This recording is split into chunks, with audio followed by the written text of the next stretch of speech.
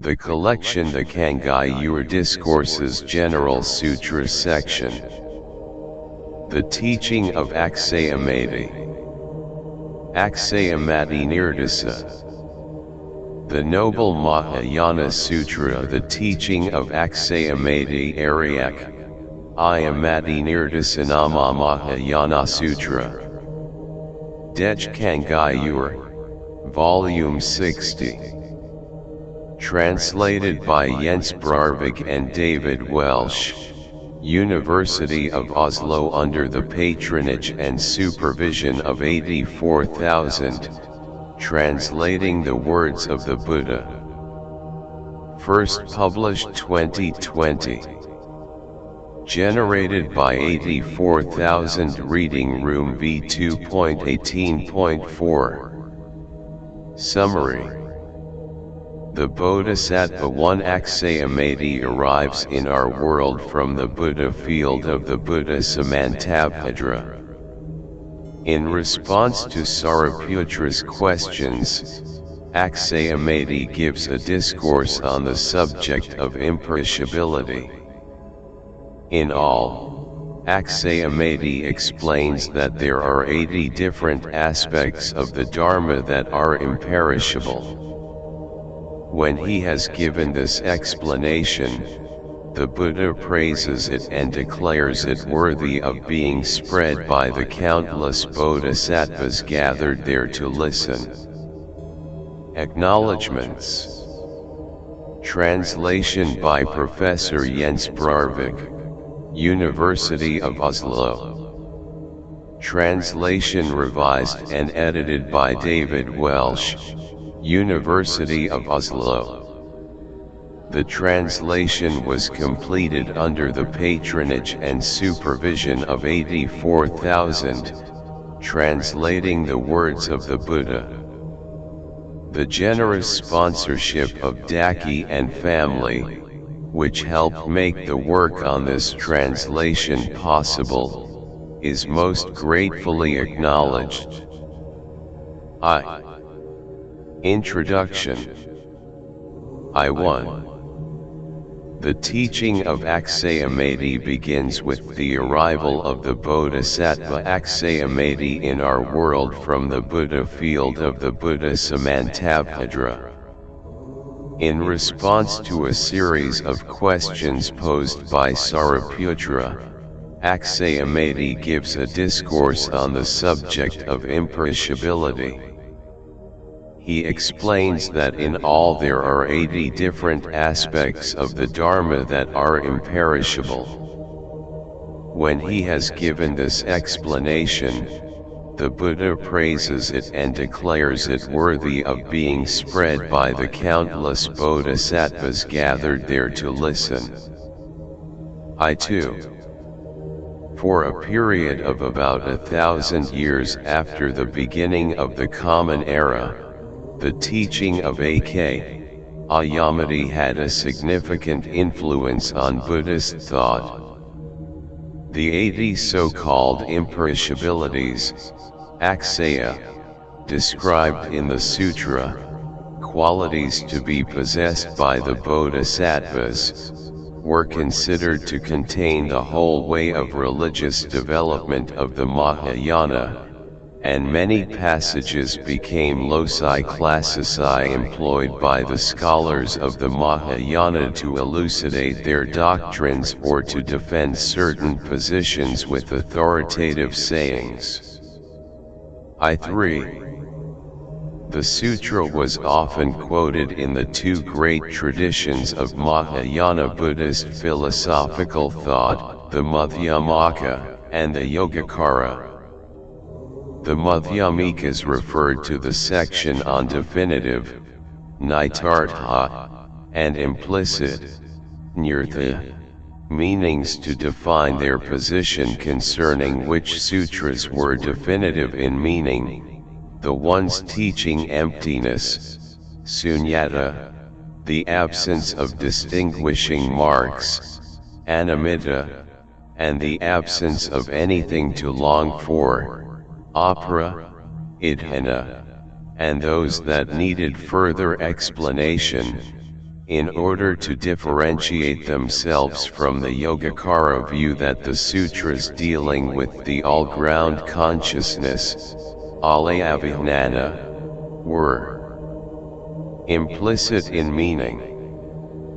The adherents of Yogacara, for their part, quoted the teaching of Akṣayamati on all kinds of matters, and for some of them, example Shariputra, 4th century, it seems to have been one of the main source books on the way of the bodhisattvas. For the Yogacarans, the doctrine of imperishability was regarded as a very important aspect of the Buddha's teachings. It is said that the sutra was held in great esteem by Asa, Ga. 4th century, as the teaching of Akṣayamati and the Dasabhumika, To 44, ch 31.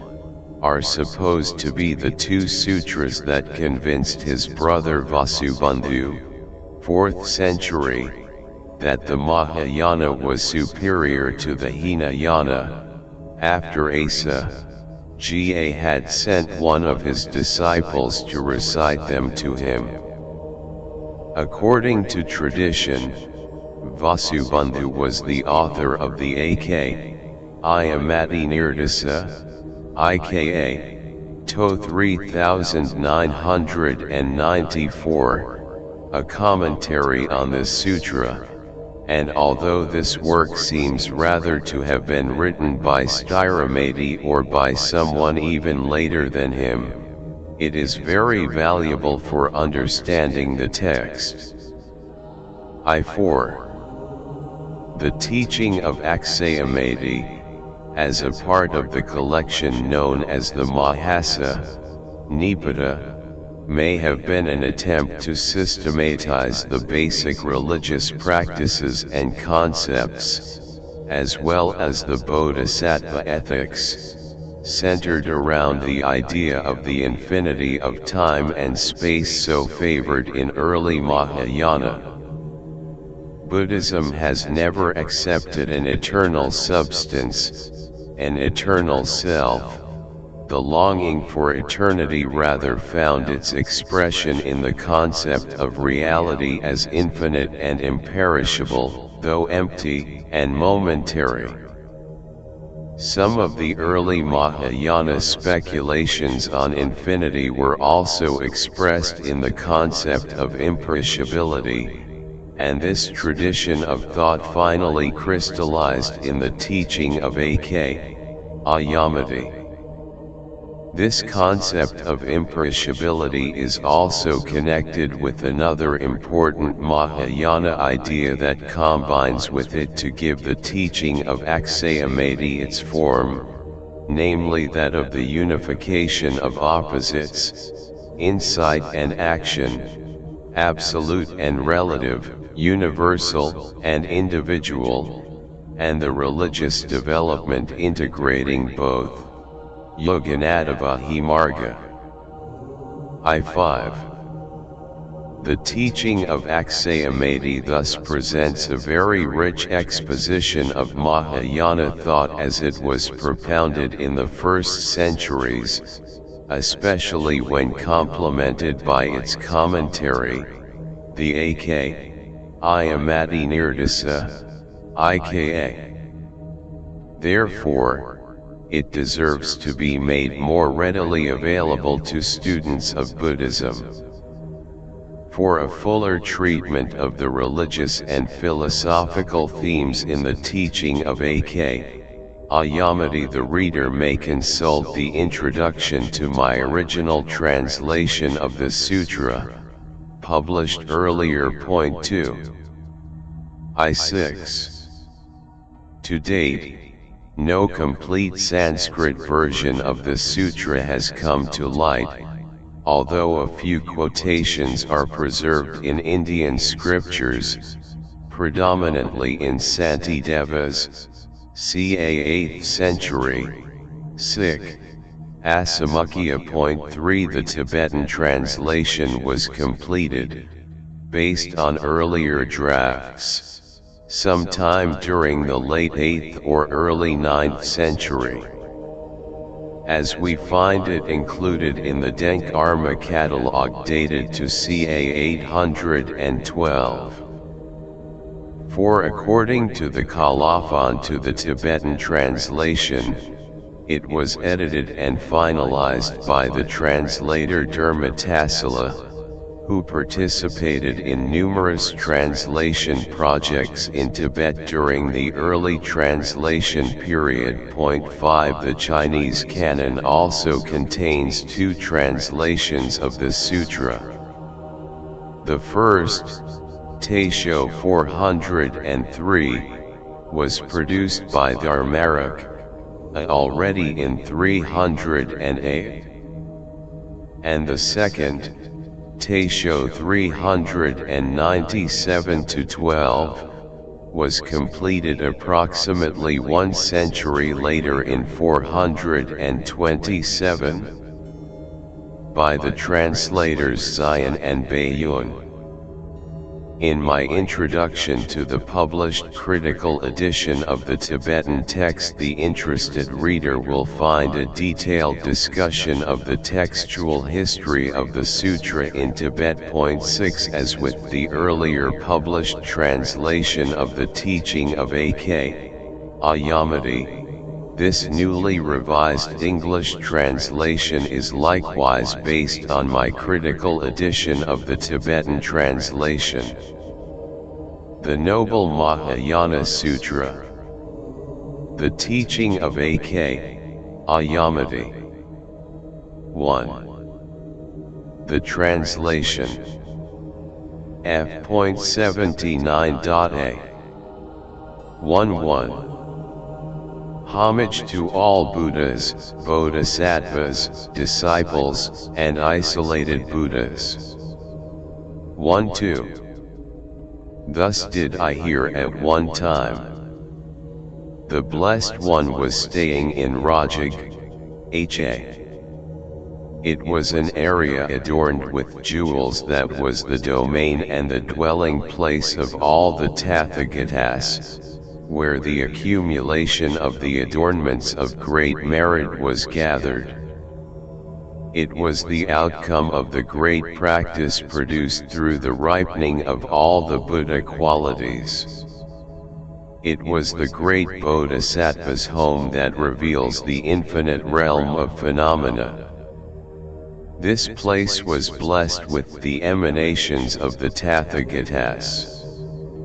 It was the entrance into the wisdom of the domain of non-attachment, the source of great joy, the entrance into recollection, intelligence, and understanding, a magnificent magical display that was never criticized, the entrance into the unattached realization of discriminating wisdom, a place that will be praised throughout future world ages, a place endowed with an immeasurable accumulation of all good qualities.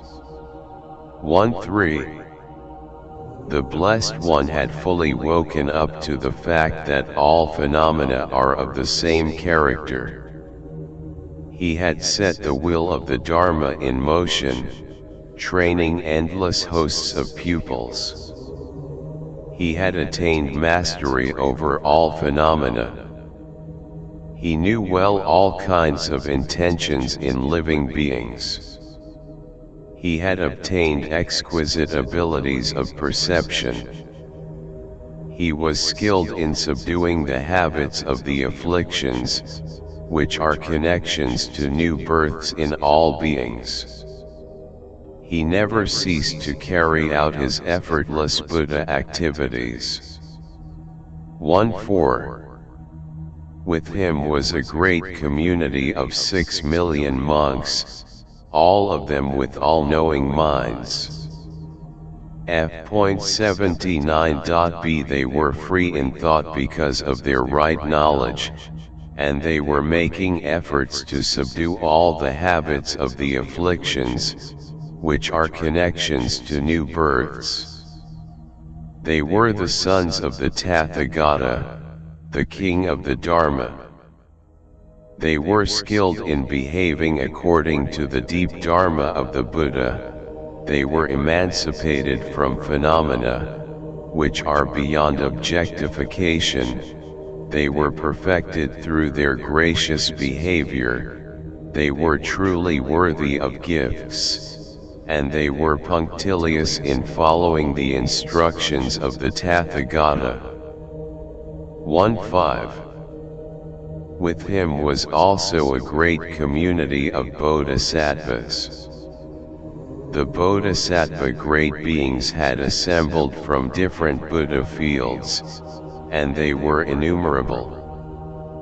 Their number was infinite, immeasurable, unthinkable, beyond measure, and inexpressible.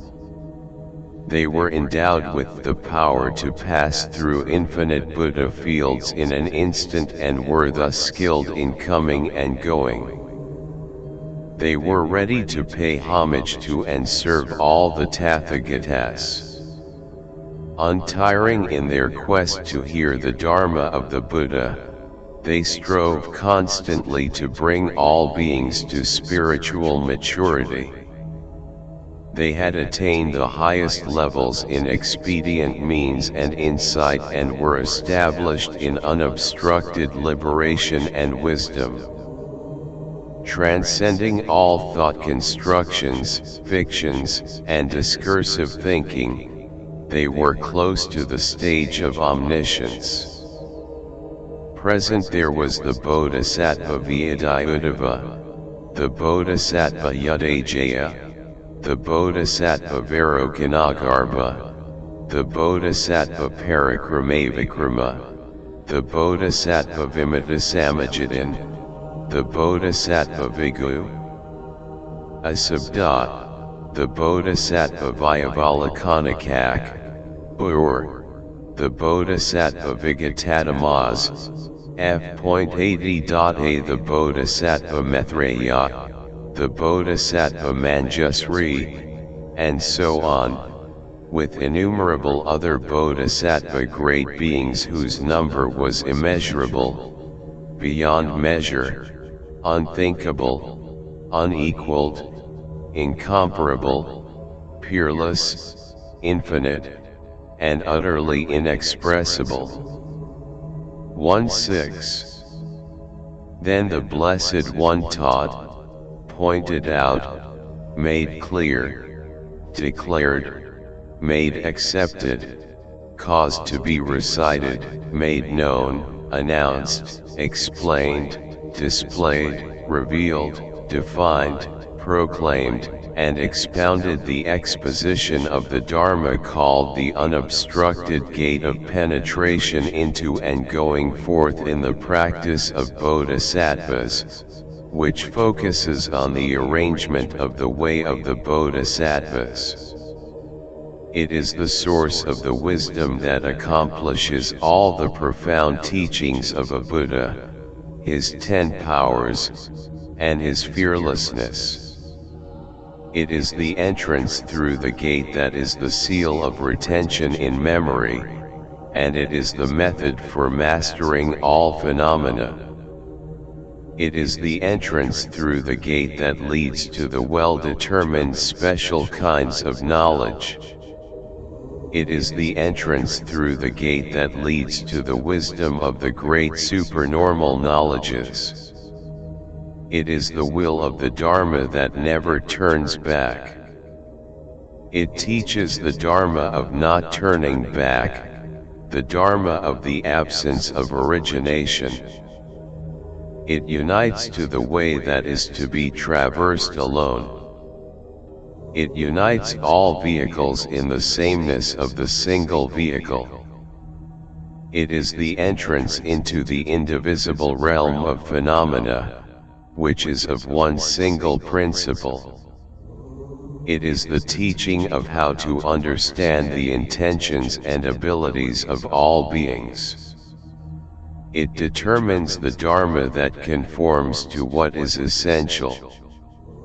It is the destruction of all the regions of Mara. It is the entrance through the gate leading to the genuine Dharma. It is the subduing of all afflictions and views. It accords with unhindered insight and wisdom. It teaches the wisdom of expedient means, which is skill in dedicating to awakening in an infinite and incomparable way. It accords with the wisdom of the fact that all the qualities of a Buddha are the same. It is the entrance through the gate leading to the mastery of unhindered knowledge. It teaches all phenomena as they really are. F.80.b It is the entrance into the sameness that is beyond thought constructions and fictions. It is the understanding of deep dependent origination. It is the gathering of the complete accumulation of great merit and wisdom. It accords with the sameness of the Buddha's ornaments of body, speech, and mind. It is the realization of imperishable recollection, intelligence, understanding, devotion, and insight. It is the entrance into the teaching of the noble truths for the sake of those to be educated by means of the vehicle of the disciples. It is the knowledge of physical and mental isolation for the sake of those to be educated by means of the vehicle of the isolated Buddhas. It is the attainment of the consecration for the stage of omniscience for the sake of those to be educated by means of the great vehicle. It is the entrance into the method for mastering all phenomena for the sake of proclaiming the virtues of the Tathagatas. 1.7. Then, as the Blessed One was explaining that discourse on the Dharma, a chapter of the great collection with its well-determined meanings, a great golden light appeared in the east. That golden light illumined the whole area, which was adorned with jewels, as well as this great trichiliocosm. Except for the light of the Tathagatas and the consecrated bodhisattvas, the other lights in this great trichiliocosm, the light of the sun and the moon, the light of Sakra, Brahma, the protectors of the world, the gods, the Nagas, the Yak, as, the Gandharvas, the Asuras, the Garu, as, F.81.a the Kinnaras, and the Mahoragas, as well as the light of fire, gems, jewels, lightnings, and stars, were all eclipsed, obscured, and darkened. Even the forms heaped up in the dark spaces between the worlds of this great trichiliocosm, where even the sun and the moon, which have such great power, such great strength, do not shine, illuminate, or shed beams, were illumined by that light. Grasses, bushes, herbs, and trees did not obstruct that radiance. Even the Black Mountains, the Snow Mountains, Mount Sumeru, the Kakrava, mountains, the Mahakakrava, mountains, Mount Musalinda, Mount Mahamusalinda, and all the great kings of mountains did not obstruct that light. When it had penetrated everywhere, right down to the great Avasai hell, this entire great trichiliocosm was filled with light, and all the beings who inhabited hell, all the animals, and all the inhabitants of Yama's kingdom whose bodies were touched by that light thought, I am in possession of all types of pleasure. They experienced no painful sensations, and they were pleased in body and in mind. 1a. All around the perimeter of the assembly that was in the presence of the Blessed One, in the area adorned with jewels, 600 million seven-jeweled lotuses appeared, rising up out of the bowels of the earth. They were as big as wagon wheels in diameter, with several billion petals, sweet-smelling, variegated, beautiful to behold, colorful, pleasing, covered with a net of jewel parasols, soft, and pleasant to touch like Casey Linda tissue. The fragrance of each of those jewel lotuses filled a great trichiliocosm, f.81.b, and all the fragrances found among gods and humans in this great trichiliocosm were surpassed by the fragrance of those lotuses. When the sense of smell of the gods, humans, nagas, yak, as Gandharvas, Asuras, Garu, as Kinnaras, and Mahoragas encountered that fragrance, they all thought, I am without afflictions, and they experienced the joy of the Dharma. 1.9. Venerable Ananda saw that golden radiance and that marvelous array of lotuses. When he saw them, he was greatly astonished and amazed. He got up from his seat, put his cloak over his shoulder, placed his right knee on the ground, bowed in the direction of the Blessed One with the palms of his hands joined, and said, Blessed One, there is such a radiance that can be seen, so beautiful to behold, and this array of lotuses, which has never been seen or heard of before, has appeared. Of whom is this a sign? 110. When Ananda had spoken, the Blessed One said to him, This, Ananda, is the sign of the coming of the Bodhisattva Akṣayamati. He is coming from the eastern quarter, together with 600 million bodhisattvas who accompany him and attend upon him. This is the sign of their coming. 111.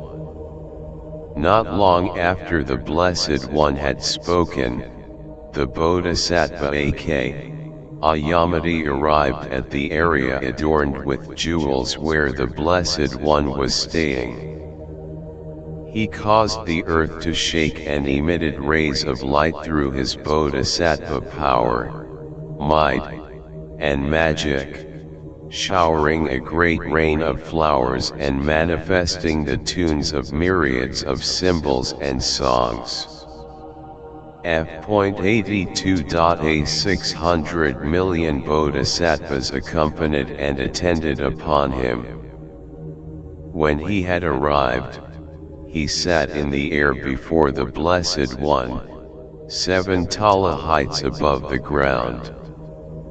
Joining the palms of his hands, he filled this great trichiliocosm with melodious sounds and praised the Blessed One with these fitting verses. 112.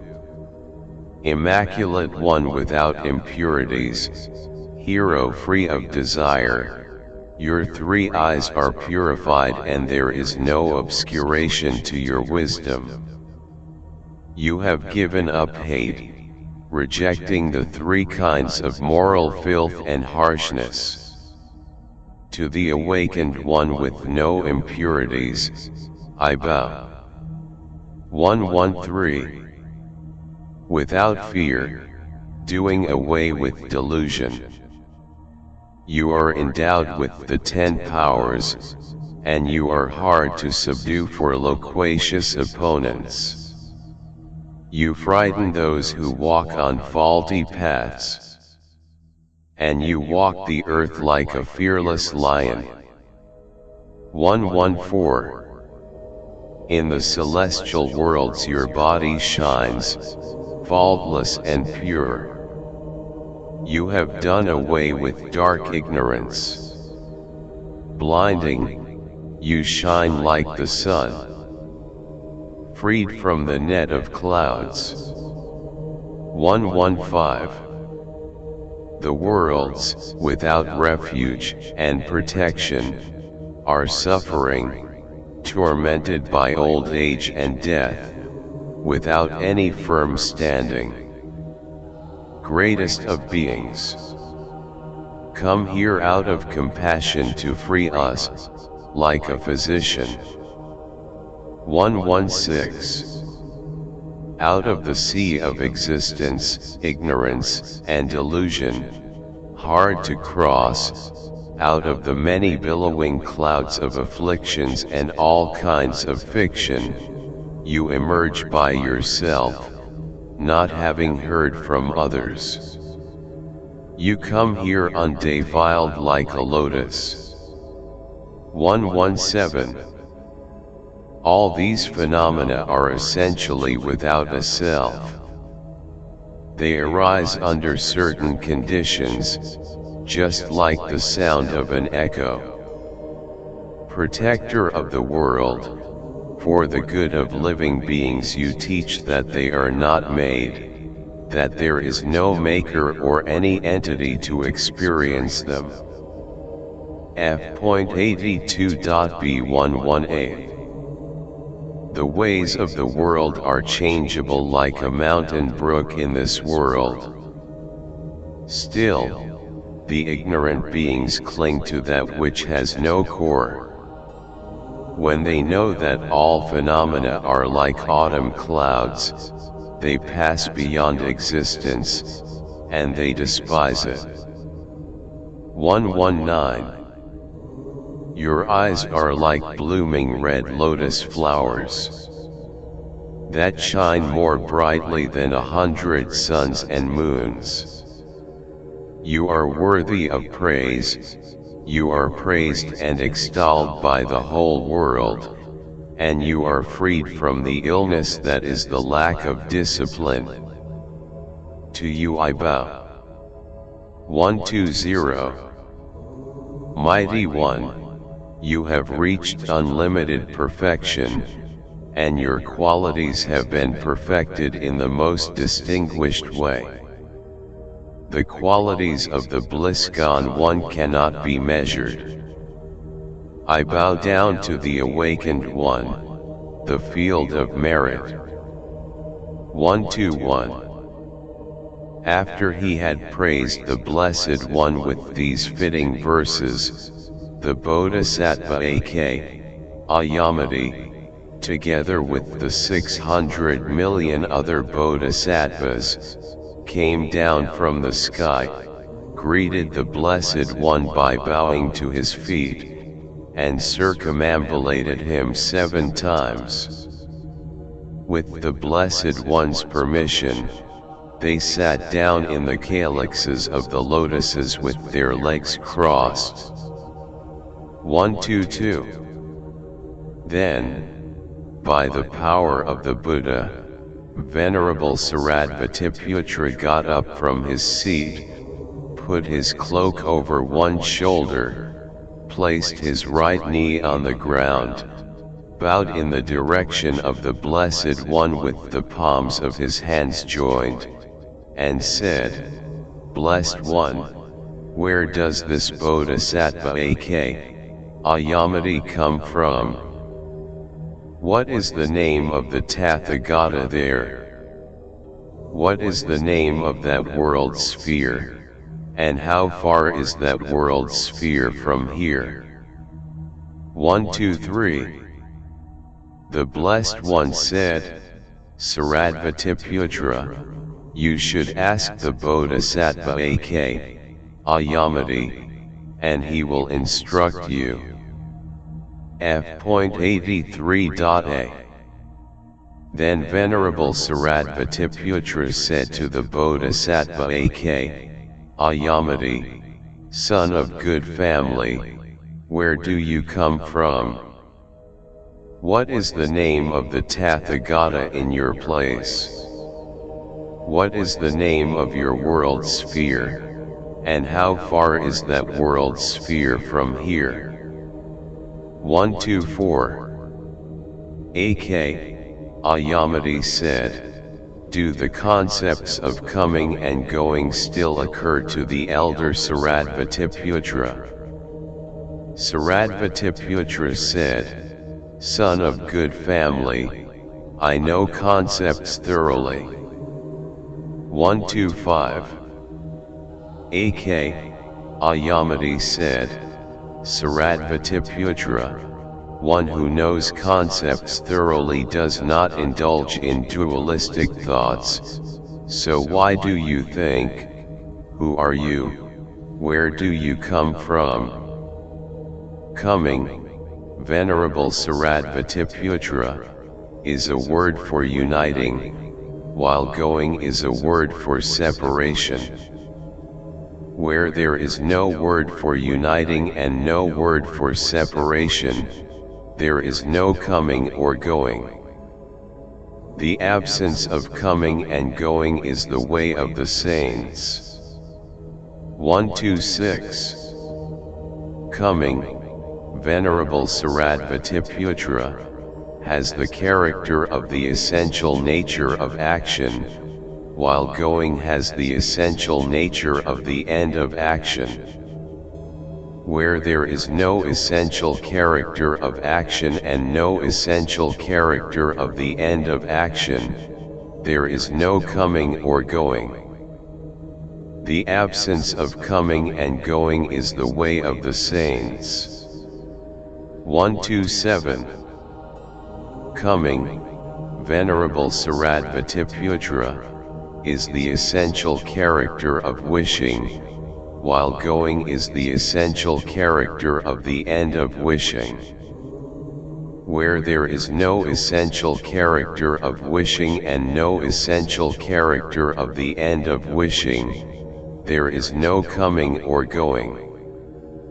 The absence of coming and going is the way of the saints. 128.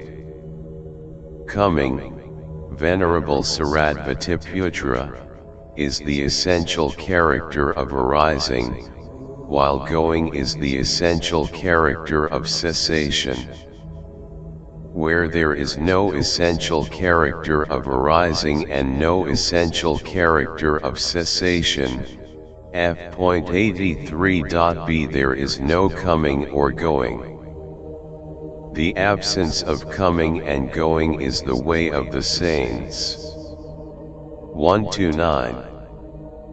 Coming, Venerable Shariputra, is the essential character of the way into knowledge, while going is the essential character of the end of the way into knowledge. Where there is no essential character of the way into knowledge and no essential character of the end of the way into knowledge, there is no coming or going. The absence of coming and going is the way of the saints. 130. Coming, Venerable Shariputra, belongs to the sphere of coming, while going belongs to the sphere of going. Where there is no sphere of coming and no sphere of going, there is no coming or going. The absence of coming and going is the way of the saints. 131. Coming, Venerable Shariputra, is the essential character of condition, while going is the essential character of the end of condition. where there is no essential character of condition and no essential character of the end of condition, there is no coming or going. The absence of coming and going is the way of the saints. 132. Coming, Venerable Shariputra, is the essential character of dependent origination, while going is the essential character of the end of dependent origination. Where there is no essential character of dependent origination and no essential character of the end of dependent origination, there is no coming or going. The absence of coming and going is the way of the saints. 133. Coming, Venerable Shariputra, is the essential character of having a cause, while going is the essential character of the end of having a cause. Where there is no essential character of having a cause and no essential character of the end of having a cause, there is no coming or going. The absence of coming and going is the way of the saints. F.84.a 134. Coming, Venerable Shariputra, is an expression, a word, a syllable, a conventional sign, while going is the thorough knowledge of an expression, a word, a syllable, a conventional sign. Where there is no expression, no word, no syllable, no conventional sign, and no thorough knowledge of an expression, a word, a syllable, or a conventional sign, there is no coming or going. The absence of coming and going is the way of the saints. 135. Then Venerable Shariputra said to the Bodhisattva Akṣayamati, son of good family, I did not ask you this on account of your eloquence, but to hear of places I had never heard of before. For example, son of good family, a man who is a collector of village fees or taxes might ask a man with or without a load as he goes along the road, "Hello there, my good man, what are you carrying? Pay me the village fees and taxes." In just the same way, son of good family, we, disciples who follow the words of others, who have confidence in what we hear from others, and who are only concerned with what is to be seen in the course of our own thoughts, should always question holy people such as yourself in order to grasp this great vehicle, from which many disciples and isolated Buddhas are likely to arise. Therefore, son of good family, please tell us where you come from, the name of the Tathagata living in your place, and the name of your world sphere. 136. Akṣayamati said, Shariputra, as the Tathagata is sitting before you, ask him. He will answer your question, and the whole assembly will be without doubt. Then Venerable Shariputra said to the Blessed One, Blessed One, F.84.b where does this Bodhisattva Akṣayamati come from? What is the name of the Tathagata in his place? What is the name of his world sphere? And how far is that world sphere from here? In order for living beings, whose amount is infinite and cannot be counted, to put on the armor for the sake of awakening when they hear the name of that Tathagata and the name of that Buddha field. May the Tathagata please teach us. May the Blessed One, the Bliss-gone One, please teach us. 137. The Blessed One said, Shariputra, listen well and intently, and keep in mind what I will tell you now.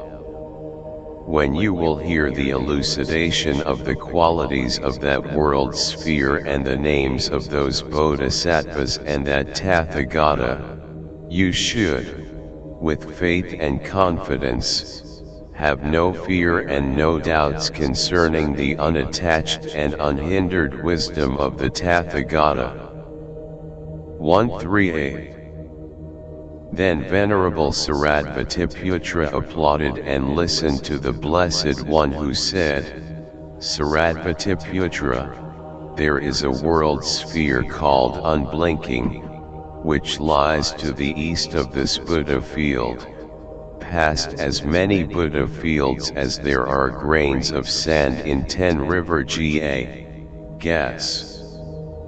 A Tathagata, worthy, fully awakened one called Samantabhadra dwells there and lives while teaching the Dharma.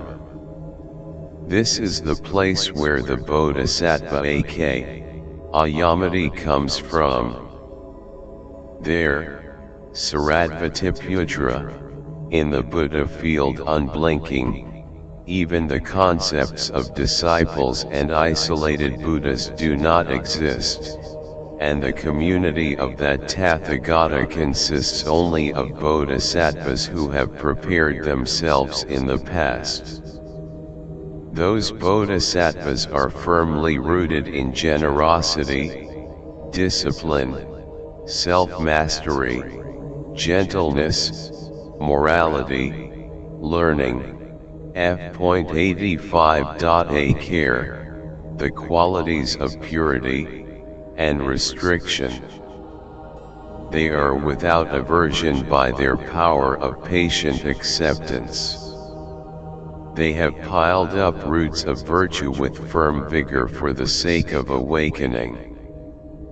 They revel in the meditations, the liberations, the concentrations, the attainments of meditation, and the supernormal knowledges. They are proficient in the wisdom that teaches the classifications of the words of all the teachings of the Buddha through the great shining light of their insight. Their friendly thoughts are as vast as the expanse of heaven.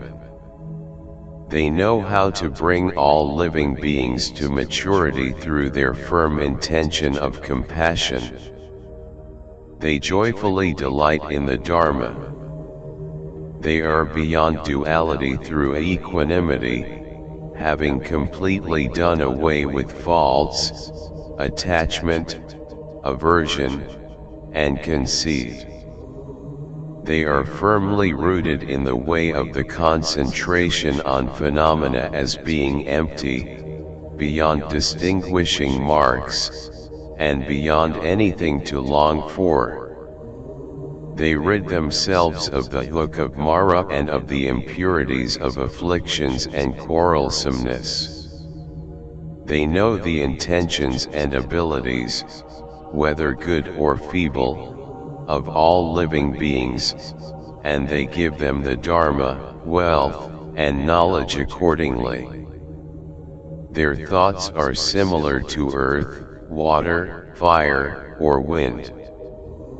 They destroy assemblies of quarreling opponents and their false entourages. They are heroes who never turn back, with banners and flags raised in victory in battle. They are free from any fear or anxiety in any assembly through their profound Buddha qualities, their 10 powers, and their fearlessness. By understanding dependent origination, they have entered the middle way, having given up the extreme views of existence, non-existence, and both existence and non-existence. They are free from the arising of all the views of a self, anything related to a self, an animated being, a life principle, a soul, a life-sustaining principle, a spirit, a personality, a man, f.85. Be a human being, a creator, a self that experiences permanence, nihilism, origination, and disintegration. They are sealed with the seal of the Tathagata, the formula for retaining in memory the king of sacred texts. Their eloquence is unbroken because of the power of unattached wisdom, even when they speak for a myriad of world ages. They are proficient in approaching and departing from Buddha fields endless in number and in coming and going by displaying awakened magic, wonders, and supernormal powers. Since they have cut off fear, anger, conceit, infatuation, and haughtiness, they utter lions' roars. They are reliable friends to all beings, whether they are superior, average, or inferior, and they establish them in nirvana. They send down thunder from the cloud of the Dharma and manifest the lightning of reasoning and liberation. They pour down the rain of ambrosia. They do not break the lineage of the three jewels but scatter the jewels of the Dharma. Their intentions are pure like gems and their reason is purified with regard to both inner and outer things. They are adorned with ornaments shining with their own brilliance and with the supreme major and minor marks, which are caused by 100,000 roots of virtue. They are consecrated with all the qualities of a Buddha and are crown princes bound to be born only once more. They discern each one of living beings' inclinations, the kind of liberation they will attain, and the way to train those who are to be trained. They know the fearless way to be courageous in approaching the stage that consists in remaining on the seat of awakening. They display all the actions and the body of a Buddha. They are heroes who have the power to attract, control, and turn the jewel of the will of the incomparable Dharma. The whole community of that Blessed One, Shariputra, consists of bodhisattvas of that kind. f.86.a 139. The whole assembly was satisfied and content. They were happy and delighted, and joy and good temper arose in them as they listened to this demonstration of praise and eulogy of the good qualities of those bodhisattvas. They sprinkled the Blessed One, the Bodhisattva Akṣayamati, and the other bodhisattvas with celestial flowers, blue lotuses, red lotuses, white lotuses, mandarava flowers, and mahamandarava flowers, and said, "What we have attained by seeing, paying homage to, and honoring these good humans is truly auspicious." Those beings developed the mind of incomparable, perfect awakening as they heard that eulogy of the qualities of those bodhisattvas. They said, "We have gained an auspicious attainment, and 3,600,000 beings developed the mind of awakening. 140. Then the Blessed One said to the elder Shariputra, furthermore, Shariputra, there in that world sphere unblinking, there are no words for lower worlds, unfavorable conditions, or suffering. There are no words for the bewilderment of downfalls, afflictions, wrong attainments, or the neglect of discipline. There are no words for being born as a female, envy, corrupted morality, malice, inattention, or corrupted insight. There are no words for obstructions or interruptions, either manifest or potential. There are no words for superior, average, or inferior, or for differences among beings, vehicles, or Buddha fields. There are no words for differences among Buddhas, differences within the Dharma, or differences among the community. There are no words for food, drink, hunger, and thirst. F.86.b or for me, mine, or property. There are no words for the evil views, manifest, or potential. That world is broad and wide, and it has 60 trillion continents. Due to the aspirations of the bodhisattvas, it is illumined all over by the light of one sun and one moon. 141. Furthermore, in that world sphere the ground is even like the palm of the hand, and it is made of blue lapis lazuli. It is set with all kinds of jewels. It is pleasant to touch like soft cloth. It is patterned like a chessboard. It is adorned with jeweled trees, and it is beautified with flowers that are always in bloom. There are no rocks, stones, gravel, pebbles, and black mountains, and it is adorned with Mount Sumeru. There is no difference between the pleasures of gods and humans, and the food of those beings is joy in the Dharma and meditation. There in that world sphere, there is no king other than the peerless king of the Dharma, the Tathagata, worthy, fully awakened one Samantabhadra. That blessed one does not teach the Dharma to those bodhisattvas through the differentiation of syllables, words, and conventional phrases.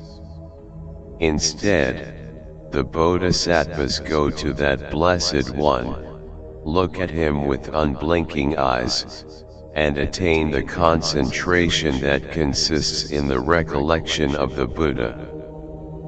He then gives them the prophecy that is connected with the attainment of the patient acceptance of the fact that all phenomena are unborn.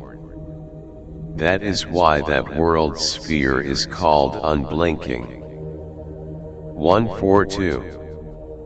What is the recollection of the Buddha? It is not brought about through the recollection of the Buddha's corporeal marks or through the recollection of his lineage, his family, or his social standing. It is not brought about through the recollection of previous good practice. It is not brought about by reflecting on the knowledge that is to be attained in the future. It is not brought about by reflecting on those Tathagatas who exist in the present. It is not brought about through recollection concerned with the aggregates, the elements, and the sense sources. F.87.a It is not brought about through the recollection of what has been seen, heard, imagined, or comprehended. It is not brought about through thought, mind, or consciousness. It is not brought about through discursive thought and mental activity. It is not brought about through the recollection of origination, existence, and destruction. It is not brought about through grasping, discord, or rejection. It is not brought about through recollection and mental effort. It is not brought about through thought constructions, imaginings, and fictions. It is not brought about through the recollection of the general character of phenomena or through the recollection of their special character. It is not brought about through the recollection of sameness, difference, or separation. It is not brought about by counting objects of thought. It is not brought about with inner or outer movement. It is not brought about by grasping or rejecting the differentiating marks in one's imagination. It is not brought about through the recollection of the qualities of colors and forms. It is not brought about through the practice of deportment and good behavior. It is not brought about through the recollection of morality, concentration, insight, deliverance, or the wisdom of deliverance. It is not brought about by imputing the powers, fearlessness, or special qualities of a Buddha. 143. In this way, the recollection of the Buddha has the character of being beyond thought, beyond activity, and beyond knowledge. It is beyond what belongs to the ego and beyond mental effort. It is not a state of origination and destruction related to the aggregates, the elements, or the sense sources. It is unhindered, disengaged, unfixed, and not non-fixed. It does not lean on anything, and it is not fixed upon anything. It has no objective basis for the consciousness of form. It has no objective basis to be known by feeling, perception, formative factors, or consciousness. It has no objective basis for the consciousness characterized by the elements of earth, water, F.87.b fire, or wind. It has no objective basis for the element of consciousness. It has no objective basis for the consciousnesses of eye and forms, ear and sounds, nose and smells, tongue and tastes, body and physical objects, and mind and mental phenomena. 144. Furthermore, this recollection of the Buddha is not dependent on any object. It is the non-appearance of all distinguishing marks. It is beyond the activity that consists in actions of speech, mental activity, and movements of the body.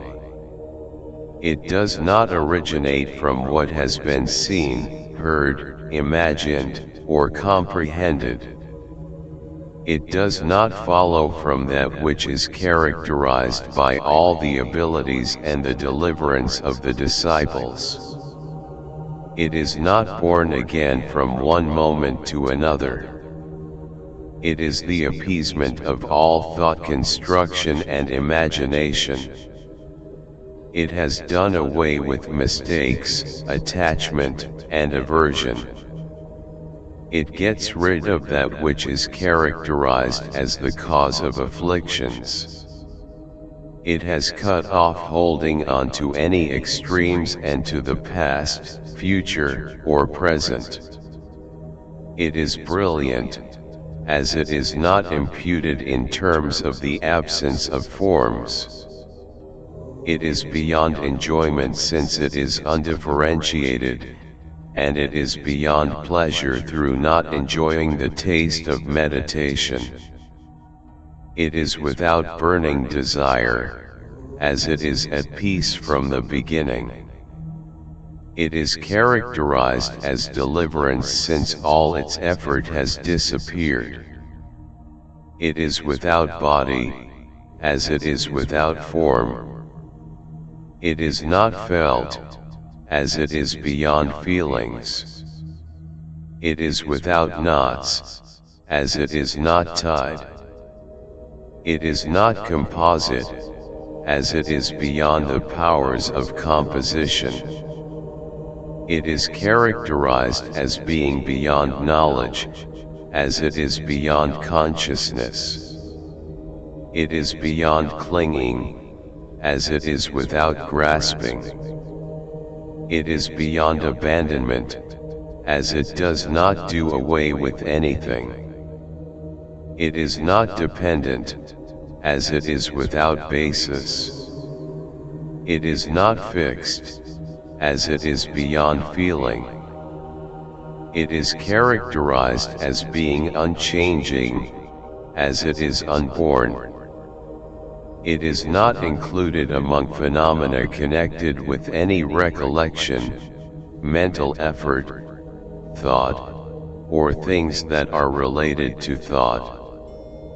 F.88.a It is unaffected, beyond grasping, beyond rejection, completely appeased, originally unborn, distinguished through the absence of birth, and united with the realm of phenomena.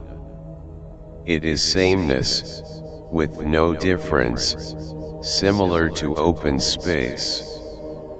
It transcends the ways of eye and forms and likewise transcends the ways of ear and sounds, nose and smells, tongue and tastes, and mind, and mental phenomena. Those bodhisattvas attain that kind of recollection of the Buddha. As soon as they have attained it, they attain the unhindered wisdom of all phenomena, and they retain what all the blessed Buddhas have said.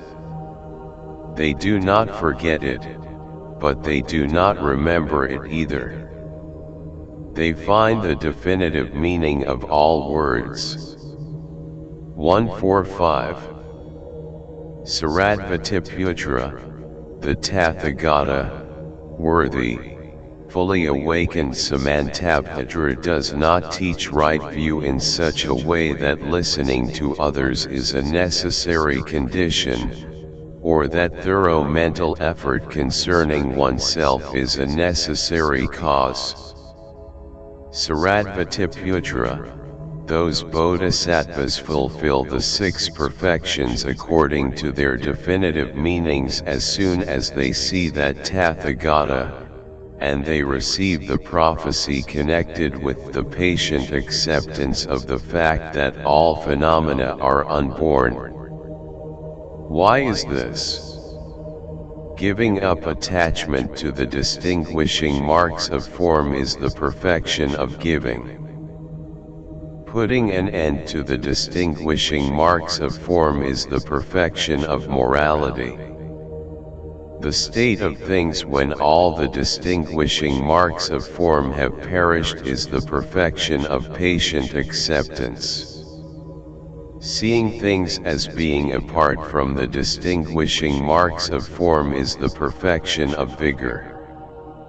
Not letting thought disperse itself among the distinguishing marks of form is the perfection of meditation. F.88.b The absence of the activity of discursive thought related to the distinguishing marks of form is the perfection of insight. 146. Thus, those bodhisattvas fulfill the 6 perfections as soon as they see that blessed Tathagata, that worthy, fully awakened Samantabhadra, and they receive the prophecy connected with the patient acceptance of the fact that all phenomena are unborn. Buddha fields where such bodhisattvas dwell, such as the world sphere unblinking, the Buddha field of that blessed Tathagata Samantabhadra, are exceedingly rare. 147. Then Venerable Shariputra addressed the Bodhisattva Akṣayamati and the other bodhisattvas, saying, Holy beings, it is truly a great attainment that you may see the blessed Tathagata Samantabhadra, those bodhisattvas, and that world sphere unblinking. 148. Akṣayamati said, Venerable Shariputra, do you also wish to see the world sphere unblinking, the blessed Tathagata Samantabhadra, those arrays of flowers, and those bodhisattvas? Shariputra said, Son of good family, I will see it for the sake of increasing the roots of virtue of the entire assembly gathered here. 149. Then, at that moment, the Bodhisattva Akṣayamati entered the concentration called the display of all Buddha fields. As soon as he had entered this concentration, the elder Shariputra and the entire assembly saw the world sphere unblinking, the blessed Tathagata, the worthy, fully awakened Samantabhadra, those arrays of flowers, and those bodhisattvas.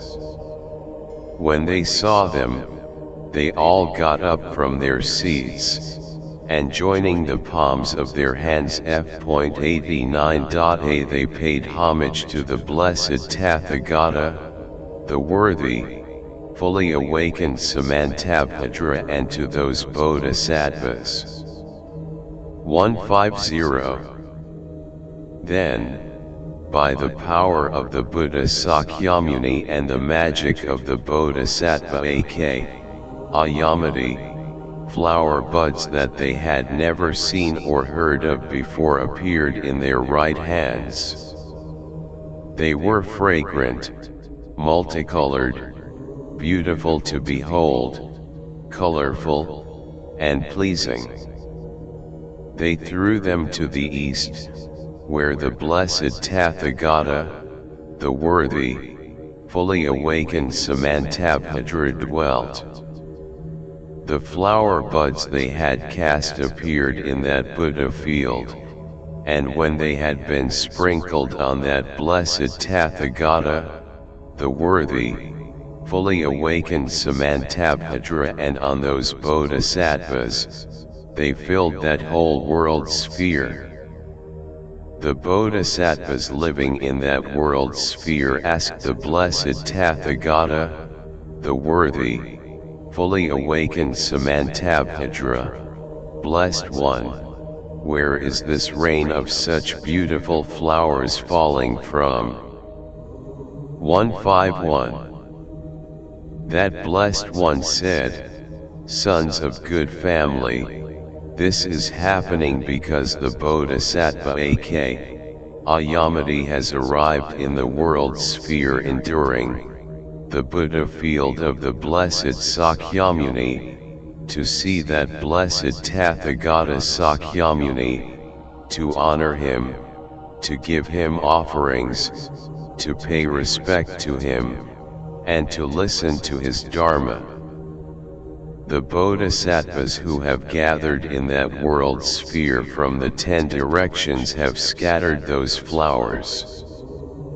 that blessed Tathagata Sakyamuni is giving the exposition of the Dharma called the chapter of the Great Collection, and living beings in number beyond measure are about to comprehend the Dharma. F.89.b 152.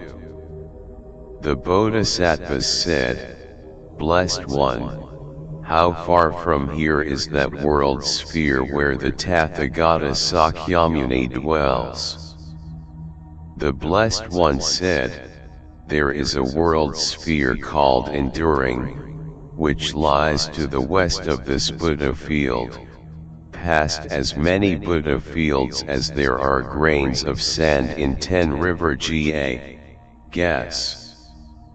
A Tathagata, worthy, fully awakened one by the name of Sakyamuni dwells there, remains there, and lives while teaching the Dharma." They said, "Blessed One, let us see that world sphere enduring, that blessed Tathagata, that worthy, fully awakened Sakyamuni, and those Bodhisattvas." 153. At that moment, the Tathagata, worthy, fully awakened Samantabhadra emitted from his body such a light that, once it had penetrated all those Buddha fields, the world sphere enduring, the blessed Tathagata Sakyamuni and his Bodhisattvas were seen by his own Bodhisattvas. When they saw them, they all got up from their seats, joined the palms of their hands, bowed to the blessed Tathagata Sakyamuni and to those Bodhisattvas and said, "Blessed One, where have so many Bodhisattvas gathered from?" They fill that world sphere to the point where one could not even insert the tip of a strand of hair between them. That blessed one said, "Those Bodhisattvas, sons of good family, have gathered from immeasurable Buddha fields in the 10 directions to hear about the Dharma." F.90.a 154. Then Venerable Shariputra addressed the Bodhisattva Akṣayamati, saying, "Why, son of good family, is your name imperishable intelligence?" 7. Akṣayamati said, "Venerable Shariputra, the name imperishable intelligence is the outcome of not apprehending any phenomena." Why? Because of the imperishability of all phenomena. Shariputra said, "Give us some inspired speech, son of good family, on the subject of the Bodhisattva's teaching on the imperishability of all phenomena." 155. Akṣayamati said, "Venerable Shariputra, generating the mind of awakening for the first time is imperishable. For what reason? As it is unadulterated, that mind is developed in a way that is unadulterated by any affliction. That mind is developed in a way that is beyond any adulteration, as it has no desire for other vehicles. That mind is developed in a way that is firm, as it is not corrupted by any opponent. That mind is developed in a way that is unbreakable by any of the maras. That mind is developed in a way that is steady, because it is the cause of the attainment of all roots of virtue. That mind is developed in a way that is permanent, as it discerns the impermanence of all conditioned things. That mind is developed in a way that is immovable, as it is the basis for the attainment of the qualities of a Buddha. That mind is developed in a way that is uncrushable, as it is separated from any wrong practice. That mind is developed in a way that is well fixed, as it is unwavering. That mind is developed in a way that is beyond comparison, as it has no contrast. That mind is developed in a way that is adamantine, as it pierces all phenomena. That mind is developed in a way that is boundless, as it accumulates immeasurable quantities of merit. That mind is developed in the same manner with respect to the intentions of all beings. That mind is developed in a way that is undifferentiated, as it sets nothing apart. That mind is developed in a way that is pure, as it is essentially undefiled. That mind is developed in a way that is immaculate, as it is connected with the splendor of insight. F.90.b That mind is developed as deep meditation, as it never gives up its determination. That mind is developed in a wide open manner, as its friendliness is similar to the expanse of the sky. That mind is developed extensively, as it gives all living beings an opportunity. That mind is developed in a way that is unobstructed, as it is bent toward unattached wisdom. That mind is developed in accordance with birth in every state of existence, as its great compassion never ceases. That mind is developed in a way that is never ceasing, as it is the knowledge of how to transform. That mind is developed as something desirable, as it is praised by the omniscient. That mind is developed as something worthy to be admired, as it engages with other vehicles. That mind is developed as something that is not seen among the things usually seen by living beings. That mind is developed as the seed of all the qualities of a Buddha. That mind is developed in a way that is unbreakable by any phenomena. That mind is developed as the foundation of all states of happiness.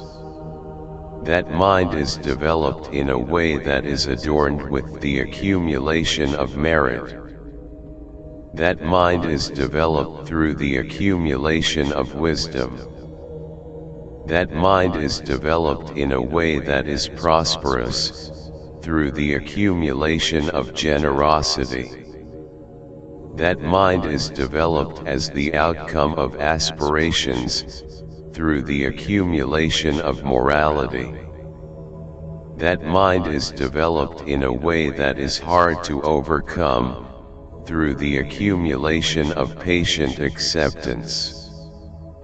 That mind is developed in a way that is hard to conquer, through the accumulation of vigor. That mind is developed as having the essential character of peace, through the accumulation of meditation. That mind is developed in a way that is unhindered, through the accumulation of insight. That mind is developed in a way that is without harm, through the accumulation of great friendliness. That mind is developed in a way that is stable and firmly rooted, through the accumulation of great compassion. That mind is developed in a way that is established in joy, happiness, and delight, through the accumulation of great joy. That mind is developed in a way that is undisturbed by either pleasure or suffering, through the accumulation of great equanimity. F.91.a That mind is developed in a way that is blessed by the powerful presence of all the Buddhas. That mind is developed in an unbroken manner, as it keeps the lineage of the three jewels unbroken. That mind is developed in a way that is praised in communities throughout the Buddha fields in the 10 directions. Is there any perishability, Venerable Shariputra, in the mind of omniscience generated thus? Shariputra said, not at all, son of good family. One who holds that such a mind of omniscience could perish would hold that space would perish. 156. Akṣayamati said, the mind of the Tathagata, Venerable Shariputra, is imperishable. That mind of awakening is generated as its root, which is why it is imperishable. The masses of morality, concentration, insight, liberation, and the liberated wisdom vision of the Tathagata, Venerable Shariputra, are imperishable. That mind of awakening is generated as their root, which is why it is imperishable. The meditations, liberations, concentrations, and states of absorption of the Tathagata, Venerable Shariputra, are imperishable. That mind of awakening is generated as their root, which is why it is imperishable. The generosity, morality, patient acceptance, vigor, meditation, and insight of the Tathagata, Venerable Shariputra, are imperishable. That mind of awakening is generated as their root, which is why it is imperishable. The friendliness, compassion, joy, and equanimity of the Tathagata, Venerable Shariputra, are imperishable. That mind of awakening is generated as their root, which is why it is imperishable. F.91.b The 10 powers, the 4 kinds of fearlessness, and the 18 particular qualities of the Tathagata, Venerable Shariputra, are imperishable. That mind of awakening is generated as their root, which is why it is imperishable. In short, Venerable Shariputra, all the qualities of a Buddha are imperishable. That mind of awakening is generated as their root, which is why it is imperishable. Since it keeps the succession of the 3 jewels unbroken, it is imperishable. Since the sphere of living beings is imperishable, it is imperishable. Since it is bent upon the wisdom of that fact that the sphere of living beings is imperishable, it is imperishable. Since it discerns the mental behavior of all beings, it is imperishable. Since it does not break any of one's former aspirations, it is imperishable. Since it is transformed into the unconditioned, it is imperishable. Since it brings beings to maturity with respect to the unconditioned, it is imperishable. Since its knowledge of cessation and its knowledge of the absence of birth are imperishable, it is imperishable. Since it neither arises nor disintegrates, it is imperishable. Since it is the complete realization of the wisdom of the fact that all phenomena are originally imperishable, it is imperishable. This, Venerable Shariputra, is the Bodhisattva's imperishable mind of awakening. 157. Furthermore, Venerable Shariputra, the Bodhisattva's intention is also imperishable. Why? That intention is not artificial, as it is not made up. It is not made up, as it is without hypocrisy. It is without hypocrisy, as it is right understanding. It is right understanding, as it is without pretense. It is without pretense, as it is pure. It is pure, as it is straight. It is straight, as it is not crooked. It is not crooked, as it is clear. It is clear, as it is not uneven. It is not uneven, as it is firm. It is firm, as it is not broken.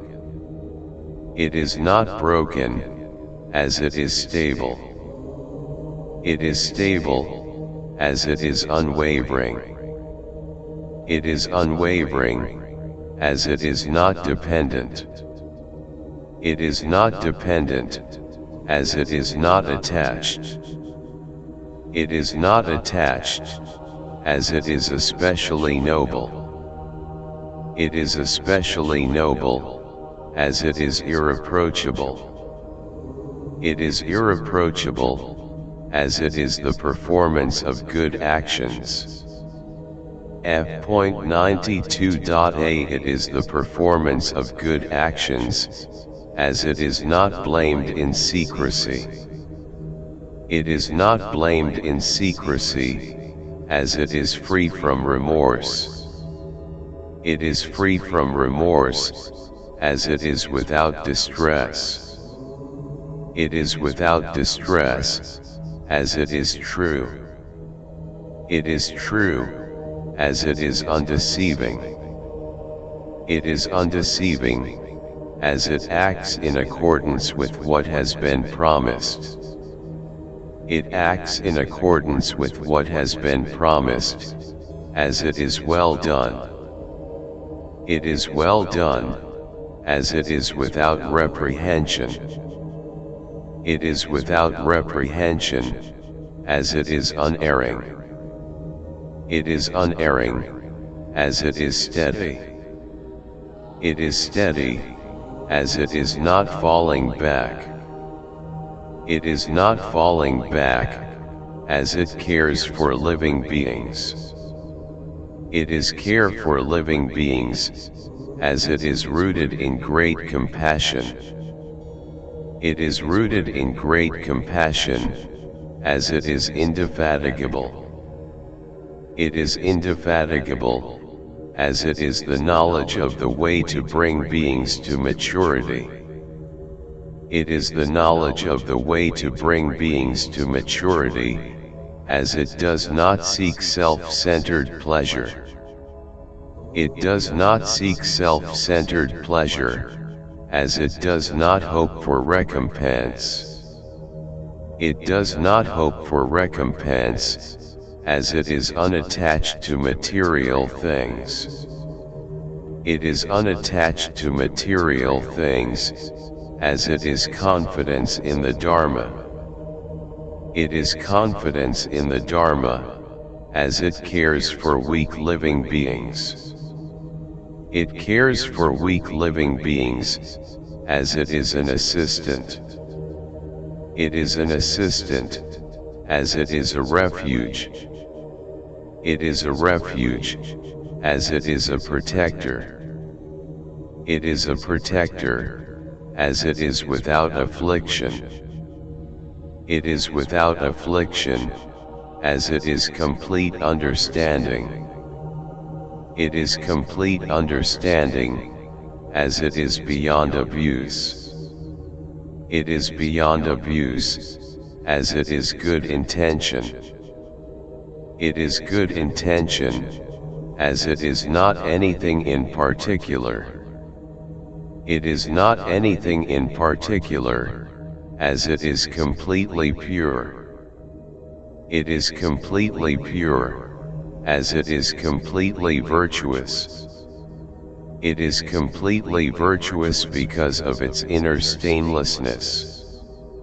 It is inwardly stainless because of its outer purity. It is outwardly pure because of its complete purity in all aspects. 158. That intention of the Bodhisattvas, Venerable Shariputra, should be seen as being for the sake of the abandonment of envy, f.92.b, and it should be seen as imperishable since it brings envious beings to maturity. That intention should be seen as being for the sake of getting rid of the stain of immorality, and it should be seen as imperishable since it brings immoral beings to maturity. That intention should be seen as being for the sake of getting rid of ill will, harshness, and negativity, and it should be seen as imperishable since it brings beings with negative attitudes to maturity. That intention should be seen as being for the sake of getting rid of sloth, and it should be seen as imperishable since it brings slothful beings to maturity. That intention should be seen as being for the sake of getting rid of lack of concentration, and it should be seen as imperishable since it brings beings who lack concentration to maturity. That intention should be seen as being for the sake of getting rid of bad insight, and it should be seen as imperishable since it brings beings with bad insight to maturity. Thus, Venerable Shariputra, intention should be seen as being for the sake of getting rid of all the non-virtuous phenomena of all living beings, but it should be seen as imperishable since it brings all beings to strive for virtue. This, Venerable Shariputra, is called the Bodhisattva's imperishable intention. 159. Furthermore, Venerable Shariputra, the Bodhisattva's practice is imperishable, as their intention is imperishable. Why? The intention of generosity is the Bodhisattva's imperishability of practice, while their practice is the appearance that they give away all their possessions. The intention of moral discipline is the Bodhisattva's imperishability of practice, while their practice is the appearance of taking upon themselves moral discipline, training, the qualities of asceticism, and penance. The intention of patient acceptance is the Bodhisattva's imperishability of practice, while their practice is the appearance of the absence of aggressive thoughts toward any being. f.93.a The intention of vigor is the Bodhisattva's imperishability of practice, while their practice is the appearance of having all roots of virtue as a basis.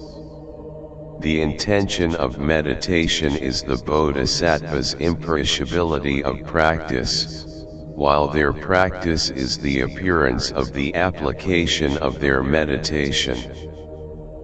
The intention of insight is the Bodhisattva's imperishability of practice, while their practice is the appearance of the application of what they have learned.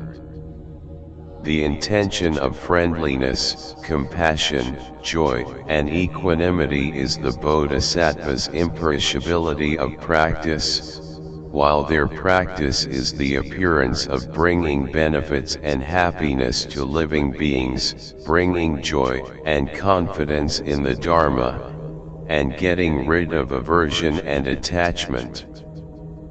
The intention concerning the body is the bodhisattva's imperishability of practice, as it is the purification of the threefold vows related to physical deeds.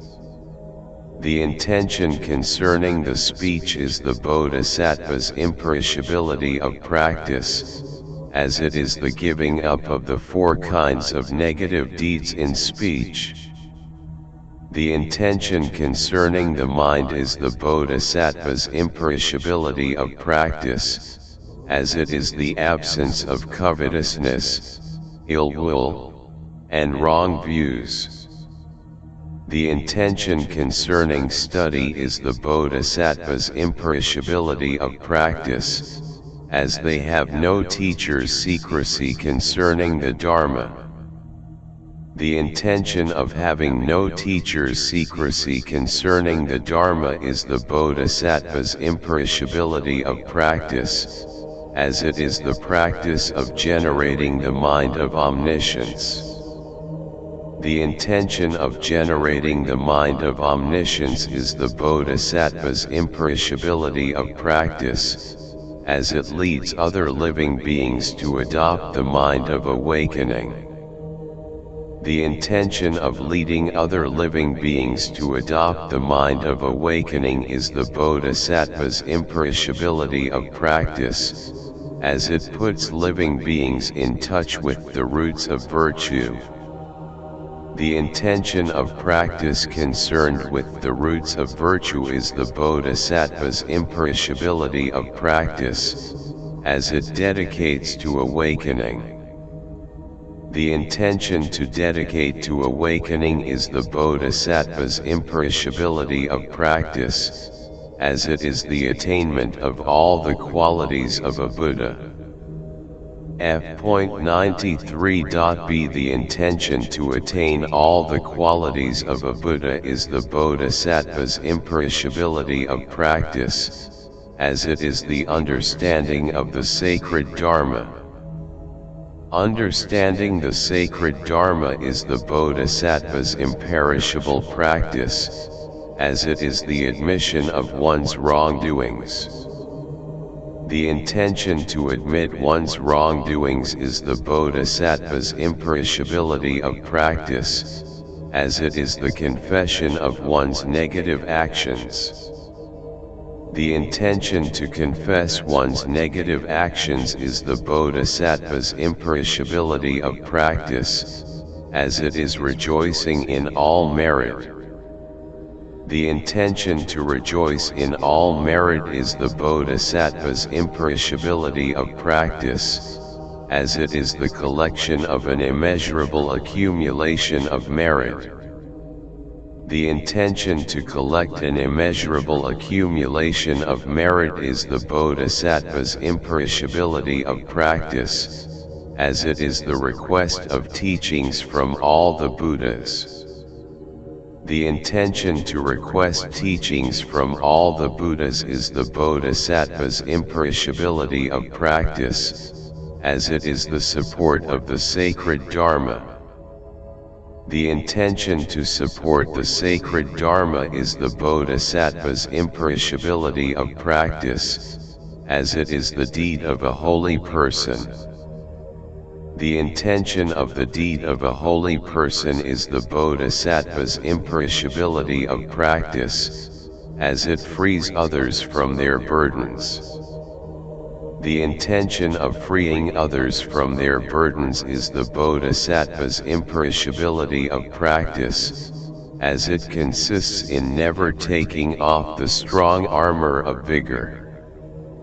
The intention to never take off the strong armor of vigor is the bodhisattva's imperishability of practice, as it is the carrying out of the duties of all beings. 160. Furthermore, Venerable Shariputra, there are 4 imperishable practices of the bodhisattvas.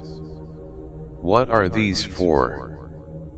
They are the imperishability of practice, that is the mind of awakening, the imperishability of practice, that is explanation, the gift of the Dharma, the imperishability of practice that consists in bringing beings to maturity, f.94.a, and the imperishability of practice that consists in accumulating roots of virtue.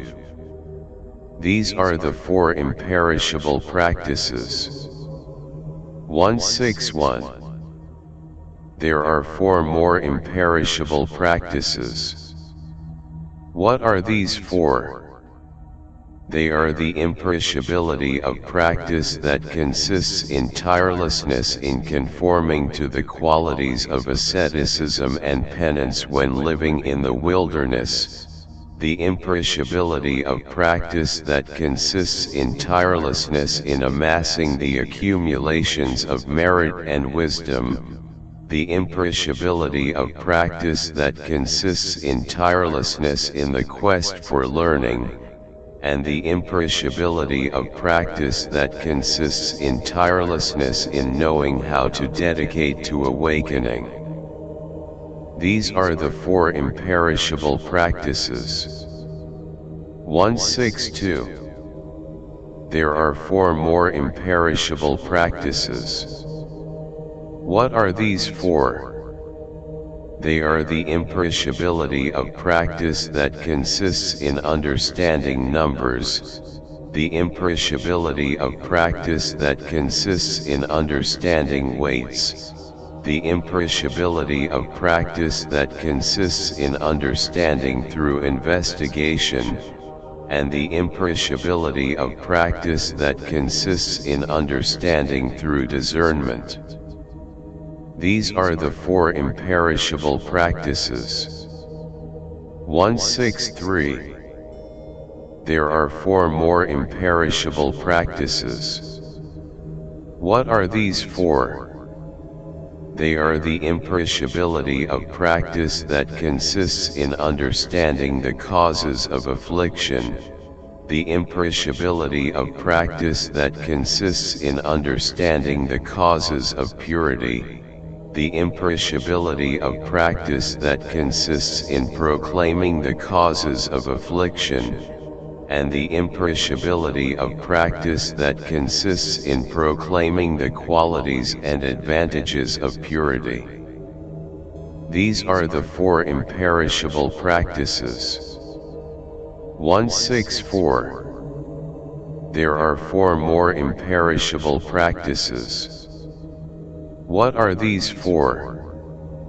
They are the imperishability of practice that consists in investigating the aggregates, the imperishability of practice that consists in investigating the elements, the imperishability of practice that consists in investigating the sense sources, and the imperishability of practice that consists in investigating dependent origination.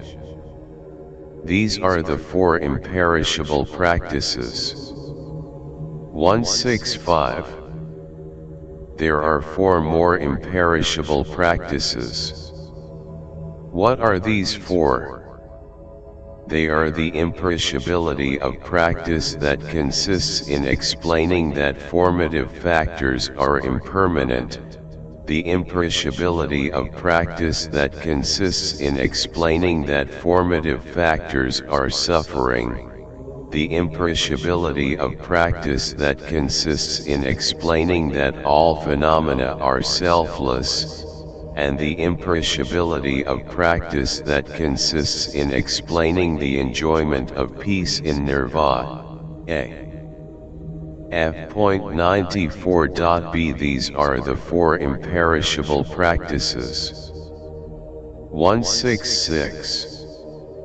In short, Venerable Shariputra, all of the bodhisattvas' practices are inclined toward omniscience, directed toward omniscience, and bent upon omniscience. As omniscience is imperishable, all the practices of the bodhisattvas are therefore also imperishable. This, Venerable Shariputra, is called the bodhisattva's imperishable practice.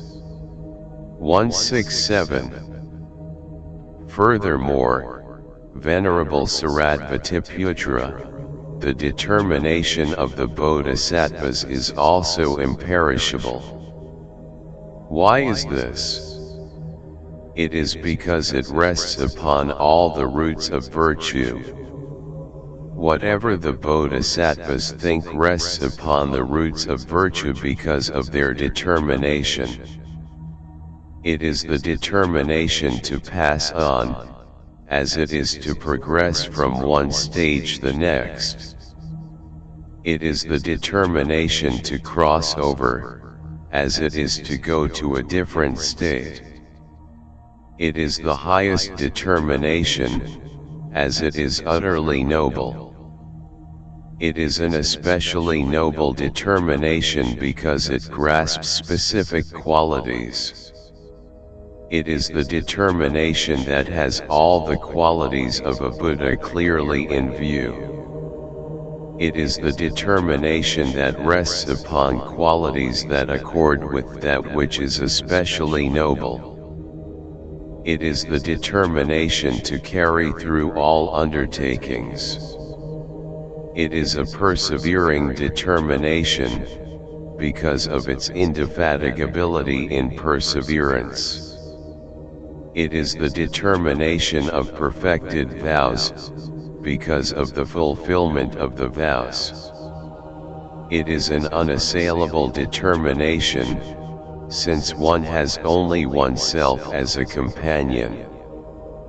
It is the determination on the stage of being well trained, because of the absence of unruliness. It is the determination on the stage of being disciplined, because of nobility.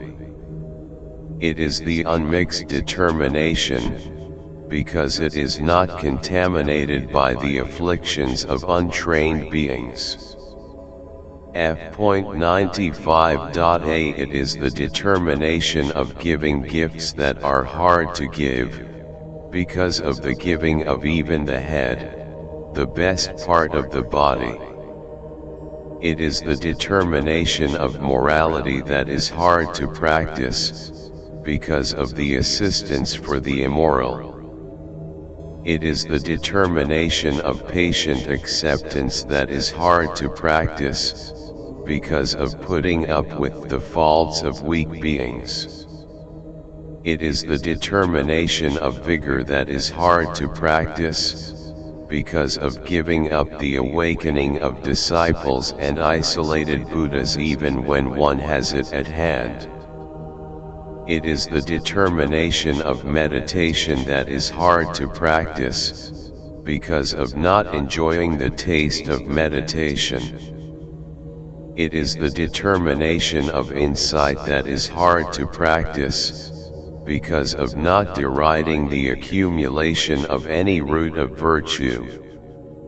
It is the determination to carry through any practice undertaken, because of completing the duties of all beings.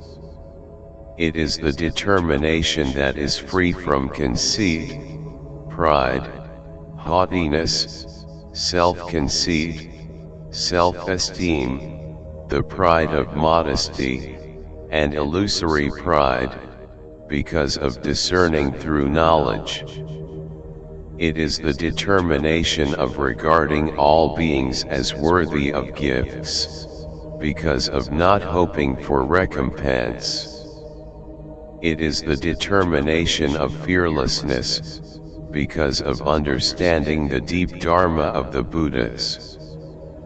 It is the determination to go to a different state, because of progressing by means of powers. It is the determination to never be faint-hearted, because of helping those carrying burdens. It is an imperishable determination, because of constant efforts. 168. Furthermore, determination is said to be kindness to non-humans, friendliness to living beings, thought for the welfare of the noble, compassion for those who are not noble, respect for the masters, protection for the unprotected, a refuge for those without refuge, f.95.b an island for the shipwrecked, an ideal for those without ideals, friendship to the friendless, straightness to the crooked, correctness to the unruly, absence of fraud to the fraudulent, absence of trickery to the dissemblers, gratitude to the ungrateful, thankfulness to the harmful, help to the unhelpful, truth to the mistaken, humility to the stubborn, absence of reproach to the virtuous, refrain from proclaiming the mistakes of others, protection to those who behave wrongly, refrain from seeing faults in any skillful practice of virtue, homage to all those who are worthy of offerings, adequate obedience to admonitions, enjoyment of instructions and admonitions, respect for the hermits, absence of desire for gain, honor, and fame, absence of regard for one's own body or life, absence of hypocrisy because of pure determination, absence of boasting because of restraint in speech, absence of threats because of contentment with what one has, responsiveness because of the lack of any mental afflictions, inclination toward existence because of the accumulation of all roots of virtue, and endurance of any suffering because of concern for all beings. 169. Thus, the determinations of those holy persons are all imperishable. All the afflictions of existence cannot cause them to perish, as they are supported by all merit. They are the nourishment of all beings, and one attains imperishable knowledge by them. This, Venerable Shariputra, is called the Bodhisattva's imperishable determination. 170. Then Venerable Shariputra said to the Bodhisattva Akṣayamati, f.96. A son of good family, is there any other imperishability of the Bodhisattvas? Akṣayamati said, there is, Venerable Shariputra. The generosity of the Bodhisattvas is also imperishable. Why? It is immeasurable. Venerable Shariputra, the Bodhisattva's enjoyment of generosity is immeasurable. They give food to those who desire food, in order to display life, eloquence, happiness, strength, and complexion. They give drinks to those who desire drinks, to eliminate the thirst of all their afflictions. They give vehicles to those who desire vehicles, to collect all kinds of things that bring happiness and welfare. They give clothes to those who desire clothes, in order to purify their modesty, bashfulness, and golden complexion. They give lamps to those who desire lamps, to provide them with the divine sight of the Tathagata.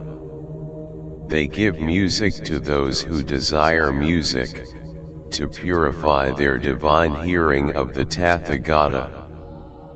They give perfumes and unguents to those who desire perfumes and unguents, to anoint them with morality, learning, and concentration. They give garlands to those who desire garlands, to make them attain the flowers of remembrance, eloquence, and the limbs of awakening. They give aromatic powders to those who desire aromatic powders, to make them attain a pleasant bodily scent. They give all kinds of tastes to those who desire all kinds of tastes, to bring about the character of the great beings that consists in having excellent taste. They give houses to those who desire houses, to provide all beings with houses, refuges, places to go to, and places of protection. They give places of rest to those who desire places of rest, to eliminate all their hindrances and make them attain the abodes of the gods, the abodes of Brahma, f.96.b and the Tathagata's place of rest. They give seeds to those who desire seeds, to make them attain the adamantine seed, the seed of awakening, in each of the great trichiliocosms. They give the necessities of life to those who desire the necessities of life, to make them complete the necessities for awakening. They give medicine to the sick and to those who desire medicine, to make them complete the happiness that is the ambrosia of agelessness and deathlessness. 171.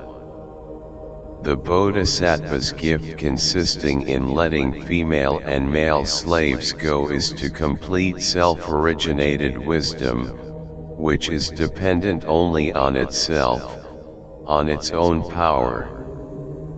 The Bodhisattva's gift consisting in giving away all kinds of riches, gold, silver, jewels, pearls, lapis lazuli, conches, crystals, and corals is to complete the 32 major marks of a great being. The Bodhisattva's gift consisting in giving away different kinds of ornaments is to complete the 80 excellent minor marks. The Bodhisattva's gift consisting in giving away head jewels and diadems is to obtain the invisible crown of the head.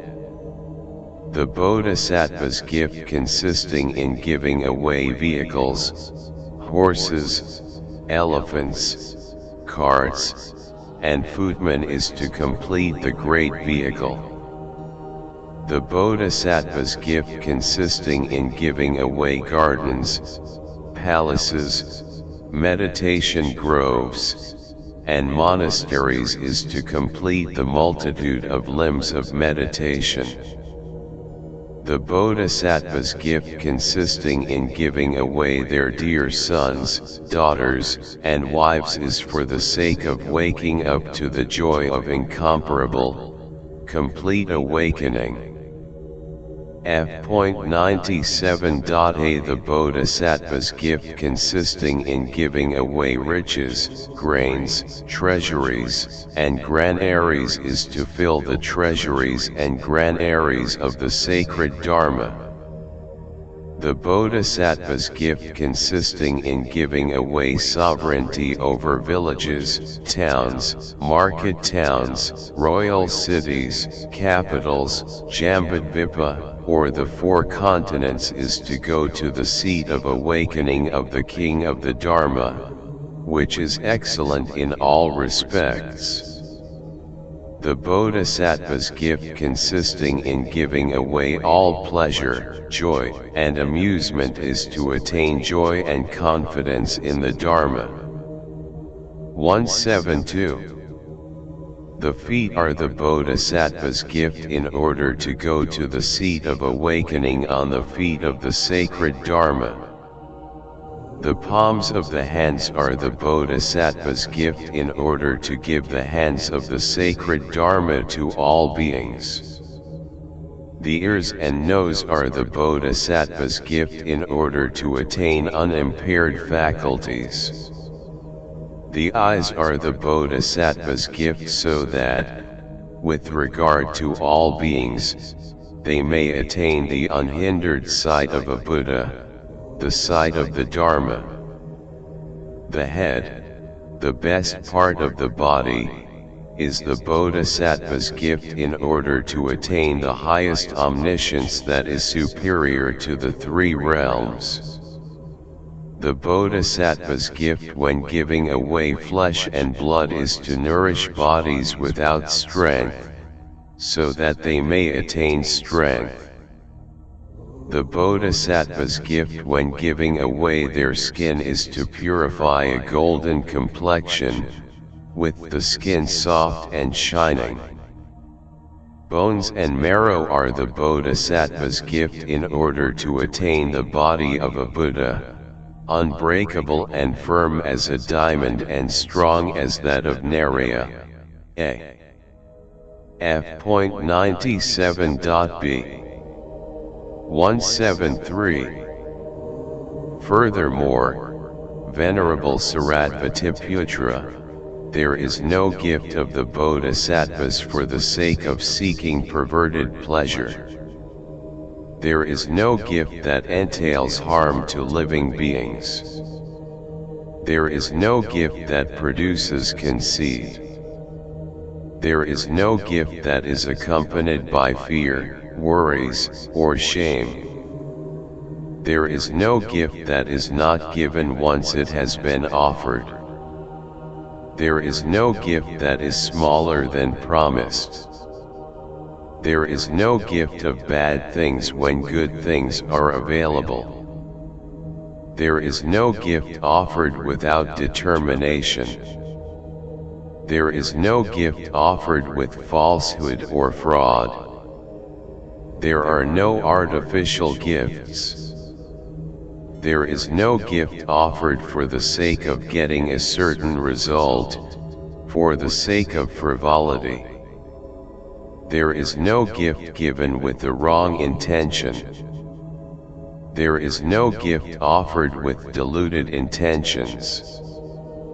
There is no gift offered with the intention of seeking a goal. There is no gift offered with perverted intentions. There is no gift offered without faith.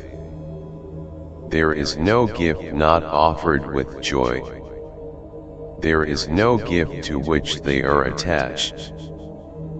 There is no gift offered because of compliance. There is no gift offered while conceiving of a difference between living beings. There is no gift offered while seeking out a special recipient. There is no gift offered while despising any being as unworthy of gifts. There is no gift accompanied by praise of the moral and blame of the immoral. There is no gift offered in the expectation of a return. There is no gift offered for the sake of renown, fame, and praise. There is no gift offered to exalt themselves and deprecate others.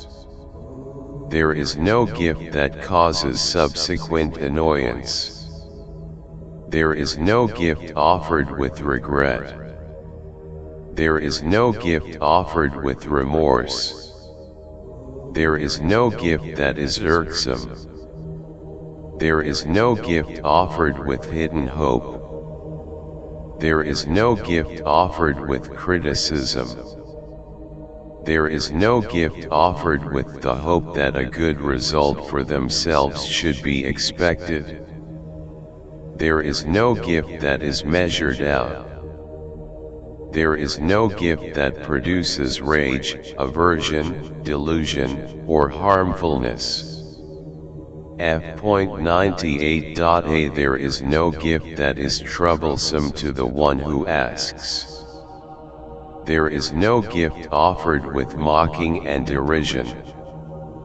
There is no gift offered with hostility. There is no gift offered that has already been thrown away. There is no gift that is not treated with respect. There is no gift that is not from their own hands. There is no gift that is not always given. There is no gift offered without serenity. There is no gift prompted by others. There is no gift offered with special limitations.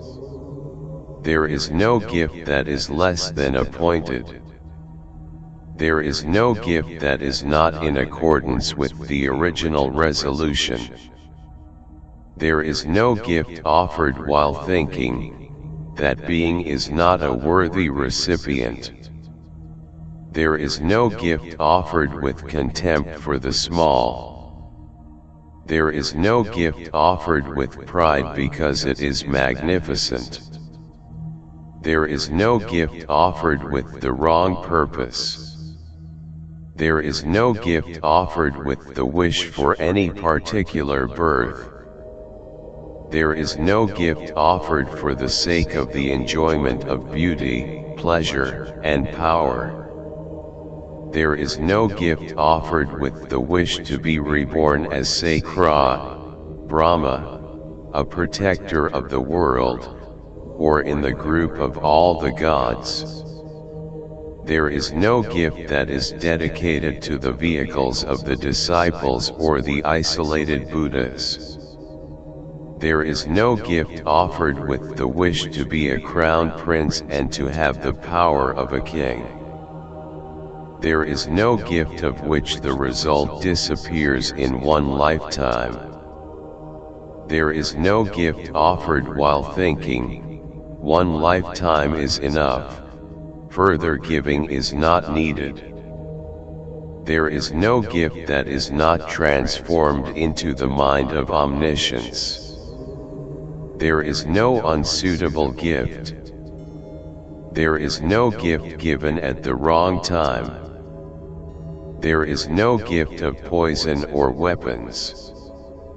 There is no gift that involves the injury of living beings. 174. The generosity of the bodhisattvas is not censured by the wise. That generosity is accomplished in the form of emptiness, which is why it is imperishable. That generosity is pervaded by the absence of distinguishing marks, which is why it is imperishable. That generosity is established in the absence of longing for anything, which is why it is imperishable. That generosity is transformed into the unconditioned, which is why it is imperishable. That generosity is correctly undertaken, which is why it is imperishable. That generosity is not contaminated by the three realms, which is why it is imperishable. F.98.b That generosity has liberation as its outcome, which is why it is imperishable. That generosity is the absolute subjugation of all the maras, which is why it is imperishable.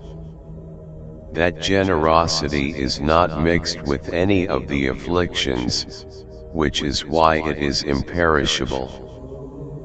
That generosity is going to a different state, which is why it is imperishable. That generosity is definitely a good deed, which is why it is imperishable. That generosity is the accumulation of merit on the way to awakening, which is why it is imperishable. That generosity is rightly dedicated, which is why it is imperishable. That generosity has liberation as its outcome and is an ornament of the place of awakening, which is why it is imperishable. That generosity is the nourishing of all beings, which is why it is imperishable. That generosity is boundless, which is why it is imperishable. That generosity is beyond decrease, which is why it is imperishable. That generosity is not included in anything, which is why it is imperishable. That generosity is never interrupted, which is why it is imperishable. That generosity is abundant, which is why it is imperishable. That generosity is without any basis, which is why it is imperishable. That generosity is endless, which is why it is imperishable. That generosity is faultless, which is why it is imperishable. That generosity is blameless, which is why it is imperishable. That generosity is never subdued, which is why it is imperishable. That generosity is unsurpassed, which is why it is imperishable. That generosity is bent on the wisdom of omniscience, which is why it is imperishable. This, Venerable Shariputra, is called the Bodhisattva's imperishable generosity. 175. Then Venerable Shariputra addressed the Bodhisattva Akṣayamati, saying, "Well described by you, son of good family, was this imperishability of the Bodhisattva's generosity. Give us some inspired speech, son of good family, on the subject of the imperishability of the F.99.A Bodhisattva's morality, how the morality of the Bodhisattvas becomes imperishable." 176. Akṣayamati said, "The Bodhisattva's mass of pure morality, Venerable Shariputra, is imperishable in 65 ways. What are these 65 ways? They are: 1. Not harming any living being. 2. Not stealing others' possessions. 3. Having no desire for others' wives. 4. Telling no lies to any being. 5. Not committing slander through being content with one's own circle of followers. 6. Enduring harsh words and not speaking harshly. 7. Giving up gossip and not chattering confusedly. 8. Not being greedy through rejoicing in others' pleasure. 9. Not bearing ill will through tolerating ways of speech involving accusation and slander. 10. Holding right views through staying away from the teachings of other teachers. 11. Trusting in the Buddha through having no impurity of thought. 12. Trusting in the Dharma, as it is the sacred Dharma that teaches the way things are. 13. Trusting in the community through the joy caused by all groups of saints. 14. being obedient through respect for the teachers. 15. Paying obeisance with the body through honoring the Buddha, his Dharma, and the community with full prostration. 16. Having no lax morality through seeing the smallest imperfection as a danger. 17. Having unbroken morality through not relying on any other vehicle. 18. Having unimpaired morality through avoiding bad rebirth. 19. Having unadulterated morality through not being corrupted by the afflictions of bad people. 20.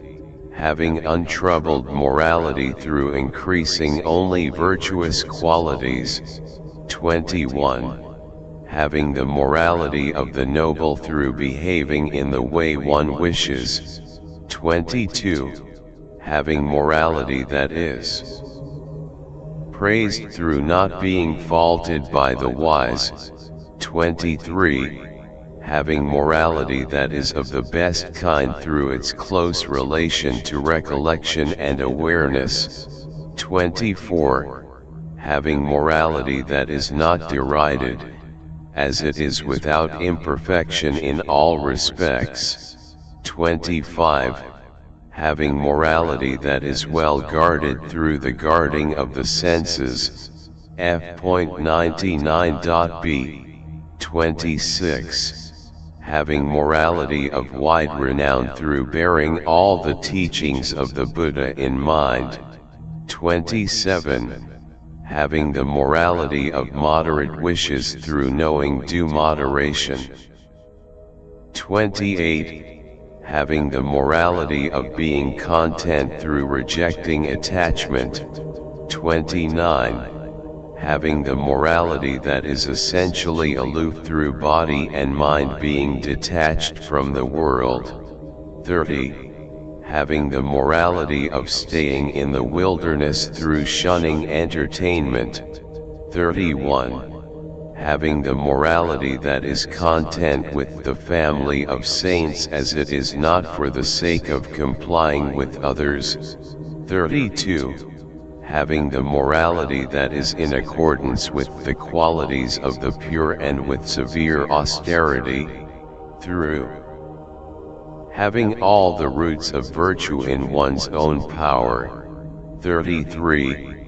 Having the morality of the harmony between words and actions through the propitiation of both gods and humans.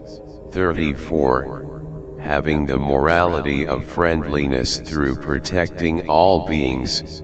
35.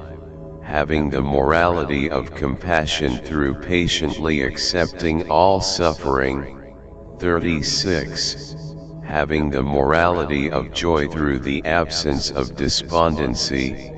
37. Having the morality of equanimity through giving up aversion and attachment. 38. Having the morality of examining one's own mistakes through introspection concerning one's own thoughts. 39. Having the morality of seeing nothing wrong in the mistakes of others through protecting the minds of others. 40. Having the morality of generosity through bringing beings to maturity. 41. Having the morality that is well adopted through guarding morality. 42. Having the morality of patient acceptance through the absence of hostile thoughts toward any being. 43. Having the morality of vigor through never turning back. 44. Having the morality of meditation through increasing the accumulation of the limbs of awakening. 45. Having the morality of insight through never having enough of the root of virtue that consists in learning. 46. Having the morality of learning through grasping the essence of learning. 47. having the morality of relying on a spiritual friend through increasing the accumulation of the limbs of awakening. 48. Having the morality of avoiding bad friends through rejecting wrong ways. 49. Having the morality that has no concern for the safety of the body through understanding the concept of impermanence. F.100.a. 50. Having the morality of not seeking the safety of one's life through acting with zeal for the roots of virtue. 51. Having the morality that is without regret through pure intention. 52. Having the morality that is not artificial through pure action. 53. Having the morality that is without great desires through pure determination. 54. Having indefatigable morality through actions well done. 55. Having the morality that is without conceit since it is without arrogance. 56. Having the morality that is without frivolity through the absence of greed. 57. Having the morality that is undistracted because of straightness, that is, having thoughts one-pointedly directed toward their objects. 58. Having the morality that is not loquacious through being well trained. 59. Having the morality that is disciplined through being undisturbed. 60. Having the morality that is peaceful through the appeasement of the primary and secondary afflictions. 61. Having the morality of adequately grasping gentle speech through acting according to the instructions. 62. Having the morality of bringing living beings to maturity through not giving up the ways of attracting people. 63. Having the morality of guarding the sacred Dharma through not wasting riches. 64. Having the morality of fulfilling all wishes through being originally pure. 65. Having the morality of attaining the morality of the Tathagata through being transformed into that morality. 66. And having the morality that is concerned with the concentrations and states of absorption of the Buddhas through having the same attitude toward all beings. Venerable Shariputra, the Bodhisattva's mass of pure morality is imperishable in these 65 ways. 177. Furthermore, Venerable Shariputra, morality is where there is no attribution of a self, an animated being, a life principle, a life-sustaining principle, a spirit, a personality, a man, or a human being. Morality is where there is no attribution of form, F.100.b feeling, perception, formative factors, or consciousness. Morality is where there is no attribution of the element of earth, the element of water, the element of fire, or the element of wind. Morality is where there is no attribution of the distinguishing marks of the eye and forms, the ear and sounds, the nose and smells, the tongue and tastes, the body and physical objects, or the mind and mental phenomena. Morality is where there is no attribution of body, speech, or mind. 178. Morality has the essential character of peaceful meditation through one-pointedness. Morality has the essential character of expanded vision through skill in discerning phenomena. Morality is the knowledge of emptiness, fully beyond distinguishing marks, beyond anything to long for, and not mingled with the three realms. Morality is the patient acceptance of the absence of birth, brought about as unconditioned, and unborn. Morality is not made and not active. Morality is not born in the beginning, does not perish in the end, and does not remain in between. Morality is pure thought, not dependent on consciousness, and not mingled with mental effort. Morality is not dependent on the desire realm, does not remain in the form realm, and does not stay in the formless realm. Morality is the giving up of the impurities of passion, which is avoiding malice, harshness, faults, and aversion, and which is the absence of delusion, obscurity, and ignorance. Morality is neither belief in permanence nor belief in nihilism, and is not in discord with the principle of dependent origination. Morality is without the principle of an ego, f.101a. It is without possession, and it does not abide by the view that there is a permanent substance. Morality is without attachment to names and signs, it does not abide by the distinguishing marks of form, and it does not mingle with names and forms. Morality is the absence of causal bad dispositions. It is the known arising of doctrinal viewpoints, and it does not abide by hindrances like regret. Morality does not abide by the root of non-virtue, that is attachment. It does not abide by the root of non-virtue, that is aversion. And it does not abide by the root of non-virtue, that is delusion.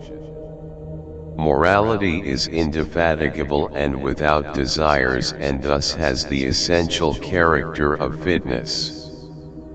Morality is the non-interruption of the Buddha's lineage because of the attainment of the transcendent body.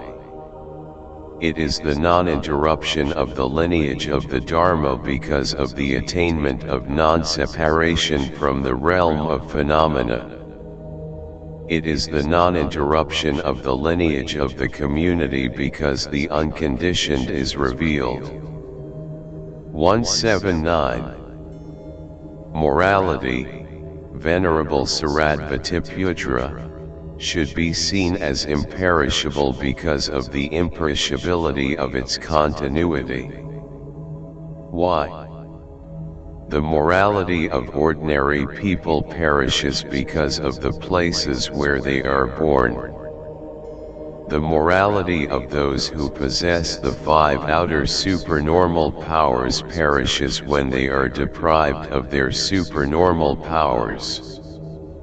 The morality of humans perishes when the 10 ways of virtuous actions perish.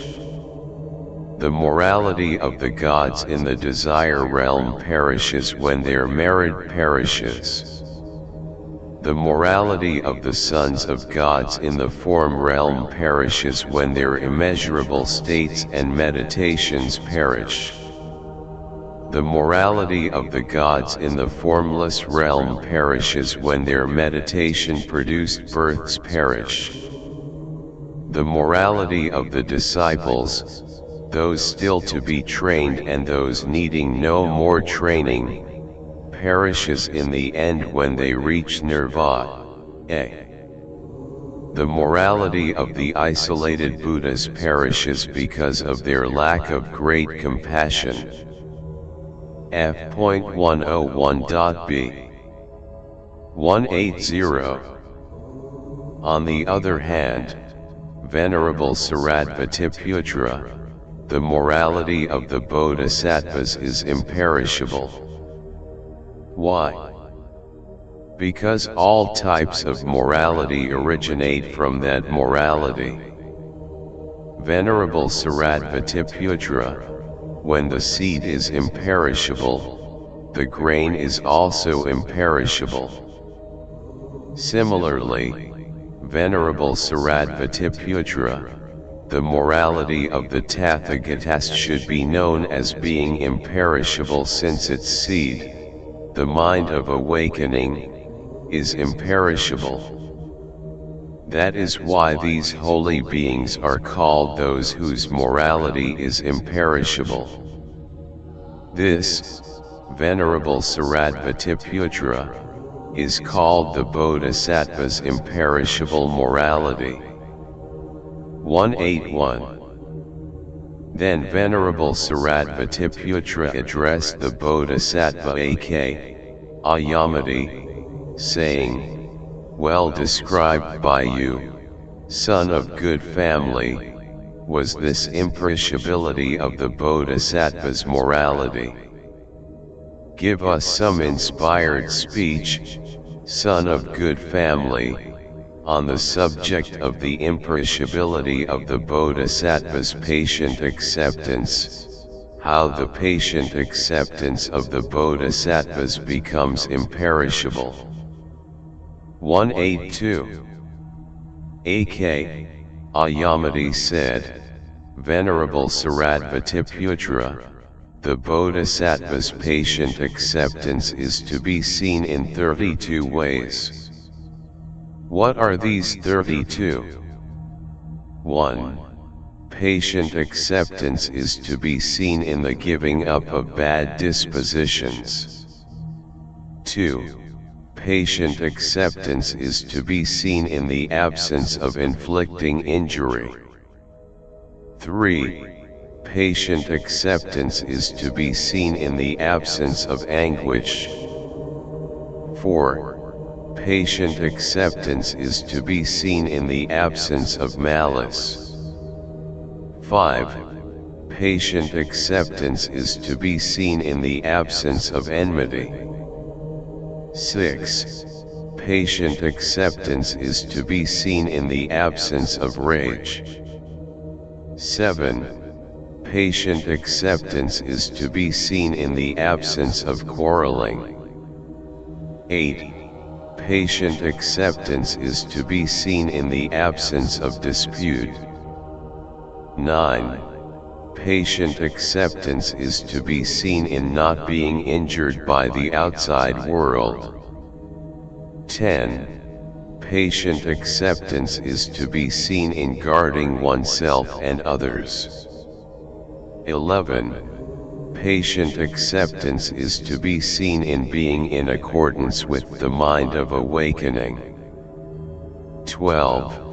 Patient acceptance is to be seen in thorough spiritual penetration. 13. Patient acceptance is to be seen in disgust for worldly things and the absence of greed. 14. Patient acceptance is to be seen in the confidence in the fact that actions have consequences. 15.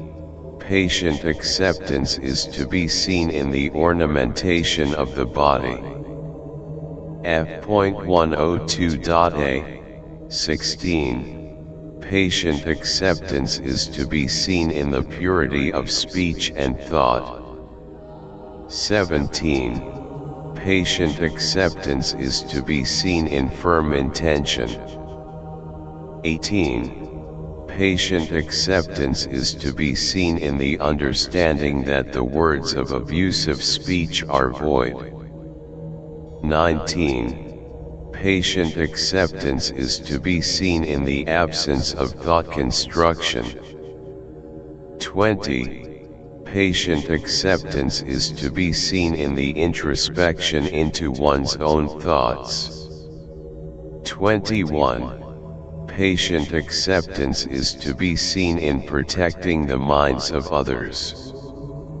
22. Patient acceptance is to be seen in following the way to the world of Brahma. 23. Patient acceptance is to be seen in experiencing the good qualities of gods and humans. 24. Patient acceptance is to be seen in perfecting the excellent major and minor marks. 25. Patient acceptance is to be seen in attaining a voice like that of Brahma. 26. Patient acceptance is to be seen in having done away with all negativities. 27. Patient acceptance is to be seen in having done away with malice, faults, and harshness. 28. Patient acceptance is to be seen in rejecting anger. 29. Patient acceptance is to be seen in rejecting all roots of non-virtue. 30. Patient acceptance is to be seen in the crushing of all one's enemies. 31. Patient acceptance is to be seen in aloofness from the harm done by others. 32. Patient acceptance is to be seen as the cause of attaining all the qualities of a Buddha.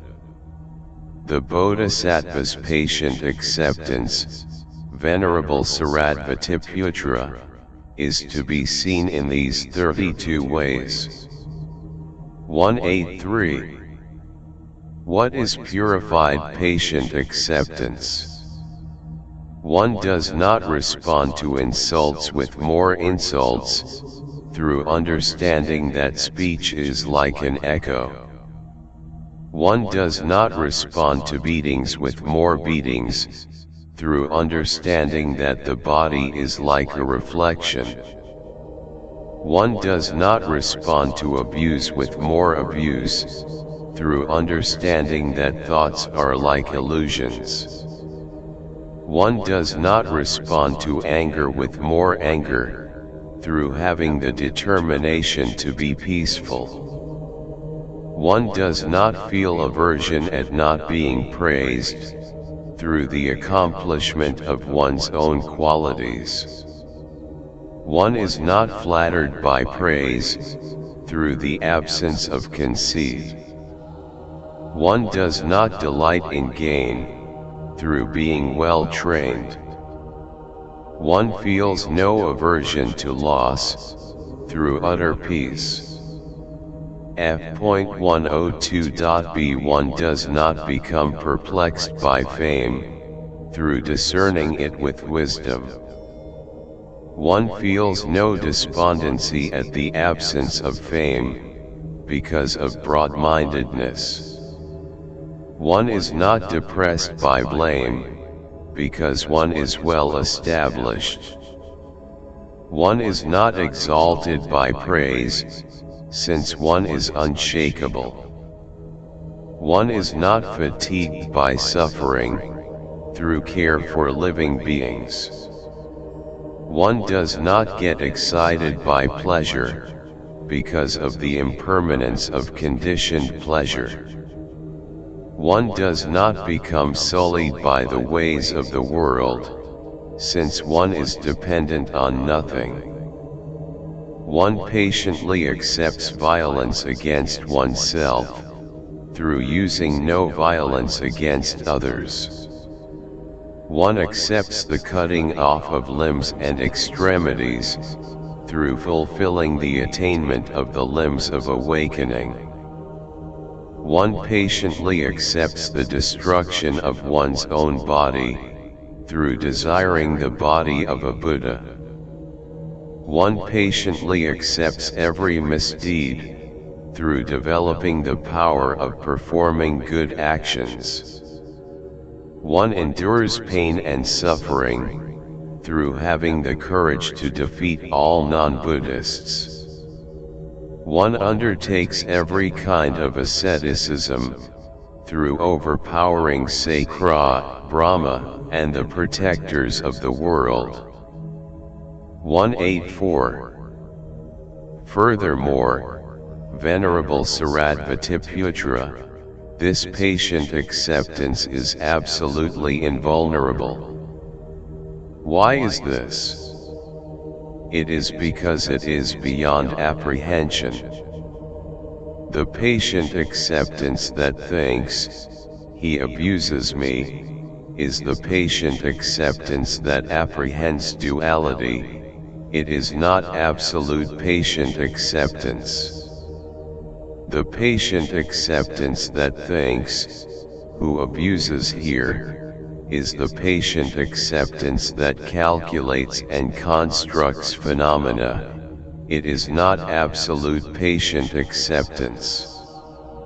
The patient acceptance that thinks, how can it be that his eyes abuse my eyes?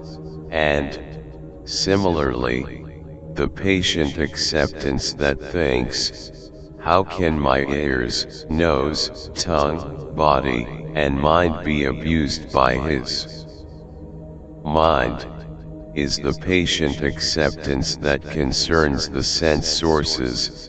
It is not absolute patient acceptance. The patient acceptance that thinks, no one abuses here, is the patient acceptance that conceives of selflessness. It is not absolute patient acceptance. The patient acceptance that thinks, these things come from the sounds of words, is the patient acceptance similar to an echo. F.103.a. It is not absolute patient acceptance. The patient acceptance that thinks, this is impermanent, and I am also impermanent, is the patient acceptance that relates to impermanence. It is not absolute patient acceptance. The patient acceptance that thinks, this is perverted, and I am not perverted, is the patient acceptance that is concerned with high and low. It is not absolute patient acceptance.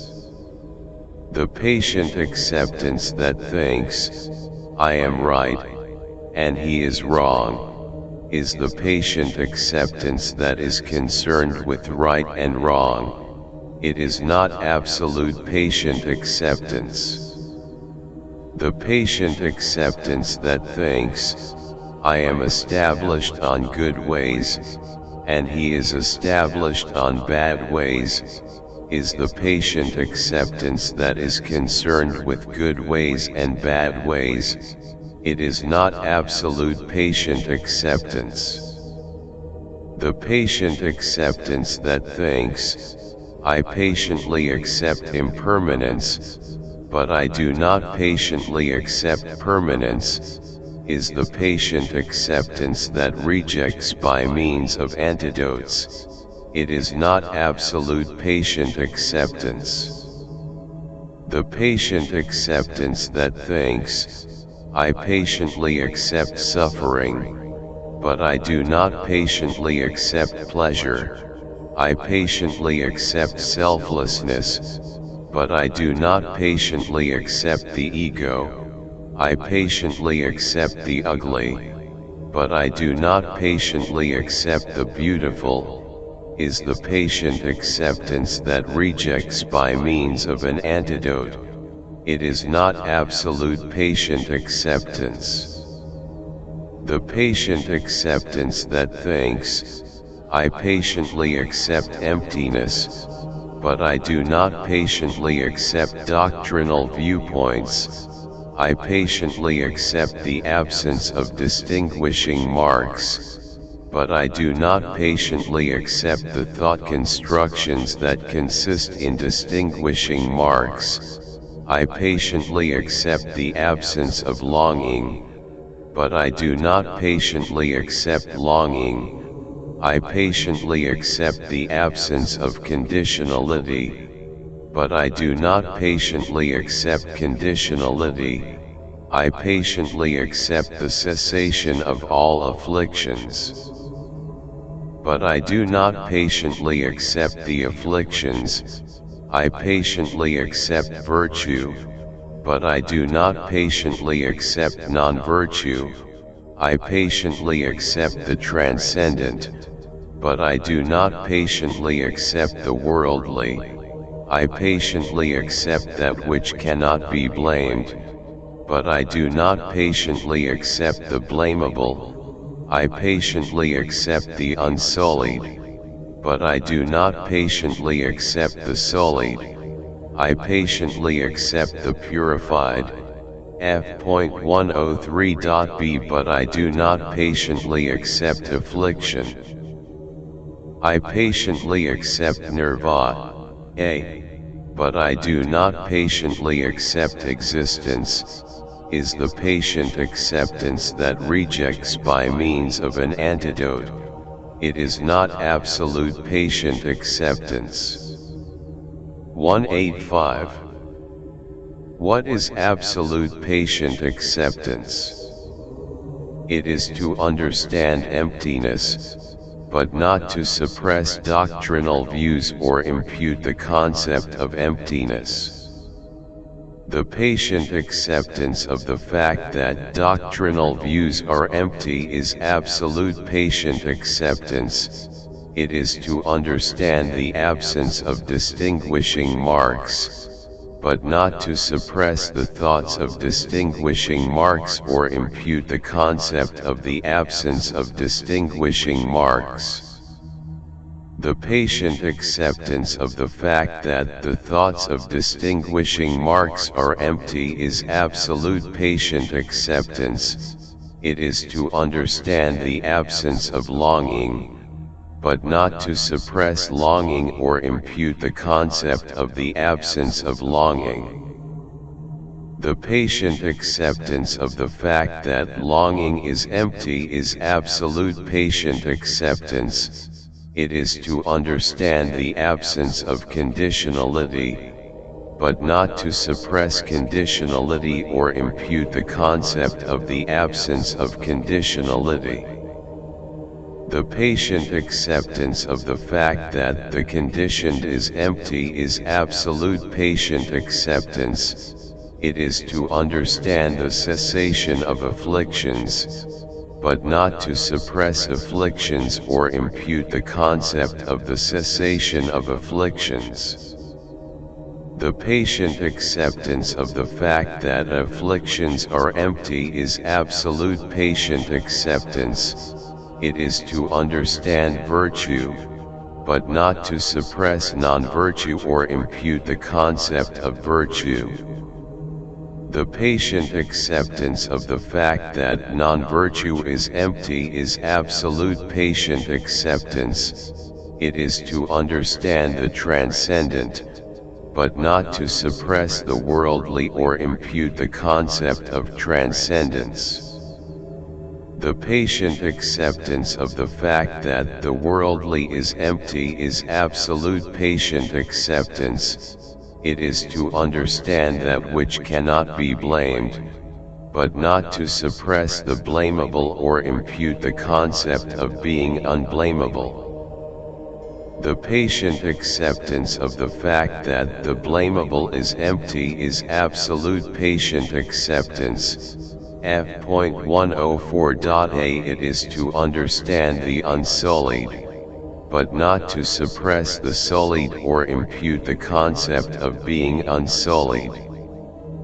The patient acceptance of the fact that the sullied is empty is absolute patient acceptance. It is to understand the pure, but not to suppress affliction or impute the concept of purity. The patient acceptance of the fact that affliction is empty is absolute patient acceptance. It is to understand nirvana, but not to suppress existence or impute the concept of nirvana. The patient acceptance of the fact that existence is empty is absolute patient acceptance. 186. That which is unoriginated, uncreated, unborn, and unarisen is beyond destruction. Since there is no destruction, there is no decay. Patient acceptance of this is absolute patient acceptance. In that which is not made, unconditioned, not imputed, unconstructed, not possible to demonstrate, not possible to display, and beyond limitations there is no origination. That which is beyond origination does not arise, and that which does not arise is absolute patient acceptance. That kind of patient acceptance is the patient acceptance of the unoriginated, and the patient acceptance of the fact that things are unoriginated is absolute patient acceptance. The bodhisattvas who understand that kind of patient acceptance have achieved the patient acceptance that was prophesied to them. This, Venerable Shariputra, is called the bodhisattva's imperishable patient acceptance. 187. When the bodhisattva Akṣayamati had taught that exposition of the Dharma, the chapter on the imperishability of patient acceptance, that whole assembly applauded him. To honor him, they showered him with flowers, perfumes, incense, garlands, ointments, aromatic powders, garments, parasols, banners, and celestial pennants that had never been seen or heard of before.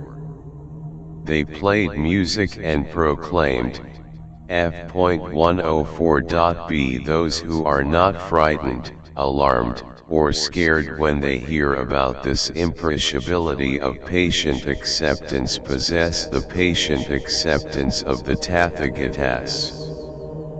They showered him with flowers, perfumes, incense, garlands, ointments, aromatic powders, garments, parasols, banners, and celestial pennants in such amounts that they filled up this entire great trichiliocosm. 188.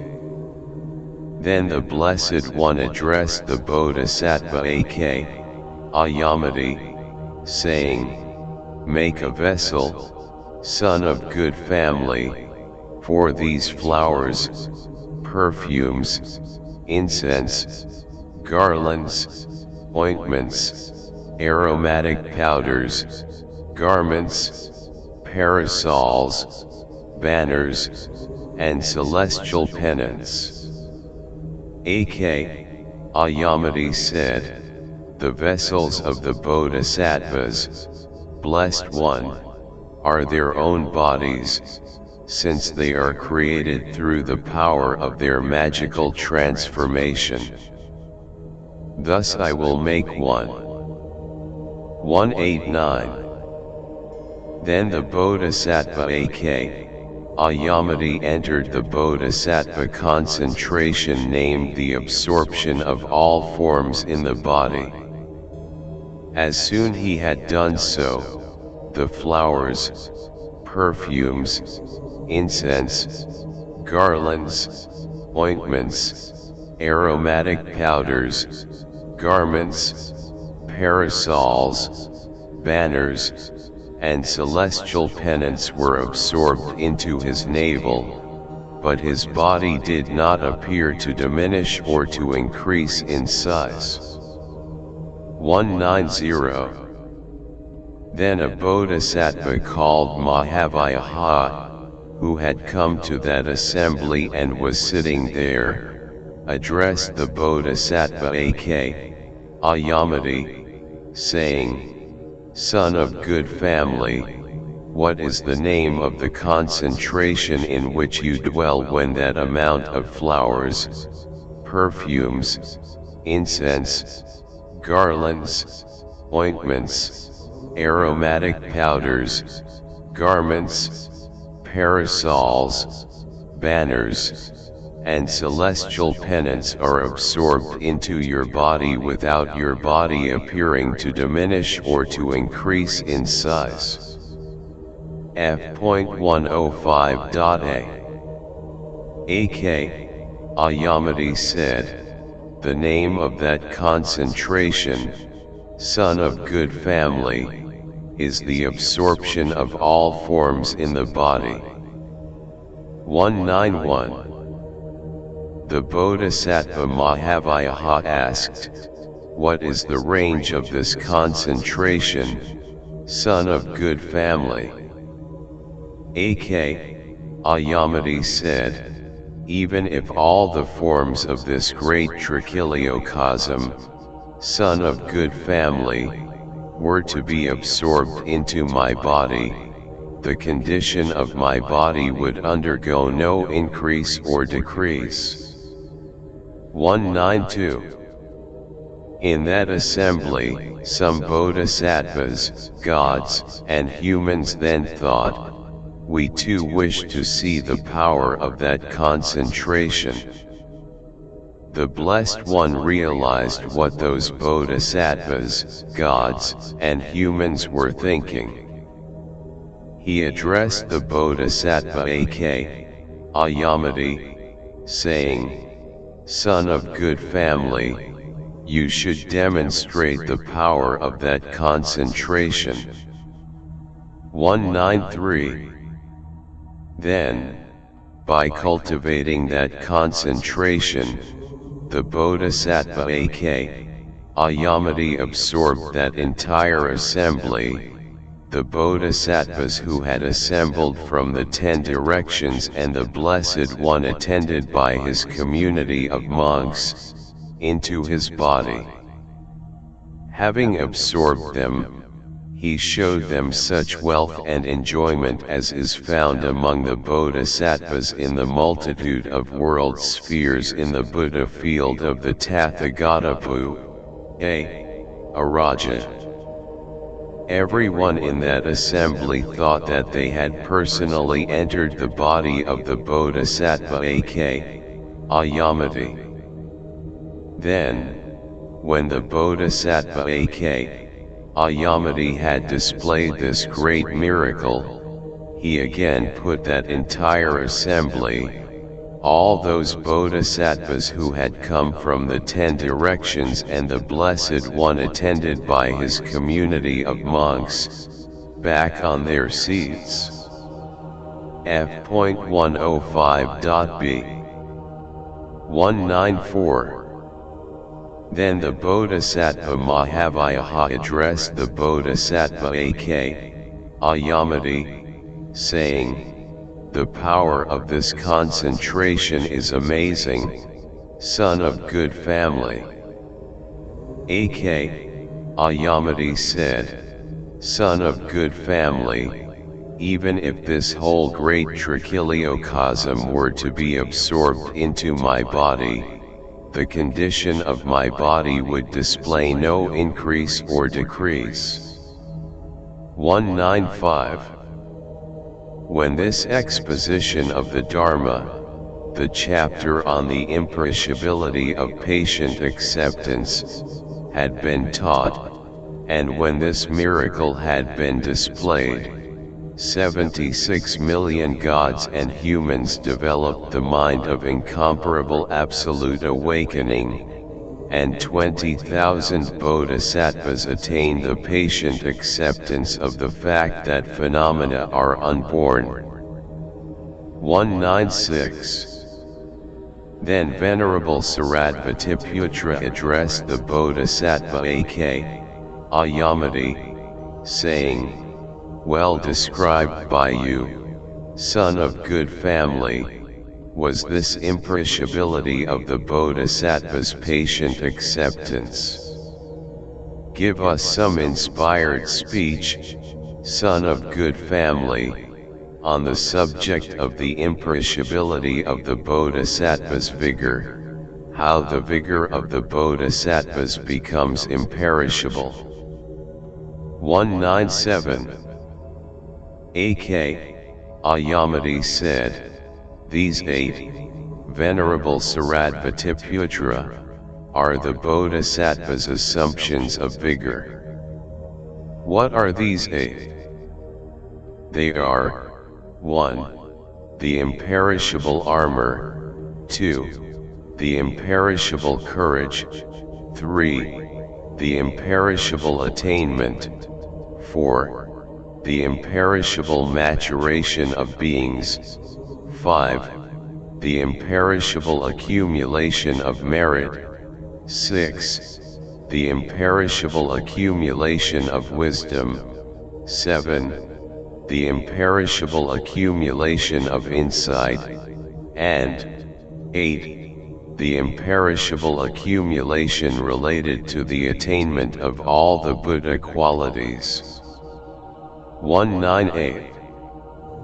What then, Venerable Shariputra, is the Bodhisattva's imperishable armor?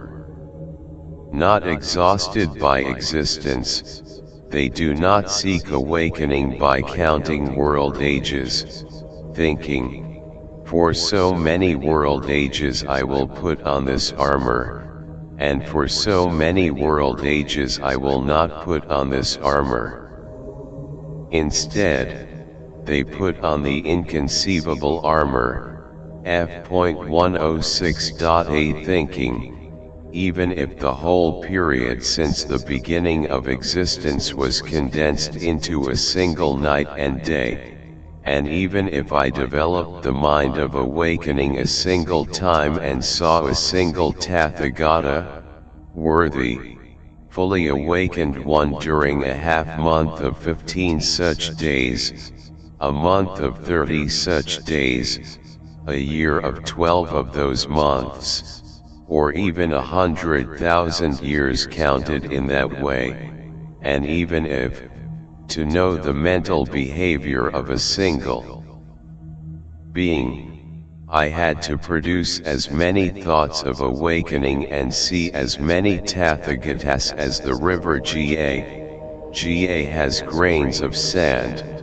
I would still, according to such numbers, know the mental behavior of every sentient being by producing that amount of thoughts of awakening and by seeing that amount of Tathagatas. This is the tireless armor. 199. I will, according to such numbers, serve as many Tathagatas as the river Ga has grains of sand, to fulfill the perfection of generosity. I will, according to such numbers, serve as many Tathagatas as the river Ga has grains of sand, to fulfill the perfection of morality. In the same way, I will, according to such numbers, serve as many Tathagatas as the river Ga has grains of sand, to fulfill the perfections of patient acceptance, vigor, meditation, and insight. In the same way, I will, according to such numbers, serve as many Tathagatas as the river Ga has grains of sand, to fulfill all the factors of awakening, to fulfill all the major and minor marks, and to fulfill all the powers, fearlessness, and special Buddha qualities of the Tathagatas. I will, according to such numbers, bring about one mark of a great being, by means of seeing as many Tathagatas as the river Ga has grains of sand, and by those productions of the thought of awakening. f.106.b I will, according to such numbers, bring about the accomplishment of all the major and minor marks. This tireless armor is the Bodhisattva's imperishable armor. 1100. What is the Bodhisattva's imperishable courage? Making themselves enter this great trichiliocosm, even when it is filled with fire, in an effort to see the Tathagata is the Bodhisattva's imperishable courage. The Bodhisattva's courage is the effort to hear the Dharma. The Bodhisattva's courage is the effort to bring beings to maturity. The Bodhisattva's courage is the effort to gather all roots of virtue.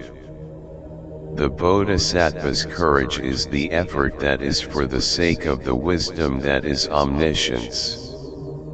The Bodhisattva's courage is called courage because they engage in the benefit of others. It is called courage because they bring peace to others, they discipline others, and they lead others to complete nirvana. It is called courage because they constantly apply efforts for the sake of living beings, not by being lax and discouraged but by being firm, by never turning back, and by being grounded in virtuous intention and in great compassion. They manifest the mind of awakening whenever they go somewhere by lifting and putting down their feet. Although they care for living beings, they do not fall onto the side of afflictions. This is the Bodhisattva's imperishable courage. 1101. What is the Bodhisattva's imperishable attainment? The dedication of all virtuous thoughts to awakening as they arise is the Bodhisattva's imperishable attainment. Why is this? It is because they have been dedicated to awakening.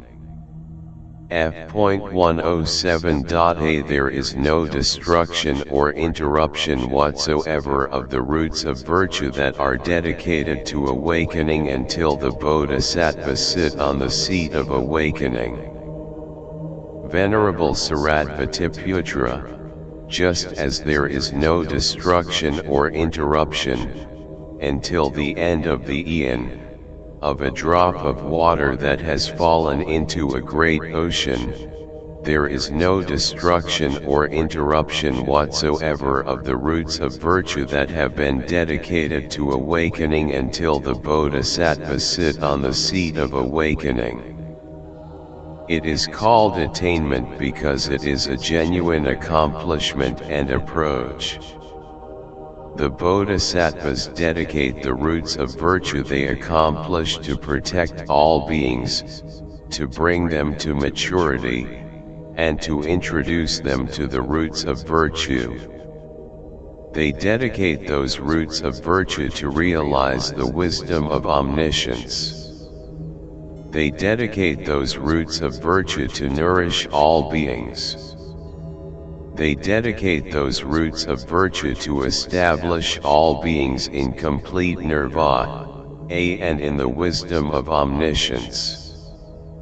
This is the Bodhisattva's imperishable attainment. 1102. What is the Bodhisattva's imperishable maturation of living beings?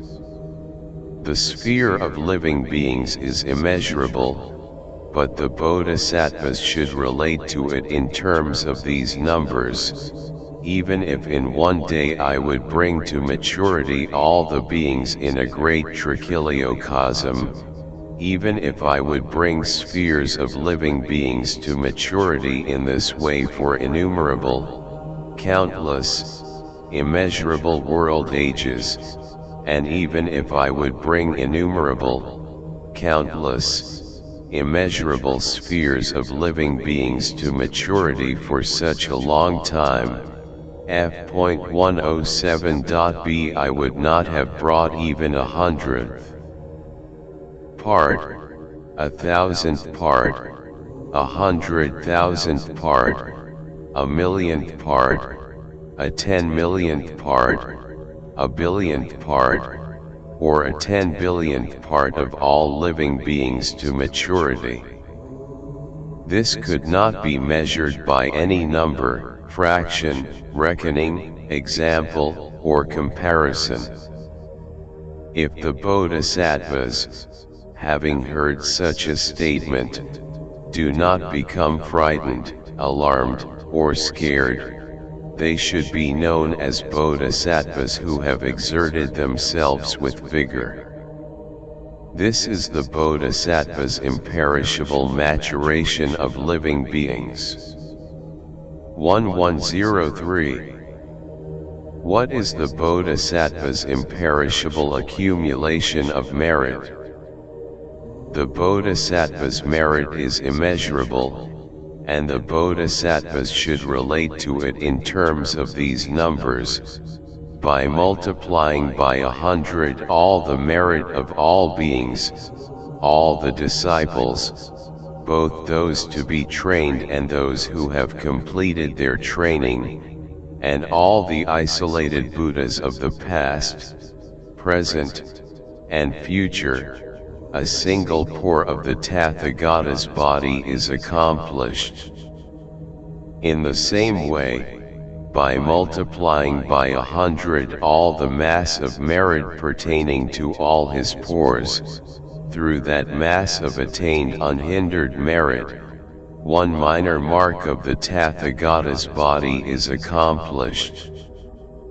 In the same way, all the minor marks are accomplished one by one. In the same way, by multiplying by 1,000 all the mass of merit pertaining to all the minor marks, through that mass of attained unhindered merit, one major mark of a great being is accomplished on the body of the Tathagata. In the same way, the 32 physical marks of a great being are accomplished one by one. By multiplying by 10,000 all the mass of merit pertaining to the 32 marks of a great being, through that mass of attained unhindered merit, f.108.a the mark on the forehead of a great being is accomplished on the body of the Tathagata. By multiplying by 100,000 all the mass of merit pertaining to the mark on the forehead, the mark of a great being that is the invisible crown of the head is accomplished on the body of the Tathagata. Through the mass of merit pertaining to the crown multiplied by 1,000 billion, or even more, the Tathagata's Dharma conch is accomplished. By means of that Dharma conch, the Tathagata causes sounds to resound in endless and limitless worlds as he wishes, thereby pleasing the senses of all beings according to their faith and intentions related to the Dharma and discipline. If, having heard this way of accumulating merit of the bodhisattvas, they do not become frightened, alarmed, or scared, this is the bodhisattva's imperishable accumulation of merit. 1104. What is the bodhisattva's imperishable accumulation of wisdom? The bodhisattva's accumulation of wisdom is immeasurable, and the bodhisattvas should relate to it in terms of these numbers.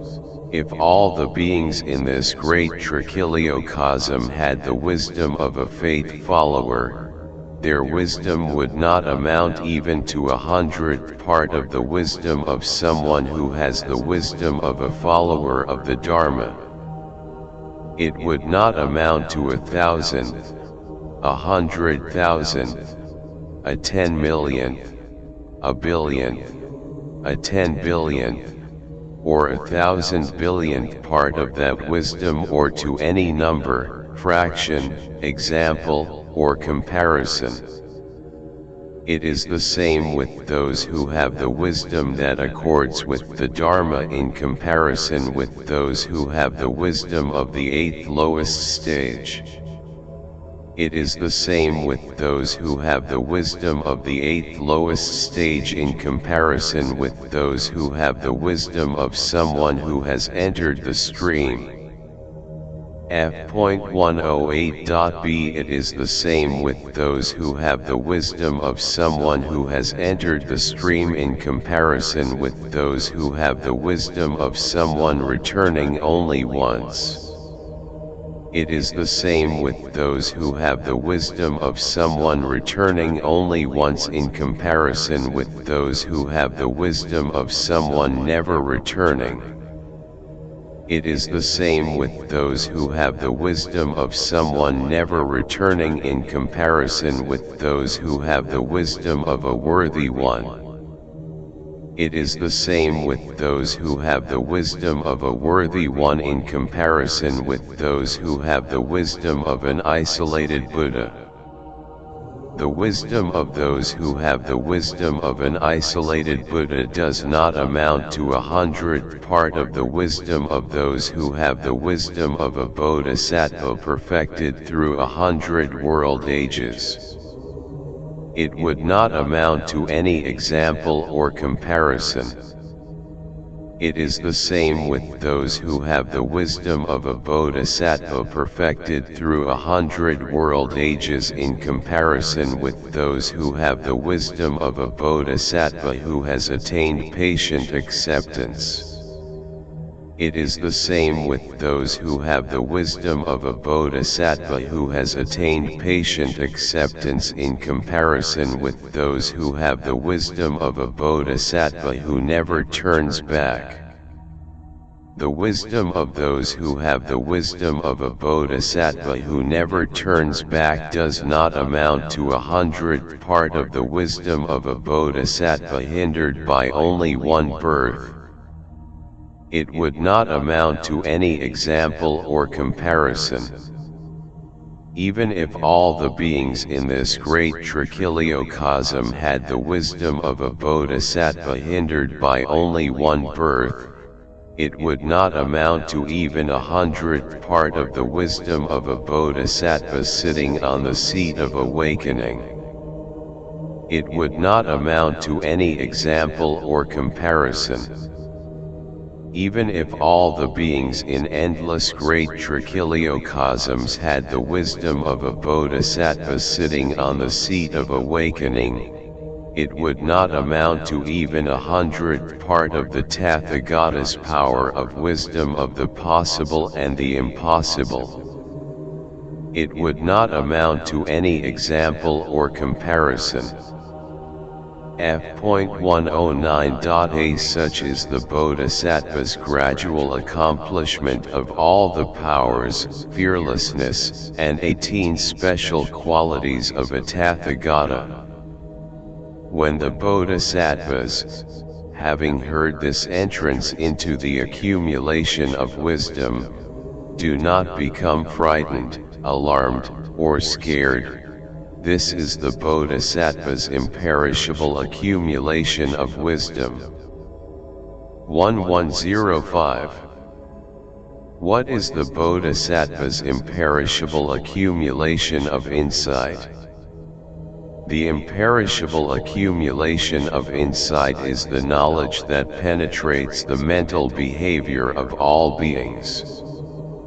Even if all the past, present, and future thoughts of all living beings were found in the single mental activity of a single living being, and, in this way, even if all living beings were filled with an immense number of such thoughts, even if the past, present, and future desire, aversion, and delusion of all living beings were found in a single thought of a single living being, and, in this way, even if all living beings were filled with an immense number of such thoughts, the bodhisattvas would, by accomplishing a single accumulation of insight, know all the productions of thought included in the minds of those living beings, each one arisen in connection with its proper object, then broken up and melted away.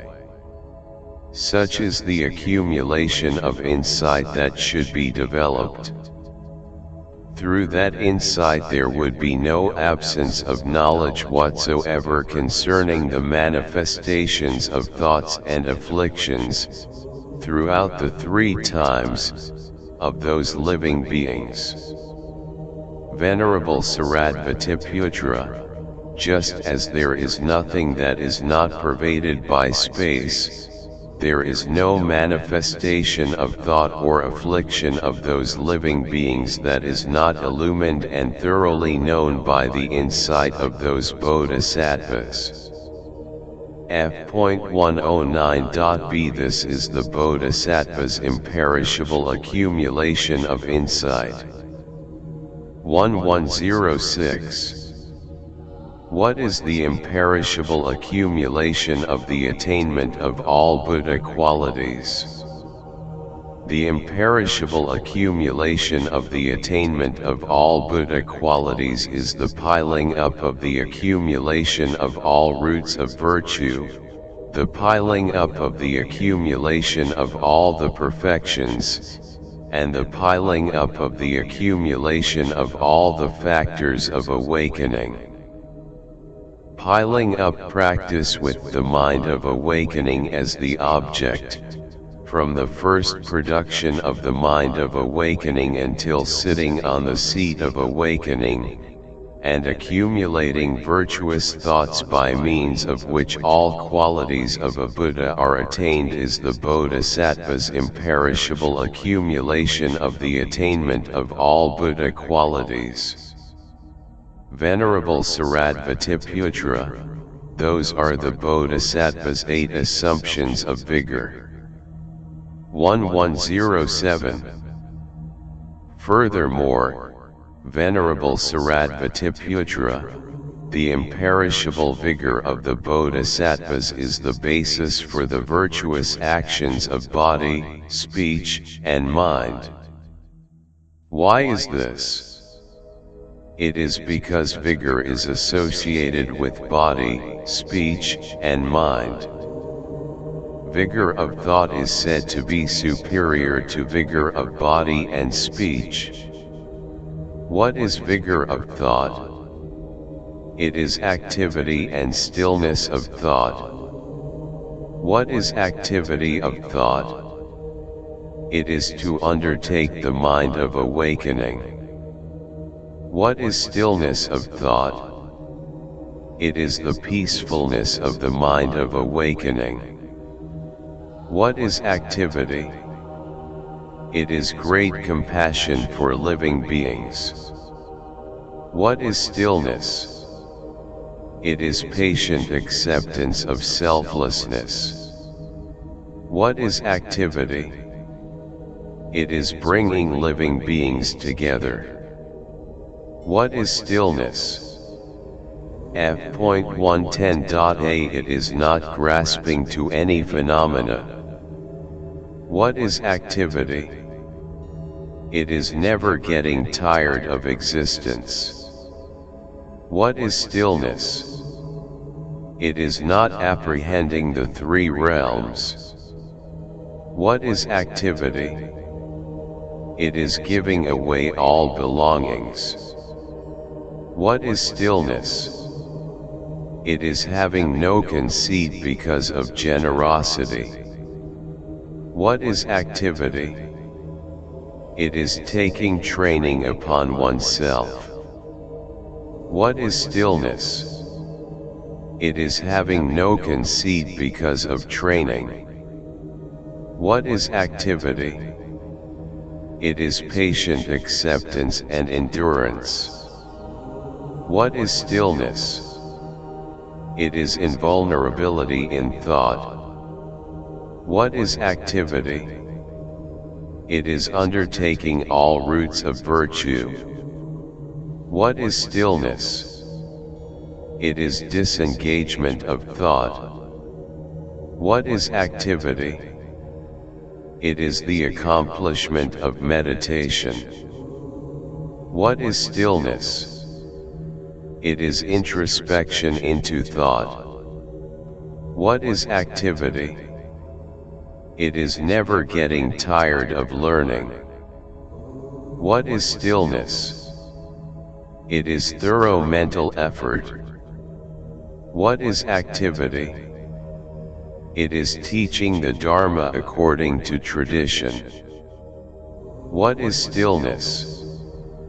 It is the inexpressible state of things. What is activity? It is seeking the accumulation of insight. What is stillness? It is the complete excision of discursive thought. What is activity? It is accumulating the pure ways of behavior. What is stillness? It is equanimity from the perspective of right knowledge.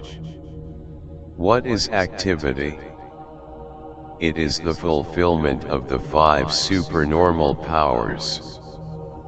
What is stillness? It is cultivating the absence of impurity. What is activity? It is the practice of recollection. What is stillness?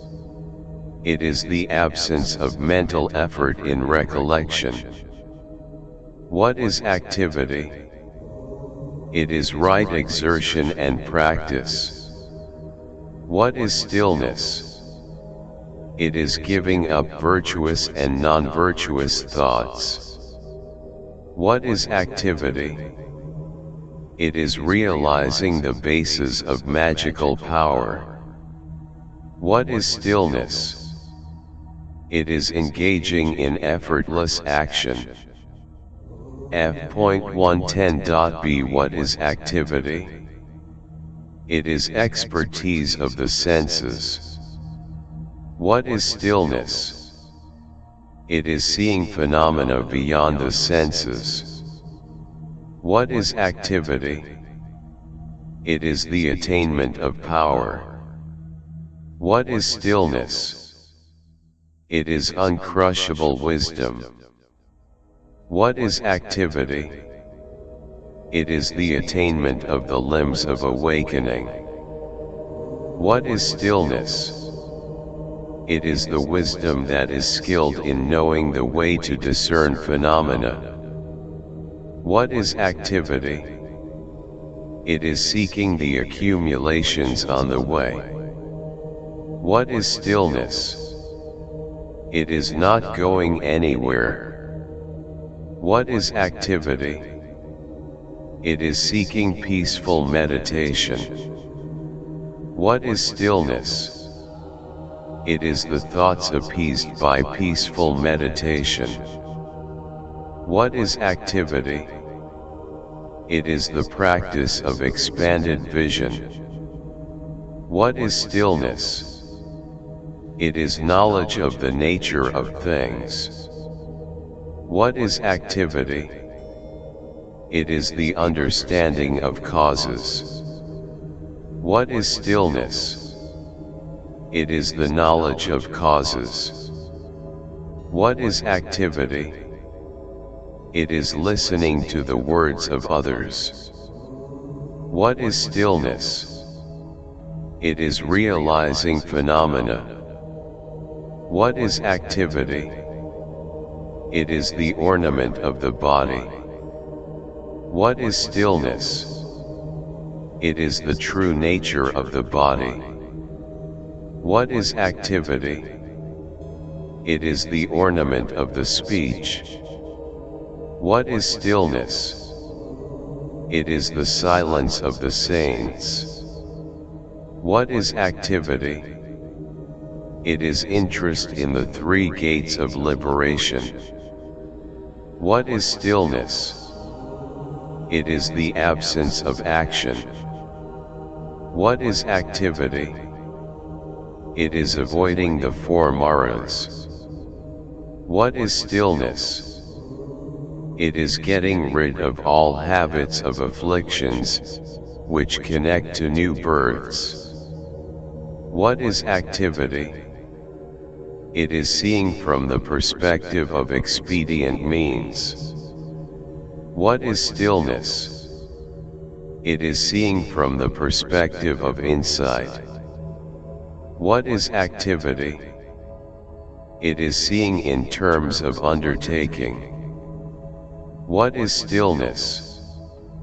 It is perseverance. What is activity? It is seeing in terms of conventions. What is stillness? It is seeing in terms of the ultimate truth. This is called F.111. A vigor of thought.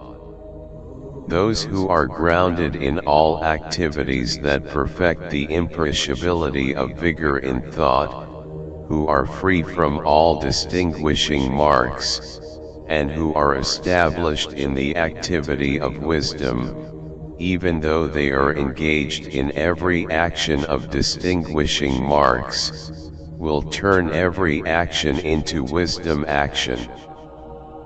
110a. What is the Bodhisattva's wisdom action?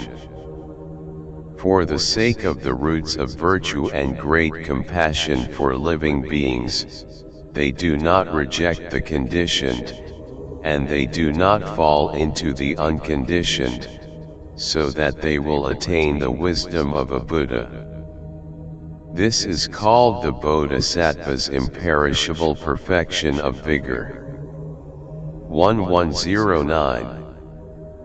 When this imperishable perfection of vigor had been taught, 7,600 billion divine and human creatures developed the mind of awakening, and 32,000 bodhisattvas attained the patient acceptance of the fact that phenomena are unborn. 1110.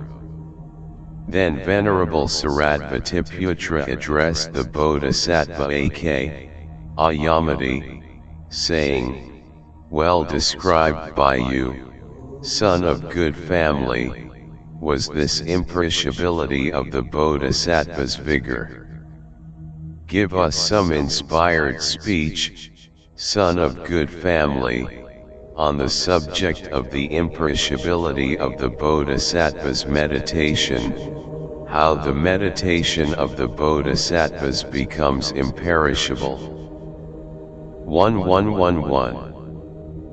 Akṣayamati said, "Venerable Shariputra, the Bodhisattva's imperishability of the perfection of meditation has 16 aspects, but it is not found among disciples and isolated Buddhas."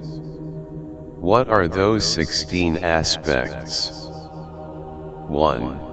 The meditation of the Bodhisattvas is not attached to anything, as it is the fulfillment of the meditation of the Tathagatas.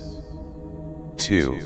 The meditation of the Bodhisattvas is not tasted, as they are not attached to their own pleasure.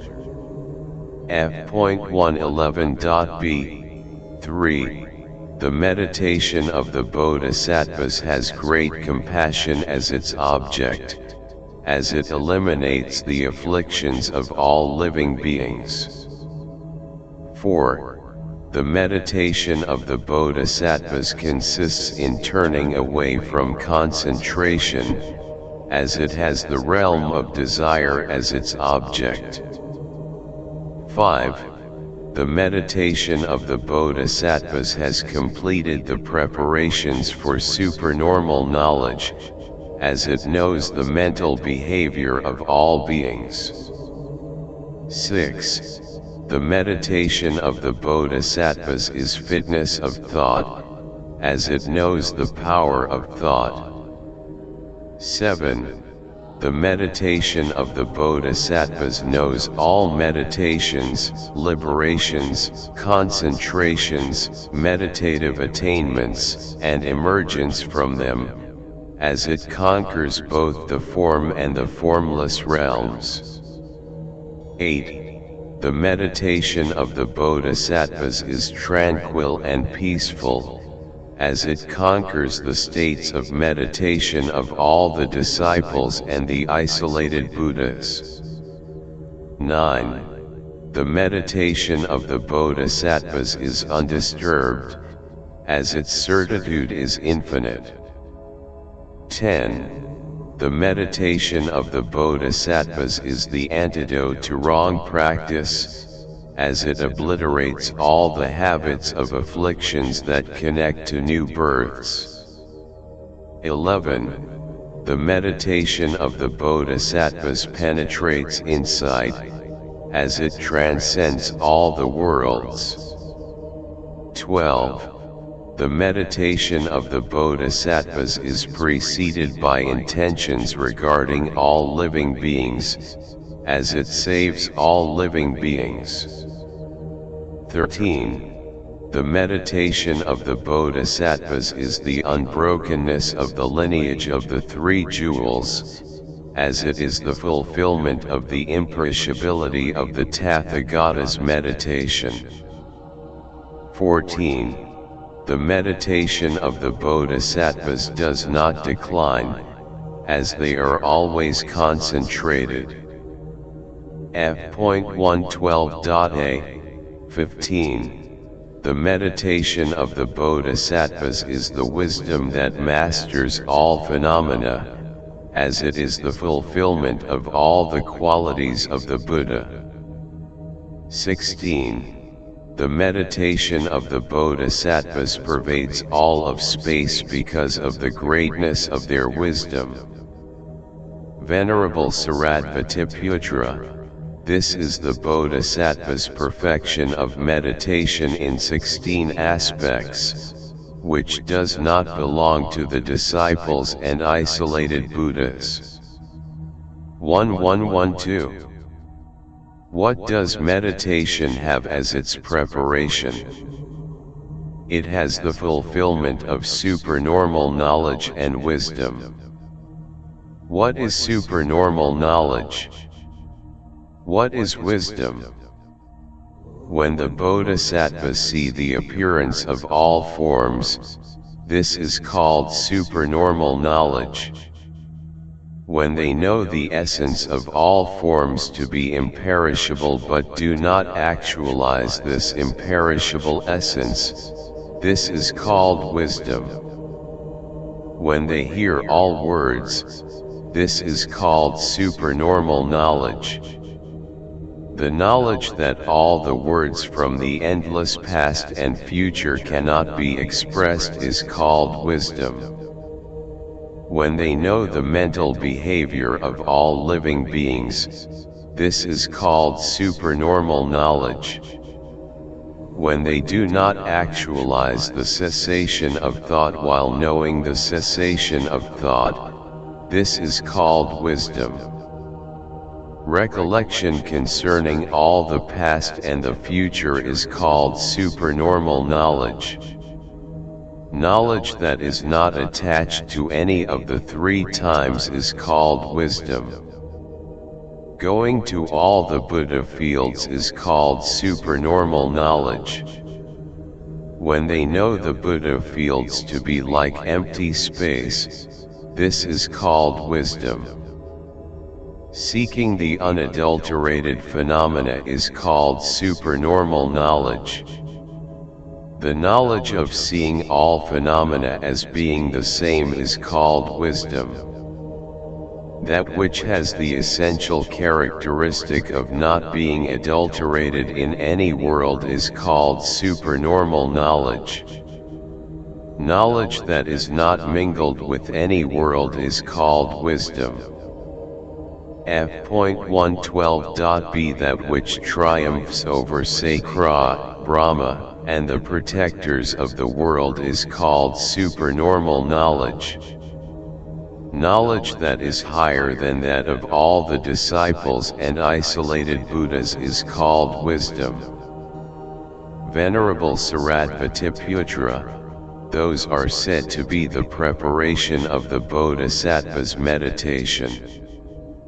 1113. Furthermore, the Bodhisattva's accumulation of meditation and their concentration are as great as all the afflictions and lack of concentration of all living beings. The Bodhisattvas should gather the accumulation of meditation to the same extent as all the afflictions and lack of concentration of all living beings. They are established in sameness, and thus they are called concentrated. They are established in the sameness of all living beings, in the sameness of thoughts, in the sameness of intention, in the sameness of determination, in the sameness of action, in the sameness of generosity, morality, patient acceptance, vigor, meditation, and insight, and in the sameness of all the teachings of the Buddhas, and thus they are called concentrated. Whatever concentration is the same as awakening is also the same as that. Whatever awakening is the same as all beings are also the same as that. Whatever all beings are the same as all phenomena are also the same as that. The Bodhisattvas are absorbed in this sameness, and thus they are called concentrated. 1114. Whatever emptiness is the same as the absence of distinguishing marks is also the same as that. Whatever the absence of distinguishing marks is the same as all beings are also the same as that. F.113.a Whatever all beings are the same as all phenomena are also the same as that. The Bodhisattvas are absorbed in this sameness, and thus they are called concentrated. 1115. Whatever the absence of distinguishing marks is the same as the absence of longing is also the same as that. Whatever the absence of longing is the same as all beings are also the same as that. Whatever all beings are the same as all phenomena are also the same as that. The Bodhisattvas are absorbed in this sameness, and thus they are called concentrated. 1116.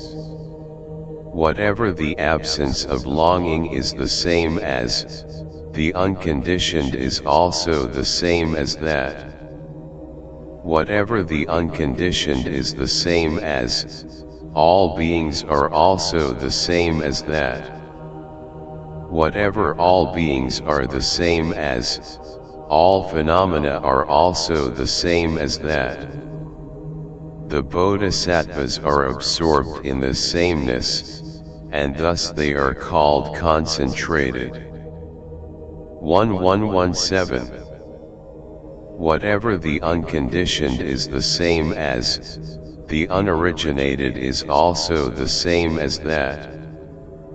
Whatever the unoriginated is the same as all beings are also the same as that.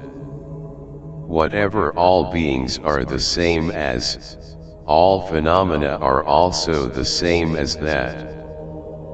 The Bodhisattvas are absorbed in this sameness, and thus they are called concentrated. 1118. Whatever the unoriginated is the same as the unproduced is also the same as that. Whatever the unproduced is the same as all beings are also the same as that. Whatever all beings are the same as, all phenomena are also the same as that. The bodhisattvas are absorbed in the sameness, and thus they are called concentrated. 1119. Whatever the unproduced is the same as, the non-existent is also the same as that. Whatever the non-existent is the same as, all beings are also the same as that. Whatever all beings are the same as, all phenomena are also the same as that. The bodhisattvas are absorbed in the sameness, and thus they are called concentrated. 1120. Whatever the non-existent is the same as, purity is also the same as that. F.113.b Whatever purity is the same as, all beings are also the same as that. Whatever all beings are the same as, all phenomena are also the same as that. The bodhisattvas are absorbed in the sameness, and thus they are called concentrated. They are absorbed in the sameness of the thoughts of all beings, which are the same as their own thoughts, and thus they are called concentrated. 1121. Meditation is sameness with respect to any benefit and injury. It consists in having thoughts the same as earth, water, fire, wind, and space. It consists in remaining in a way that is neither high nor low and remaining undisturbed. It consists in being concentrated in all bodily movement, not being artificial in bodily movement but naturally remaining in a state of absorption. It consists in not being agitated or distracted. It is moderation in speech and the absence of bad speech. It consists in knowing the meaning of the teachings and the words of the teachings. It consists in knowing the time to meditate, which time of the day to meditate, and when it is inopportune. It consists in not being mingled with the world though being connected with all the worlds. It consists in being beyond the 8 ways of the world, not mingled with any of the afflictions. It is aloofness of behavior, even in crowds. The bodhisattvas who abide by those qualities do not give up concentration, but even so they manifest themselves in every worldly matter. This, Venerable Shariputra, is called the Bodhisattva's perfection of meditation brought about through insight and expedient means. 1122. What is the Bodhisattva's expedient means? What is their insight? When, in a state of concentration with care for living beings, the bodhisattvas develop thoughts with great compassion as their object, this is called the bodhisattva's expedient means. When they practice meditation peacefully, this is their insight. When the bodhisattvas, in a state of concentration, rely on the wisdom of the Buddhas, this is their expedient means. F.114.a When they practice meditation not dependent on any phenomena whatsoever, this is their insight. When, in a state of concentration, the bodhisattvas embrace the sacred Dharma, this is their expedient means. When they practice meditation inseparable from the realm of phenomena, this is their insight. When the bodhisattvas actualize the ornaments of a Buddha's body during their states of concentration, this is their expedient means. When they practice meditation inseparable from the body of absolute reality, this is their insight. When, in a state of concentration, the bodhisattvas think about the Buddha's speech being like the voice of Brahma, this is their expedient means. When they meditate on the ineffability of the true state of phenomena, this is their insight. When, in a state of concentration, the bodhisattvas master thought in a way that it becomes like diamond, this is their expedient means.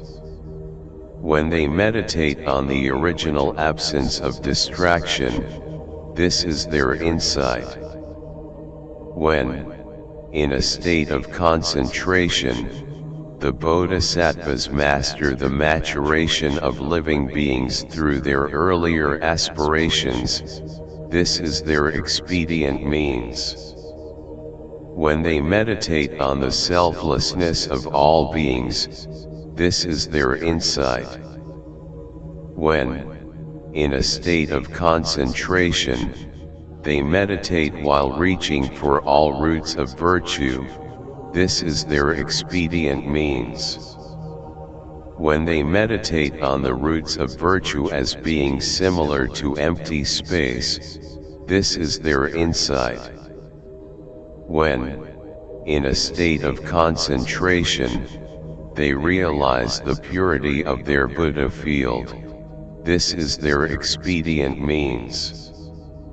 When they meditate on the Buddha field's similarity to empty space, this is their insight. When, in a state of concentration, they realize the splendor of the ornament of the seat of awakening as their object, this is their expedient means. When they meditate in order to calm all afflictions, this is their insight. When, in a state of concentration, they wish to turn the wheel of the Dharma, this is their expedient means. When they meditate on the absence of both turning and not turning, this is their insight. F.114.b When, in a state of concentration, the Bodhisattva actualizes the accumulation of the limbs of awakening without distraction, this is their expedient means. When they practice meditation in accordance with all that has been determined, for the Bodhisattva, to get rid of the torments of the afflictions and the afflicted states, whether mental or not mental, involving perception or not, that are understood by the Tathagata's wisdom, this is their insight. The bodhisattvas who possess such qualities are imperishable through the perfection of meditation, and none of the maras are able to harm them. They are close to the vessel filled with all the qualities of the Buddha, and they will attain the wisdom of omniscience. 1123. When this imperishability of meditation had been taught, 32,000 bodhisattvas attained the concentration called light of the sun. Why is that concentration called light of the sun? Just as all the light of the moon and the stars, the light of oil lamps, and the light of grass on fire is eclipsed when the sun rises, when the bodhisattvas have attained the concentration light of the sun, all inferior and limited insight is eclipsed by the light of their insight. The insight of those still to be trained and those in training, the insight of the isolated Buddhas, and the insight of all the other ordinary beings is eclipsed by the light of their insight. That is why it is called light of the sun. The bodhisattvas who abide by the perfection of meditation attain many different forms of concentration in a number amounting to several trillions, so only a small fraction of them are taught here. 1124 1. Vyadhyut Pradipala, Kara. 2. Kandraprabha, F.115.a. 3. Subhavaya Pratibhasa. 4. Asantya. 5. Udgata Prabha. 6. Vimla. 7. Sarvadharma Vasavardhan. 8. Gu. Aprabha. 9. Azoka. 10. Siddhavrata. 11. D. Hakirti. 12. Samajata. 13. Dharma Pradipa. 14. Dharma Sri Mahamaru. 15. Dharmsvara. 16. Dharma Jainanavasavardhan. 17. Dharma Skanda. 18. Vakira. A. 19. Dharmadharavasuddhi. 20. Parasiddhikarita Karya. 21. Dvahagraki Yura. 22. Klisapaha. 23. Katar Marabala Pramardan. 24. Dasabala Jatavalan. 25. Asa. Gasa. Katyanta Samakita. 26. Astadipa. 27. Atyanta Sabdita. 28. Nimai. Dara. 29. D. Hasvabhava. 30. Meru Pradipa. 31. Ajita. Jaya. 32. Prajanatpada. 33. Jainanolka. 34. Dhyanakara. 35. Anantavasavardhan. 36. Siddhakarma. Yatakara. 37. Akarakake. Takavadaka. 38. Udaka Khandra. 39. Suryago. A. 40. Samadhyanat 41. Marapramardaka. 42. Avasitra Sa. Jainin. 43. Suvanita Hasti Vyakra. 44. Sudanta Hasti Vyakra. 45. Sarvajananusam. T.I. 46. Dharmanusam. Tisa. Gajananavasavardhan. 47. Avivarta. 48. Avinivartaniya. 49. Anamai. A. 50. Nairadmaya Prasudhi. 51. Nityasunyakara Pravsa. 52. Nityanimita. 53. Nityapara. Ita. 54. Sa. Sthitasaktathayan. 55. Vajropamasamati. 56. Abhyajata. 57. Nirgata. 58. Samavarta. 59. Visuddha. 60. Nidhyapti, 61. Apagataklesa, 62. Akṣayamati, 63. Avatara, A, 64. Gu, Avatara, 65. Sm. Ti Gati Mati Prajnasad Haka, 66. Pratibhanak, Ayakaran, 67. Sabdasasana, 68. Satyadarsana, 69. Dharat, A, 70. Avipra, Asa, 71. Sukh, Tadana, 72. Jagat Sa, Tarpa, A, 73. Ad, Syat, 74. Prativadat, F.115.b, 75. Susthatiudpada, 76. Matriudgata, 77. Mahakaru, Amula Sudhasaya, 78. Mudidhakara Pravsa, 79. Dvayasa, Ga Vimatopek, A, 80. Dharmarthadarmakariyajananolka, 81. Avakopata, 82. Jainanasagara, 83. Vinita Jagat Sa, Tarpa, A, 84.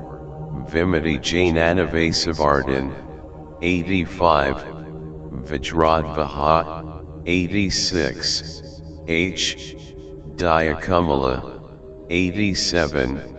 Atikrantakumala, 88. Lokadharma Virahita, 89. Ananja, 90. Vajrat, 91. Sura, Gama, 92. Buddhabhipraya, 93. Aprakampya, 94. Tijavati, 95. Tijarasmi, 96. Vimati Jainanavardat, 97. Budhala, Karatyantavayaha, 98. Samantaloka, 99. Visuddhabhutake, Etra, 100. Satvasaya Pravsa, 101. Aradhana, 102. Atyantaradhana, 103. Bodhipatanya Lomaka, 104. Paramatala, Karasiyu, Amat, I, 105.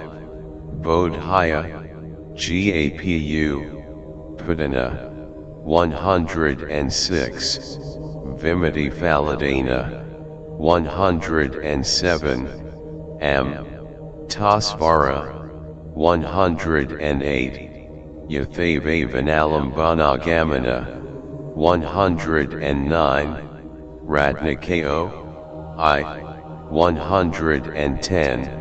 A.R. Avavagadharan, 111. Jirasalasfalana, 112. Mahardhyartha Samatpada, 113. Apramaybuddhadarsana, 114. Sarvasrudadhara, 115. Avik, Ipta, 116. Atandrita, 117. Ekak, Ajananadad, and 118. Anantagu, Avasuddar, Ava, 1125. Thus, These concentrations are infinite and immeasurable, and the excellent and fearless bodhisattvas who have perfected these trillions of meditations, these truly steadfast great beings, understand pure concentration. This, Venerable Shariputra, is called the Bodhisattva's imperishable meditation. 1126. Then Venerable Shariputra addressed the Bodhisattva Akṣayamati, saying, F.116. Well described by you, son of good family, was this imperishability of the Bodhisattva's meditation. Give us some inspired speech, son of good family, on the subject of the imperishability of the Bodhisattva's insight, how the insight of the Bodhisattvas becomes imperishable. 1127. Akṣayamati said, Venerable Shariputra, the Bodhisattva's insight is also imperishable. What is the form of that insight? What is the entrance into it? Learning is its form, and thorough mental effort is the entrance into it. So then, what form of insight consists in learning? What is the entrance into it? What is the form of learning of the Bodhisattvas? It has 84 forms, namely, 1. The form of eagerness, 2. The form of intention, 3. The form of determination, 4. The form of practice, 5. The form of having spiritual friends, 6. The form of having no pride, 7. The form of having no carelessness, 8. The form of respect, 9. The form of according with the instruction, 10. The form of good speech, 11. The form of serving, 12. The form of attentive hearing, 13. The form of mental effort, 14. The form of not being distracted, 15. The form of stability, 16. The form of having the concept of preciousness, 17. The form of having the concept of medicine, 18. The form of the appeasement of the sickness of the afflictions, 19. The form of the vessel of recollection, 20. The form of comprehension through understanding, 21. The form of desire for intelligence, 22. The form of penetrating intellect, 23. The form of never getting tired of listening to the Dharma of the Buddha, 24. The form of increasing renunciation, 25. The form of being disciplined and well-trained, 26. The form of serving those with great learning, 27. The form of feeling joy when paying respect, 28. The form of feeling physically well, 29. The form of happiness in thought, 30. The form of indefatigable listening, 31. The form of listening to the meaning, 32. The form of listening to the Dharma teachings, 33. The form of listening diligently, 34. The form of listening to the teachings of others and thus being without conceit. F.116.b. 35. the form of listening to what has not been heard before. 36. The form of listening to the teachings on supernormal powers. 37. The form of having no wish for other vehicles. 38. The form of listening to the teachings on the perfections. 39. The form of listening to the collected teachings of the bodhisattvas. 40. The form of listening to the teachings on the ways of attracting beings. 41. The form of listening to the teachings on skill in expedient means. 42. The form of listening to the teachings on pure behavior. 43. The form of listening to the teachings on recollection and awareness. 44. The form of listening to skill concerning origination. 45. The form of listening to skill concerning the unoriginated. 46. The form of meditation on the ugly. 47. The form of friendliness.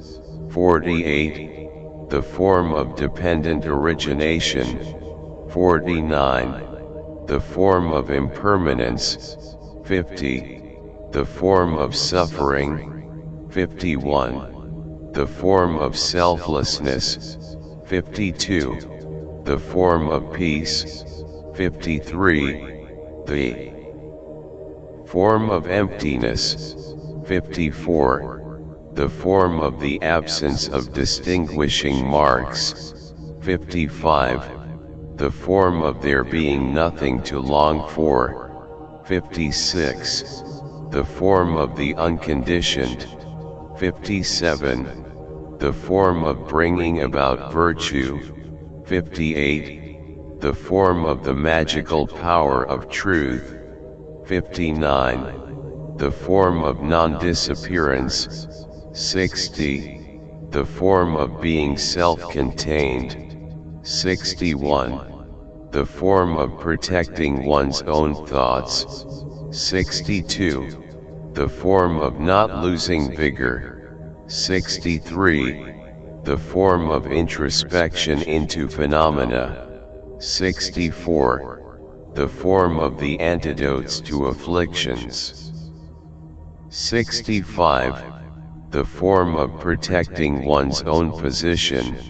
66. The form of suppressing the afflictions and the positions of non-Buddhists. 67. The form of attaining the 7 kinds of riches. 68. The form of the abolition of all poverty.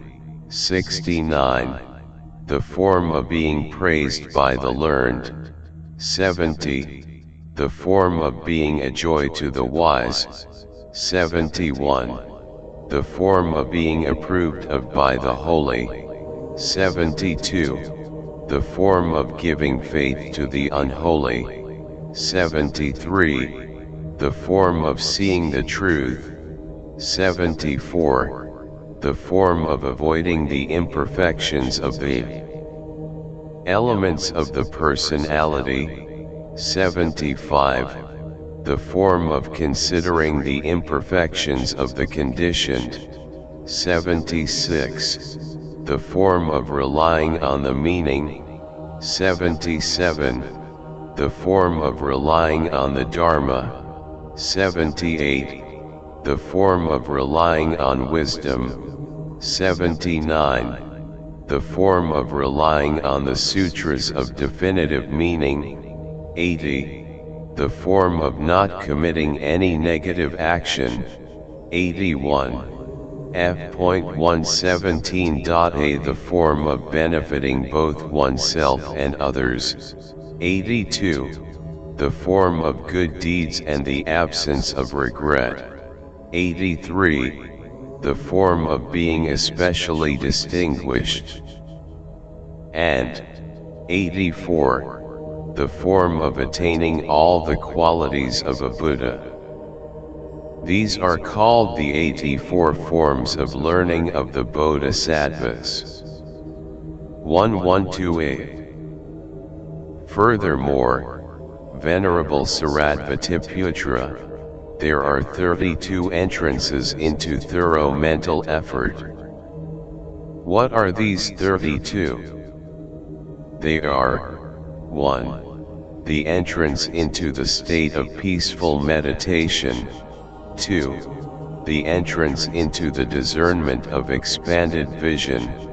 3. The entrance into the fitness of thought. 4. The entrance into the disengagement of the body. 5. The entrance into the disengagement of thought. 6. The entrance into dependent origination. 7. The entrance into what accords with the truth. 8. The entrance into the absence of discontinuity. 9. The entrance into the absence of permanence. 10. The entrance into causes and conditions. 11. The entrance into the absence of self, animated being, life principle, and personality. 12. The entrance into the absence of going, coming, and remaining. 13. The entrance into the absence of the perishing of causes and effects. 14. The entrance into the acquaintance with emptiness, the absence distinguishing marks, and the absence of longing. 15. The entrance into the non-actualization of emptiness, the absence of distinguishing marks, and the absence of longing. 16. The entrance into the way of producing meditation, concentration, and absorption. 17. The entrance into the unborn through the power of meditation, concentration, and absorption. 18. The entrance into the wisdom of supernatural powers. 19. The entrance into the non-actualization of the wisdom of the cessation of sullied states. 20. The entrance into the reflection on inner things. 21. The entrance into the non-engagement with the secure. 22. The entrance into considering the imperfections of the conditioned. 23. The entrance into the non-actualization of the unconditioned. 24. The entrance into the reflection on the selflessness of all beings. F.117.b. 25. The entrance into never giving up great compassion. 26. The entrance into looking with fear upon any birth. 27. The entrance into the constant and intentional embrace of all forms of existence. 28. The entrance into disgust and the absence of desire. 29. The entrance into the non-actualization of the absence of desire. 30. The entrance into equanimity when confronted with the qualities of joy and pleasure. 31. The entrance into not giving up the joy of the sacred Dharma. 32. The entrance of the appeasement of all discursive thinking and thought construction. And 33. The entrance into not abandoning the appeasement of discursive thinking and thought construction as expedient means. Those, Venerable Shariputra, are called the Bodhisattva's 32 entrances into thorough mental effort. 1129. Furthermore, Venerable Shariputra, Thorough is a word for reasoning, a word for the reasonable. It is a word for a door into something. It is a word for causes. It is a word for conditions. It is a word for the absence of cessation. It is a word for the absence of conflict. It is a word for equanimity. It is a word for the absence of grasping. It is a word for the absence of rejection. It is a word for the absence of conditions. It is a word for the absence of support. It is a word for not being established anywhere. It is a word for being unchangeable. It is a word for being unperturbed. It is a word for being beyond attribution. It is a word for sameness. It is a word for never being beyond sameness. It is a word for the truth. It is a word for what is right. It is a word for the unchanging. It is a word for not having to be repeated. It is a word for peace. It is a word for tranquility. It is a word for calmness. It is a word for the absence of discursive thinking. It is a word for the absence of adoption. It is a word for the absence of establishment. It is a word for the unimpaired. It is a word for having no superior. It is a word for not getting out of anything. It is a word for the absence of antidote. It is a word for the sacred. It is a word for the real. It is a word for suchness. It is a word for unmistaken suchness.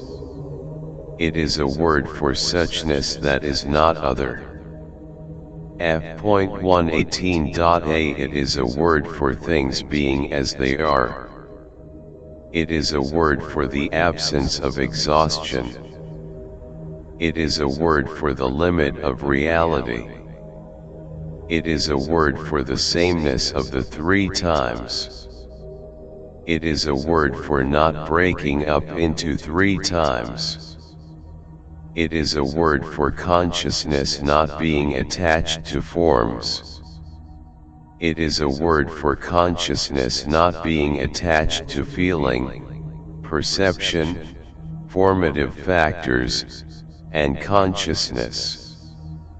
It is a word for consciousness not being attached to the element of earth, and thus it is a word for consciousness not being attached to the element of water, the element of fire, and the element of wind. It is a word for not being attached to the elements of the eye, forms, and eye consciousness, and thus it is a word for not being attached to the elements of the ear, sounds, and ear consciousness, the elements of the nose, smells, and nose consciousness, the elements of the tongue, tastes, and tongue consciousness, the elements of the body, physical objects, and body consciousness, and the elements of the mind, mental phenomena, and mind consciousness. It is a word for reliance on meaning. It is a word for reliance on the Dharma. It is a word for reliance on wisdom. It is a word for reliance on the sutras of definitive meaning. 1130. Furthermore, Venerable Shariputra, thorough is concerned with all phenomena. Why is this? Just as one looks upon selflessness in oneself, one should look upon all phenomena in accordance with reason. Just as one looks upon selflessness in living beings, one should look upon all phenomena in accordance with reason. Seeing in that way is the thorough way of seeing. That which is thorough, namely the nature of the sphere of existence, is also what is thorough, namely the nature of the sphere of nirvana. Seeing in this way according to sameness and the absence of distinction is called thorough practice. Seeing the essence of affliction and the essence of purity in this way according to sameness and the absence of distinction is called thorough practice. F.118.b Not seeing things from the perspectives of reason and non-reason is thorough practice. In short, Venerable Shariputra, the object of all thorough efforts of the bodhisattvas is living beings. They do not give up being born in the places of living beings, and they do not disturb the dwelling place of phenomena. This is called the bodhisattva's effort of thorough entrance. 1131. Thus, Venerable Shariputra, the outcome for the bodhisattvas trained in the above-mentioned imperishabilities of those aspects of the Dharma, those forms of learning, and those efforts of thorough entrance is called insight. Insight does not remain in the company of 16 things. What are these 16? 1. It does not remain in the company of ignorance, nor does it remain in the company of formative factors, consciousness, name, and form, the 6 sense sources, contact, feeling, thirst, grasping, existence, birth, or old age and death. 2. It does not remain in the company of the cessation of ignorance, nor does it remain in the company of the cessation of formative factors, consciousness, name, and form, the 6 sense sources, contact, feeling, thirst, grasping, existence, or old age and death. 3. It does not remain in the company of the view that a self exists, nor does it remain in the company of the 62 viewpoints that originate from the root view that a self exists. 4. It does not remain in the company of thinking in terms of high and low, nor does it remain in the company of the ways of the world, gain and loss, fame and the absence of fame, disgrace and praise, and pleasure and pain. 5. It does not remain in the company of anger, resentment, concealment, vexation, envious desire, stinginess, deception, guile, shamelessness, indecency, swaggering, quarreling. F.119.a Infatuation, intoxication with afflictions, conceit, pride, arrogance, self-conceit, the pride of modesty, conceitedness, or the pride of being wrong, as it does not remain in the company of any of the mental impurities. 6. It does not remain in the company of the manifestation of desire, aversion, or delusion, subtle, coarse, trifling, average, or significant, as it does not remain in the company of any affliction. 7. it does not remain in the company of hindrances and obstructions, the darkness of delusion, or obscurations of clear sight, and it does not remain in the company of any manifestation of phenomena which are to be done away with. 8. It does not remain with the impurities of greed, quarreling, and the maras consisting in the aggregates, the afflictions, death, and the sons of gods, as it does not remain with any actions of Mara. 9. It does not remain with the attachment of grasping for a self, an animated being, a life principle, a life-sustaining principle, a spirit, personality, a man, or a human being, as it does not remain with attachment to any grasping. 10. It does not remain with the hindrances of actions, the hindrances to the Dharma, the hindrances of the afflictions, the hindrances of viewpoints, the hindrances of migration, the hindrances of karmic ripening, the hindrances of the results of actions, or the hindrances to knowledge, as it does not remain with any connection to rebirth caused by bad habits. 11. It does not remain with thought constructions, fictions, imaginations, distinguishing marks, objects, or whatever is seen, heard, thought, or known, as it does not remain with any ties or imputations. F.119.b. 12. It does not remain with the self, permanence, purity, or happiness, as it does not remain with any wrong understanding. 13. It does not remain with the 84,000 kinds of mental behavior of living beings, as it does not remain with the 84,000 multitudes of Dharma teachings. 14. It does not remain with stinginess or generosity, with bad or good morality, with malice or patient acceptance, with laziness or vigor, with distraction or meditation, or with wrong or right insight, as it does not remain with either the side of the perfections or its opposite. 15.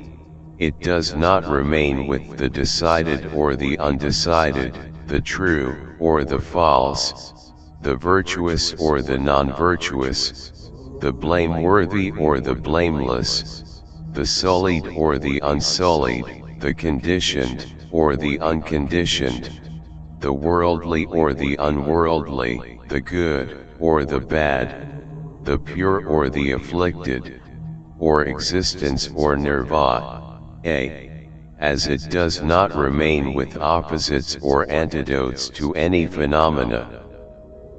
16. It does not remain with differences in vehicles, differences between living beings, differences between Buddha fields, differences between Buddhas, differences between Dharma teachings, or differences between communities, as it does not remain with any difference.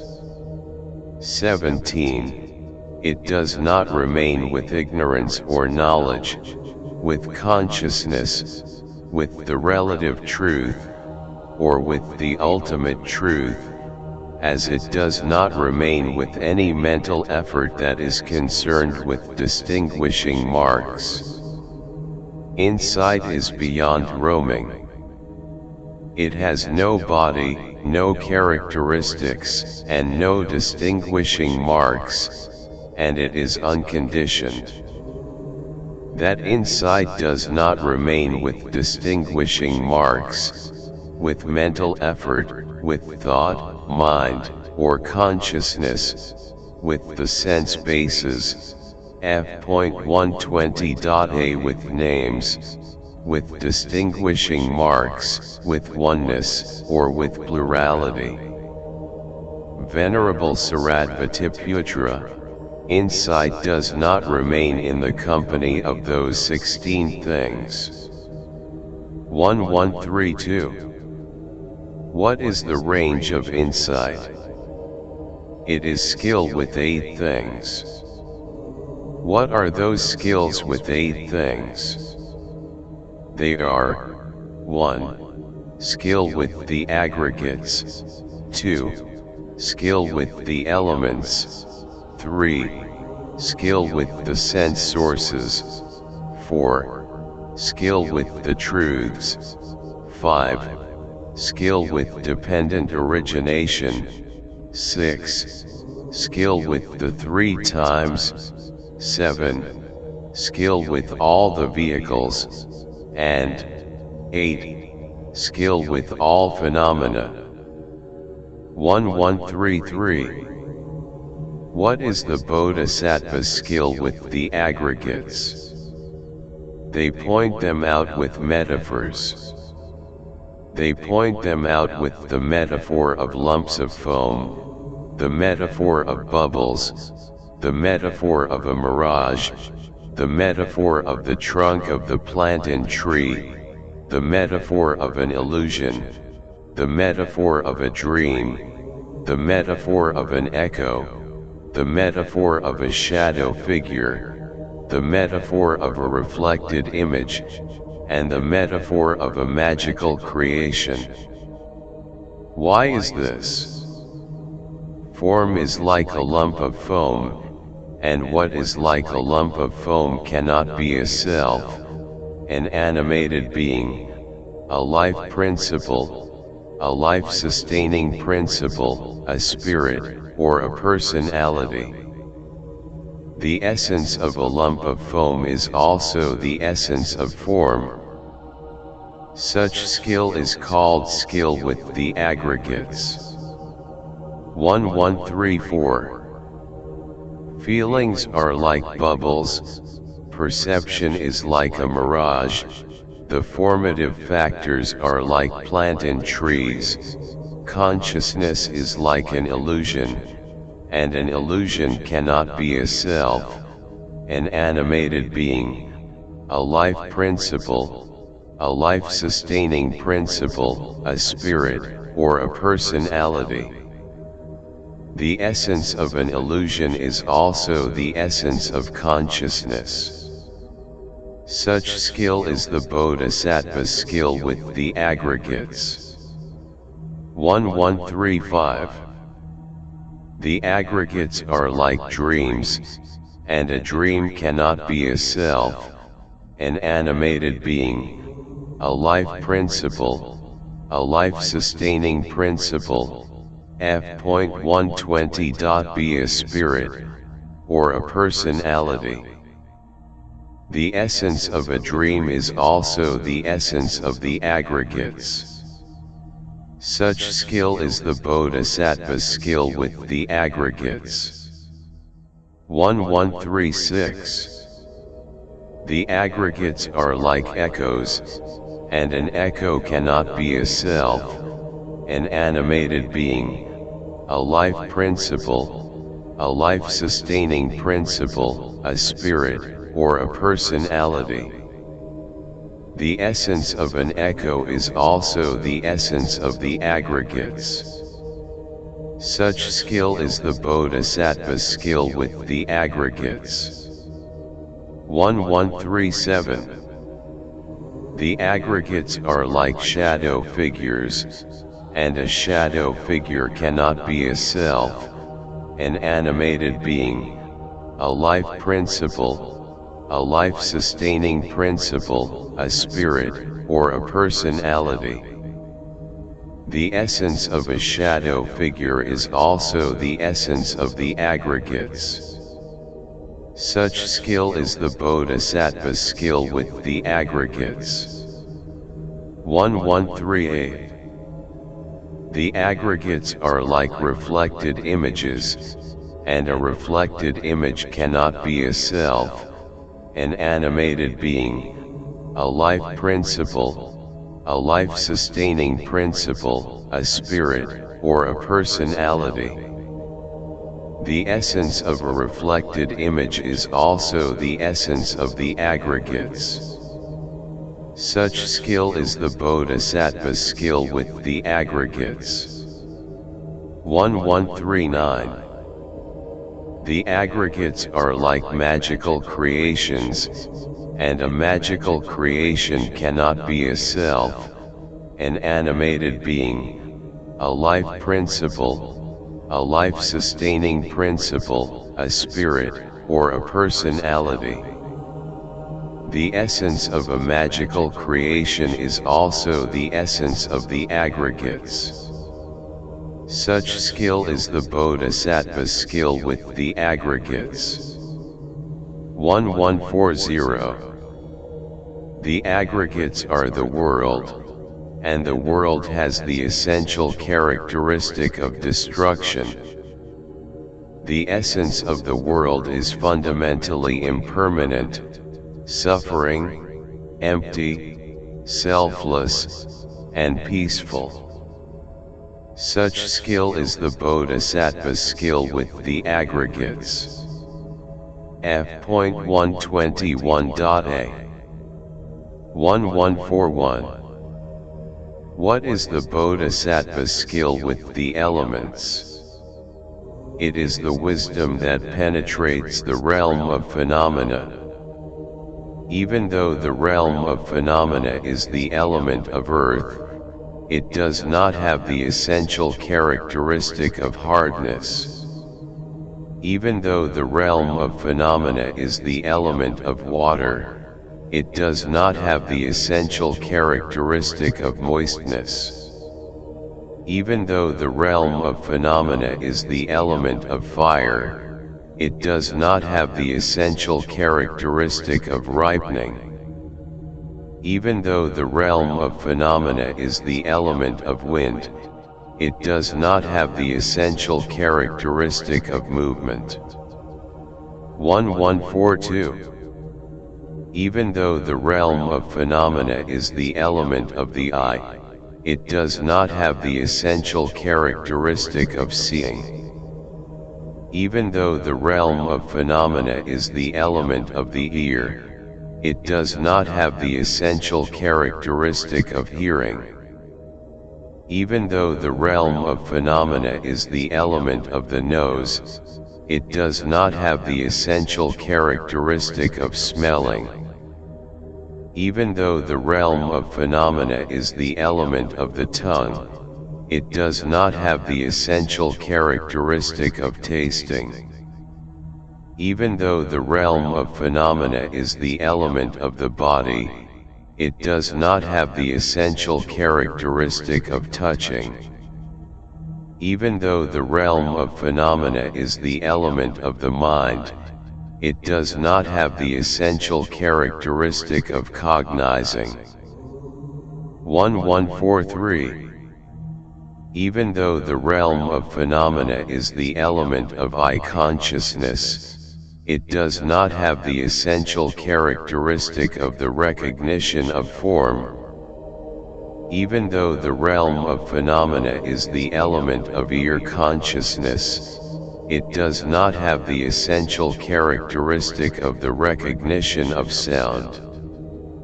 Even though the realm of phenomena is the element of nose consciousness, it does not have the essential characteristic of the recognition of smell. Even though the realm of phenomena is the element of tongue consciousness, it does not have the essential characteristic of the recognition of taste. Even though the realm of phenomena is the element of body consciousness, it does not have the essential characteristic of the recognition of physical objects. Even though the realm of phenomena is the element of mind consciousness, F.121.b It does not have the essential characteristic of the recognition of mental phenomena. 1144. Even though the realm of phenomena is the element of form, it does not have the essential characteristic of being something that can be known by the eye consciousness. Even though the realm of phenomena is the element of sound, it does not have the essential characteristic of being something that can be known by the ear consciousness.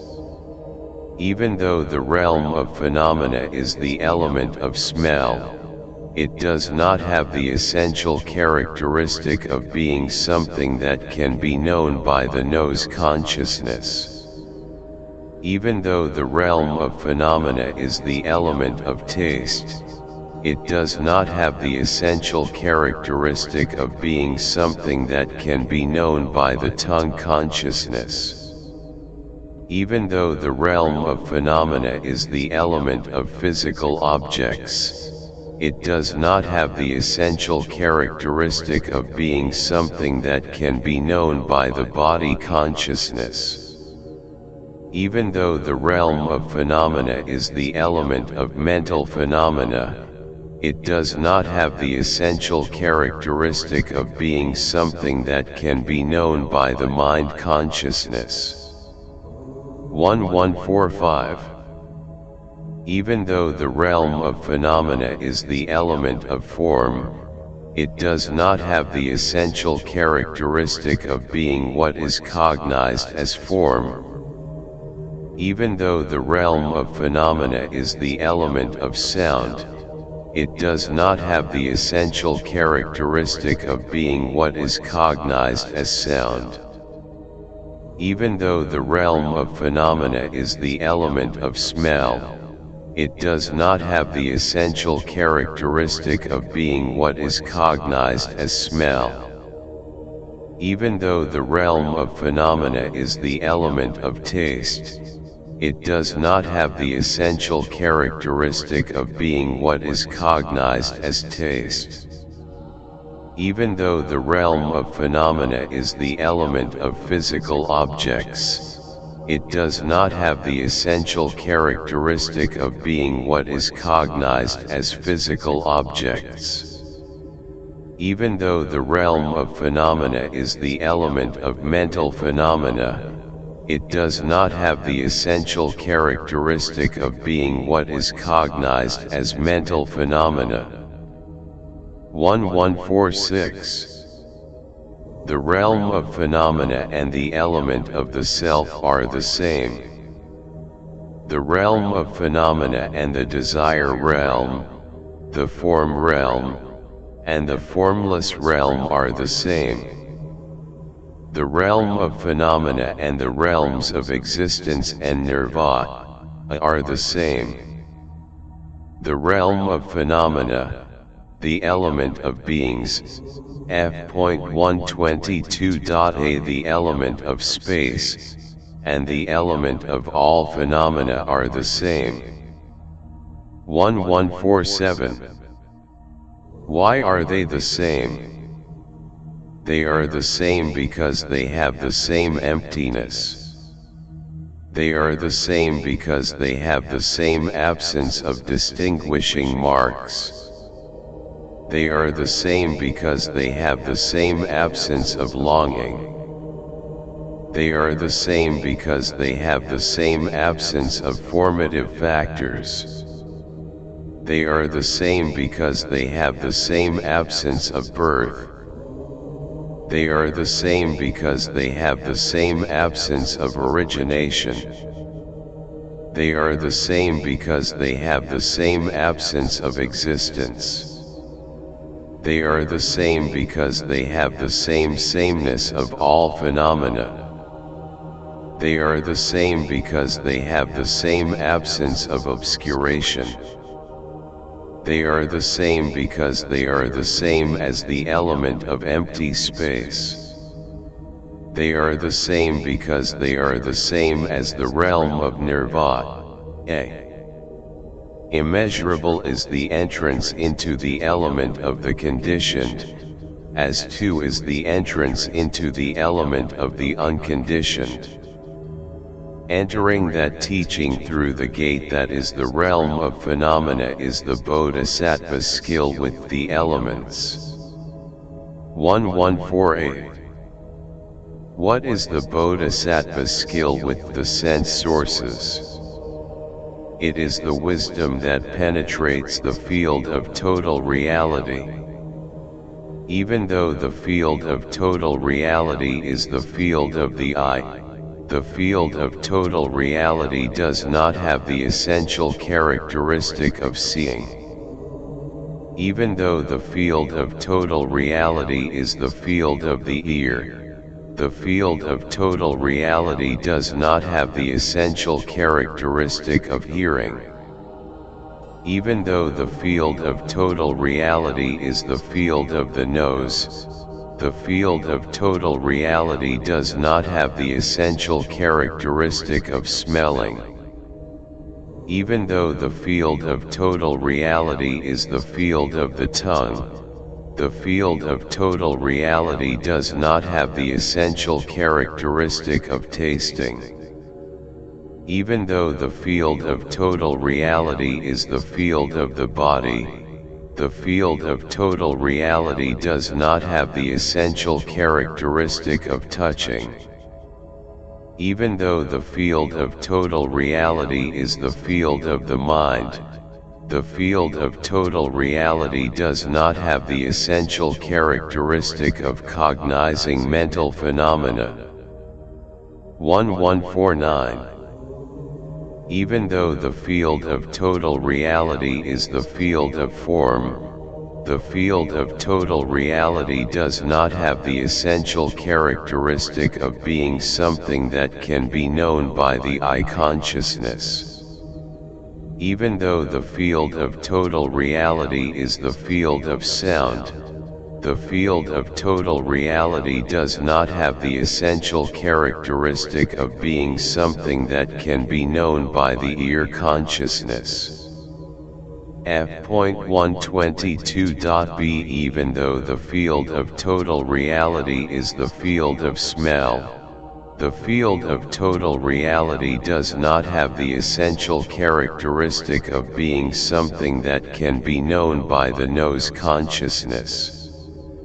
Even though the field of total reality is the field of taste, the field of total reality does not have the essential characteristic of being something that can be known by the tongue consciousness. Even though the field of total reality is the field of physical objects, the field of total reality does not have the essential characteristic of being something that can be known by the body consciousness. Even though the field of total reality is the field of mental phenomena, the field of total reality does not have the essential characteristic of being something that can be known by the mind consciousness. This is the bodhisattva's skill with the sense sources. 1150. Furthermore, concerning the skill with the sense sources, the field of the I is empty of self and anything belonging to a self. The same is true of the field of the ear, the field of the nose, the field of the tongue, the field of the body, the field of the mind, the field of forms, the field of sounds, the field of smells, the field of tastes, the field of physical objects, and the field of mental phenomena. They are empty of self and anything belonging to a self. As the Blessed One has said, the I is empty of self and anything belonging to a self. That is its essence. The same is true of the ear, the nose, the tongue, the body, and the mind. They are empty of self and anything belonging to a self. That is their essence. The same is true of forms, sounds, smells, tastes, physical objects, and mental phenomena. They are empty of self and anything belonging to a self.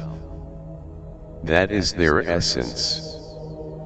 Thus, the bodhisattvas do not bring about any decrease of the fields, neither causing non-virtue to increase nor virtue to decrease. They do not fall into the dualistic concepts of virtue and non-virtue. This is the bodhisattva's skill with the sense sources.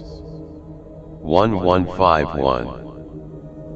Furthermore, concerning the skill with the sense sources, the basis and support of the desire related to the I field is the field of form. Whenever the I sees without desire for form, f.123.a and 1 does not actualize the freedom from desire. This is called the bodhisattva's skill with the sense sources. Thus, the basis and support of the desire related to the ear field, the nose field, the tongue field, the body field, and the mind field is the field of sound, the field of smell, the field of taste, the field of physical objects, and the field of mental phenomena. Whenever the mind sees without desire for mental phenomena, and one does not actualize the freedom from desire, this is called the bodhisattva's skill with the sense sources. 1152. The sense sources are the field of the holy and the field of the unholy. The field of the holy is the right accomplishment of the way, and the field of the unholy is what is in opposition to the way. Established on the way of the bodhisattvas develop great compassion toward beings who engage in practices that are in opposition to the way, and yet they do not give up the field of the way. This is called the bodhisattva's skill with the sense sources. 1153. What is the bodhisattva's skill with the truths? The bodhisattva's skill with the truths consists in 4 entrances. What are those 4 entrances? They are the knowledge of suffering, the knowledge of the origin, the knowledge of cessation, and the knowledge of the way. The knowledge of suffering is the knowledge that the aggregates are unborn. The knowledge of the origin is the knowledge that vanquishes thirst. The knowledge of cessation is the non-origination of ignorance and propensities. The knowledge of the way is the absence of imputation related to any phenomena, as they are sameness. This is the bodhisattva's knowledge of the truths. When, even though they understand those 4 noble truths with such insight and wisdom, they do not actualize them out of care for living beings but bring them instead to maturity. f.123.b This is called the bodhisattva's skill with the truths. 1154. Furthermore, the bodhisattva's truth is of 3 kinds. What are those 3? They are the relative truth, the ultimate truth, and the truth of characteristics. What is the relative truth? It is worldly conventions, everything that is expressed with syllables, words, and designations. The ultimate truth is when there is no activity of thoughts, let alone of syllables. The truth of characteristics is the fact that all characteristics have a single characteristic, and that single characteristic is the absence of characteristics. The bodhisattvas do not get tired of the teachings on the relative truth, and they do not fall into the actualization of the ultimate truth. By understanding the single truth by means of the truth of characteristics, they bring living beings to maturity. This called the bodhisattva's skill with the truths. 1155. Truth is also of two kinds. What are those two? They are the truth of conventions and the ultimate truth. The truth of conventions consists in speaking about the truth from a temporal perspective. It is the truth of suffering, the truth of the origin, the truth of cessation, the truth of the way, and the truth of worldly conventions, everything that is expressed with syllables, words, and designations. The ultimate truth is nirvana, which has the characteristic of being ineffable. Why is this? It is because it is always the state of things as they are, because the essence of that state of things is always there. The bodhisattvas do not get tired of the teachings on the relative truth, and they do not fall into the actualization of the ultimate truth. Instead, they bring living beings to maturity. This is called the bodhisattva's skill with the truths. 1156. Truth is also singular. There is no second truth.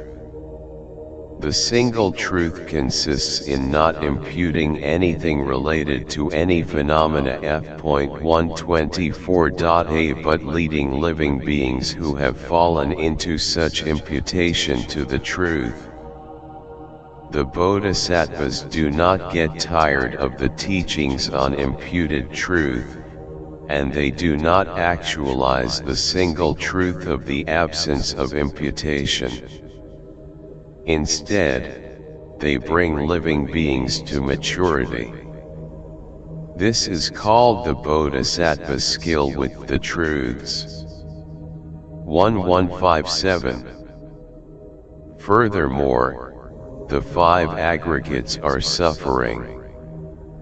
The essential characteristic of the five aggregates is suffering.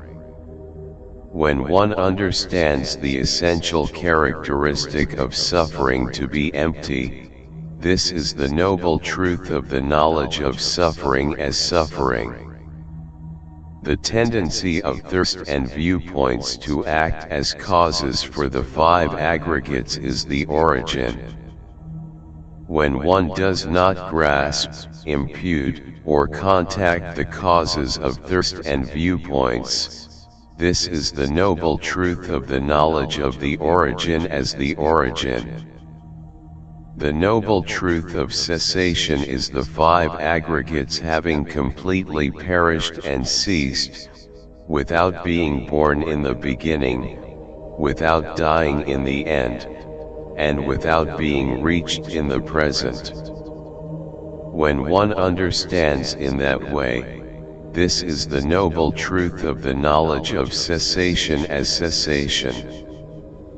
When one relies on the way, one reaches the knowledge of suffering, the knowledge of the origin, and the knowledge of cessation, and one becomes established in non-dual wisdom. This is the noble truth of the way leading to the cessation of suffering.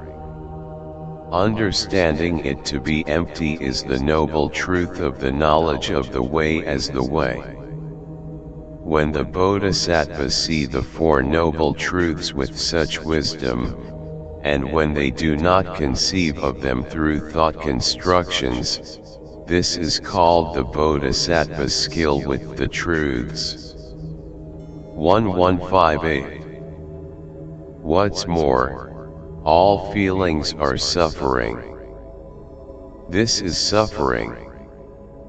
Discerning and knowing those feelings is the noble truth of the knowledge of suffering as suffering. F.124.b. The cause from which those feelings arise is called the origin, and the insight by which this cause is genuinely known is the noble truth of the knowledge of the origin as the origin. When every feeling is interrupted and one experiences the absence of feeling, and when, though one observes the cessation of feelings, one does not actualize the cessation of feelings for the sake of living beings, this is the noble truth of the knowledge of cessation as cessation. The feelings by which the way is realized are like a raft, but the desire for feelings is not desire for the way. This is the noble truth of the knowledge of the way as the way. When they see the Four Noble Truths in this way, and when they understand them to be the same in terms of purity, this is called the bodhisattva's skill with the truths. 1159. Birth is suffering. This is suffering. The knowledge that understands the absence of birth is the noble truth of the knowledge of suffering as suffering. Because the condition of existence is present, there is birth. Existence is the origin. The knowledge of the disintegration of existence is the noble truth of the knowledge of the origin as the origin. All birth is without birth. The absence of birth is cessation, but in the absence of birth there is no cessation. The knowledge of the absence of cessation is the noble truth of disappearance and cessation. The knowledge that consists in that way of calculating, considering, seeking, understanding, and comprehending is the noble truth of the knowledge of the way as the way. When the bodhisattvas penetrate this knowledge of the truths but do not dwell on this knowledge of the truths, this is called the bodhisattva's skill with the truths. 1160. What is the bodhisattva's skill with dependent origination? Ignorance originates from that which is incorrect. F.125.a Formative factors originate from ignorance. Consciousness originates from formative factors. Name and form originate from consciousness. The six sense sources originate from name and form. Contact originates from the six sense sources. Feeling originates from contact. Thirst originates from feeling. Grasping originates from thirst. Existence originates from grasping. Birth originates from existence. Aging, death, sorrow, lamentation, suffering, depression, and despair originate from birth. This is how the great mass of utter suffering originates. Phenomena originate in their proper places, without movement, inactive, without an owner, and not as something to be owned. Knowledge of this is called the bodhisattva skill with dependent origination. 1161. Furthermore, the bodhisattvas know what is caused by virtue, what is caused by non-virtue, what is caused by the neutral, what causes existence, and what causes nirvana. The bodhisattvas know all of this as it is. A being who makes an understanding caused by such good and bad abilities into their authority has those abilities as cause.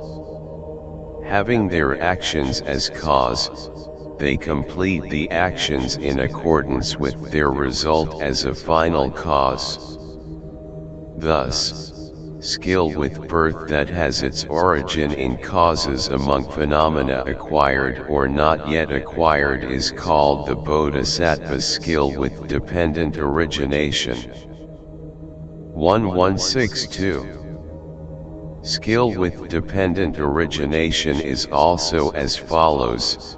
From the cessation of that which is incorrect comes the cessation of ignorance. From the cessation of ignorance comes the cessation of formative factors.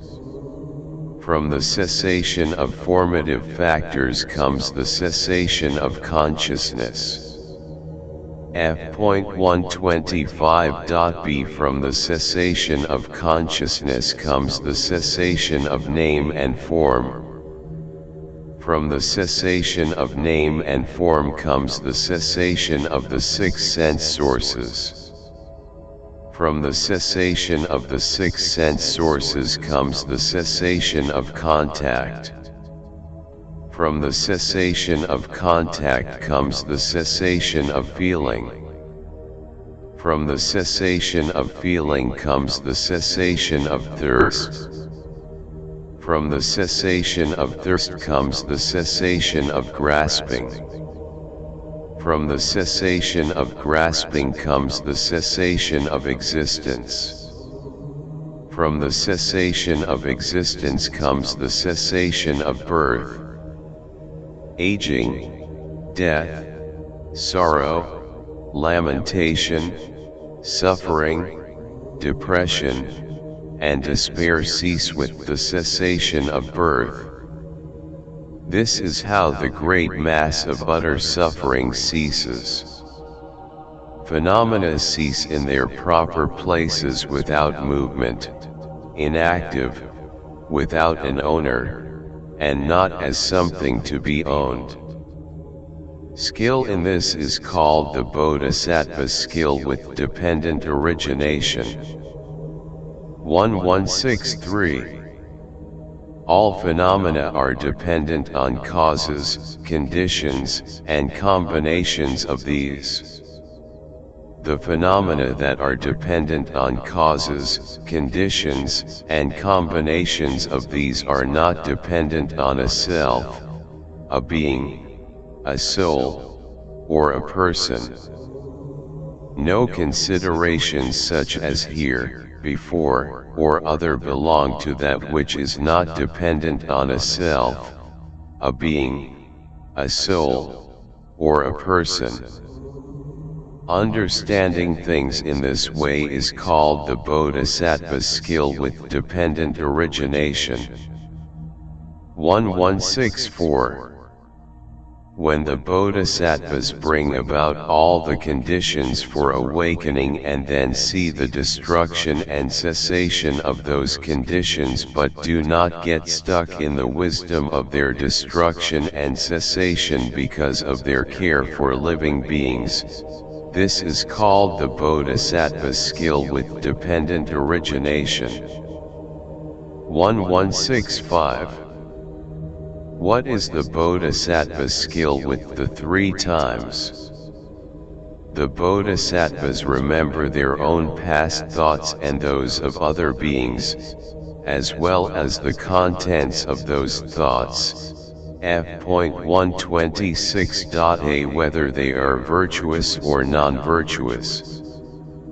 Having remembered them, they reject the non-virtuous thoughts and the contents of those thoughts, and they dedicate the virtuous thoughts and the contents of those thoughts to awakening. This is their skill with the past. 1166. The bodhisattvas are absorbed in the thoughts and the contents of those thoughts that are roots of virtue. They concentrate on actualizing awakening in the following way: I will dedicate all the virtuous thoughts and the contents of those thoughts that appear in me to incomparable perfect awakening, and I will give no chance to the non-virtuous thoughts and the contents of those thoughts. Thinking in this way is their skill with the future. 1167. What is their skill with the present? They produce roots of virtue through correct practice on the basis of present thoughts and the contents of those thoughts. They banish non-virtuous thoughts and the contents of those thoughts, and they dedicate virtuous thoughts and the contents of those thoughts to awakening. This is their skill with the present. Skill in those is called the bodhisattva skill with the 3 times. 1168. Furthermore, they have confidence in the fact that the phenomena of the past, present, and future are empty. Though they consider the emptiness of the 3 times in that way, with insight and wisdom, they rejoice in the wisdom of the expedient means resulting from all the merit of the past, present, and future blessed Buddhas. Skill in this is called the bodhisattva skill with the 3 times. 1169. Though they see that the phenomena of the past have perished and will not be transferred in the future, they do not slacken their vigor in bringing about virtue, and they do not bring about non-virtue. F.126.b Though they consider the phenomena of the future to be unborn and non-existent, they do not give up their vigor dedicated to awakening. Though they consider the phenomena in the present to not remain and abide, the bodhisattvas, firm in their determination, do not forget the mind of awakening. This is called the bodhisattva skill with the 3 times. 1170. The past has perished, the future has not been reached, and the present does not abide. Thus, when they understand that thoughts and the contents of those thoughts are born, destroyed, and melted away, yet they still acquire the roots of virtue that bring about awakening, this is called the bodhisattva skill with the 3 times. 1171. The bodhisattvas remember the past by means of their skill in supernormal knowledge. Having remembered the roots of virtue planted in the past, they dedicate them to awakening. They know the virtuous thoughts that will be generated in the future, and they then fulfill their vows. They apply mental effort and cause the roots of virtue that arise in the present to remain, dedicating them to awakening. This is called their skill with the 3 times. 1172. They remember the past accumulation of merit for the sake of bringing all living beings to maturity, and they bring living beings to maturity in the way that they are to be matured. Accordingly, they bring to maturity all the living beings who are to be matured in the future by paying respect to the Buddhas. They bring to maturity all those living beings in the present who are to be matured by teaching the Dharma and displaying miracles. Fulfilling their own aims, others' aims, and the aim of awakening in the 3 times without attachment is called the Bodhisattva's skill with the 3 times. F.127.a 1173. What is the Bodhisattva's skill with all the vehicles? There are 3 vehicles that are conducive to deliverance. What are those 3 vehicles? They are the vehicle of the disciples, the vehicle of the isolated Buddhas, and the great vehicle. There are 2 further vehicles. What are those 2 vehicles? They are the vehicle of the gods and the vehicle of humans. 1174. What is the Bodhisattva's skill with the vehicle of the disciples? When the Buddhas do not appear, there is no vehicle of the disciples. Why is this? The right view of the disciples is the consequence of the words of others. Hearing is concerned with the vows of moral discipline, so that the mass of moral discipline, which involves following what the rules prescribe, is fulfilled. Having fulfilled the mass of moral discipline, the disciples fulfill the mass of concentration. Having fulfilled the mass of concentration, they fulfill the mass of insight. Having fulfilled the mass of insight, they fulfill the mass of deliverance. Having fulfilled the mass of deliverance, they fulfill the mass of liberated wisdom vision. Skill in this is called skill with the vehicle of the disciples. 1175. Furthermore, skill with the way of the disciples consists in rejecting the formative factors, meritorious, non-meritorious, or neutral. It is disgust and absence of desire for all the 3 realms. It consists in discerning the impermanence and suffering in all conditioned things. It consists in discerning the selflessness of all phenomena. It is delight in peace and nirvana. It consists in having no desire for birth in existence, not even for a second. It consists in always regarding existence with fear. It is the constant absence of reliance on the mind. It consists in regarding the aggregates as killers.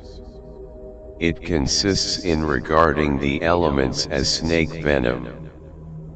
It consists in regarding the sense sources as empty villages. F.127.b It consists in conceiving no wishes regarding any kind of birth. It consists in nirvana as one's proper abode and refuge. Teaching and explaining in this way is called the Bodhisattva's skill with the way of disciples. 1176. What is the Bodhisattva's skill with the way of the isolated Buddhas? The Bodhisattvas know as they are the circumstances and conditions by which isolated Buddhas attain deliverance. What are they? They are heaping up the accumulation of merit derived from giving and from morality, which is not like that of the disciples but is caused by great eagerness, vigor, and the absence of negligence, making progress in the Dharma with little learning, having no despondency in serving and venerating the blessed Buddhas, having middling abilities, being always bent on the ascetic life, having low ambitions and engaging in few activities, disliking social life, delighting in solitude, living in solitude, enjoying reverence, having great magical power, being delighted by the stage where one is to be honored, continuously reflecting on dependent origination, having in view the single sphere, which is deliverance, transcending the world by means of self-originated wisdom, attaining the ability to focus on objects of meditation, maintaining the continuity of meditations, liberations, concentrations, and states of absorption, acquiring the wisdom that is not dependent on the instructions of others, awakening to the wisdom of the conditions that are involved with any object, expounding, teaching, and explaining in this way is called the Bodhisattva skill with the way of the isolated Buddhas.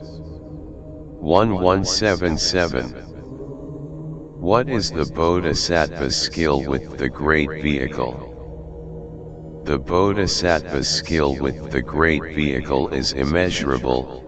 F.128a So only an indication of it is taught here. The great vehicle is immeasurable, as it opens up an opportunity for all living beings. It is unhindered, as it is bent upon unattached wisdom. It is the accumulation of all merit and roots of virtue, and thus it nourishes all beings. It is the fulfillment of all the perfections, as it relates to the mental behavior of all beings. It is the attainment of the accumulation of the wisdom of omniscience, as it leads without hindrance to the seat of awakening. It equally emits unhindered rays of light on all beings, as all beings are to be honored. It is beyond the fear of any bad ways, as all the qualities of a Buddha are made manifest.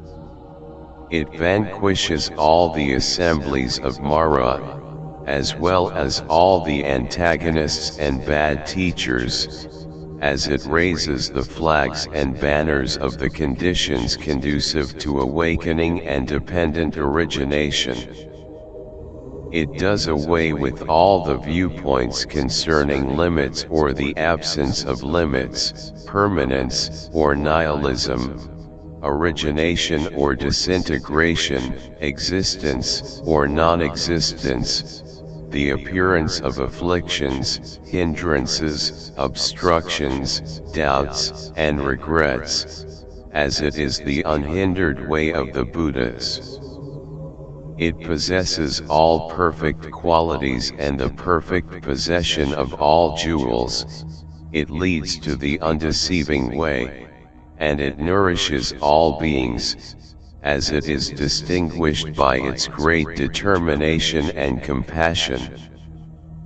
It is adorned with the ornaments of body, speech, and mind, which are the 10 powers, fearlessness, the special qualities of the Buddha, and the major and minor marks, and so it is faultless. F.128.b skill in this is called the Bodhisattva skill with the great vehicle. 1178. What is the Bodhisattva skill with all phenomena? All phenomena are, in short, conditioned and unconditioned, so the bodhisattvas should develop skill with the conditioned and the unconditioned. What is the bodhisattva's skill with the conditioned?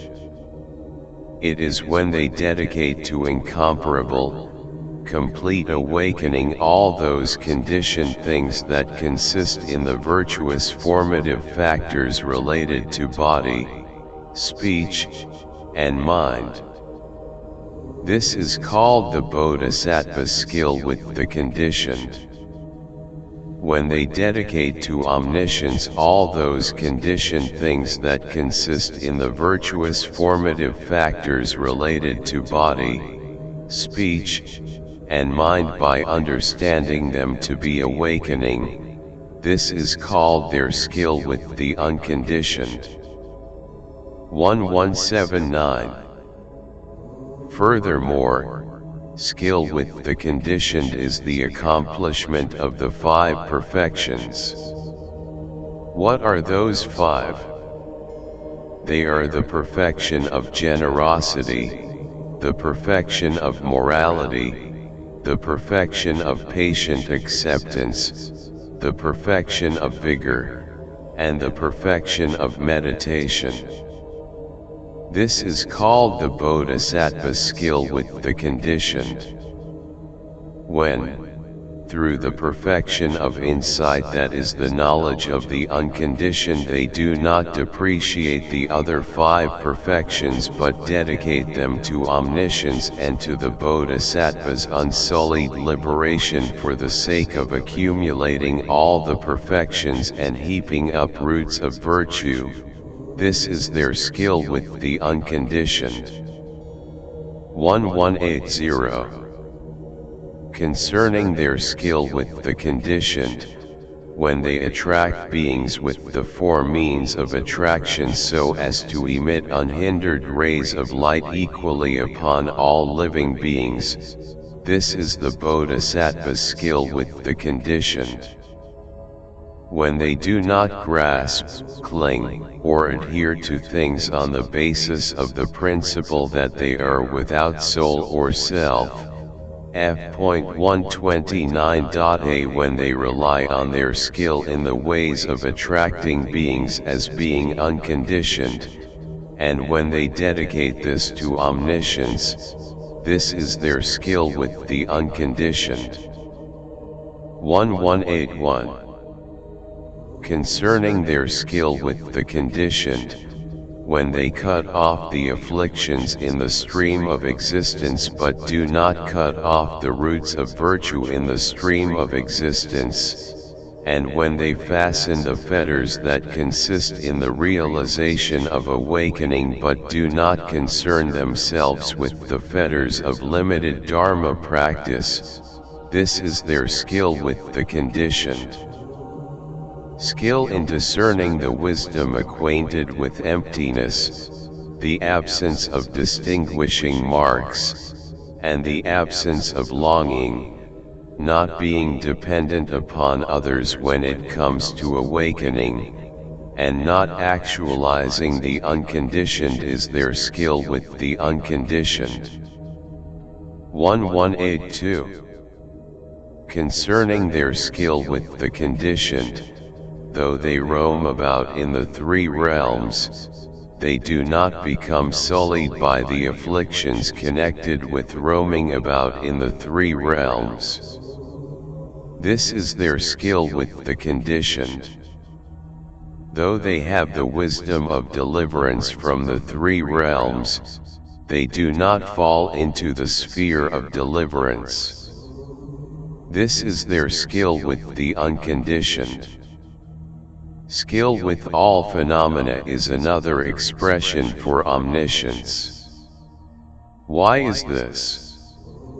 The immeasurable and unattached wisdom of omniscience is fulfilled through skill in continuous recollection, intelligence, and insight. That is why it is called skill with all phenomena. 1183.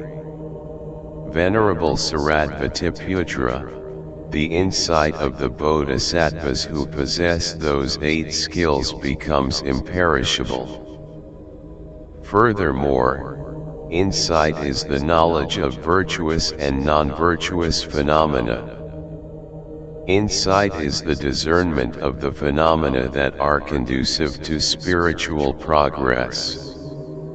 Insight is authoritative, as it makes manifest the holy principles of the Dharma. Insight is the understanding of all doctrinal viewpoints, all manifestations of afflictions, all hindrances, and all obstructions just as they are. Insight is the absence of longing concerned with desires, hopes, and wishes. F.129.b Insight creates pleasure, as it quenches the fire of all the afflictions. Insight creates joy, as it is the unbrokenness of happiness and joy in the Dharma. Insight throws light upon things, as it makes manifest the knowledge of the meaning. Insight is the basis of the 37 factors of awakening. Insight has the essential characteristic of attainment, as it attains the fruit according to the vehicles. Insight has the essential characteristic of knowledge, as it is radiant wisdom by nature. Insight liberates, as it brings one over all the rivers. Insight leads to true faultlessness. Insight embraces all virtuous phenomena. Insight clears up all earlier afflictions and bad habits. Insight is the most excellent form of knowledge. Insight is most sublime, as it is understanding that arises from self-originated wisdom. Insight is beyond causes, as it is not stained by the 3 realms. Insight embraces expedient means in every way. Insight has been attained by all the holy ones. Insight cannot be grasped, as it is the absence of distinguishing marks and thought constructions. Insight is the antidote of indolence, as it is the absence of the darkness of ignorance and delusion. Insight is the practice of all those who are established on the stage of practicing meditation. Insight is the leader of the adherents of all the vehicles. Insight illuminates, as it removes obscured vision, the darkness of ignorance, and delusion. Insight gives sight to those who wish to see. Insight has no basis, as it transcends the ways of the eye and forms, the ear and sounds, the nose and smells, the tongue and tastes, the body and physical objects, and the mind and mental phenomena. F.130.a Insight is the ultimate meaning, as it issues from the truth. Insight is the imperturbability of the well-trained. Insight is the light of the gates of wisdom. Insight is imperishable, as it moves about everywhere. Insight is unhindered, as it is the vision of the entrance into dependent origination. Insight is the way of liberation, as it is the severing of all the bonds of grasping and afflictions. Insight is not stained by any affliction. Insight does not remain in the company of any phenomena that do, or will, create hindrances. There are as many actions of insight and wisdom performed as there are mental actions performed by all beings. The wisdom that consists in the consideration by insight is as great as the afflictions and bad habits of all beings. There are as many gates to enter insight as there are gates into the afflictions of all beings. The foundation and basis of insight is as great as the insight of the disciples, the isolated Buddhas, the Bodhisattvas, and the perfect Buddhas. The Bodhisattvas should train themselves in this. 1184. This, Venerable Shariputra, is the Bodhisattva's imperishability of insight, and through this imperishable insight the Bodhisattvas attain the imperishability of wisdom. When this chapter on the exposition of the imperishability of insight had been taught, 32,000 bodhisattvas who had made their preparations in the past attained the patient acceptance of the fact that all phenomena are unborn. 1185. Then the Bodhisattva Akṣayamati addressed Venerable Shariputra, saying, Venerable Shariputra, the friendliness of the bodhisattvas is also imperishable. Why? Because it is boundless. The friendliness of the bodhisattvas should be known as boundless. F.130.b They manifest friendliness continuously.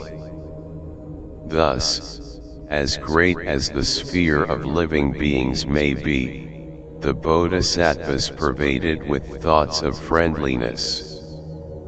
Venerable Shariputra, just as there is no place that is not pervaded by space, there is also no being who is not pervaded by the friendliness of the bodhisattvas.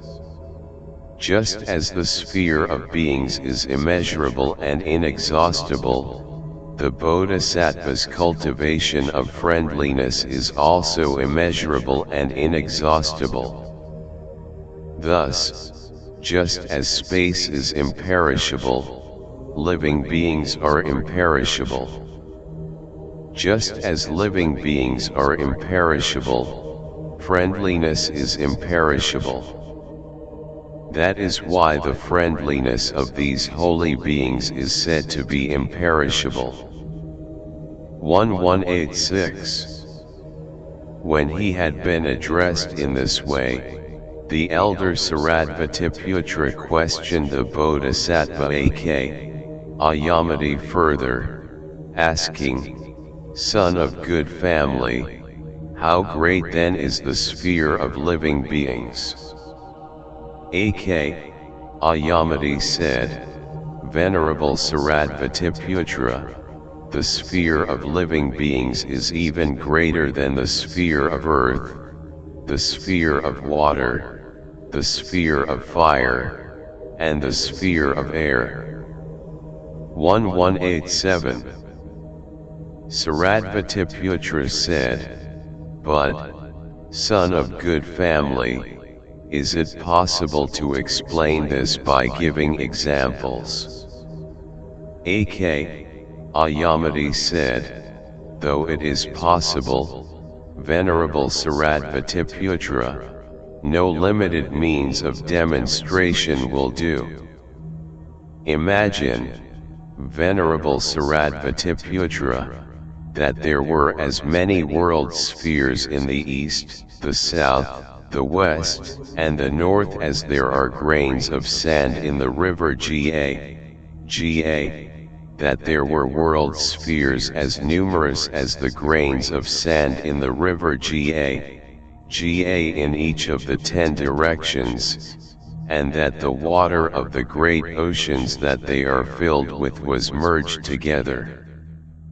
Imagine that as many living beings as there are grains of sand in the river Ga came together and took out one drop of water with the tip of a strand of hair that had been split 100 times, and then as many living beings as there are grains of sand in the river Ga came together after as many world ages as there are grains of sand in the river Ga and took out a second drop of water with the tip of a strand of hair that had been split 100 times.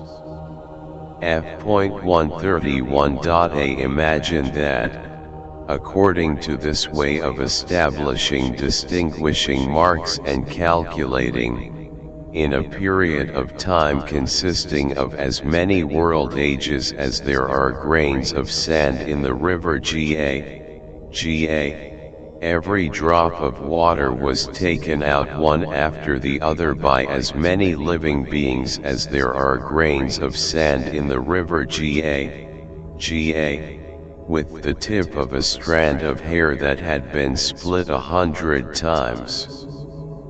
Even though such a great mass of water would thus be exhausted, there would be no exhaustion or diminution of the sphere of living beings.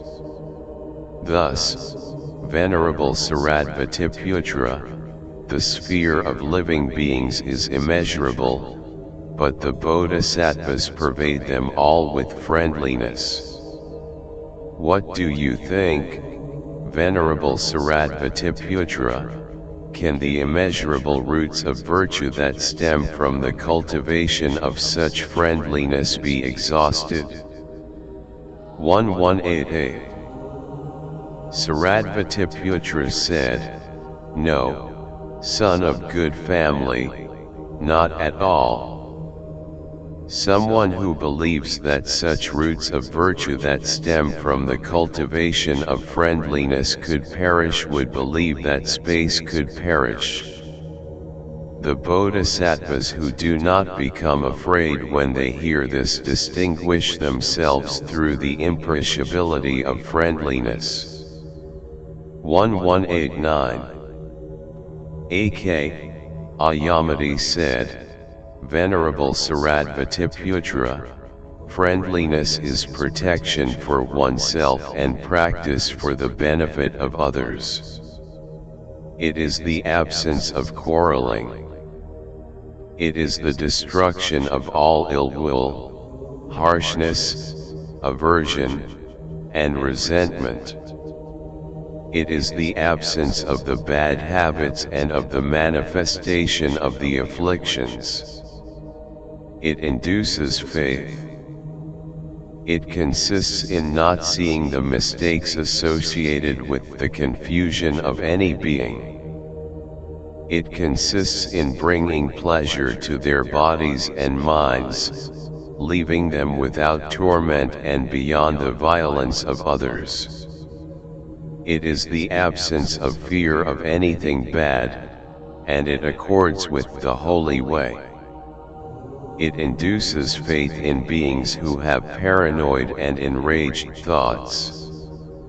It consists in setting beings free from any conflict. It consists in not carrying a club or a sword. It is the joy that comes from liberating all beings. It is the absence of all aversion. It is the absence of hypocrisy, boasting, and threats. F.131.b It is the producer of all kinds of wealth, honor, and fame. It is honored by all, by Sakra, Brahma, and the protectors of the world. It is adorned with the ornament of its own splendor. It is praised by the wise. It consists in protecting all the simple-minded. It accords with the way of Brahma. It is not polluted by the sphere of desire. It is the excellent way of liberation for all beings. All vehicles are embodied in it. It is embraced by non-material merit. It heaps up the accumulation of all merit. It is not surpassed even by all the merit produced by material things. It is adorned with the 32 major marks of a great being and by the 80 minor marks. It prevents birth with weak or imperfect sensibilities. It accords with the way that leads to fortunate birth, and then to nirvana. It prevents birth in the 8 unfortunate states. It is delight in the joy of the Dharma, and thus it is the absence of joy in pleasures, possessions, and power. It consists in having the same thoughts toward all beings and making no distinctions in the practice of generosity. It is the way into morality and the rules of conduct. It consists in protecting all those whose morality is bad. It consists in showing the power of patient acceptance. It consists in having no conceit, infatuation, or arrogance. It consists in carrying through to the end all actions of right practice by adopting imperturbable vigor. It is the root of the meditations, the concentrations, and the states of absorption that the holy ones enter. It is liberation from all worldly activities. It is deliverance from all afflictions by means of the meditations, the liberations, the concentrations, and the states of absorption. It consists in bringing about the causes of introspection and insight by retaining what one has learned and the sacred formulas. It is the certainty of one's own position and of the position of others. It consists in doing away with the position of evil and the afflictions. It is pleasant to remain with. It consists in pondering the outcome of serving and progressing.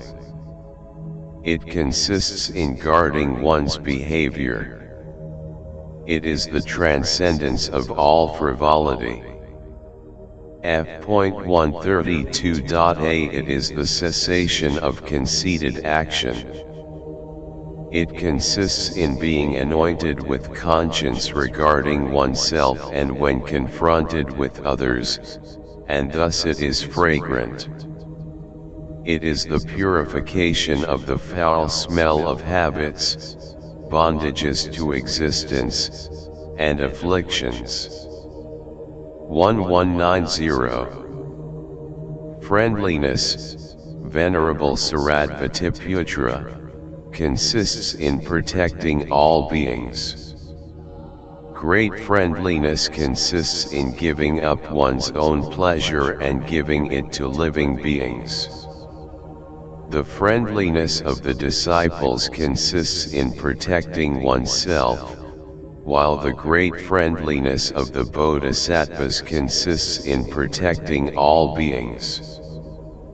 Friendliness, Venerable Shariputra, takes you out of the stream of existence. 1191. Friendliness, Venerable Shariputra, consists in these 3 things. What are those 3? They are friendliness with living beings as its object, friendliness with phenomena as its object, and friendliness with no object. 1192. Friendliness with living beings as its object pertains to the bodhisattvas who have developed the mind of awakening for the first time. Friendliness with phenomena as its object pertains to the bodhisattvas whose practice is in progress. Friendliness with no object pertains to the bodhisattvas who have attained the patient acceptance of the fact that all phenomena are unborn. 1193. Furthermore, Venerable Shariputra, the Bodhisattva's great compassion is also imperishable. Why? Because it is a prerequisite. Venerable Shariputra, just as breathing in and out is a prerequisite for the power of life of a great being, great compassion is also a prerequisite for the Bodhisattva's accomplishment of the great vehicle. Just as the precious wheel of power belonging to a universal monarch is a prerequisite for the 7 kinds of wealth, great compassion is also a prerequisite for the Bodhisattva's accomplishment of the wisdom of omniscience. F.132.b Just as a rich man or a householder has heartfelt love for his only son, the bodhisattvas who have great compassion also have heartfelt love for all beings. 1194. As for this great compassion, Venerable Shariputra, it is work performed by oneself, and this is why it is called great compassion. It is one's own work, and this is why it is called great compassion. It is the absence of authority over others, and this is why it is called great compassion. 1195. Great compassion is action that is in accordance with intention, as it has its origin in the absence of fraud. Great compassion is the practice that completes everything, as it has its origin in the absence of deception. Great compassion is action that is in accordance with determination, as it has its origin in never turning back. Great compassion is essential knowledge, as it has its origin in the non-artificial.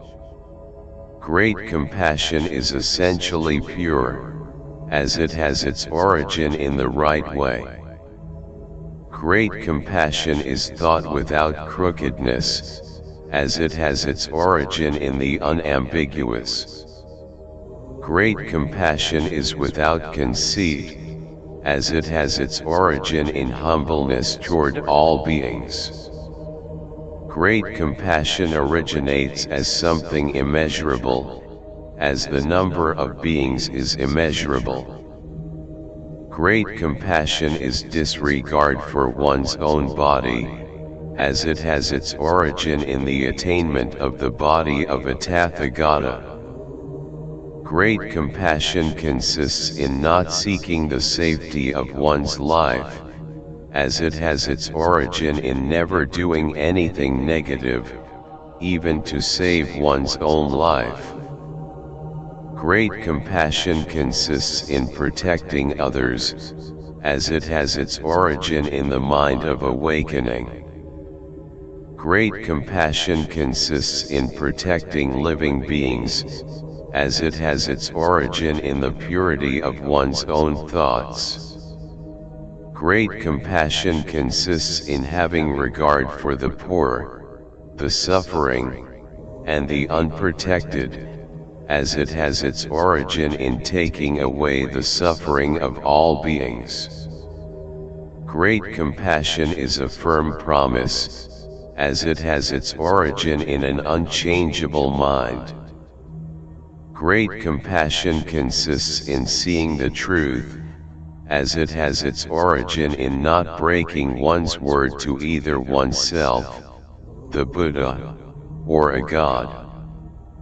Great compassion is pure conduct, as it has its origin in wholesome deeds. Great compassion consists in giving up one's own pleasure, as it has its origin in giving pleasure to others.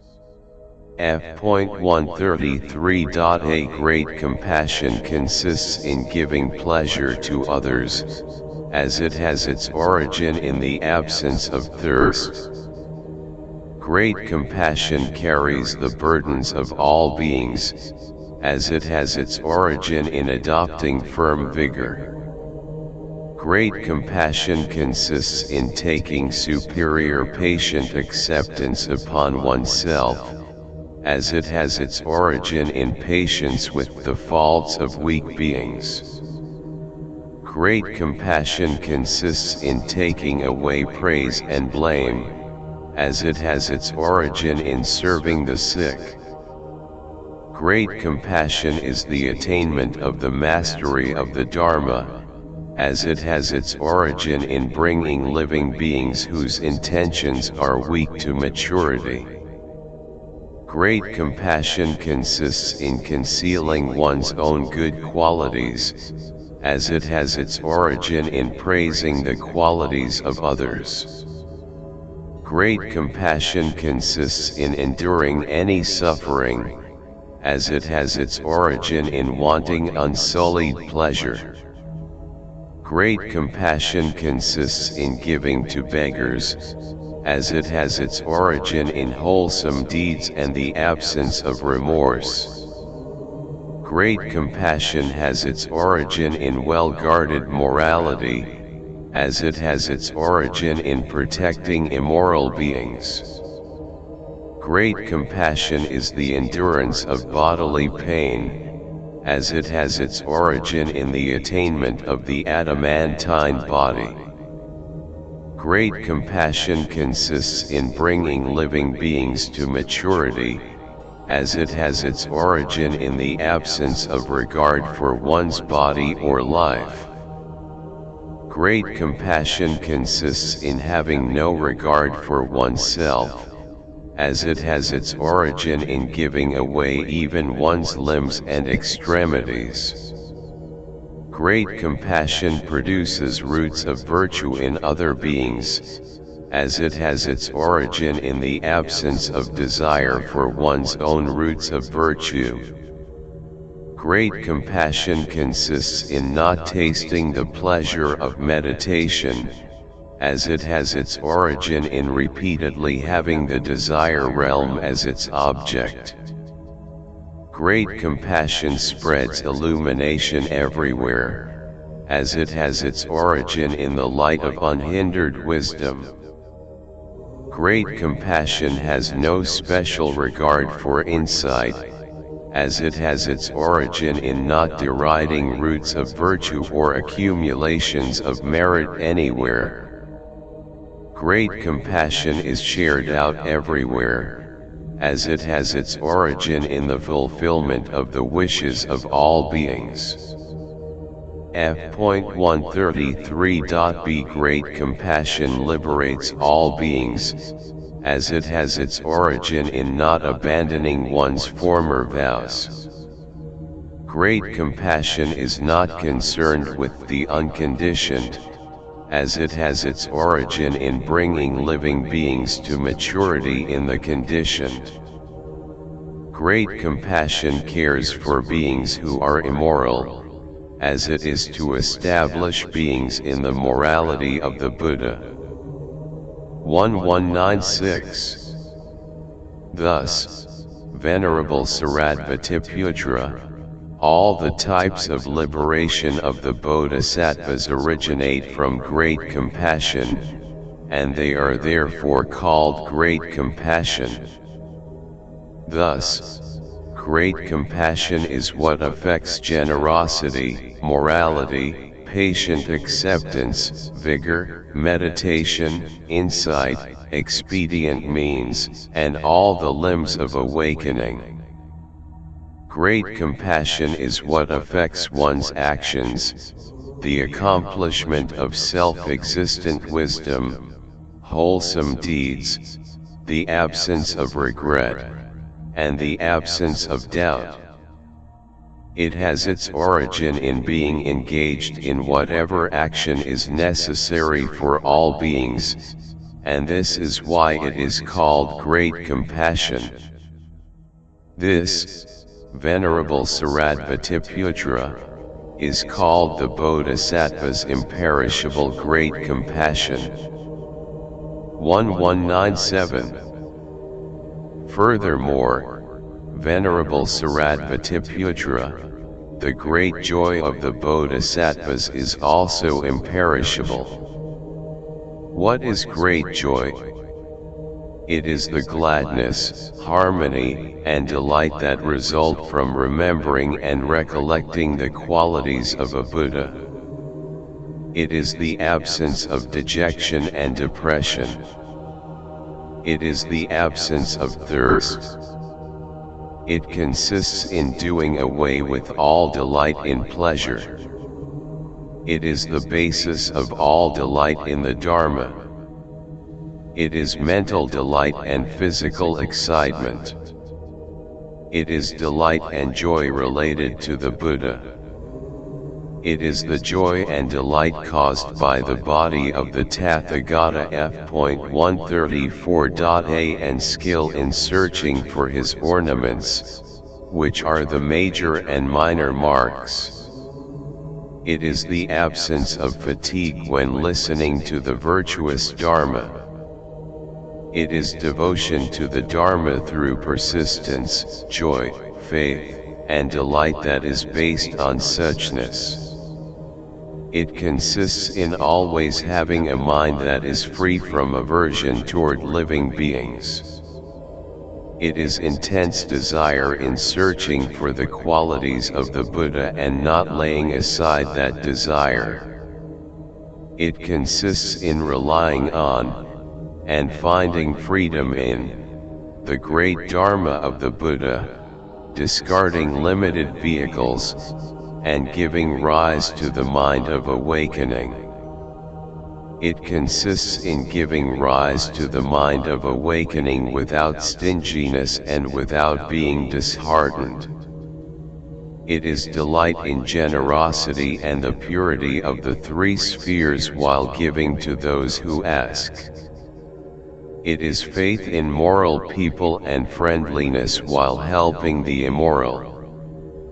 It consists in providing, by one's own moral purity, consolation that the fear of any bad destiny can be transcended.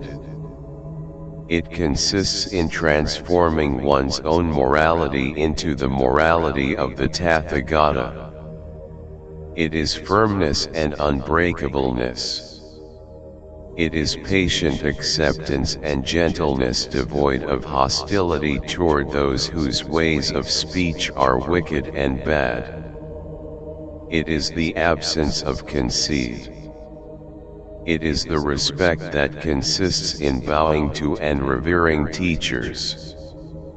It is a face that is always smiling and free from sternness.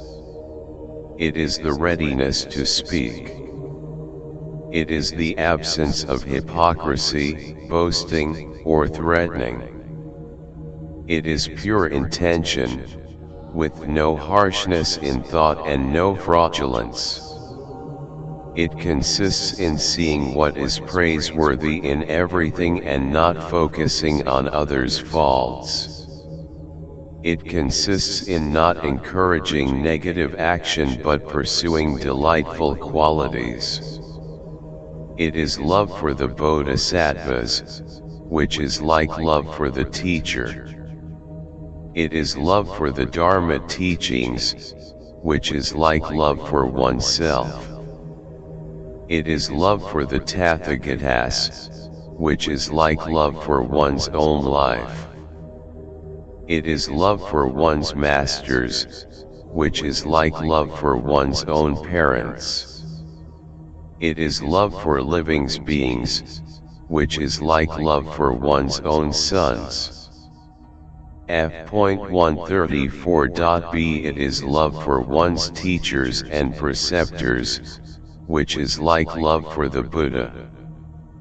It is love for spiritual progress, which is like love for one's own head. It is love for the perfections, which is like love for one's own hands and feet. It is love for the preachers of the Dharma, which is like love for all the riches. It is love for all the qualities of a Buddha, which is like love for the jewel that grants all wishes. It is love for the admonitions, which is like love for the highest forms of joy.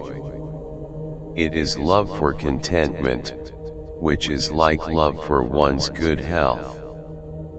It is love for seeking the Dharma, which is like love for medicines. It is love for those who encourage and make one mindful, which is like love for a physician. 1198. Venerable Shariputra, this resilience of the faculties in all one's faculties is said to be great joy. Great joy has the form of peace, as it is the wisdom of understanding.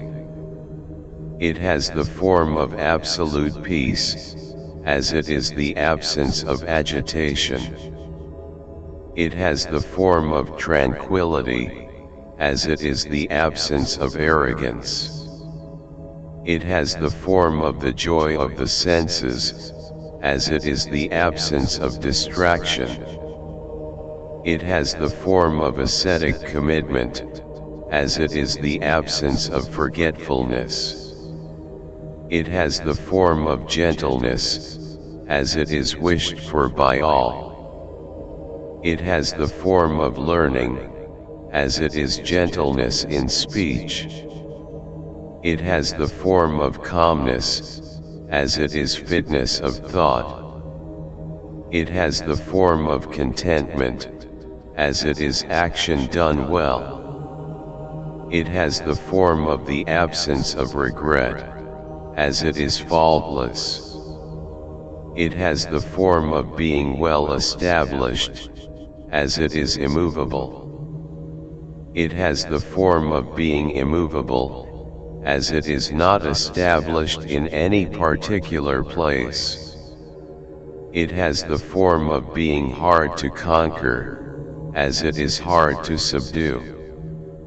It has the form of real meaning, as it is never lost.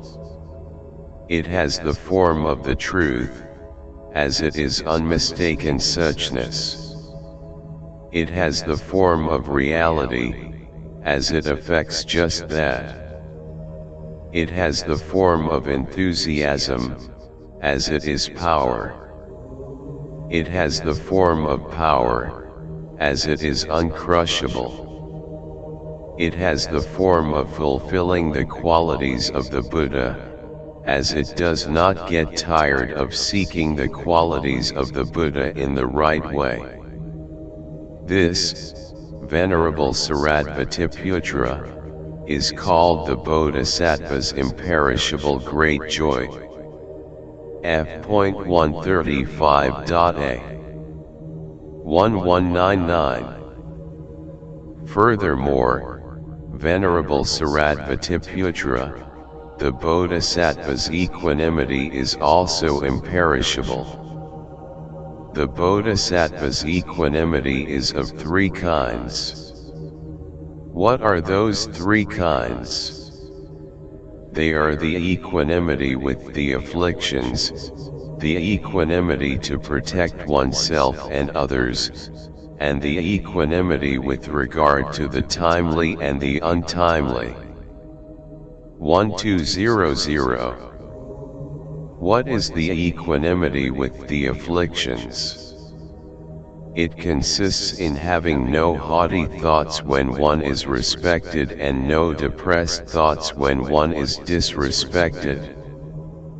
It consists in having no conceit because of gain and no irritation because of the lack of gain.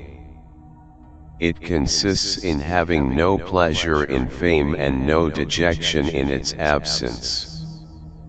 It consists in not getting disheartened when one is blamed. It consists in remaining established in the true state of things when one is praised. It is the power of reflecting on suffering and the power of discerning the impermanence and suffering of pleasure. It consists in having the same thoughts toward both friends and enemies by giving up likes and dislikes. It consists in having the same attitude toward the moral and the immoral. It consists in not being dualistic concerning wholesome and unwholesome actions. It consists in having no regard for what is pleasant and what is unpleasant. It is the patient acceptance of both what is well and badly attended. It consists in having no predilection with regard to the well-formulated and the badly formulated. It consists in considering the miseries of enjoyment in a balanced way. It consists in having the same intention toward all beings. It consists in having no regard for body or life. It consists in seeing the superior, the average, and the inferior in the same light. It consists in having the same thoughts toward the famous and the obscure. It is purity of thought when one is confronted with both the true and the untrue. Thus, Venerable Shariputra, the bodhisattvas are equanimous, having no haughty thoughts when they are respected and no depressed thoughts when they experience misfortune. F.135.b This, Venerable Shariputra, is called the bodhisattva's equanimity with the afflictions. 1201. What is the bodhisattva's equanimity to protect oneself and others? Even if the limbs or extremities of the bodhisattva's bodies are cut off, they are not enraged, and they do not seek a way to avoid it. This is how equanimous they are. They endure changes of both body and speech, and this is why it is called equanimity. They are not hurt by the aspects of the eyes, by the aspects of the forms, or by both. In the same way, they are not hurt by the ears or by sounds, by the nose or by smells, by the tongue or by tastes, or by the body or by physical objects. They are not hurt by the aspects of the mind or by the aspects of mental phenomena. This is why it is called equanimity. Since they are not hurt or injured, it is called equanimity.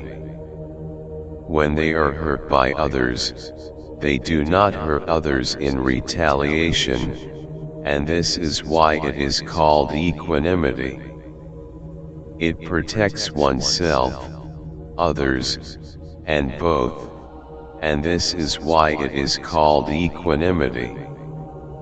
It is the same practice in prosperity and in adversity, and this is why it is called equanimity. Equanimity is the absence of quarreling and the introspection concerning one's own thoughts. It consists in protecting the minds of others, considering oneself to be responsible in a conflict, and not hurting others. It is the state of absorption that pertains to the bodhisattvas. This is called the bodhisattva's equanimity to protect oneself and others. 1202. What is the bodhisattva's equanimity with regard to the timely and the untimely? The Blessed Buddhas do not say that equanimity should be practiced in all situations. Why not? The Bodhisattvas should always make efforts and exert themselves in seeking virtue for themselves and others. F.136.a And they should practice equanimity with regard to the timely and the untimely. What is the equanimity with regard to the timely and the untimely? It is equanimity toward beings who are unfit and uninterested. It is equanimity toward loss, blame, ill repute, and suffering. It is equanimity toward the beings who have reached faultlessness on the vehicle of the disciples.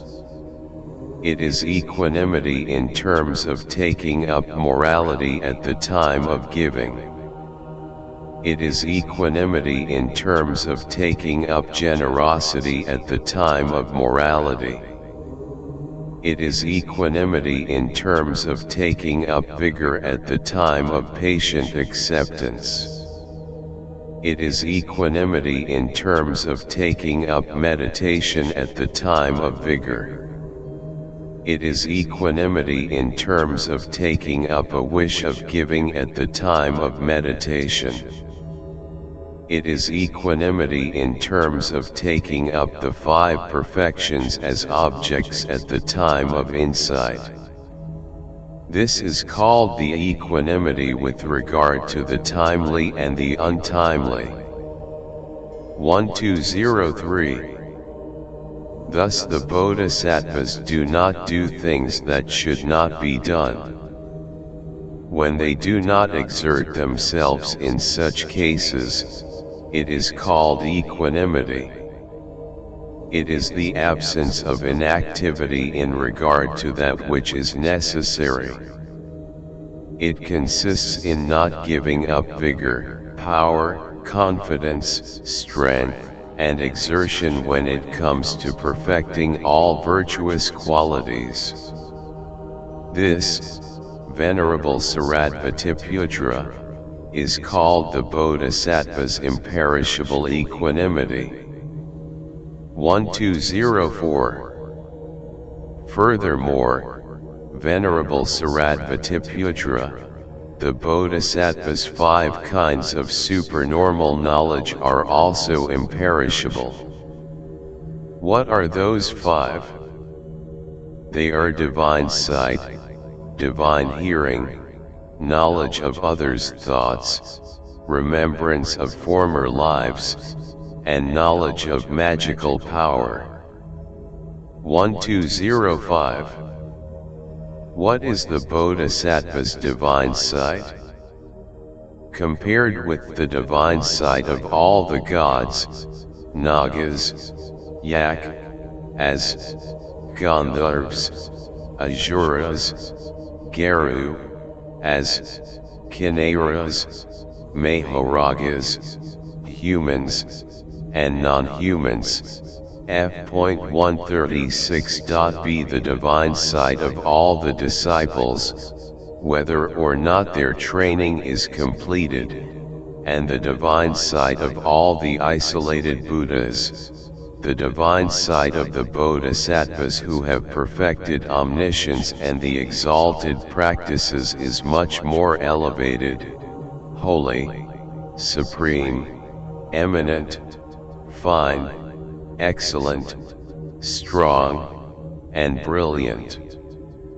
All the manifestations of form that might occur in the endless and limitless worlds in the 10 directions, whether they are coarse or subtle, superior or inferior, or distant or near, are all known, made manifest, penetrated, thoroughly known, and thoroughly seen by means of that divine sight. The Bodhisattvas know as they are the death and birth of all the beings, excluding the formless beings, born in any state of existence in the endless, limitless worlds in the 10 directions. They know as they are the causes of their actions, the fruits of their actions, and the diversity of their abilities. They see the splendor of all the qualities of the Buddha fields of the blessed Buddhas in the endless, limitless worlds in the 10 directions.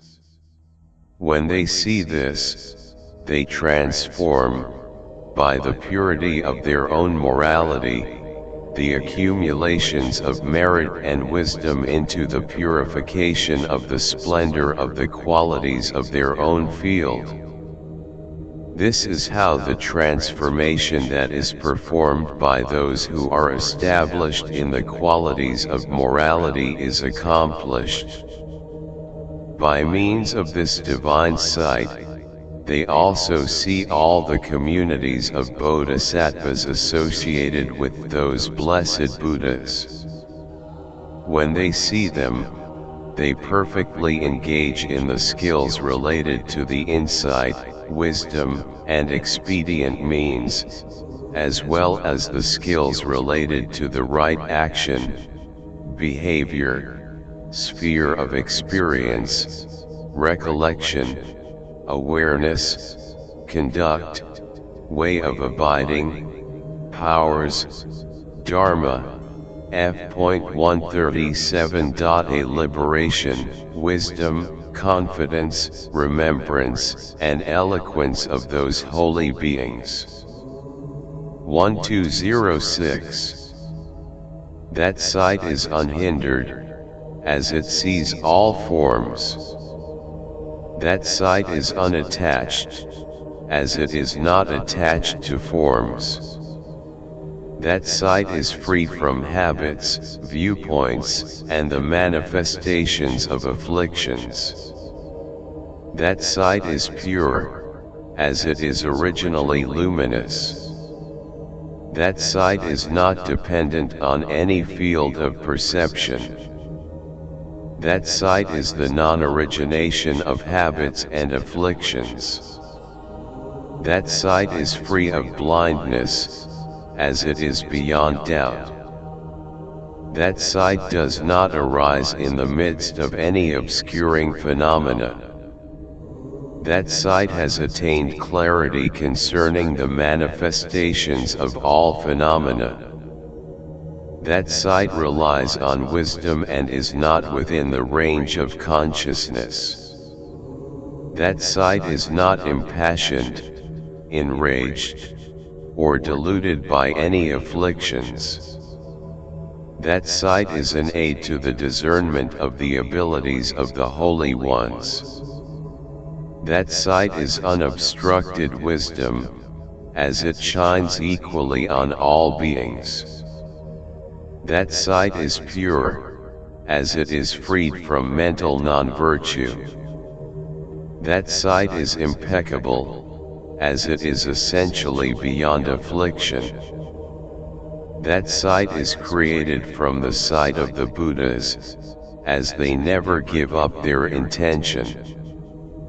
That sight is unattached and unbound, as it is free from attachment and aversion. That sight is produced by the truth pertaining to the sphere of the meaning. It is the unattached treading of the path of pure knowledge. Why is the divine sight of the bodhisattvas like this? It is like this because those holy beings are established in great compassion. They understand phenomena. F.137.b They realize the meaning of things. They are faultless. They preach the Dharma in accordance with what they have seen and heard. They have turned away from non-virtue, and they have turned toward the seat of awakening. Their thoughts are not hindered by anything. They are generous to those who are stingy. They have pity for the immoral. They are without harmful thoughts toward the violent-minded. They bring vigor to the lazy. They teach methods of meditation to those who are not concentrated. They give the eye of insight to those with confused insight. They show the way to those who follow bad ways. They lead those whose conviction is inferior to understand the exalted Dharma of the Buddha, and they cause them to penetrate the wisdom of omniscience. They possess unhindered supernormal knowledge for the sake of fulfilling awakening. This is called the Bodhisattva's imperishable supernormal knowledge of divine sight. 1207. What is the Bodhisattva's supernormal knowledge of divine hearing? Compared with the divine hearing of all the gods, Nagas, Yak, as Gandharvas, Asuras, Garu, as Kinnaras, Maharagas, humans, and non-humans, the divine hearing of all the disciples, whether or not their training is completed, and the divine hearing of all the isolated Buddhas, the divine hearing of the Bodhisattvas who have perfect omniscience and the exalted practices is much more elevated, holy, supreme, eminent, fine, excellent, strong, and brilliant. The sounds of the words in the endless, limitless worlds in the 10 directions, the words of the gods, Nagas, Yak, as Gandharvas, Asuras, Garu, as Kinnaras, Maharagas, f.138.a humans, and non-humans, as well as the words of the saints, the disciples, the isolated Buddhas, the Bodhisattvas, and the complete Buddhas, are all recognized by that divine hearing. Even the words of the inhabitants of hell, the animals, the inhabitants of Yama's world, gadflies, flies, wasps, and bees are heard. 1208. The Bodhisattvas know as they truly are the objects of thought, virtuous, non-virtuous, or neutral, by which the vocal activity of those beings is brought about. They also know as it truly is the vocal activity that is dependent on virtuous, non-virtuous, or neutral causes. They know as it truly is the vocal activity that is performed by those who are filled with aversion and has its origin in the latent habit of desire, the vocal activity that is performed by those who are deluded and has its origin in the latent habit of desire, the vocal activity that is performed by those who are greedy and has its origin in the latent habit of aversion, the vocal activity that is performed by the deluded and has its origin in the latent habit of aversion, the vocal activity that is performed by the greedy and has its origin in the latent habit of delusion, the vocal activity that is performed by those who are filled with aversion and has its origin in the latent habit of delusion, the vocal activity that is performed by the greedy and has its origin in the latent habit of desire, the vocal activity that is performed by those who are filled with aversion and has its origin in the latent habit of aversion, and the vocal activity that is performed by those who are deluded and has its origin in the latent habit of delusion. They know the vocal activity that has pure intention but limited practice, the vocal activity that has pure practice but limited intention, the vocal activity that has pure intention and pure practice, and the vocal activity that has impure intention and impure practice. F.138.b They know all these truly as they are, with their unhindered supernormal knowledge of divine hearing. 1209. Through the wisdom of their supernormal knowledge of divine hearing, the bodhisattvas hear the words of both the holy and the profane. When they hear them, they have no attachment to the words of the holy ones and no aversion toward the words of the profane. They develop great friendliness toward the words of the holy ones and great compassion toward the words of the profane. They know as they truly are the distribution of all the words in the past and the future.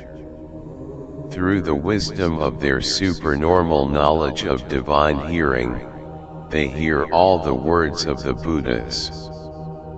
When they hear them, they retain them all by means of the state of recollection, awareness, and absence of forgetfulness.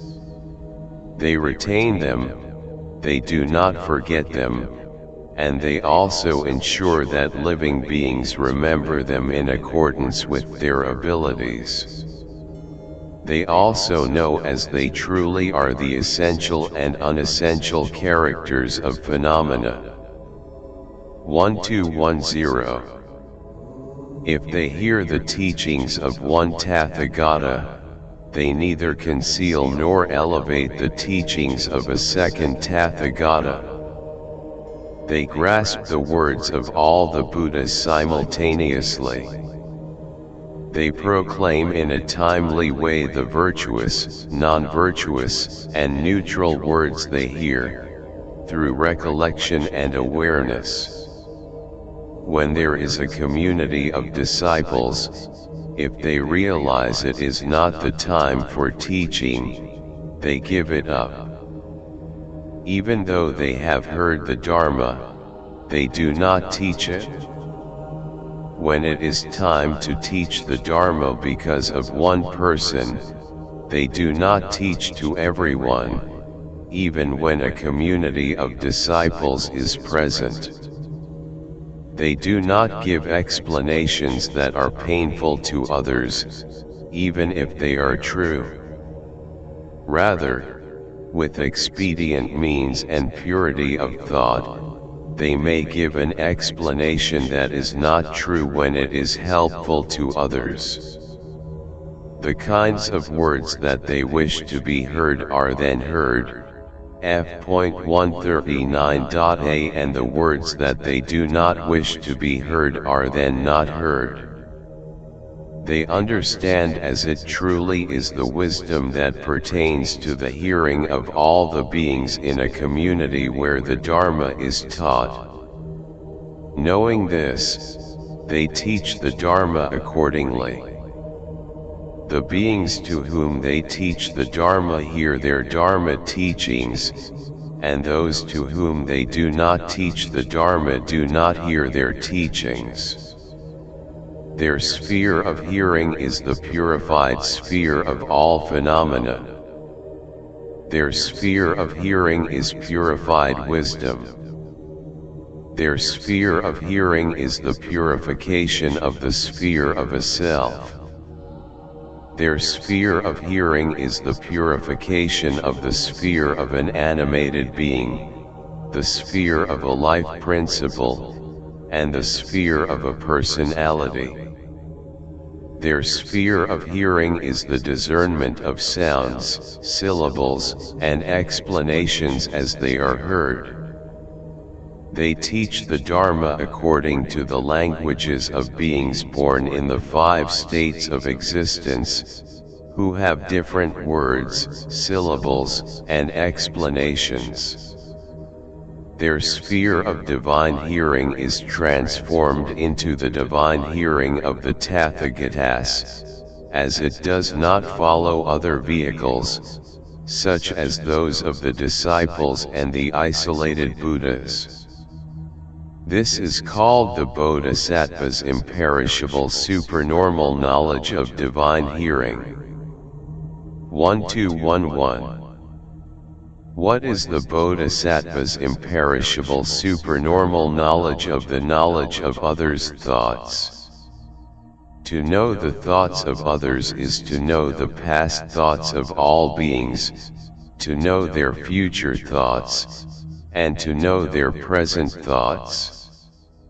With knowledge of past thoughts, the Bodhisattvas enter the thoughts of living beings that arose in the past. The thought of this being has a great cause. The thought of this being has an average cause. The thought of this being has a small cause.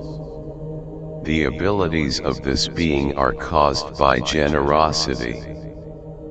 The abilities of this being are caused by morality. F.139.b The abilities of this being are caused by patient acceptance. The abilities of this being are caused by vigor. The abilities of this being are caused by meditation. The abilities of this being are caused by insight. The abilities of this being are caused by friendliness. The abilities of this being are caused by compassion. The abilities of this being are caused by joy. The abilities of this being are caused by equanimity. The abilities of this being are caused by the vehicle of the disciples. The abilities of this being are caused by the vehicle of the isolated Buddhas. The abilities of this being are caused by the great vehicle. This being is determined by the power of causes, but though they are connected with the stream of causes that are roots of virtue, they may be born in a low family because of their practice. This being has pure intentions but impure practice. This being has pure practice but impure intentions. This being has pure intentions and pure practice. This being has impure intentions and impure practice. Thus, they know as they truly are all the types of mental behavior of all beings that are based on the abilities that have arisen from past causes. Based on this knowledge, they teach the Dharma accordingly to each of them. This is called knowing the past thoughts of others. 1212. What is the knowledge of the future thoughts of others?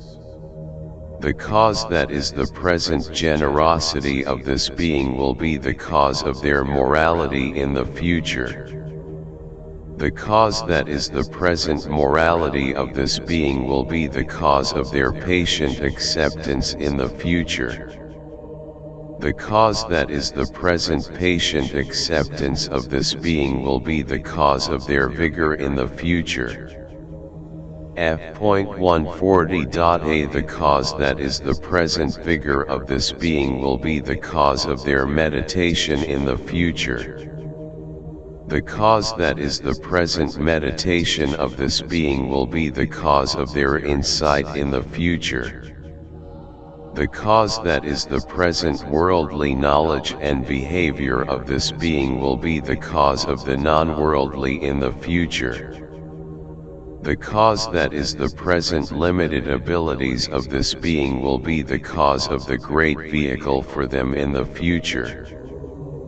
Thus the Bodhisattvas know as they truly are the causes and conditions created by beings, as well as the forms of the consequences they will manifest in the future.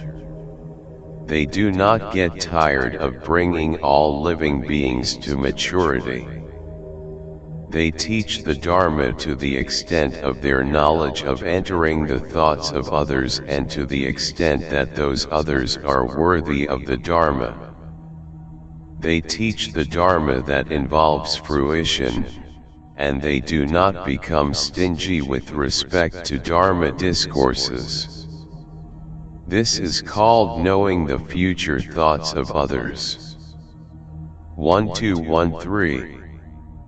What is the knowledge of the present thoughts of others? The Bodhisattvas know as they truly are the present thoughts and mental events of all beings. They know the impassioned thoughts as they truly are, as impassioned thoughts. They know the thoughts free of passion as they truly are, as thoughts free of passion.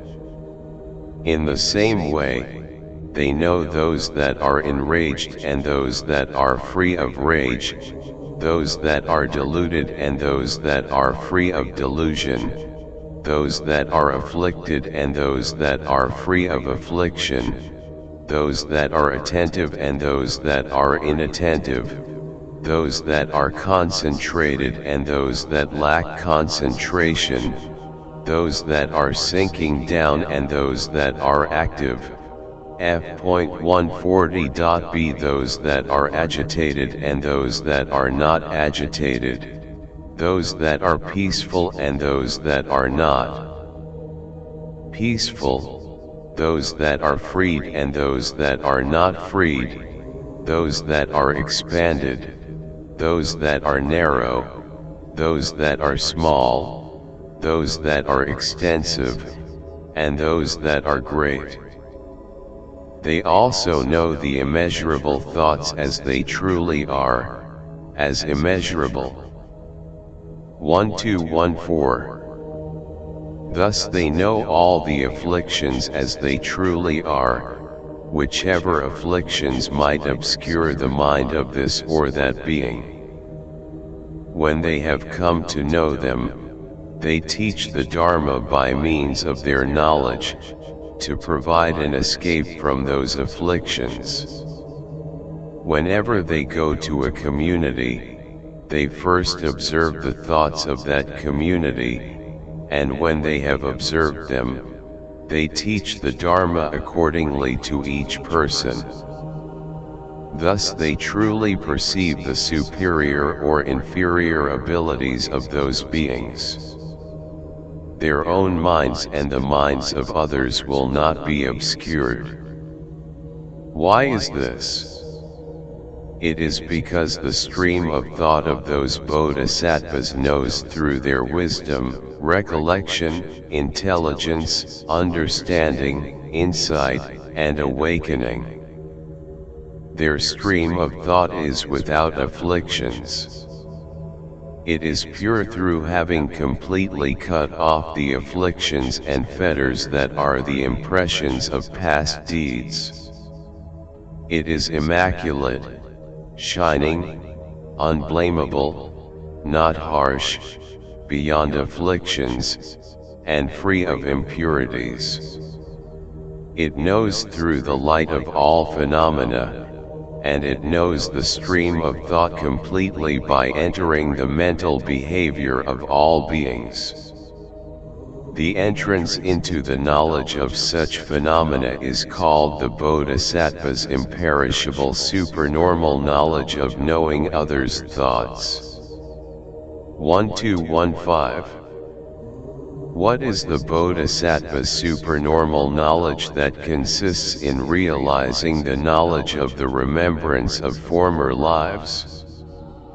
They remember their former lives through the remembrance that is sustained by the realm of phenomena.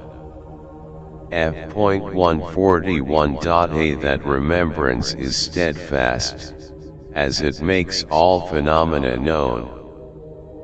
It is not agitated, as it is well prepared through wisdom. It is beyond harm, as it is established in peaceful meditation. It is beyond deception, as it is apprehended through expanded vision.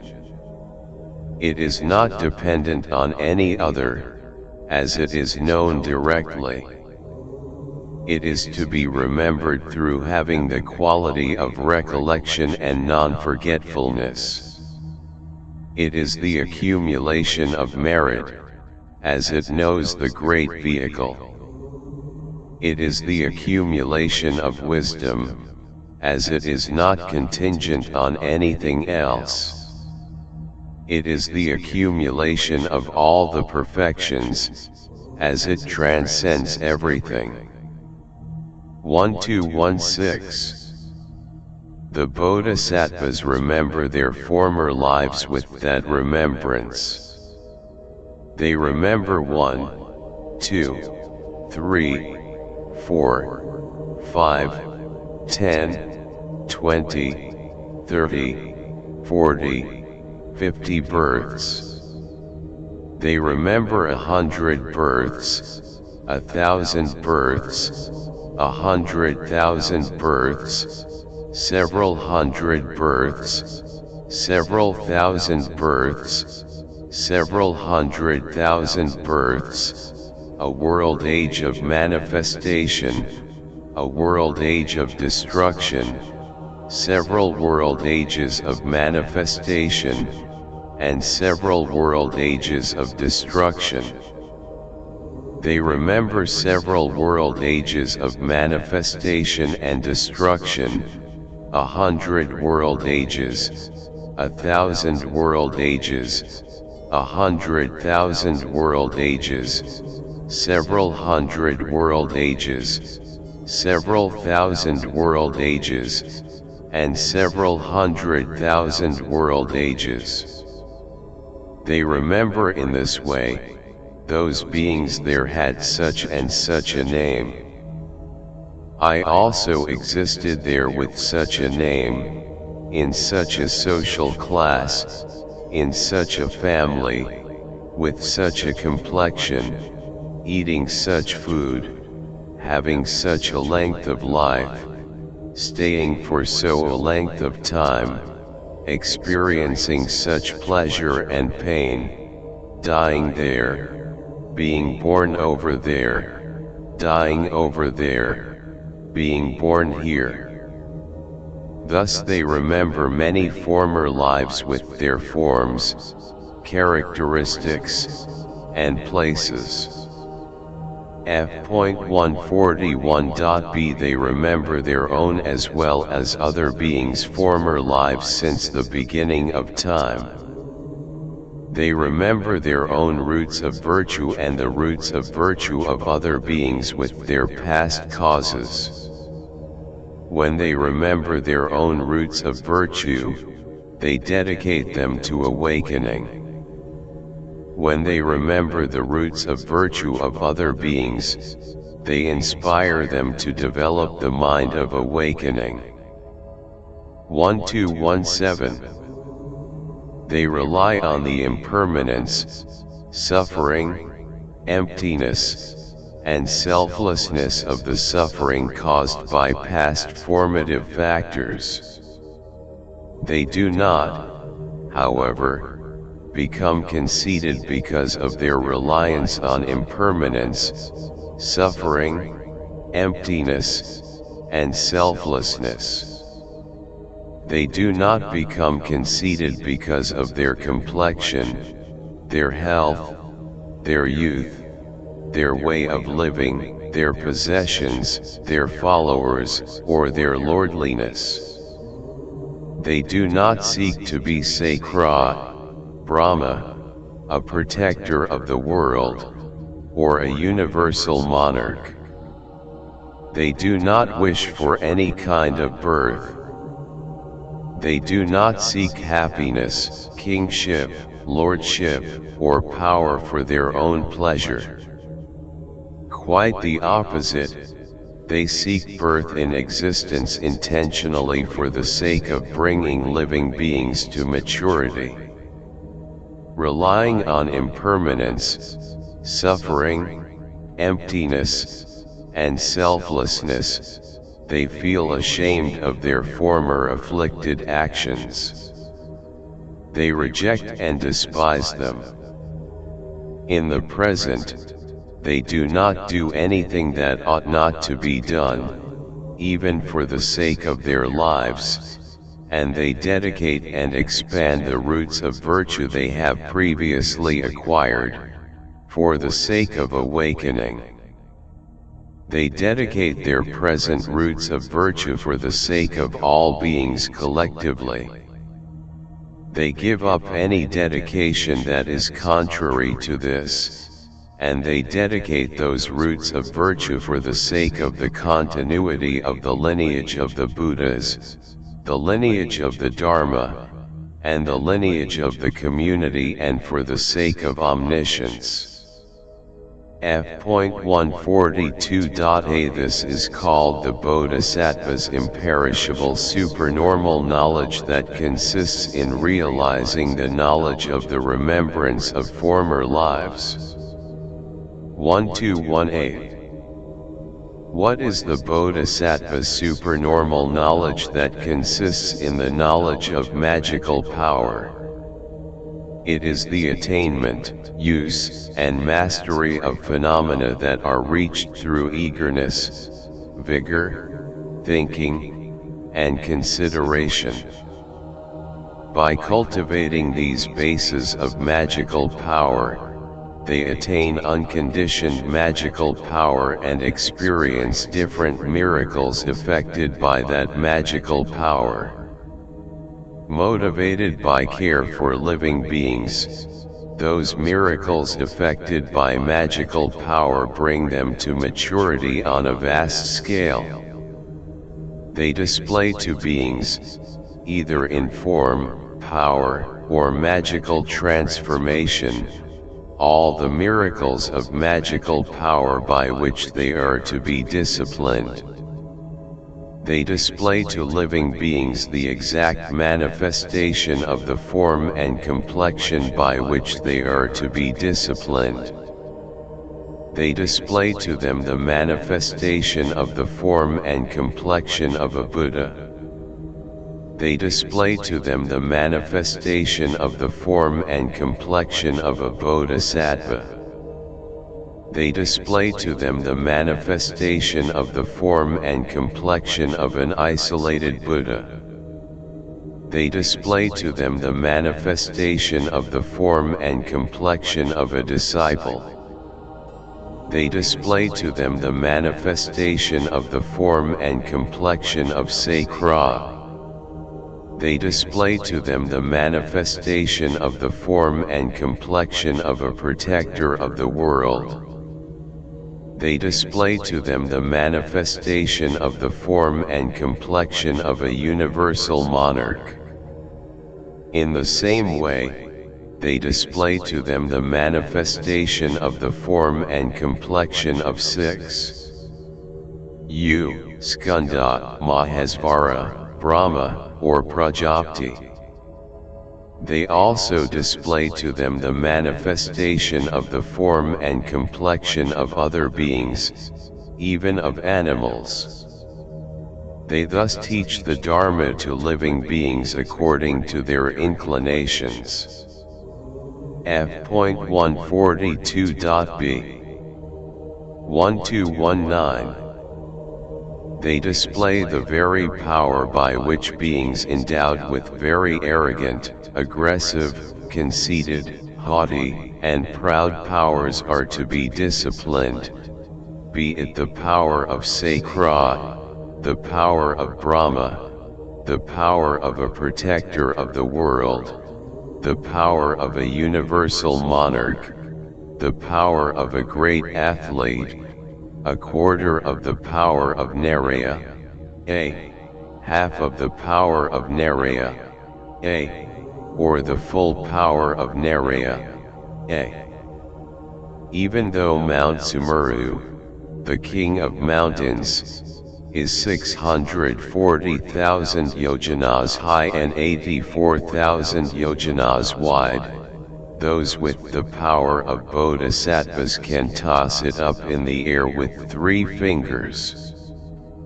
The power of those bodhisattvas is unimpeded, and they could even throw it to another world sphere as if it were a fruit of the Amulika tree.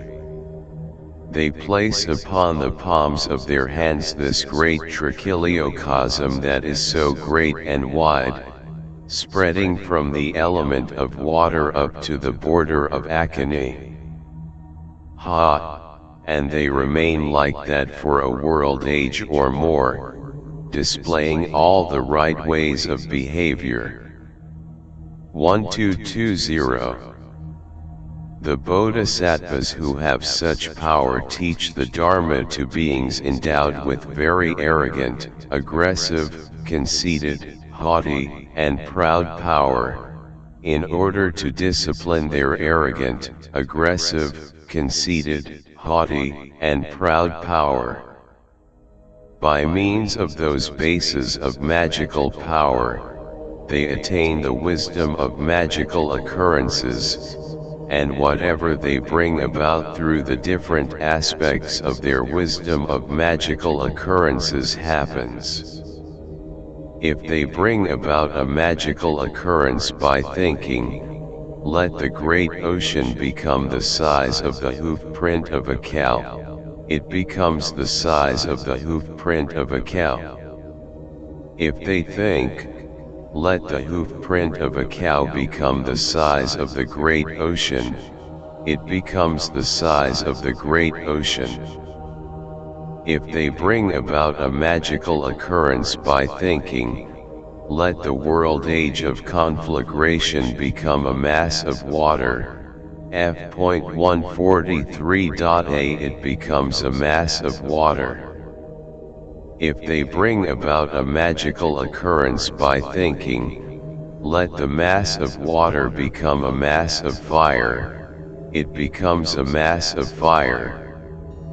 If they bring about a magical occurrence by thinking, let the mass of fire be a mass of wind, it becomes a mass of wind. If they bring about a magical occurrence by thinking, let the mass of wind become a mass of fire, it becomes a mass of fire. If they bring about a magical occurrence by thinking, let the mass of fire become a mass of earth, it becomes a mass of earth. If they bring about a magical occurrence by thinking, let the mass of earth become a mass of fire, it becomes a mass of fire. Thus, all the phenomena, insignificant, average, or great, they bring about through their magical power happen. 1221. None but the blessed Buddhas are able to disturb that magical power, to shake it, or to make it disappear. Neither Sakra, Brahma, Mara, the followers of Mara, nor anyone in the world, even if they act in accordance with the Dharma, are able to disturb, shake, or make disappear that magical power of the Bodhisattvas. By the power produced through the wisdom of their magical power, the Bodhisattvas teach the Dharma to beings in the languages they are pleased and content with, finding what is most important to them by engaging with their words. Those bases of magical power are especially noble. They are autonomous. They are beyond the range of all the maras and the afflictions. They are the entrances into the domain of the Buddhas. They are practices that do not harm any being. They are the acquisition of all the roots of virtue and the accumulations. They cannot be suppressed by Mara and his followers. This, Venerable Shariputra, is called the Bodhisattva's imperishable supernormal knowledge, consisting in the knowledge of magical power. 1222.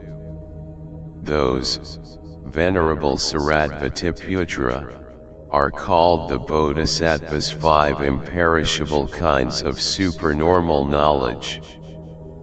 F.143.b. Furthermore, Venerable Shariputra, the 4 means of attraction are also imperishable. What are those 4?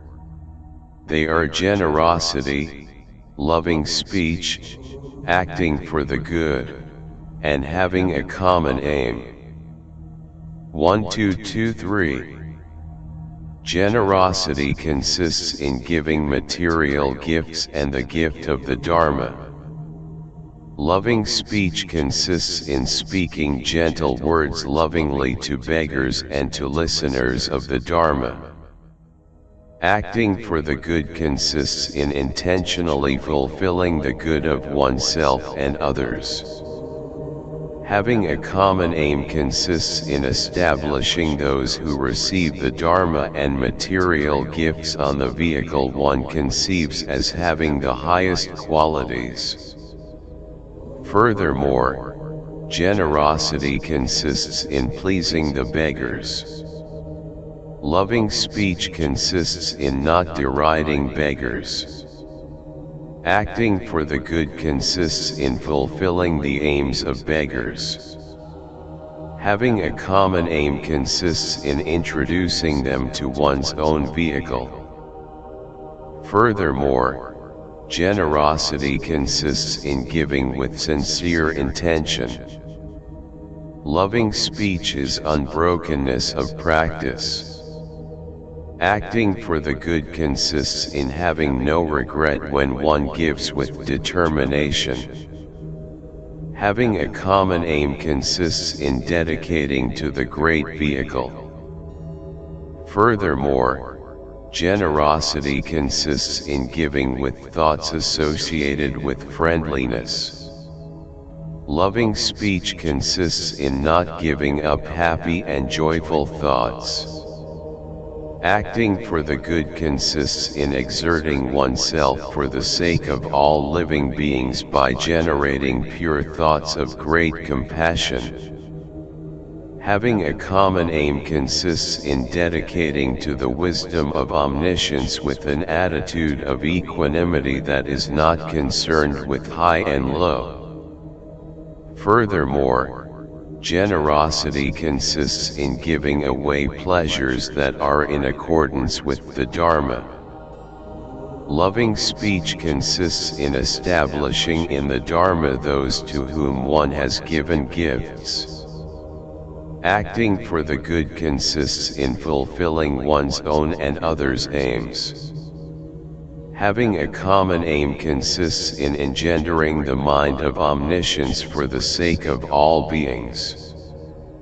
F.144.a. Furthermore, generosity consists in giving away inner and outer things. Loving speech is the absence of the secrecy of teachers concerning the knowledge of the qualities of all phenomena. Acting for the good consists in giving away one's own aims and acting for the benefit of others. Having a common aim is the absence of depression when one gives away to others the pleasures acquired and held in one's hands. 1224. What is the gift of the Dharma? It consists in teaching the Dharma as one has heard it. Loving speech consists in explaining the Dharma with thoughts that are not attached to material things. Acting for the good consists in not being tired of instructing others and introducing them to recitation. Having a common aim consists in attaining the Dharma without being separated from the mind of omniscience, and it consists in introducing it to others. Furthermore, the gift of the Dharma consists in unwearyingly and untiringly teaching the Dharma to those who come to listen to it. Loving speech consists in explaining the Dharma even though one has traveled a long distance. Acting for the good consists in giving all that is needed to those who seek the Dharma and carry a begging bowl but lack the necessities of life such as garments, food, places to sleep, medicinal herbs, and tools, and then teaching them the Dharma with determination. Having a common aim consists in giving the gift of the Dharma to beings, introducing them to incomparable, perfect awakening, and dedicating this awakening. Furthermore, the gift of the Dharma consists in giving away the gift of the Dharma, knowing it to be the foremost of all gifts. Loving speech consists in teaching the Dharma in order to benefit others. Acting for the good consists in teaching the Dharma by relying on the meaning, not on the letter. Having a common aim consists in teaching the Dharma for the sake of fulfilling all the qualities of a Buddha. Furthermore, the gift of the Dharma is the perfection of generosity. Loving speech is the perfection of morality and the perfection of patient acceptance. F.144.b Acting for the good is the perfection of vigor. Having a common aim is the perfection of meditation and the perfection of insight. Furthermore, the gift of the Dharma pertains to the bodhisattvas who have developed the mind of awakening for the first time. Loving speech pertains to the bodhisattvas who have entered their practice. Acting for the good pertains to the bodhisattvas who will never turn back. Having a common aim pertains to the bodhisattvas who are hindered by only one birth. Furthermore, the gift of the Dharma is the basis, the root, and the seed of awakening. Loving speech is the burgeoning sprouts and leaves of awakening. Acting for the good is the open flower of awakening. Having a common aim is the resulting fruit of awakening. 1225. Venerable Shariputra, those are called the bodhisattvas for imperishable means of attraction. Furthermore, Venerable Shariputra, the bodhisattvas' four kinds of knowledge are also imperishable. What are those four? They are the knowledge of the meaning, the knowledge of phenomena, the knowledge of interpretation, and the knowledge of eloquence. 1226. What is the knowledge of the meaning?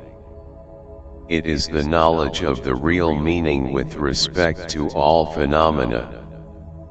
It is the knowledge of phenomena, the discerning knowledge, the successive knowledge, the knowledge of causes and conditions, the knowledge of non-duality, the knowledge of the combination of causes and conditions, the knowledge that does not fall to any extreme, the knowledge that does not remain in the middle, the knowledge that understands conditions, the knowledge of the inseparability of the realm of phenomena, the knowledge that is in accordance with things as they are, the knowledge of abiding in the limit of reality, the knowledge that understands emptiness, the knowledge of behavior free of distinguishing marks, the knowledge of the absence of longing, as there is nothing to long for.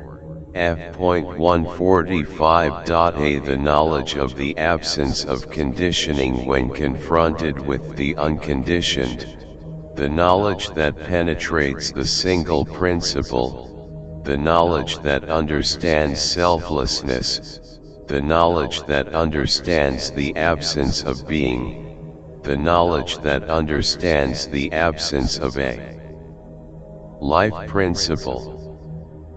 The knowledge of the ultimate truth of the absence of personality, the knowledge that is not attached to the past, the knowledge that the future is not settled, the knowledge that the present is completely unflawed, the knowledge that the aggregates are like illusions, the knowledge that sees the elements as snake venom, the introspective knowledge that sees the sense sources as empty villages, the knowledge of inner peace, the knowledge of the absence of external activity, the knowledge that the objects of perception are not different from illusions, the knowledge of practicing recollection, the knowledge that is in accordance with patient acceptance, the knowledge that reflects with intelligence, the knowledge that understands the self,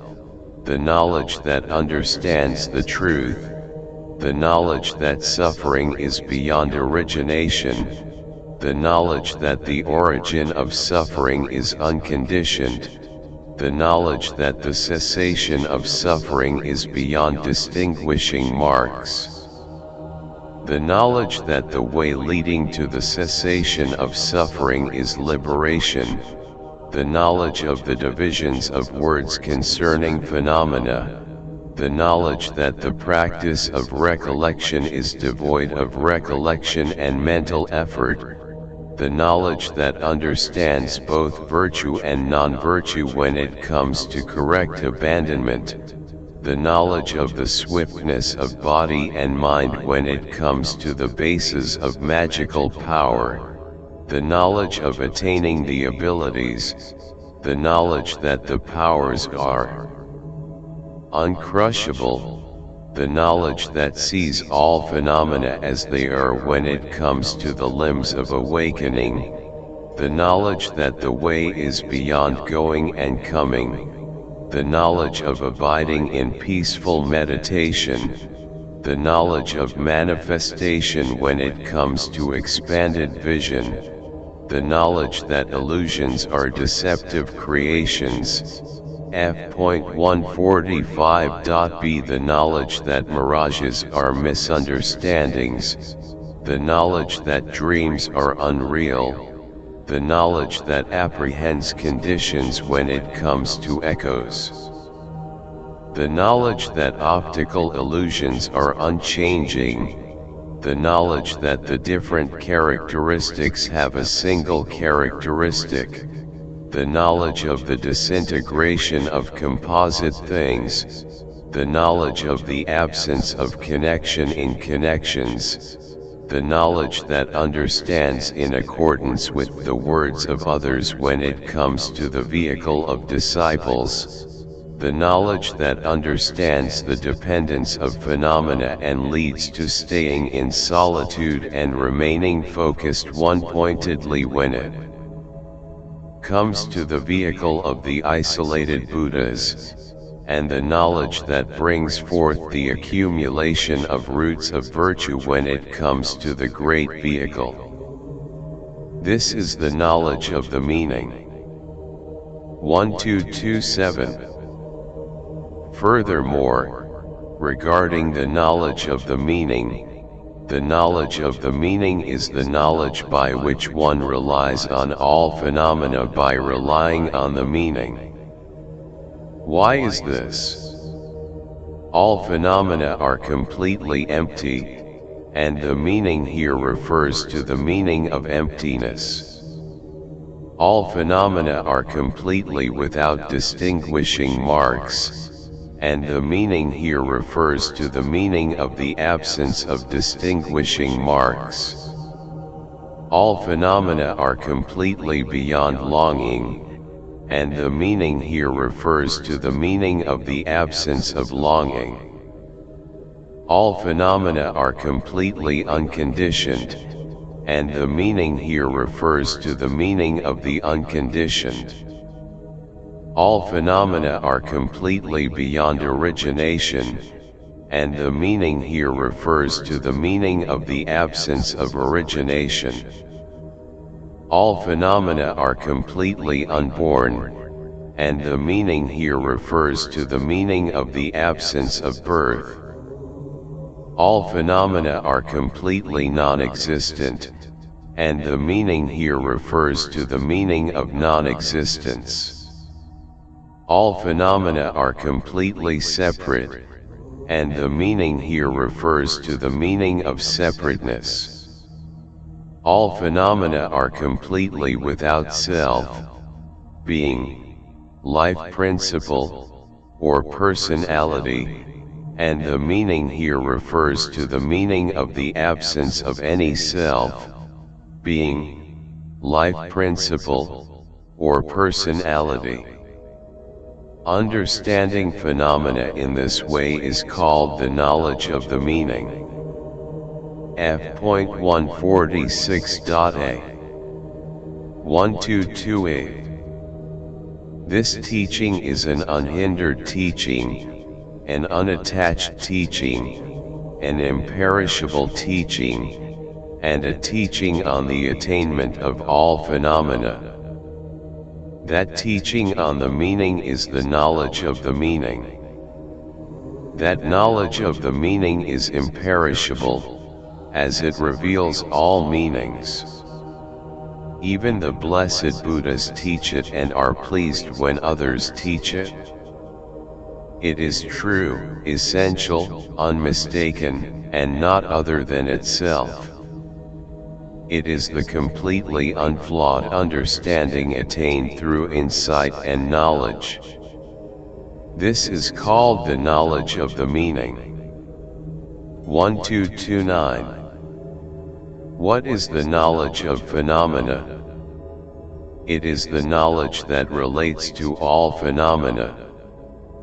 It is the knowledge that those phenomena that pertain to the virtuous and the non-virtuous, the blamable and the blameless, the sullied and the unsullied, the conditioned and the unconditioned, the worldly and the transcendent, the good and the bad, the afflicted and the pure, and existence and nirvana, are all the same as the realm of phenomena.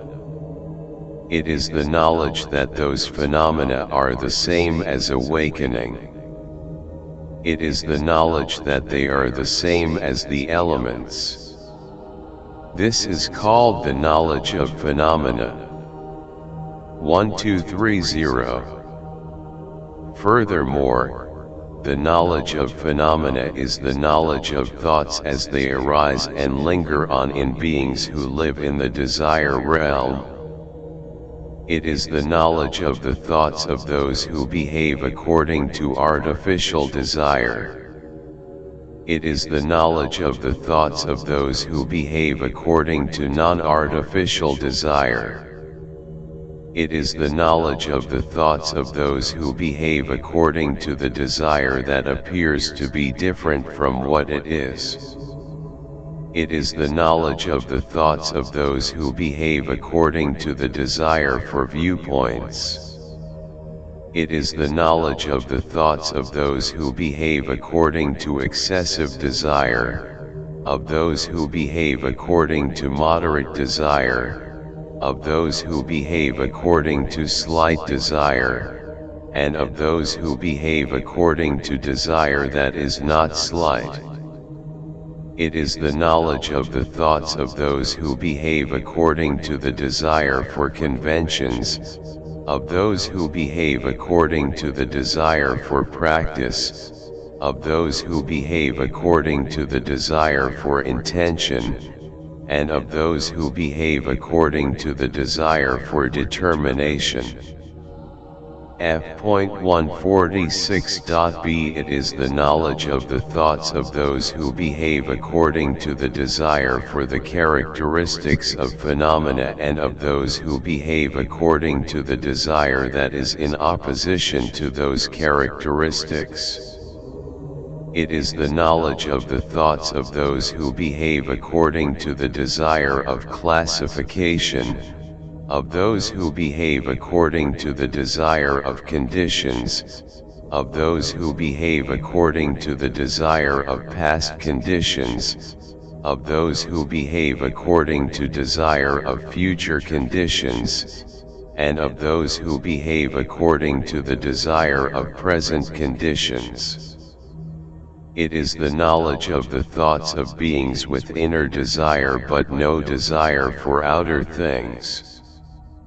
It is the knowledge of the thoughts of beings with desire for outer things but no inner desire. It is the knowledge of the thoughts of beings with inner desire as well as desire for outer things. It is the knowledge of the thoughts of beings with neither inner desire nor desire for outer things. It is the knowledge of the thoughts of beings with desire for forms but no desire for sounds, tastes, smells, or physical objects. It is the knowledge of the thoughts of beings with desire for sounds but no desire for forms, tastes, smells, or physical objects. It is the knowledge of the thoughts of beings with desire for smells but no desire for forms, sounds, tastes, or physical objects. It is the knowledge of the thoughts of beings with desire for tastes but no desire for forms, sounds, smells, or physical objects. It is the knowledge of the thoughts of beings with desire for physical objects but no desire for forms, sounds, smells, or tastes. This is the understanding of living beings who behave according to desire. 1231. Thus, there are 21,000 ways in which living beings behave according to desire. There are 21,000 ways in which living beings behave according to aversion. There are 21,000 ways in which living beings behave according to delusion. There are 21,000 ways in which living beings behave according to those three afflictions when they are present in equal amounts. The knowledge of phenomena is the knowledge of thoughts as they arise and linger on in beings who behave in those 84,000 ways. It is the knowledge that teaches the Dharma accordingly to each of those individuals. It is the knowledge that does not mistake the proper time. It is the knowledge that distinguishes between the recipients. It is the knowledge that teaches the Dharma that gives fruit. F.147.a It is the knowledge that teaches the Dharma excellently and without interruption. This is called the knowledge of phenomena. 1232. What is the knowledge of interpretation? It is the knowledge that understands the words of all beings, the words of the Nagas, the Yak, as the Gandharvas, the Asuras, the Garu, as the Kinnaras, the Mahoragas, the humans, and the non-humans. In short, the Bodhisattvas know all the languages, all the sounds, all the voices, all the ways of speech, all the interpretations, all the conventional explanations, and all the linguistic behaviors of the living beings born in the 5 states of existence. With this knowledge, they teach the Dharma to those beings with those words and interpretations, in accordance with their respective languages. This is called the knowledge of interpretation. Furthermore, concerning the knowledge of interpretation, they think, this is how these ways of practice should be seen. This is how these phenomena should be brought about. This is how these phenomena should be connected with. This is how these phenomena should be understood. This is how these phenomena should be construed with syllables. Thus they know the language of one person. They know the languages of two persons. They know the languages of many persons. They know the languages of men. They know the languages of women. They know the languages of the AKAs. They know past languages. They know future languages. They know present languages. They know the meaning attributed to a single syllable. They know the meaning attributed to many syllables. They know the meaning that is not attributed to anything. This is called the knowledge of interpretation. Furthermore, that knowledge of interpretation is the knowledge of the phenomena designated by language, with respect to the cessation of all phenomena. This is called the knowledge of interpretation. 1, 2, 3, 3. The Bodhisattva's knowledge of interpretation is unhindered and undiluted. It is pure and without repetition. It is not excessive and not hasty. It does not deviate from right speech. It is clear. F.147.b It embraces both the meaning and the letter. It is pleasing to different communities. It has different kinds of explanation. It is profound. It is profound in appearance. It is adorned with both the relative and the ultimate truths. It understands one's mind, knowledge, and viewpoints. It is taught by the Buddhas, and it is pleasing to living beings. This is called the knowledge of interpretation. 1, 2, 3, 4. What is the knowledge of eloquence?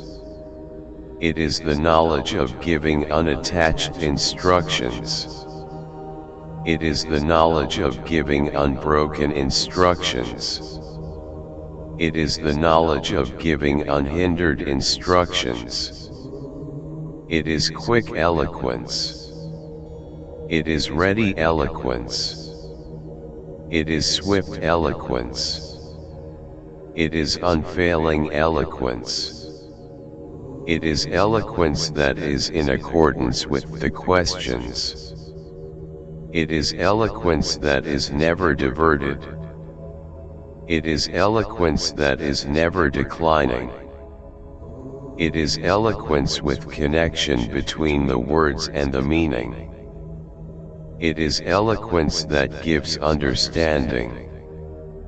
It is eloquence with joy in the Dharma.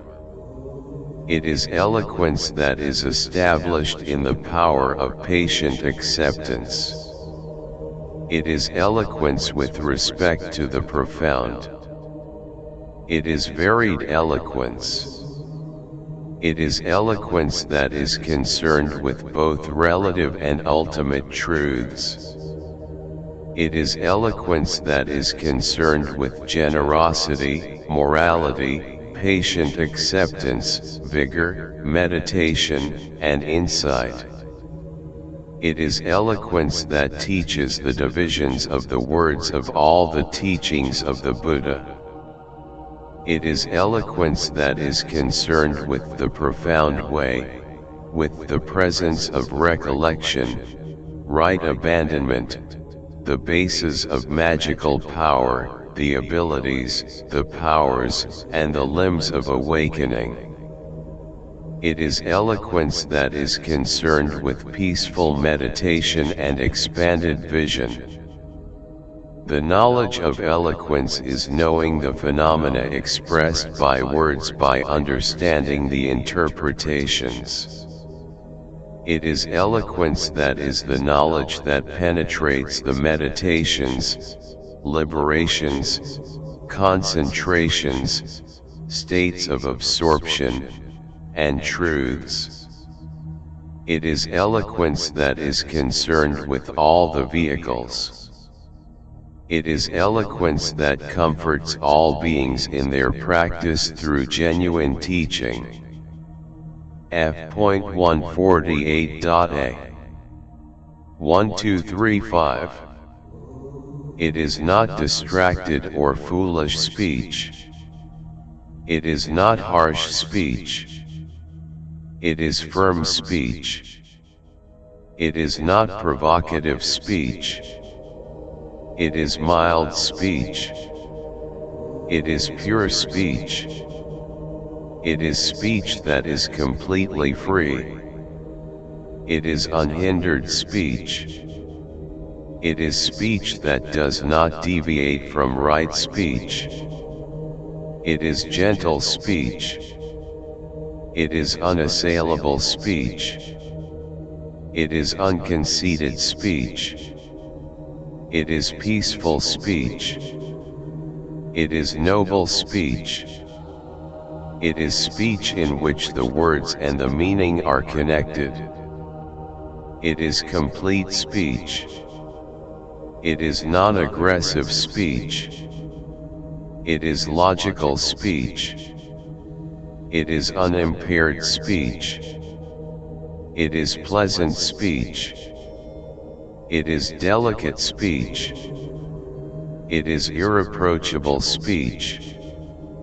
It is speech that is beneficial to all. It is speech that is praised by all the holy ones. It is speech that is conducive to bringing understanding to endless Buddha fields. It is speech that is conducive to bringing understanding and discernment related to Brahma's speech. Through the eloquence taught by the Buddhas, the Bodhisattvas teach the Dharma to different beings and individuals with knowledge of their abilities, whether they are superior or inferior. Their teachings of the Dharma succeed in effecting the real cessation of suffering for someone who practices it. This is called the knowledge of eloquence. 1236. Venerable Shariputra, those are called the Bodhisattvas, 4 kinds of imperishable knowledge. Furthermore, Venerable Shariputra, the Bodhisattva's 4 reliances are also imperishable. What are these 4? They are the reliance on the meaning but not on the letter, the reliance on wisdom but not on consciousness, the reliance on the sutras of definitive meaning but not on the sutras of implicit meaning, and the reliance on the true state of phenomena but not on the person. 1237. What is the meaning, and what is the letter? The letter is the teaching on the entrance into the phenomena and the actions of the world, while the meaning is the understanding of the phenomena that transcend the world. The letter is the teaching on generosity, F.148.b self-control, vows, and discipline, while the meaning is the knowledge that generosity, self-control, vows, and discipline are the same. The letter is the enumeration and proclamation of the imperfections of existence, while the meaning is the understanding that existence is beyond apprehension. The letter is the proclamation of the qualities and benefits of nirvana, while the meaning is the natural absence of thought construction concerning all the phenomena that are related to nirvana. The letter is the teaching that accords with the differentiation of the vehicles, while the meaning is the knowledge that penetrates the non-differentiation and sameness of the realm of phenomena. The letter is the teaching related to giving away all one's belongings, while the meaning is the knowledge of the threefold purity. The letter is the teaching on taking upon oneself all the vows, morality, trainings, qualities of purity, and austerities in body, speech, and mind, while the meaning is the knowledge of the purity in taking upon oneself all the vows, morality, trainings, qualities of purity, and austerities without apprehending body, speech, or mind. The letter is the teaching on the power of patient acceptance and mildness to overpower all ill will, harshness, anger, malice, conceitedness, pride, and arrogance, while the meaning is the patient acceptance of the fact that all phenomena are unborn. The letter consists in taking vigor upon oneself in order to gather all the roots of virtue, while the meaning is the vigor that is not dependent on the rejection and appropriation of non-virtue and virtue. The letter is the teaching on meditation, liberation, concentration, and the states of absorption. F.149.a while the meaning is the knowledge of entering the state of cessation. The letter is the root of the insight of all those who retain learning, while the meaning is the knowledge of the ineffable meaning. The letter is the revelation of the 37 factors of awakening, while the meaning is the realization of the fruit of accomplishing the 37 factors of awakening. The letter is the revelation of the truths of suffering, origination, and the way, while the meaning is the realization of cessation.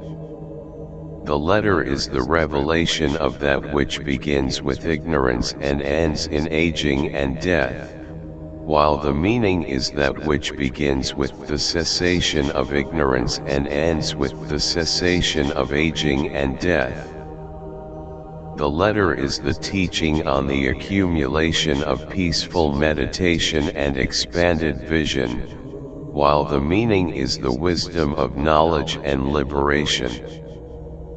The letter is the teaching for beings who act out of desire, aversion, delusion, or all three together, while the meaning is the imperturbable wisdom that is liberated thought.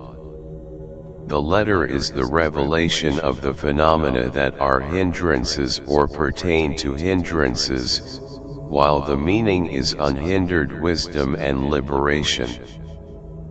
The letter is the display of endless praise of the qualities of the three jewels, while the meaning is the vision of the body of the Buddha, the wisdom of the state of phenomena in cessation where all passion has disappeared, and the wisdom of the attainment of the unconditioned qualities of the Buddha, the Dharma, and the community.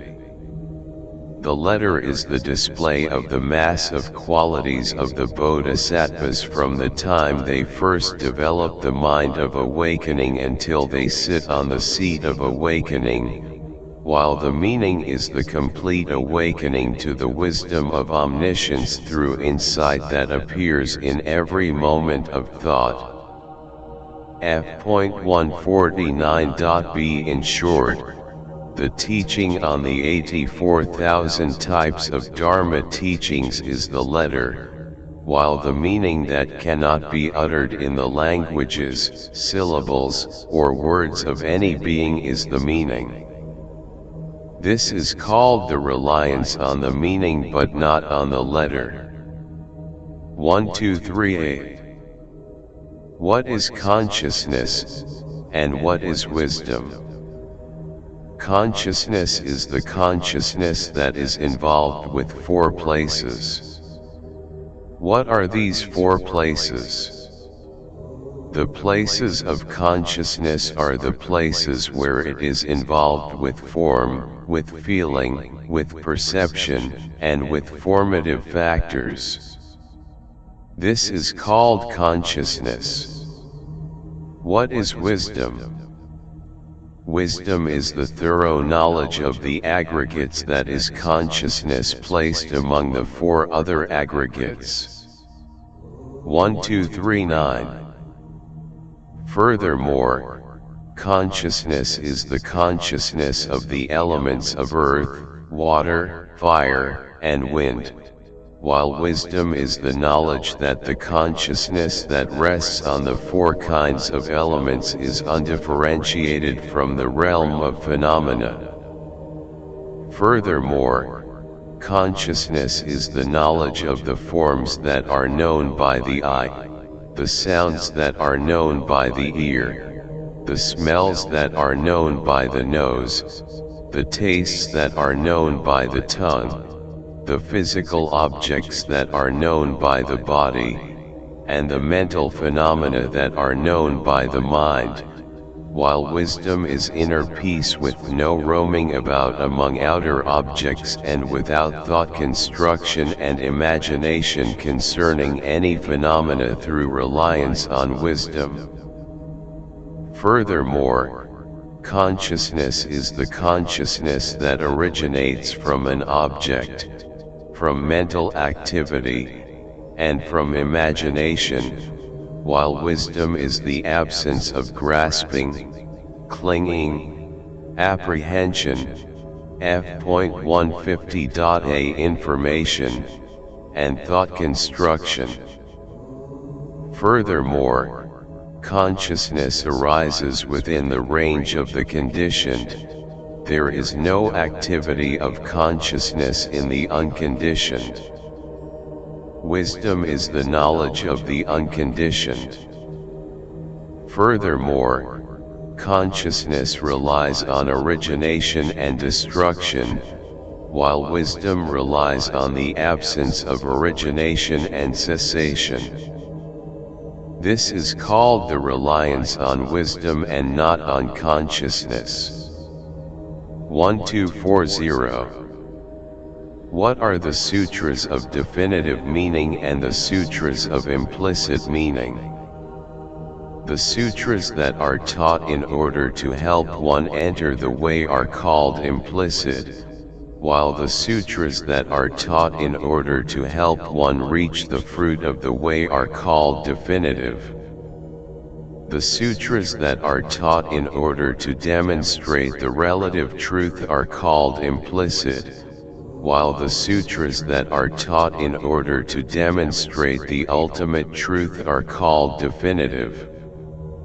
The sutras that are taught in order to help one engage in actions and duties are called implicit, while the sutras that are taught for the sake of the cessation of actions and afflictions are called definitive. The sutras that are taught in order to explain affliction are called implicit, while the sutras that are taught in order to explain purification are called definitive. The sutras that are taught in order to produce disgust for existence are called implicit, while the sutras that are taught in order to help one enter the non-duality of nirvana and existence are called definitive. The sutras that are taught with various words and syllables are called implicit, while the sutras that teach that which is deep, hard to see, and hard to understand are called definitive. The sutras with many words and syllables that are taught in order to please the thoughts of living beings are called implicit. F.150.b While the sutras with few words and syllables that are taught in order to produce mental introspection in living beings are called definitive.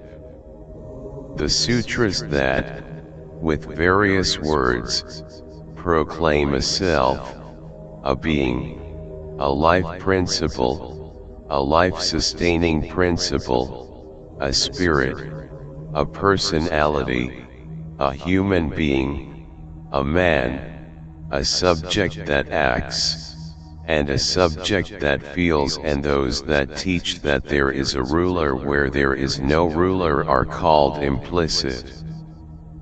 The sutras that teach emptiness, the absence of distinguishing marks, the absence of anything to long for, the unconditioned, the unborn, the unoriginated, the non-existent, the absence of self, the absence of being, the absence of soul, the absence of person, the absence of spirit, the absence of ruler, and the gates of liberation are called definitive.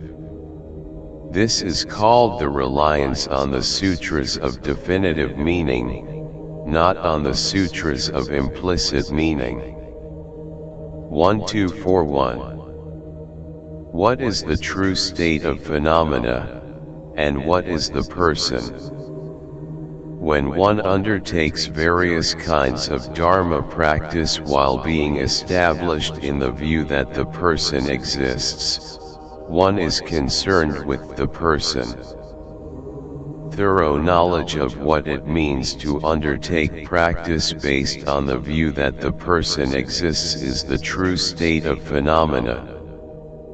1242. Furthermore, these are called persons: the ordinary person, the virtuous ordinary person, the person who follows their faith, the person who follows Dharma teachings, the person on the eighth lowest stage, the person who has entered the stream, the person who returns once, the person who does not return, the person who is a worthy one, the person who is an isolated Buddha, the person who is a bodhisattva, and the blessed Buddha, the unique person who, out of compassion for the world, is born there as a teacher of gods and humans, for the sake of many beings, to provide happiness for many beings, and for the welfare, benefit, and happiness of the great throngs of gods and humans. F.151.a All those words for people are taught by the Tathagata from the standpoint of conventional phrases, in order to guide beings. Those who are attached to these words really have nothing to rely on.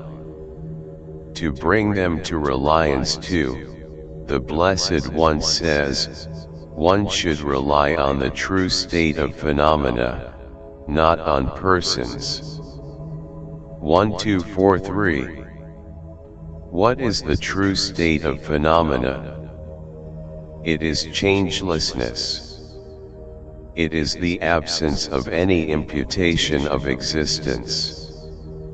It is the absence of activity. It is the absence of purification. It is the absence of fixation on phenomena. It is the absence of establishment. It is the absence of root. It is sameness everywhere. It is sameness with respect to that which is the same, that which is different, and that which is same and different. It is the absence of thought constructions. It is the absence of undertakings.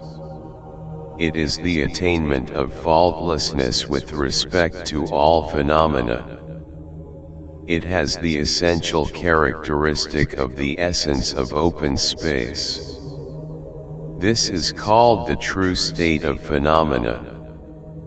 Those who rely on the true state of phenomena do not rely on the elements.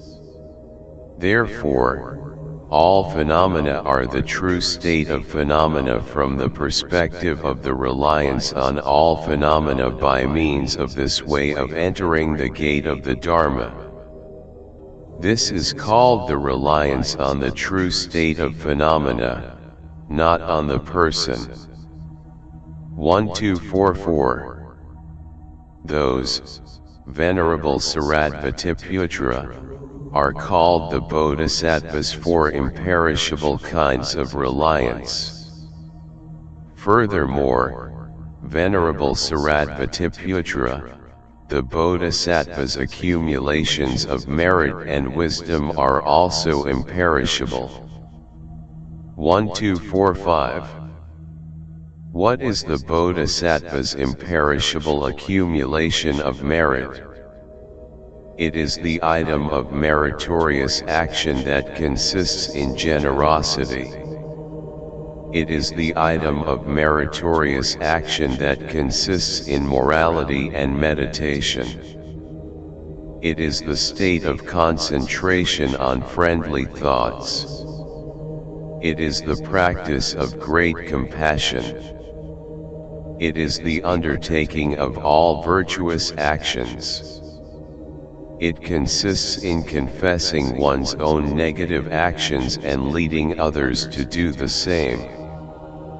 It is the item of meritorious action that is caused by the joy in the merit accumulated in the 3 times by all those to be trained and by those who have completed their training, by the isolated Buddhas, by the bodhisattvas who have developed the mind of awakening for the first time, f.151.b by those who will never turn back, and by those who are hindered by only one birth.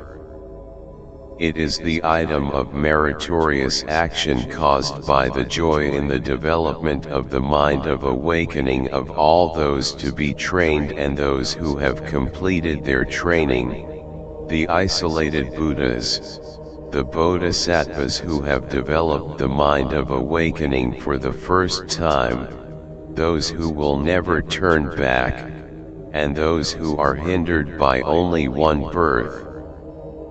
It is the item of meritorious action that is caused by the joy in all the roots of virtue of all the blessed Buddhas of the past, present, and future.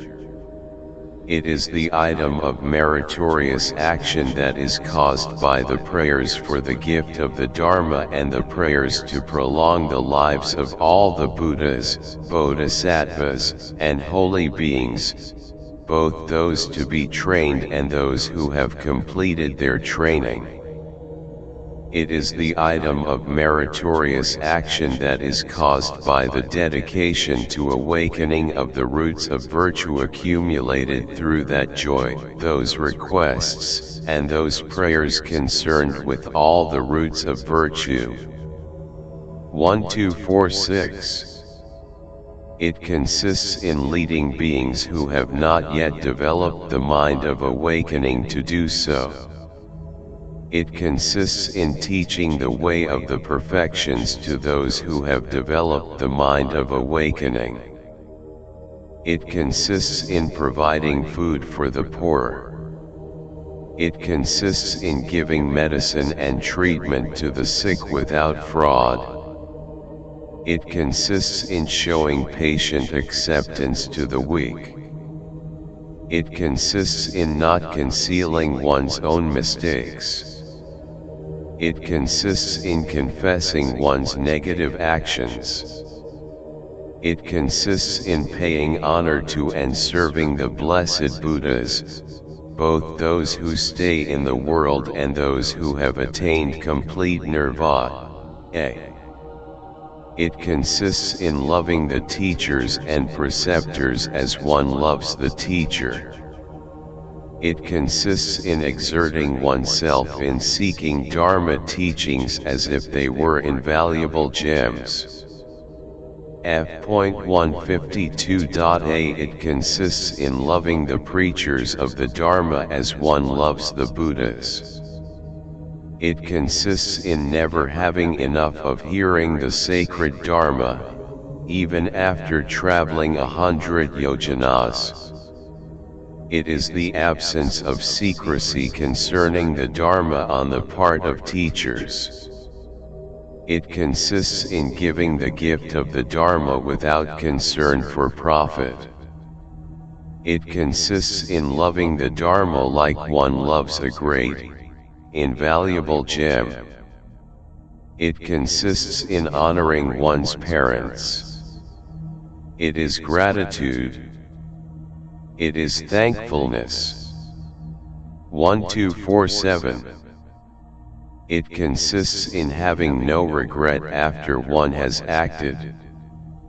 It consists in never having enough of piling up merit. It consists in having no hypocrisy related to the body, through having constrained one's body with vows.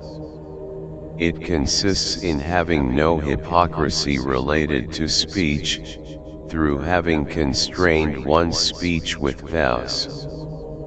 It consists in having no hypocrisy related to the mind, through having constrained one's mind with vows.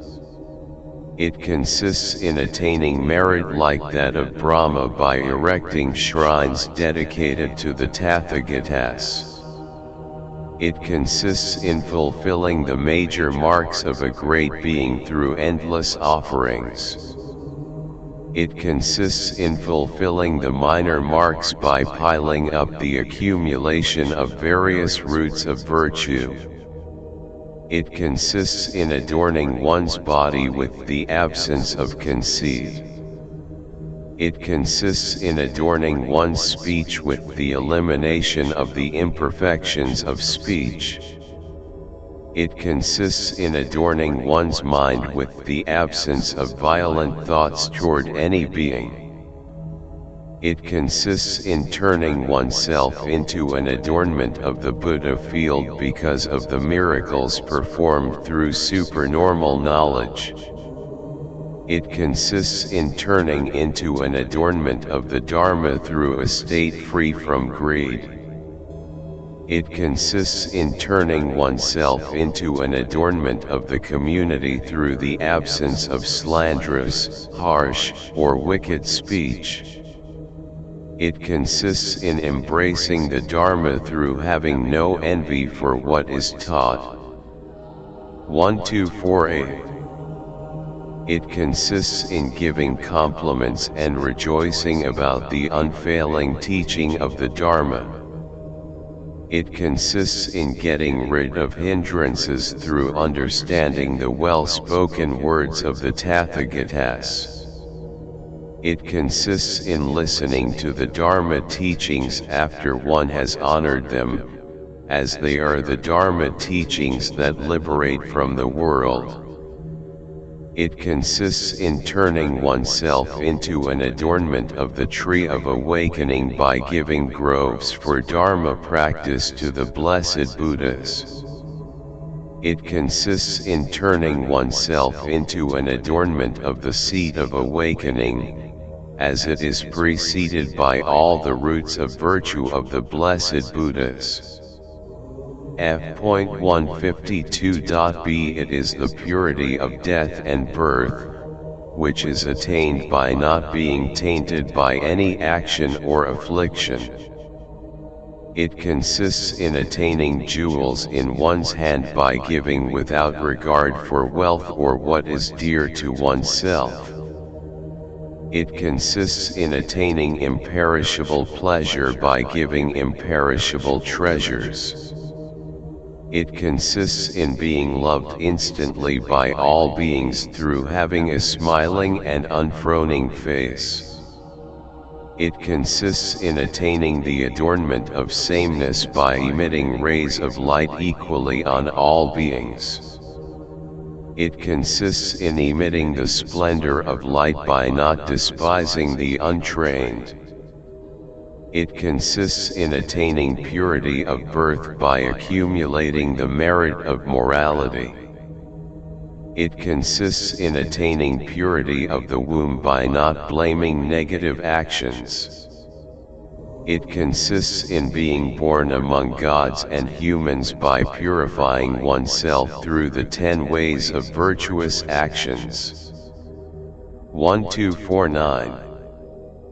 It is unfailing courage because of the absence of thought constructions concerning the teaching.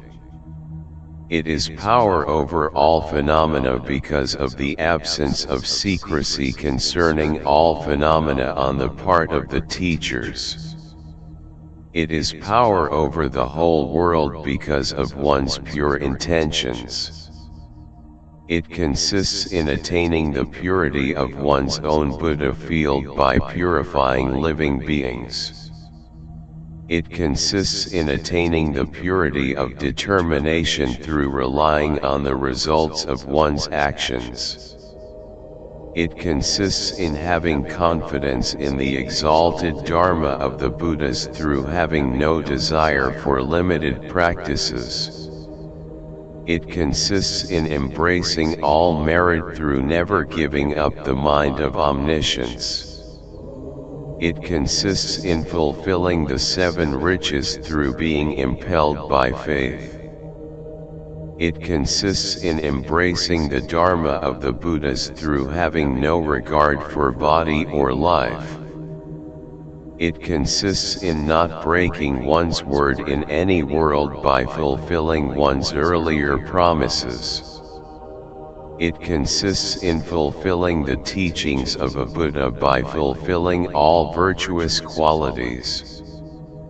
Thus, the Bodhisattvas accumulate the causes by which all the qualities of the Buddhas are fulfilled. In short, Venerable Shariputra, f.153.a This is what is known as the Bodhisattva's imperishable accumulation of merit. It would take a world age or more to explain this fully. 1250.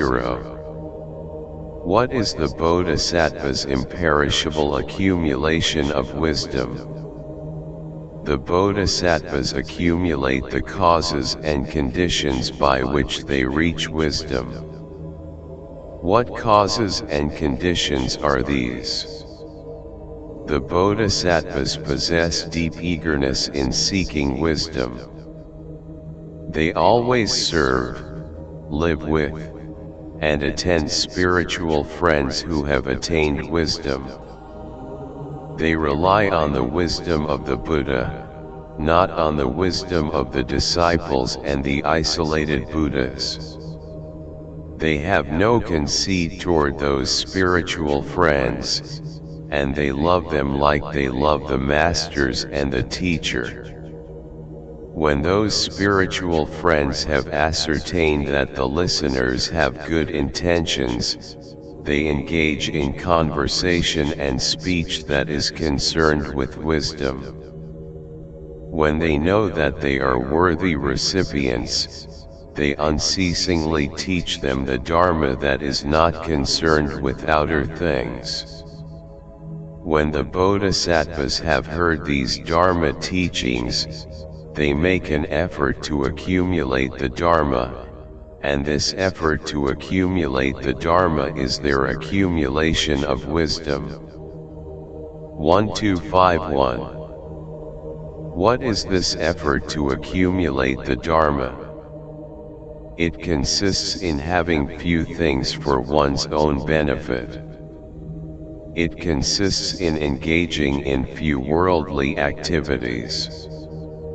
It consists in being moderate in speech. It consists in having few of life's necessities. It consists in making efforts to practice without sleeping in the beginning and at the end of the night. It consists in reflecting on the meaning of what one has heard and seeking it more and more. It consists in having no confusion in one's thoughts. It consists in suppressing the hindrances. It consists in knowing the way out of the sinful. It consists in having no remorse. It consists in not manifesting afflictions. It is firmness in realization. It is the inclination toward the Dharma. It consists in being prone to the Dharma. It is a propensity for the Dharma. It consists in being courageous. It consists in being like someone whose head and clothes are on fire when it comes to seeking wisdom. F.153.b without being attached to it. It consists in having no loose morality. It consists in never giving up diligence. It consists in gaining distinction. It consists in avoiding crowds. It consists in finding joy in solitude. It consists in having a mind that is bent on solitude. It consists in being content with the lineage of the holy ones. It consists in never being unstable with regard to the qualities of purification. It is the joy that consists in the pleasure related to the joy of the Dharma. It consists in forgetting worldly incantations. It consists in seeking supramundane phenomena. It is unwavering recollection. It consists in being in accordance with the understanding of the meaning. It consists in being in accordance with the way through one's intelligence. It consists in keeping one's vows with steadfastness. It consists in being in accord with wisdom in terms of conditions. It consists in being adorned with shame and modesty. It consists in considering harmony with wisdom as the most important thing. It consists in suppressing ignorance.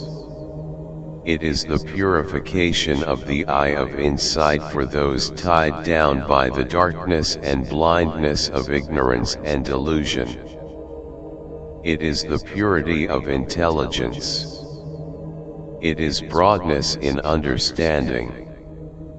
It consists in having no narrowness in understanding. It consists in having no divided understanding. It is brilliant intelligence. It is immediate knowledge.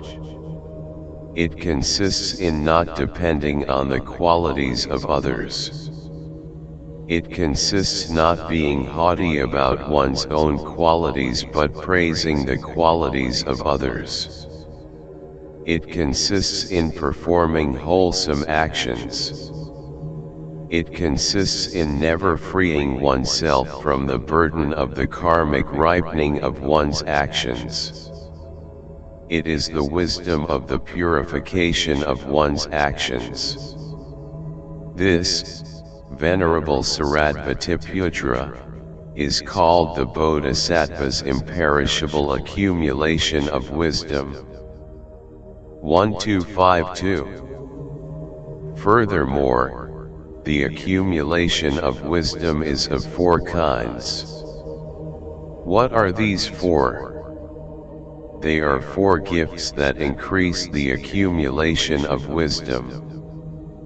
What are these four? They are the gift of birch bark for writing, ink, and books to the preachers of the Dharma, the gift of different kinds of teaching thrones to the preachers of the Dharma, the gift consisting in giving all gain, honor, and praise to the preachers of the Dharma, f.154.a, and the gift consisting in giving compliments without guile to the preachers of the Dharma, in order to grasp the Dharma oneself. These four gifts increase the accumulation of wisdom. 1253. There are four kinds of protection that increase the bodhisattva's accumulation of wisdom. What are these four? They are protecting the preachers of the Dharma like one would protect the Lord, protecting roots of virtue, protecting lands and kingdoms, and protecting beneficial things. Those four increase the bodhisattva's accumulation of wisdom. 1254. There are four kinds of support that increase the bodhisattva's accumulation of wisdom. What are these four? They are supporting the preachers of the Dharma with material things, supporting them through the Dharma, supporting them through insight, and supporting them through wisdom. Those four increase the bodhisattva's accumulation of wisdom. 1255. There are five powers that increase the bodhisattva's accumulation of wisdom. What are these five? They are the power of faith, which leads to confidence, the power of vigor, which leads one to seek learning, the power of recollection, which leads one to not forget the mind of awakening, the power of concentration, which leads one to always to reflect on sameness, and the power of insight for the sake of the power of learning. These five powers increase the bodhisattva's accumulation of wisdom. 1256. There are four kinds of morality that increase the bodhisattva's accumulation of wisdom. What are these four? They are the morality of joy in the Dharma, the morality of seeking the Dharma, the morality of reflecting on the Dharma, and the morality of dedicating to awakening. These four kinds of morality increase the bodhisattva's accumulation of wisdom. f.154.b. 1257. There are four kinds of patient acceptance that increase the bodhisattva's accumulation of wisdom. What are these four?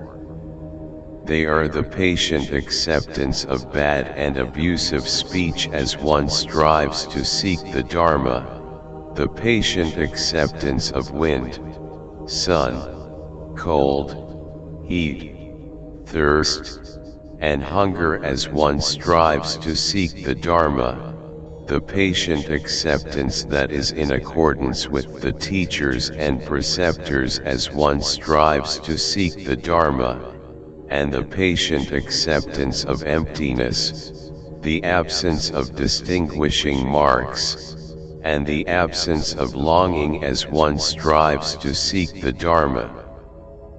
These four kinds of patient acceptance increase the bodhisattva's accumulation of wisdom. 1258. There are four kinds of vigor that increase the bodhisattva's accumulation of wisdom.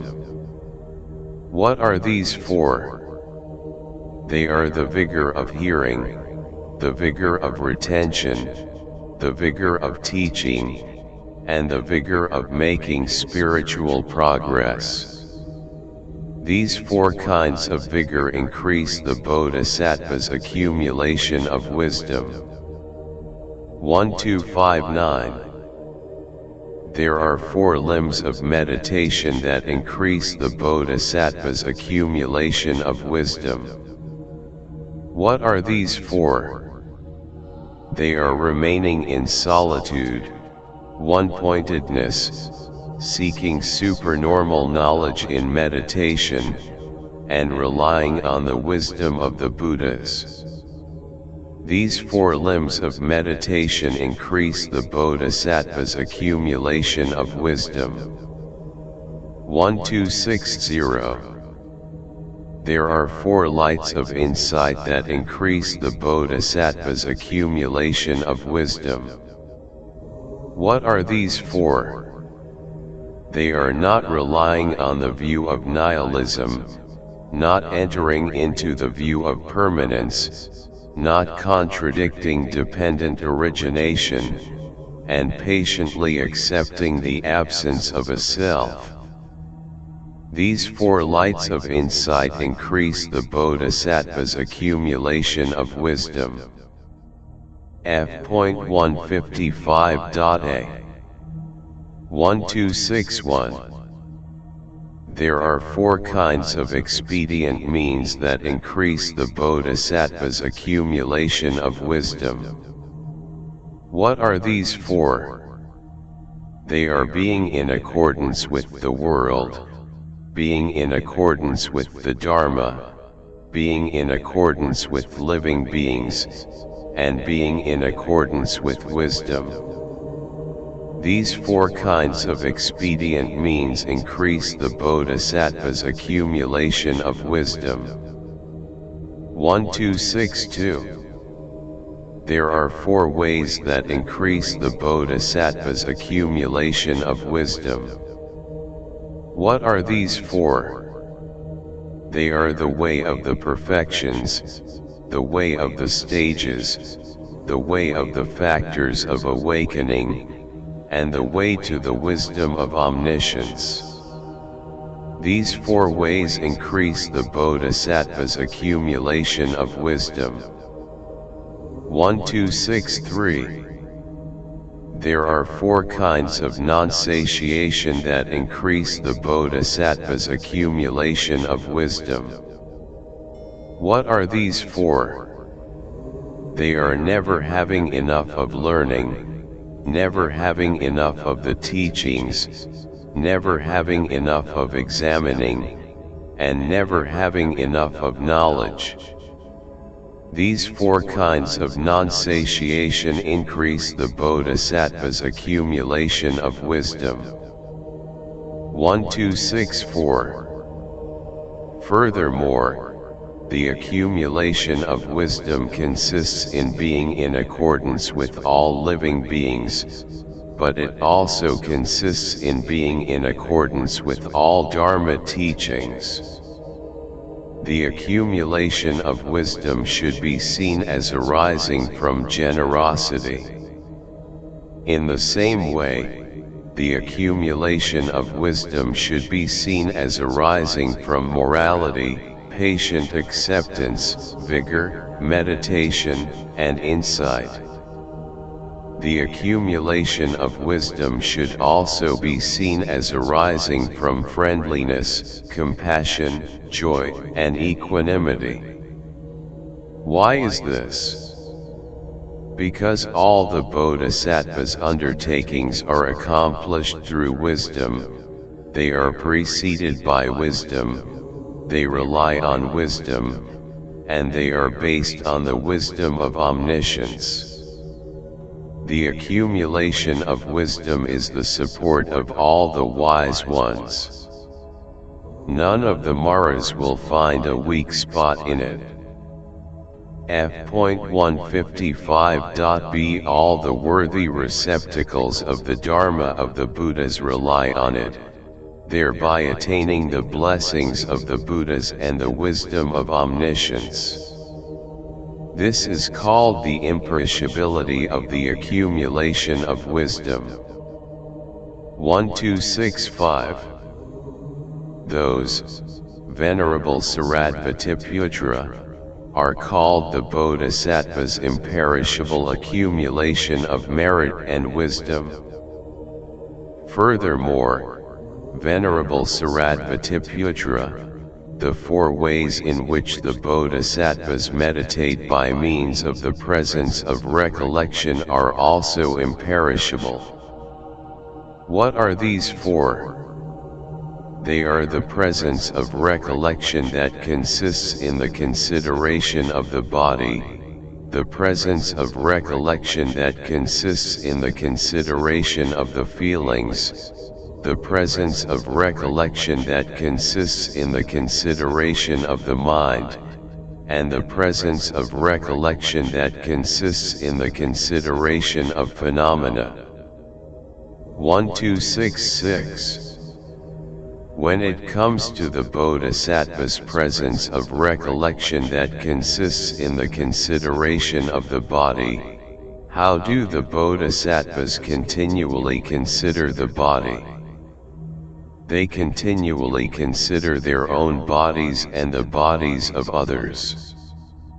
They observe the past, future, and present state of the body, thinking, this body originates from misunderstanding. It is produced by causes and conditions, without a subject that feels or acts and without a ruling principle. It is beyond appropriation, and it arises by means of causes and conditions.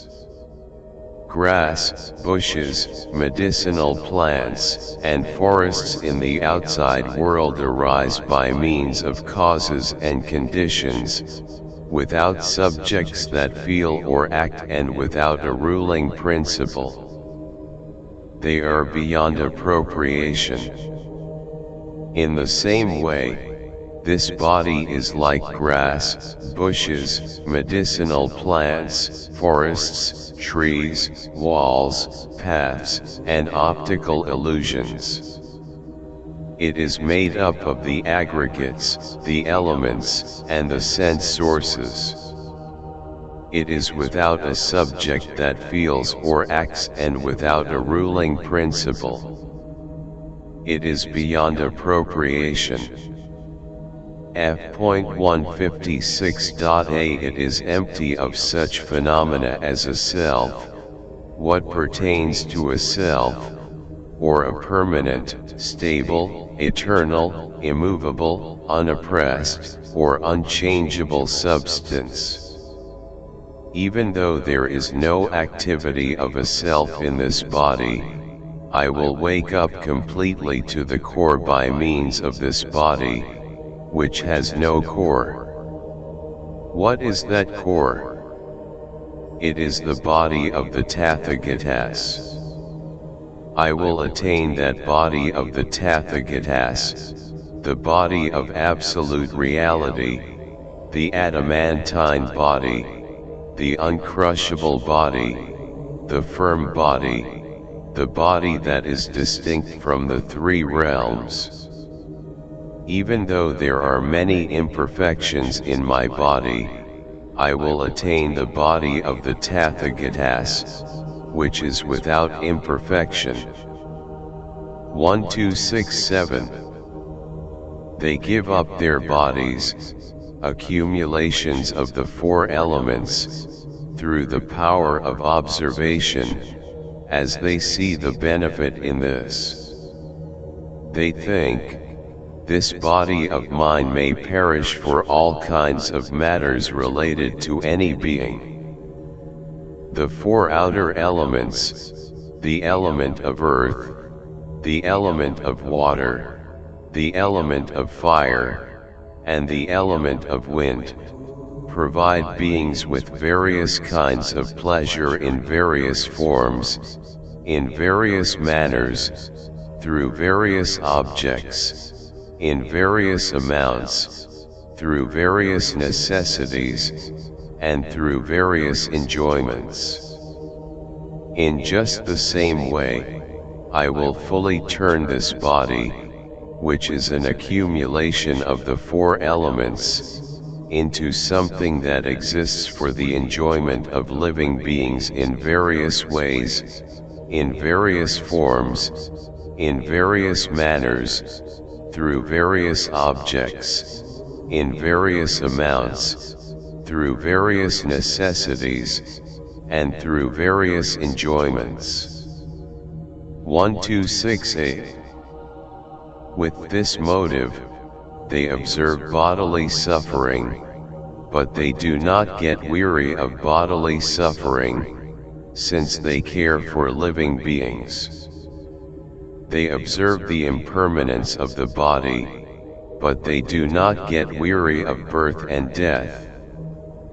They observe the selflessness of the body, f.156.b, but they do not get weary of bringing all beings to maturity. They observe the fact that the body is peaceful, but they do not fall into the apathy of peacefulness.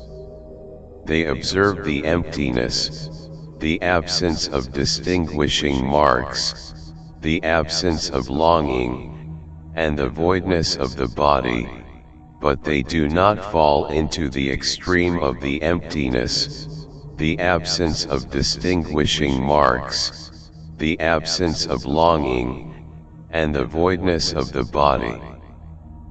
Thus they observe the body as unconditioned, non-originated, unborn, non-existent, and pure as it is, but they do not fall into the extreme of unconditionedness, non-origination, absence of birth, non-existence, and purity as it is.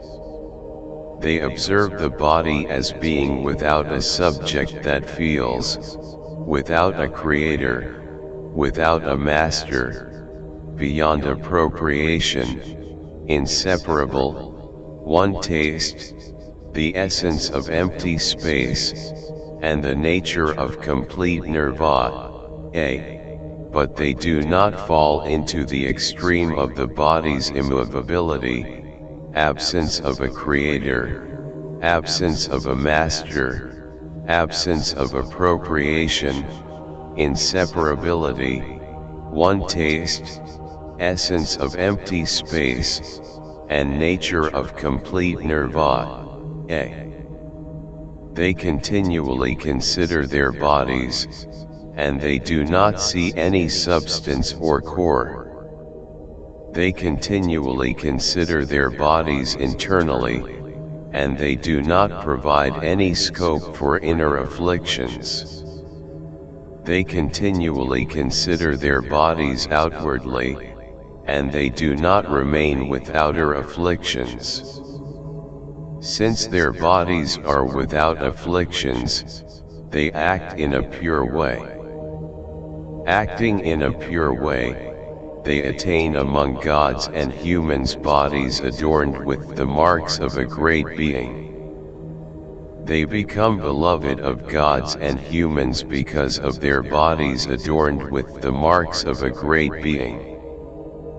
This is how the bodhisattvas continually consider their bodies. This is called the bodhisattva's presence of recollection that consists in the consideration of the body. f.157.a 1269. When it comes to the bodhisattva's presence of recollection that consists in the consideration of the feelings, how do the bodhisattvas continually consider the feelings? The bodhisattvas think, any feeling whatsoever is suffering. As they understand the feelings thoroughly with wisdom, insight, and appeasement, when they experience a pleasant feeling they do not cling to the tendency of desire. When they are affected by a painful feeling, they develop great compassion for beings who are born in the lower realms and in unfortunate states of existence, but they do not cling to the tendency of aversion. when they experience a feeling that is neither painful nor pleasant, they experience this feeling that is neither painful nor pleasant without clinging to the tendency of ignorance. Through this recollection related to the feelings, when they experience any feeling whatsoever, whether pleasant, painful, or neither painful nor pleasant, they cultivate the wisdom vision that arises based on all those feelings. They put on the spiritual armor in order to know fully what all beings feel. They think, these beings do not truly know the way out of feelings, and because of this ignorance they become attached when they experience a pleasant feeling. They feel aversion when they are affected by a painful feeling, and they become deluded when they experience a feeling that is neither painful nor pleasant. With feelings allied to insight and wisdom, I will teach the Dharma in order to eliminate the feelings of those beings, through expedient means that destroy all feelings and through the accumulation of the roots of virtue attained by great compassion. 1270. Furthermore, why is it called feeling? F.157.b Feeling that is understood through ignorance becomes the cause of suffering, and feeling that is understood through wisdom becomes the cause of happiness. What is the state of happiness that pertains to feeling that is understood through wisdom? There is no self, no animated being, no life principle, no soul, no life-sustaining principle, no spirit, no personality, and no human or man whatsoever in which feeling arises. Feeling is attachment. Feeling is appropriation. Feeling is grasping. Feeling is apprehension. Feeling is misunderstanding. Feeling is thought construction. Feeling is clinging to a viewpoint and latent habit. Feeling is the notion of the eye, and it is also the notions of the ear, the nose, the tongue, the body, and the mind. Feeling is the notion of forms, and it is also the notions of sounds, smells, tastes, physical objects, and mental phenomena. The pleasure, pain, or state of neither pain nor pleasure that arises from the condition of the contact between the eye and forms is called feeling. Thus, feeling is the pleasant, painful, or neither painful nor pleasant feeling that arises from the condition of the contact between the ear and sounds, the nose and smells, the tongue and tastes, the body and physical objects, and the mind and mental phenomena. 1271. Furthermore, according to this enumeration, feelings are a single thing, namely the experience of thoughts. Feelings are twofold, namely inner and outer. Feelings are threefold, namely past, present, and future experiences. Feelings are fourfold, namely the experience of the four elements. Feelings are fivefold, namely the mental effort in the five aggregates.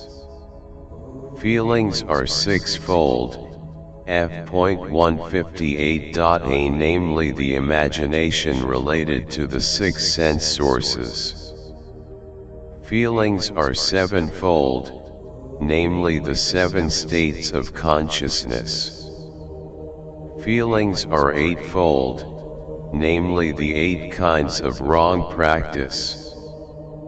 Feelings are ninefold, namely the 9 places of living beings.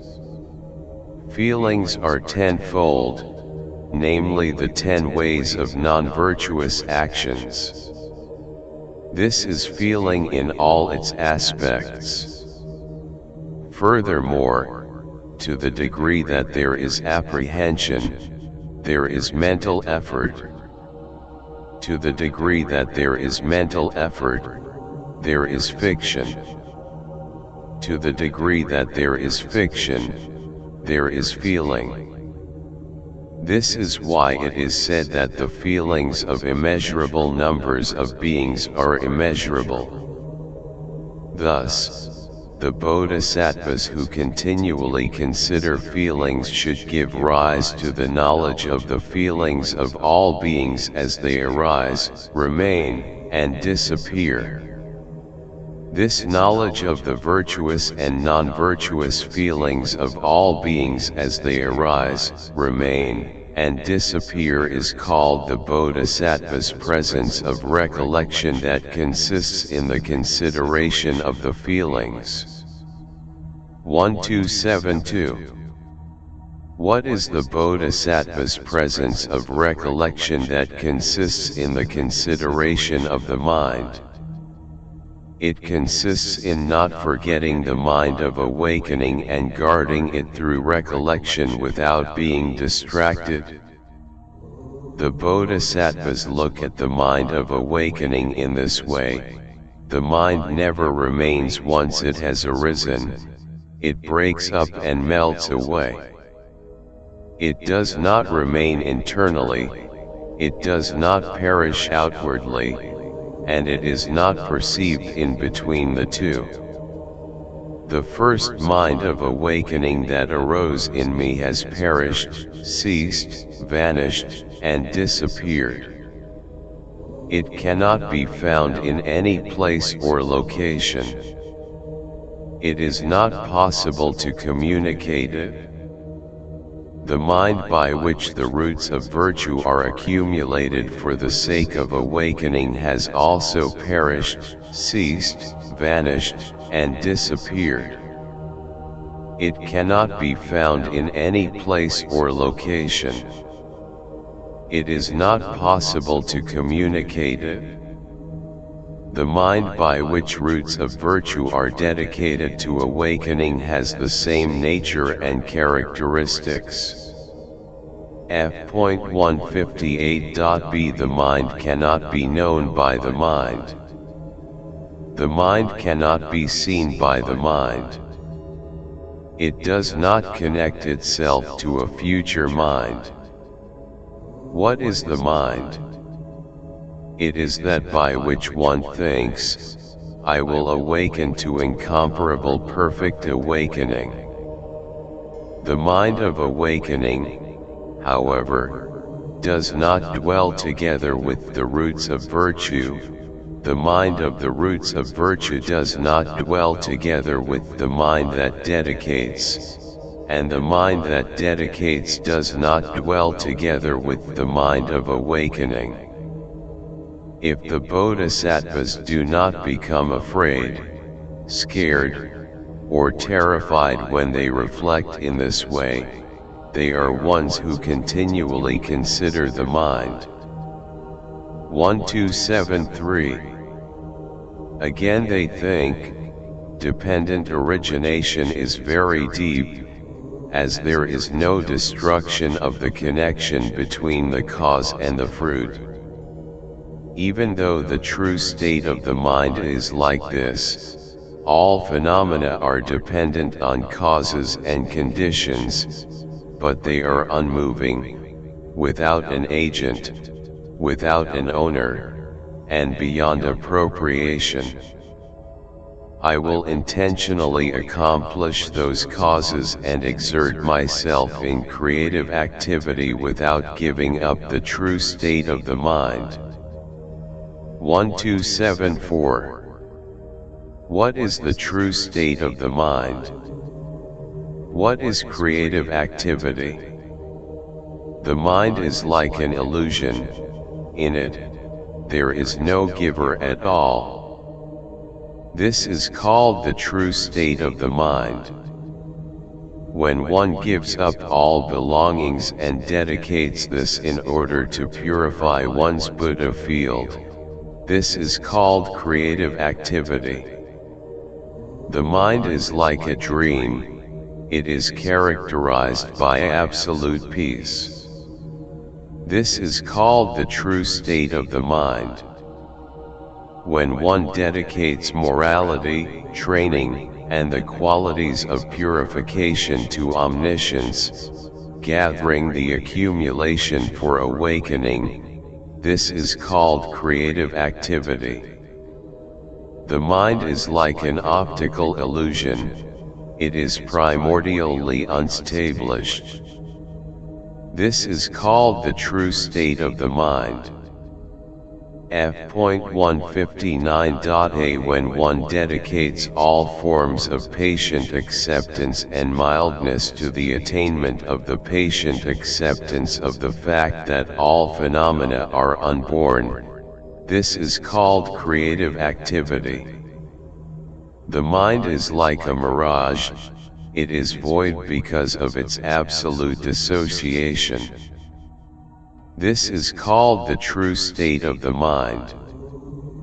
When one dedicates the undertakings of vigor concerning all roots of virtue to the fulfillment of all the qualities of a Buddha, this is called creative activity. The mind is without form. It cannot be demonstrated. It is unhindered and beyond knowledge. This is called the true state of the mind. When one dedicates all meditations, liberations, concentrations, and states of absorption to the attainment of the concentration of a Buddha, this is called creative activity. The mind cannot be grasped. Signless, it cannot be demonstrated. It has no basis. This is called the true state of the mind. When one dedicates the knowledge that demonstrates the analysis of all the words of questions to the fulfillment of the knowledge of a Buddha, this is called creative activity. The mind does not originate without an object. This is called the true state of the mind. When one gives rise to a mindset that focuses on all roots of virtue for the sake of attaining all the qualities of a Buddha, this is called creative activity. The mind does not originate without cause.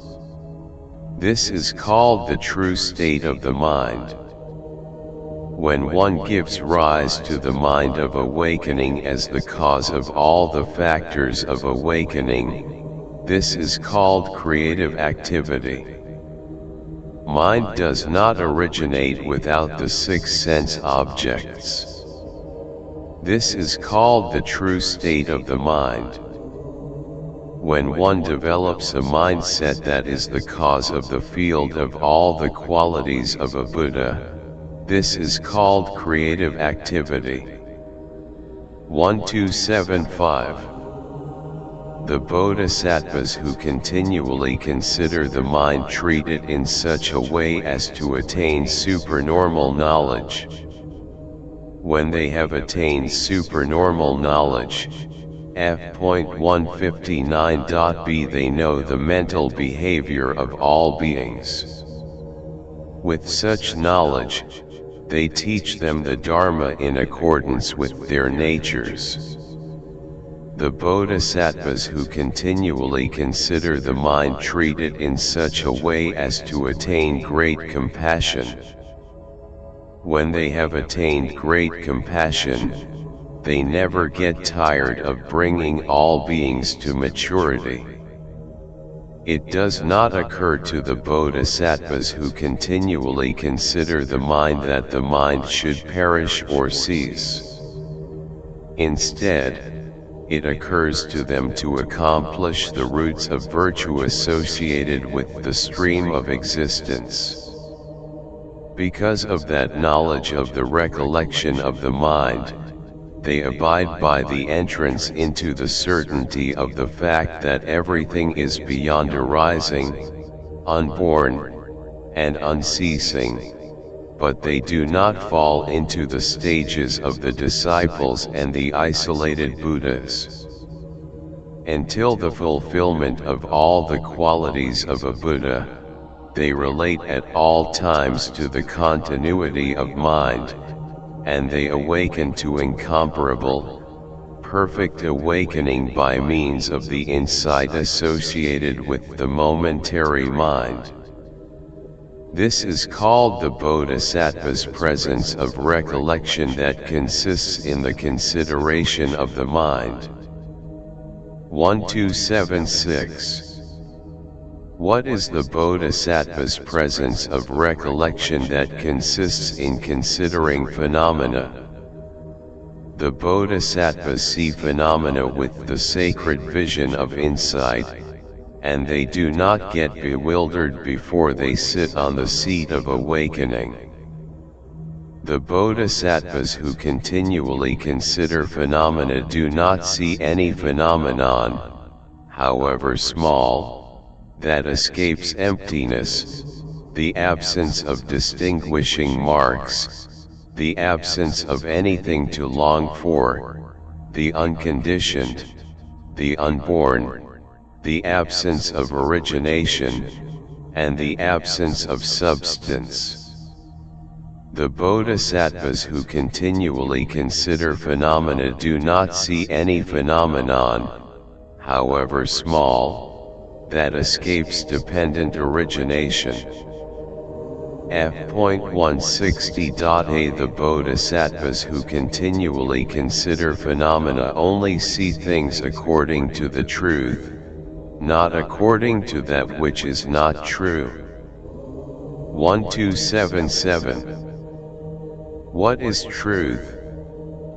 It is the meaning of the non-existence of a self, of a living being, of a soul, of a person, of nihilism, of permanence, of origination, and of disintegration.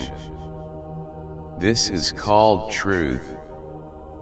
What is that which is not true? It is the view of a self, the view of a living being, the view of a soul, the view of a person, the view of nihilism, the view of permanence, the view of origination, and the view of disintegration. This is called that which is not true. Thus, all phenomena are both true and untrue. Why is this? All phenomena are true from the perspective of the reflection on all phenomena being emptiness, beyond distinguishing marks, and beyond longing. All phenomena are untrue, however, from the perspective of the attachment to the views of me and mine. 1278. In this way, the Bodhisattvas who continually consider phenomena do not see any phenomenon that does not pertain to the qualities of the Buddha, that is not awakening, that is not the path, that is not liberation, and that is not the way out of the three realms. Knowing that every phenomenon leads to deliverance, they reach the gate into the concentration called unhindered for the sake of all beings. They perceive all phenomena and all afflictions as being artificial, thinking, these phenomena are beyond afflictions, they are not connected with afflictions. Why is this? They are united with the definitive meaning, so they are beyond the accumulation of afflictions, beyond heaping up, beyond desire, beyond aversion, and beyond delusion. F.160.b Understanding those afflictions is awakening, and the essence of those afflictions is the essence of awakening. Though they practice recollection in this way, they do not practice, engage with, or establish anything. They know the true state of things, and this is why they remain within the realm of phenomena. In the place where the realm of phenomena is situated, there too the sphere of living beings is situated. In the place where the sphere of living beings is situated, there too the sphere of empty space is situated. This is why all phenomena are like empty space. 1279. The bodhisattvas who continually consider phenomena unite with the qualities of a Buddha, and though they rely on all phenomena, they also rely on the qualities of a Buddha.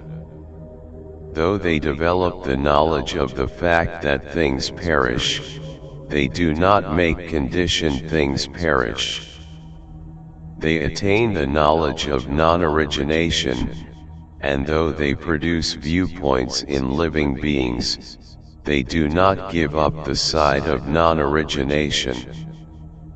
The recollection that is concerned with phenomena is present within that recollection of all phenomena. They are continually engaged in the recollection of all the phenomena and designations of phenomena that pertain to the disciples, the isolated Buddhas, the Bodhisattvas, and the complete Buddhas. Because of that recollection, they will not forget or lose them until the end of time. They are continually engaged in that recollection of all phenomena, and because of that recollection, they will not forget or lose anything until the end of time. The presence of recollection that consists in the consideration of phenomena is a word that designates the immeasurable. It is a word for universality, for uniting with all the qualities of a Buddha, for pleasing all beings, for vanquishing all the maras, and for reaching self-existent wisdom. This is called the Bodhisattva's presence of recollection that consists in the consideration of phenomena. Those Venerable Shariputra are called the Bodhisattvas for imperishable cultivations of the presence of recollection. F.161.a 1280. Furthermore, Venerable Shariputra, the Bodhisattvas for correct abandonments are also imperishable. What are these for? They are as follows. 1. The Bodhisattvas develop eagerness, strive, act with vigor, control their thoughts, and exert themselves correctly so that the negative actions and non-virtuous qualities that have not yet arisen do not arise. 2. They develop eagerness, strive, act with vigor, control their thoughts, and exert themselves correctly so that the negative actions and non-virtuous qualities that have arisen may be eliminated. 3. They develop eagerness, strive, act with vigor, control their thoughts, and exert themselves correctly so that the virtuous qualities that have not yet arisen may arise.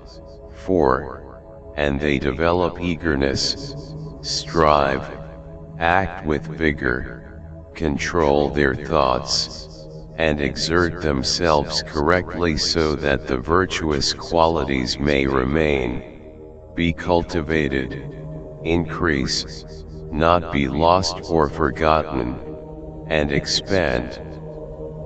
1281.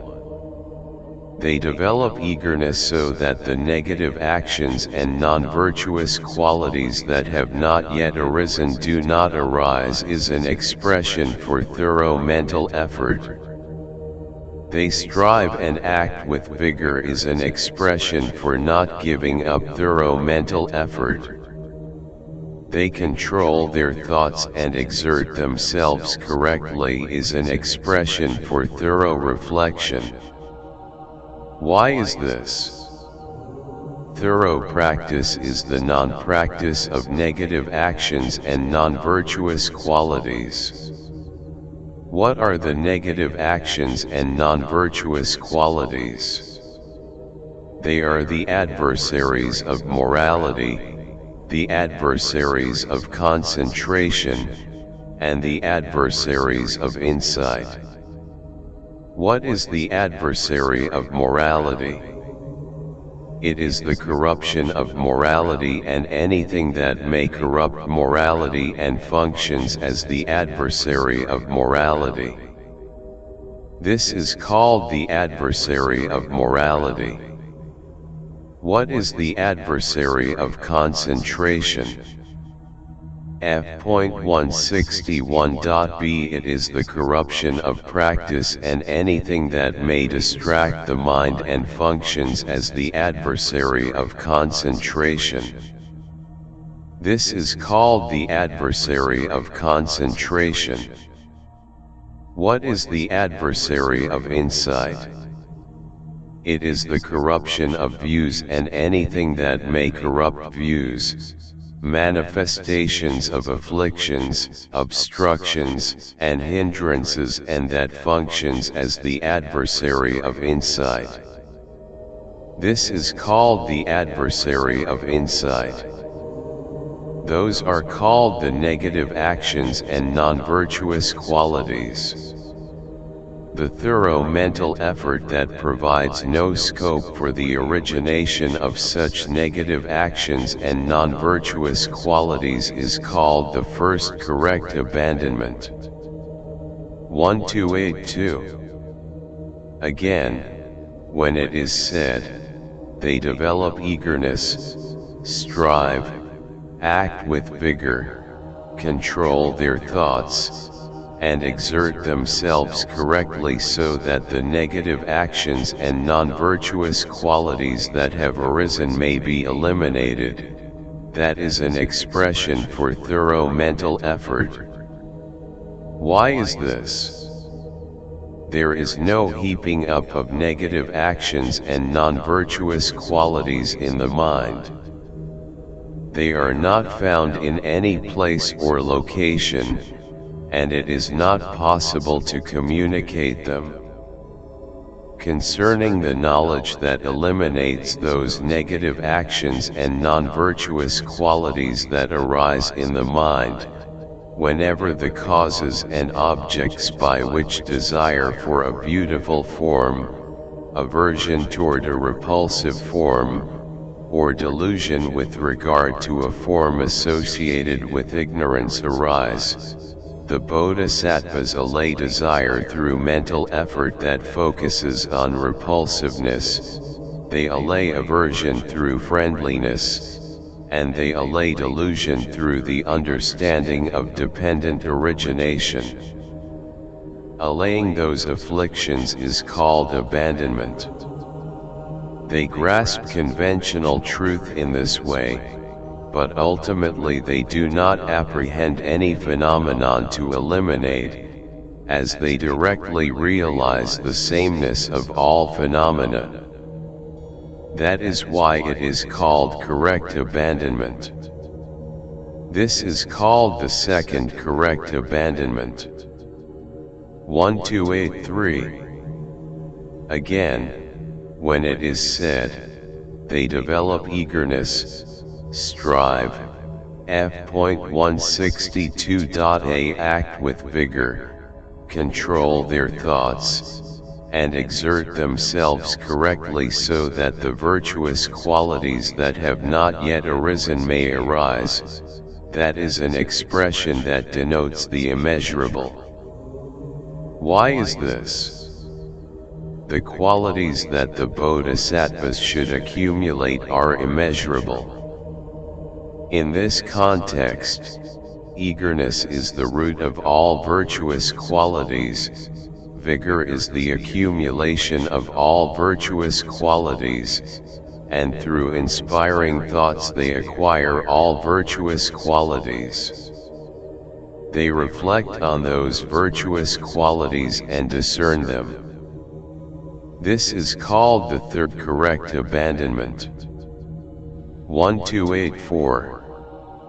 Again, when it is said, they develop eagerness, strive, act with vigor, control their thoughts, and exert themselves correctly so that the virtuous qualities that have arisen may remain, may be cultivated, may increase, may not be lost or forgotten, and may expand. That is an expression for the roots of virtue that have been dedicated to awakening. Why is this? Until one reaches the seat of awakening, there can be no destruction of a root of virtue that has been dedicated to awakening. Why? Because that root of virtue is not dependent on the three realms. The root of virtue that is dependent on the three realms perishes, but the root of virtue that is not dependent on the three realms and has been dedicated to omniscience will not perish until one has reached the seat of awakening. This is called the Bodhisattva's fourth correct abandonment. Those, Venerable Shariputra, are called the Bodhisattva's four imperishable correct abandonments. 1285. Furthermore, Venerable Shariputra, the Bodhisattva's four bases of magical power are also imperishable. What are these four? They are eagerness, vigor, thought, and examination. F.162.b Their root basis and support are the four immeasurables: friendliness, compassion, equanimity, and joy. By practicing, cultivating, and increasing these four immeasurables, the bodhisattvas attain fitness of thought. When they attain fitness of thought, they reach the first state of meditation, and they also reach the second, the third, and the fourth states. By attaining these states of meditation, they also attain lightness of body and mind. With lightness of body and mind, they bring about the way into supernormal knowledge. By doing so, they develop magical power by means of eagerness, vigor, thought, and examination. Eagerness is to be concerned with those qualities. Vigor is to acquire those qualities. Thought is to reflect on those qualities. Examination is skill with those qualities. They attain things by bringing about the bases of magical power, and that is why they are called the bases of magical power. They create magical powers by means of eagerness. They fulfill them by means of vigor. They arrange them by means of thought.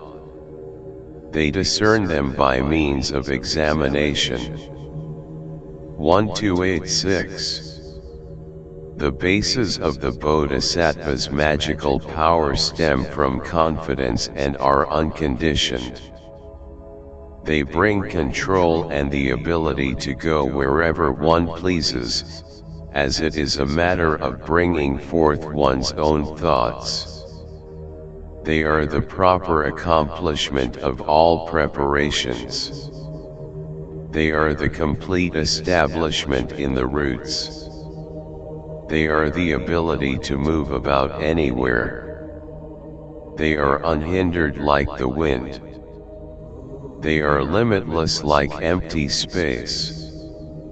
Those, Venerable Shariputra, are called the Bodhisattvas, four imperishable bases of magical power. 1287. Furthermore, Venerable Shariputra, the Bodhisattva's 5 abilities are also imperishable. What are the 5 abilities? They are the ability of faith, the ability of vigor, f.163.a, the ability of recollection, the ability of concentration, and the ability of insight. 1288. What is the ability of faith? It is the faith by which one has faith in 4 phenomena. What are these 4 phenomena? They are as follows. The Bodhisattvas have faith in the right view concerning things of the world, things that pertain to existence. They rely on the results of actions, thinking, I will experience the results of whatever action I do, whether virtuous or negative. Thinking in that way, they do not perform any negative action, even for the sake of their lives. They have faith in the Bodhisattva's practice, and when they engage in that practice, they have no wish for any other vehicle. In accordance with the ultimate, definitive meaning, they have faith in the fact that all phenomena are characterized as being profound dependent origination, selfless, without being, without a life principle, without a life-sustaining principle, without personality, empty, without distinguishing marks, and without anything to long for. They do not, however, cling to any viewpoint or to latent tendencies. They have faith in all the qualities of a Buddha, his powers, fearlessness, and so on. As they have faith, they are free of doubt and hesitation, and they accomplish those qualities of a Buddha. This is called the ability of faith. 1289. What is the ability of vigor? By means of the ability of vigor, they accomplish the qualities in which they have faith through the ability of faith. This is called the ability of vigor. What is the ability of recollection? By means of the ability of recollection, they do not forget the qualities that they accomplish through the ability of vigor. This is called the ability of recollection. 1290. What is the ability of concentration? By means of the ability of concentration, they concentrate one-pointedly on the qualities that they do not forget through the ability of recollection. This is called the ability of concentration. 1291. What is the ability of insight? By means of the ability of insight, they reflect on and understand the qualities on which they concentrate one-pointedly through the ability of concentration. F.163.b The understanding and discriminating knowledge of those qualities that are not dependent on others is called the ability of insight. 1292. Thus those five abilities are helpers and associates. They fulfill the qualities of a Buddha, and they cause one to reach the stage of prophecy. For example, Venerable Shariputra, those who possess supernormal power in connection with the five outer sense perceptions do not give any prophecy to those in the womb as long as their male and female organs are not yet developed.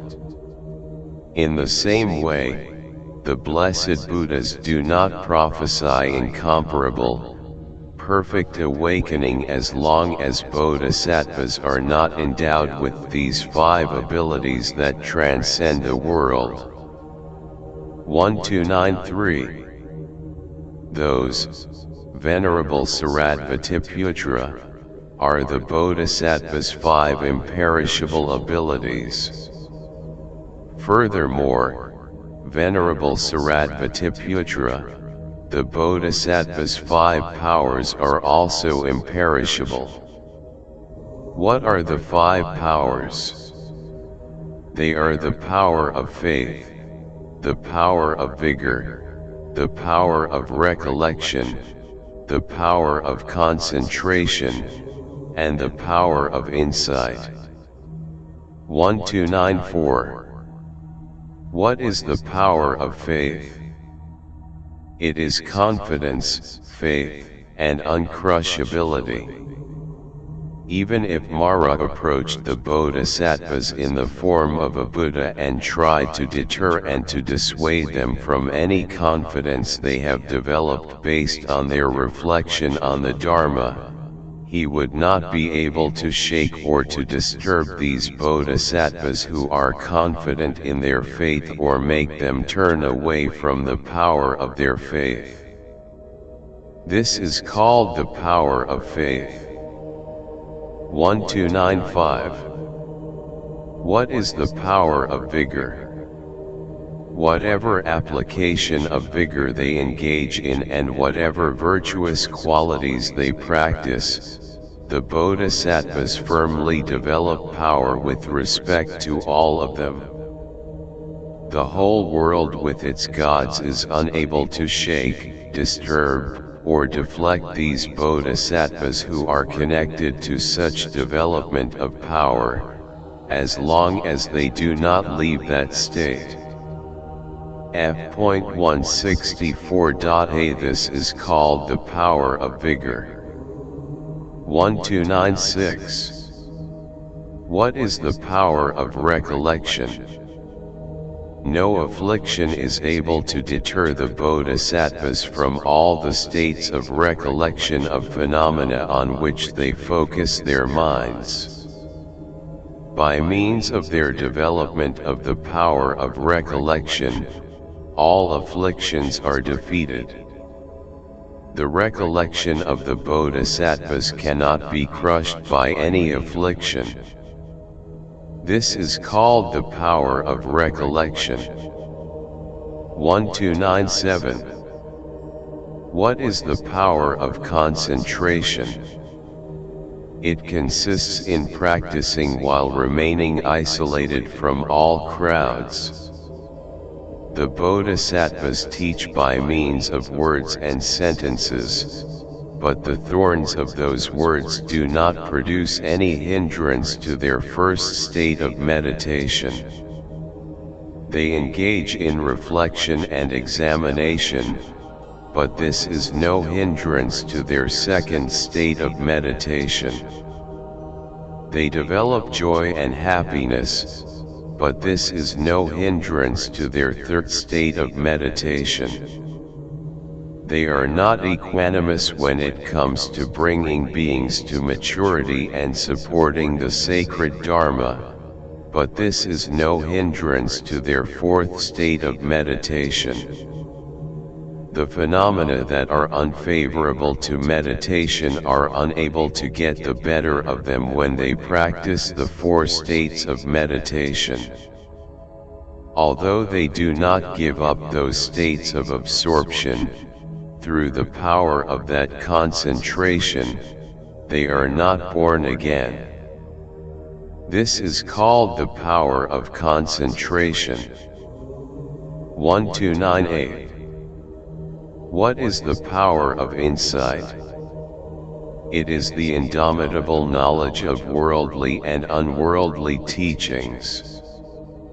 Throughout their various births, all kinds of crafts, fields of knowledge, magical formulas, and powers appear to the bodhisattvas, though they have no teacher.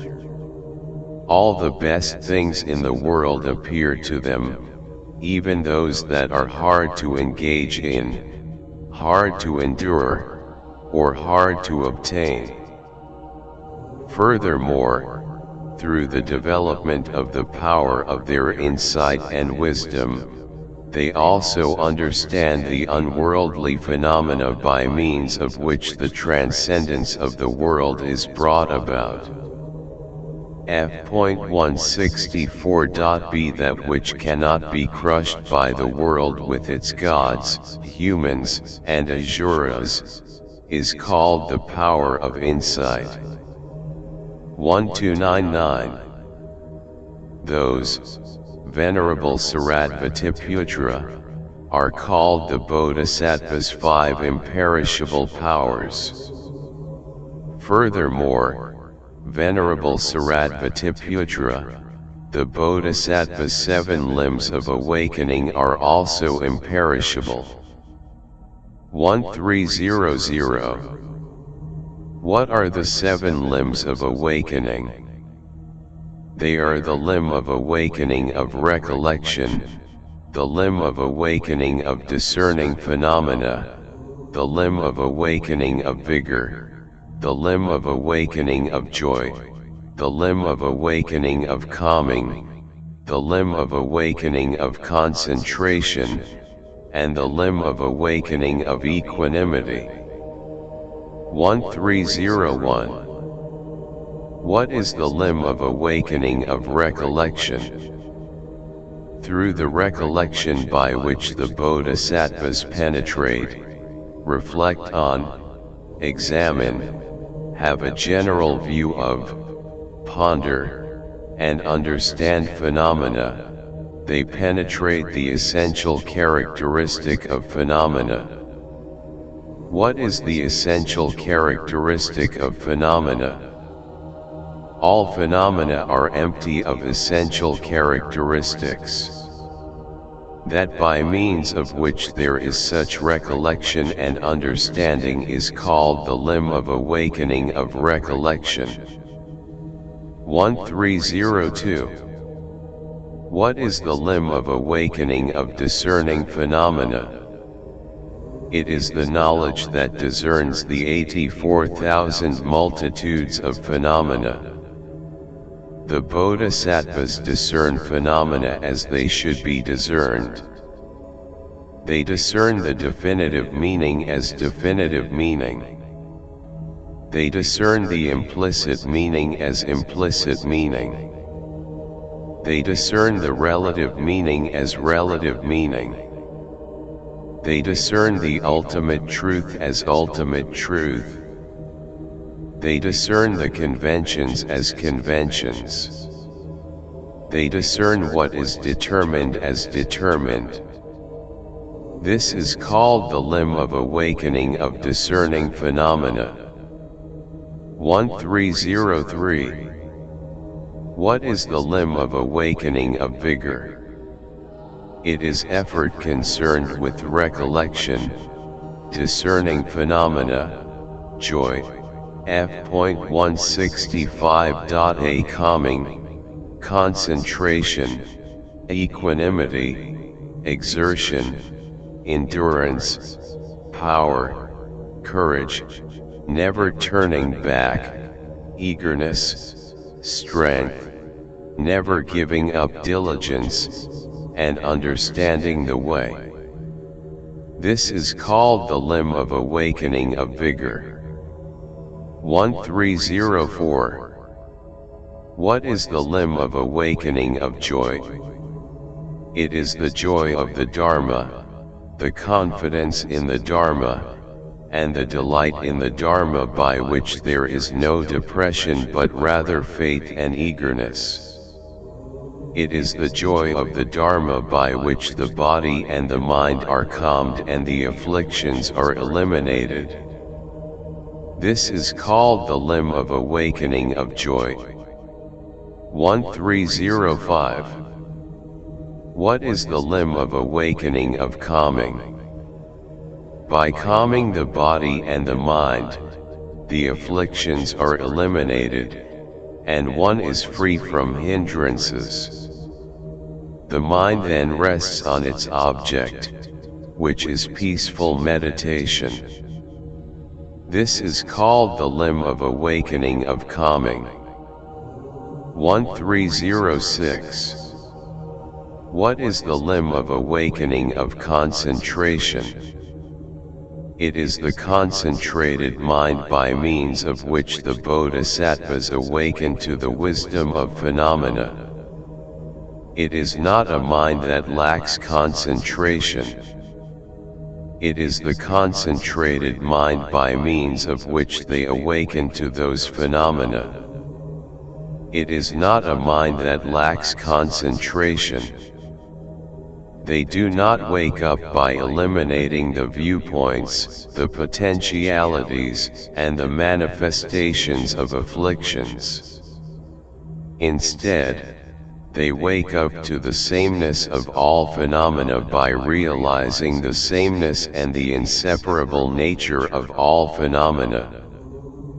This is called the limb of awakening of concentration. 1307. What is the limb of awakening of equanimity? It consists in not being overwhelmed by phenomena that are associated with pleasure and depression.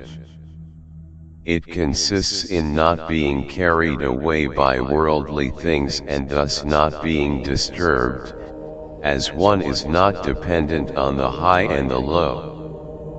F.165.b It consists in having no desire for violence, not being carried away, and having no likes or dislikes, but being in accordance with the way of the noble truths. This is called the limb of awakening of equanimity. 1308. Those Venerable Shariputra are called the Bodhisattva's 7 imperishable limbs of awakening. Furthermore, Venerable Shariputra, the way of the Bodhisattvas is also imperishable.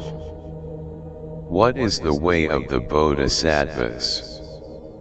It is the Noble Eightfold Way: right view, right intention, right speech, right action, right livelihood, right effort, right recollection, and right concentration.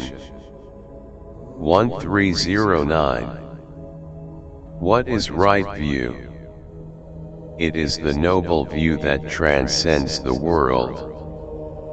It does not originate from the view of a self, a being, a life principle, a soul, a person, a spirit, a human, a man, a subject that acts, or a subject that feels. It does not originate from the views of permanence or nihilism. It does not originate from the views of origination or disintegration. It does not originate from the views of virtue, non-virtue, or neutrality. It does not originate from the views of existence or nirvana. This is called right view. 1310. What is right intention? The bodhisattvas do not give rise to the intentions from which the afflictions of desire, aversion, and delusion originate. Instead, they give rise to the intentions from which morality, concentration, insight, liberation, and the liberated wisdom vision originate. This is called right intention. F.166.a 1311. What is right speech? It is the speech by which one does not torment oneself or others. It is the speech by which one does not infect oneself or others with afflictions. It is the speech by which one does not hurt oneself or others. It is the speech by which one correctly enters the noble way, endowed with that concentrated and coherent speech. This is called right speech. 1312. What is right action? As for negative actions, they do not perform actions that produce negative fruits. As for positive actions, they perform actions that produce positive fruits. As for mixed actions, they do not perform actions that produce mixed fruits. As for actions that are neither positive nor negative, they perform actions that produce no fruit, the exhaustion of action through action. Relying on actions, they are called those who strive for right action. This is called right action. 1313. What is right livelihood? It consists in not giving up the holy lineage. It is the qualities of purity and austerity. It is the absence of hypocrisy, boasting, and threats. It consists in being happy with whatever is given and being content with little. It is good morality in conduct. It consists in having no envy for the gains of others and being content with one's own gains. It is blamelessness. It is the livelihood permitted by the holy ones.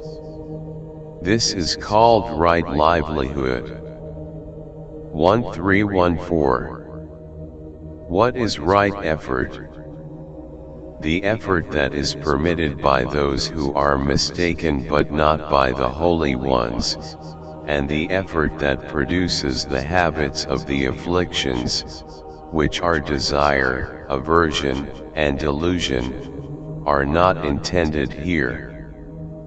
On the other hand, the effort that correctly introduces the noble way and the truths and which leads to nirvana is called right effort. 1315. What is right recollection? It is the recollection that is practiced well. F.166.b that is unshakable, straight, and not crooked, that sees the faults and defects of existence, and that acts as a guide on the way to nirvana. Recollection is the power of the intellect that consists in not forgetting the holy way. This is called right recollection. 1316. What is right concentration? It is a state of balance with respect to what is right and with respect to all phenomena. It consists in remaining in that concentration and then engaging in the determination to reach what is right for the sake of liberating all beings. This is called right concentration. Furthermore, remaining in that bodhisattva concentration and then engaging in the determination to reach what is right for the sake of liberating all beings is called the imperishable right concentration of the bodhisattva. 1317. This is the way of the blessed Buddhas of the past, future, and present. When they are completely awakened, the bodhisattvas explain it, teach about it, and point it out. They cause others to embrace it, develop interest in it, read about it, know it, comprehend it, and understand it. They explain it, comment upon it, define it, clarify it, and display it. Venerable Shariputra, this is called the imperishable way of the bodhisattvas. 1318. Furthermore, Venerable Shariputra, the bodhisattva's peaceful meditation and expanded vision are also imperishable. What is the imperishability of peaceful meditation? It is mental peace, calm, and tranquility. It is the absence of distraction and the control of the senses. It is the absence of haughtiness, pride, noisy speech, unsteadiness, and mental wavering. It is mildness. It consists in guarding oneself and being well trained. It is fitness and one-pointedness. It consists in being content while residing alone, and it consists in avoiding crowds. It is the enjoyment of isolation. It is physical isolation. It consists in being without mental fluctuations, being drawn to the wilderness, f.167.a, and having few desires. It is the absence of desire. It is the absence of strong desires. It is contentment, purity of livelihood, and perfection in behavior. It consists in guarding one's deportment, knowing the right time, knowing the proper moment, knowing the improper time, and knowing the proper quantity. It is moderation in eating. It consists in being easily satiated. It consists in not being elated or depressed when praised or reproached, through the power of careful consideration. It consists in enduring offensive and insulting ways of speech, producing thoughts that are bent on Dharma practice, and taking pleasure in retiring for meditation. It is mental effort focused on the limbs of meditation. It is the development of friendliness, the manifestation of compassion, the establishment in joy, and the cultivation of equanimity. 1319. It is the first, second, third, and fourth states of meditation, the field of meditation where the infinity of space is experienced, the field of meditation where the infinity of consciousness is experienced, the field of meditation where nothing in particular is experienced, the field of meditation where neither perception nor the absence of perception is experienced, and the cessation of perceptions and feelings. Those 9 successive states of meditation are called peaceful meditation. Thus the accumulations related to peaceful meditation are immeasurable, and the exertion in those accumulations related to peaceful meditation is called imperishable peaceful meditation. 1320. What is the imperishability of expanded vision?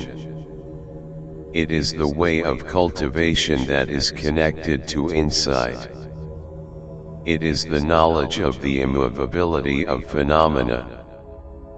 It is the knowledge of selflessness, the absence of being, the absence of life principle, the absence of life-sustaining principle, and the absence of person.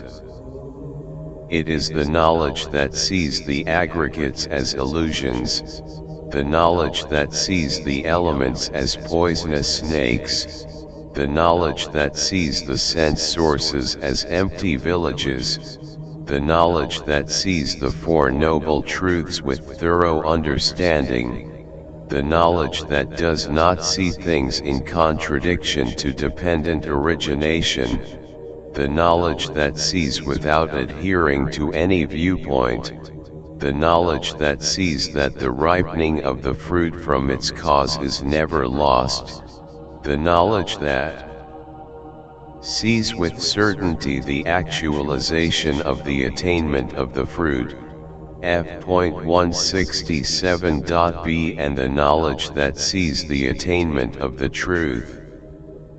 This is called expanded vision. 1321. Expanded vision consists in truly seeing phenomena, in seeing phenomena as they are. It consists in seeing the essence of phenomena, seeing phenomena as they are and not otherwise, and seeing that phenomena are empty, without distinguishing marks, and without anything to long for. It consists in seeing phenomena as unconditioned, unborn, unoriginated, non-existent, just as they are, pure, void, without movement, without agent, without owner, ungraspable, inseparable, of one taste, space-like in essence, and naturally beyond suffering. Regarding expanded vision, the bodhisattvas do not see anything existent or non-existent. They do not see anything arising, remaining, and disappearing. They do not see any objects or distinguishing marks.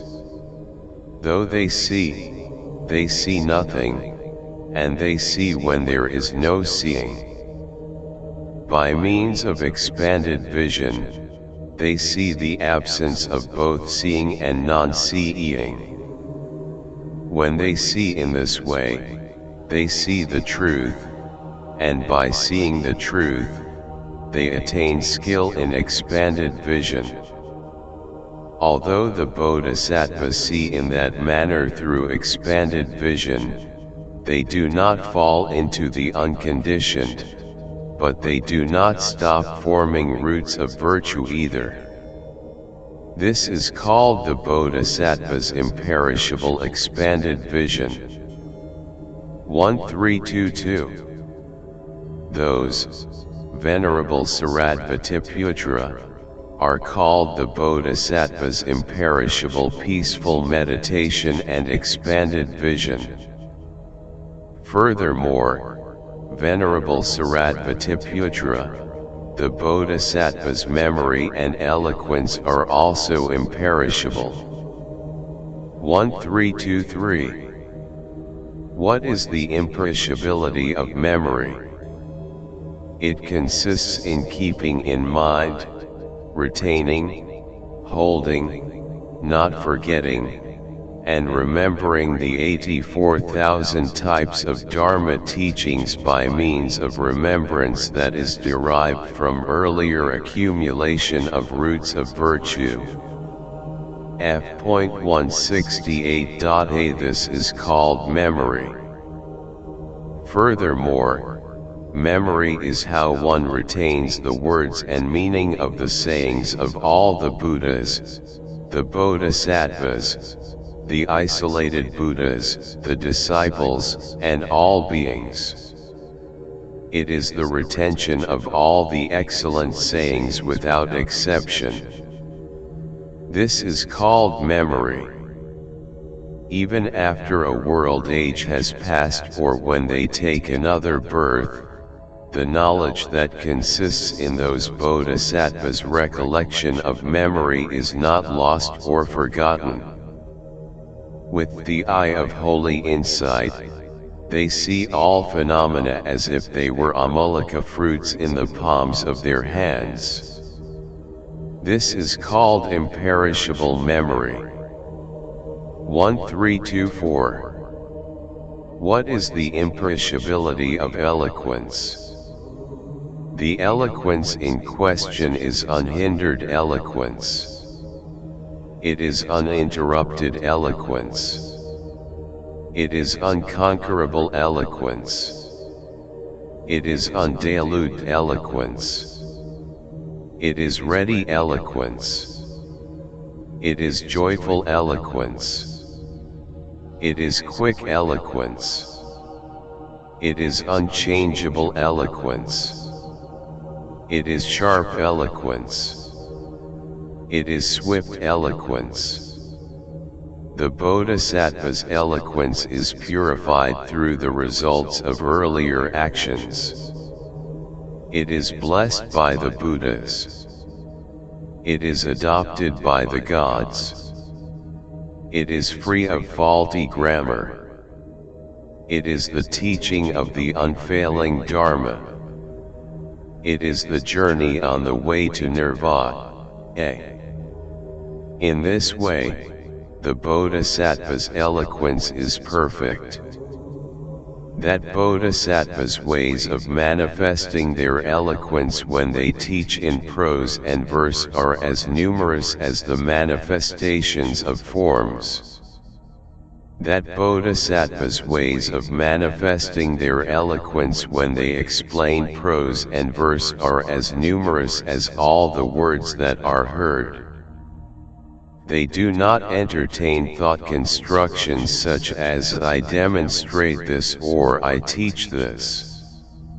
Even though they are not conditioned by anything, in whatever assembly they go to they teach the Dharma spontaneously and eloquently, in accordance with the faith and abilities of all beings. This is the case whether they teach to an assembly of warriors, an assembly of priests, an assembly of merchants, an assembly of householders, an assembly of ascetics, F.168.b an assembly of the four great kings, an assembly of gods from the heaven of the 33, an assembly of gods from the heaven free from strife, an assembly of gods from the heaven of joy, an assembly of gods from the heaven of delighting in emanations, an assembly of gods from the heaven of delighting in others. Emanations, an assembly of Mara, or an assembly of Brahma. If they so wish, they teach the Dharma without hindrances, until another life or another world age has passed.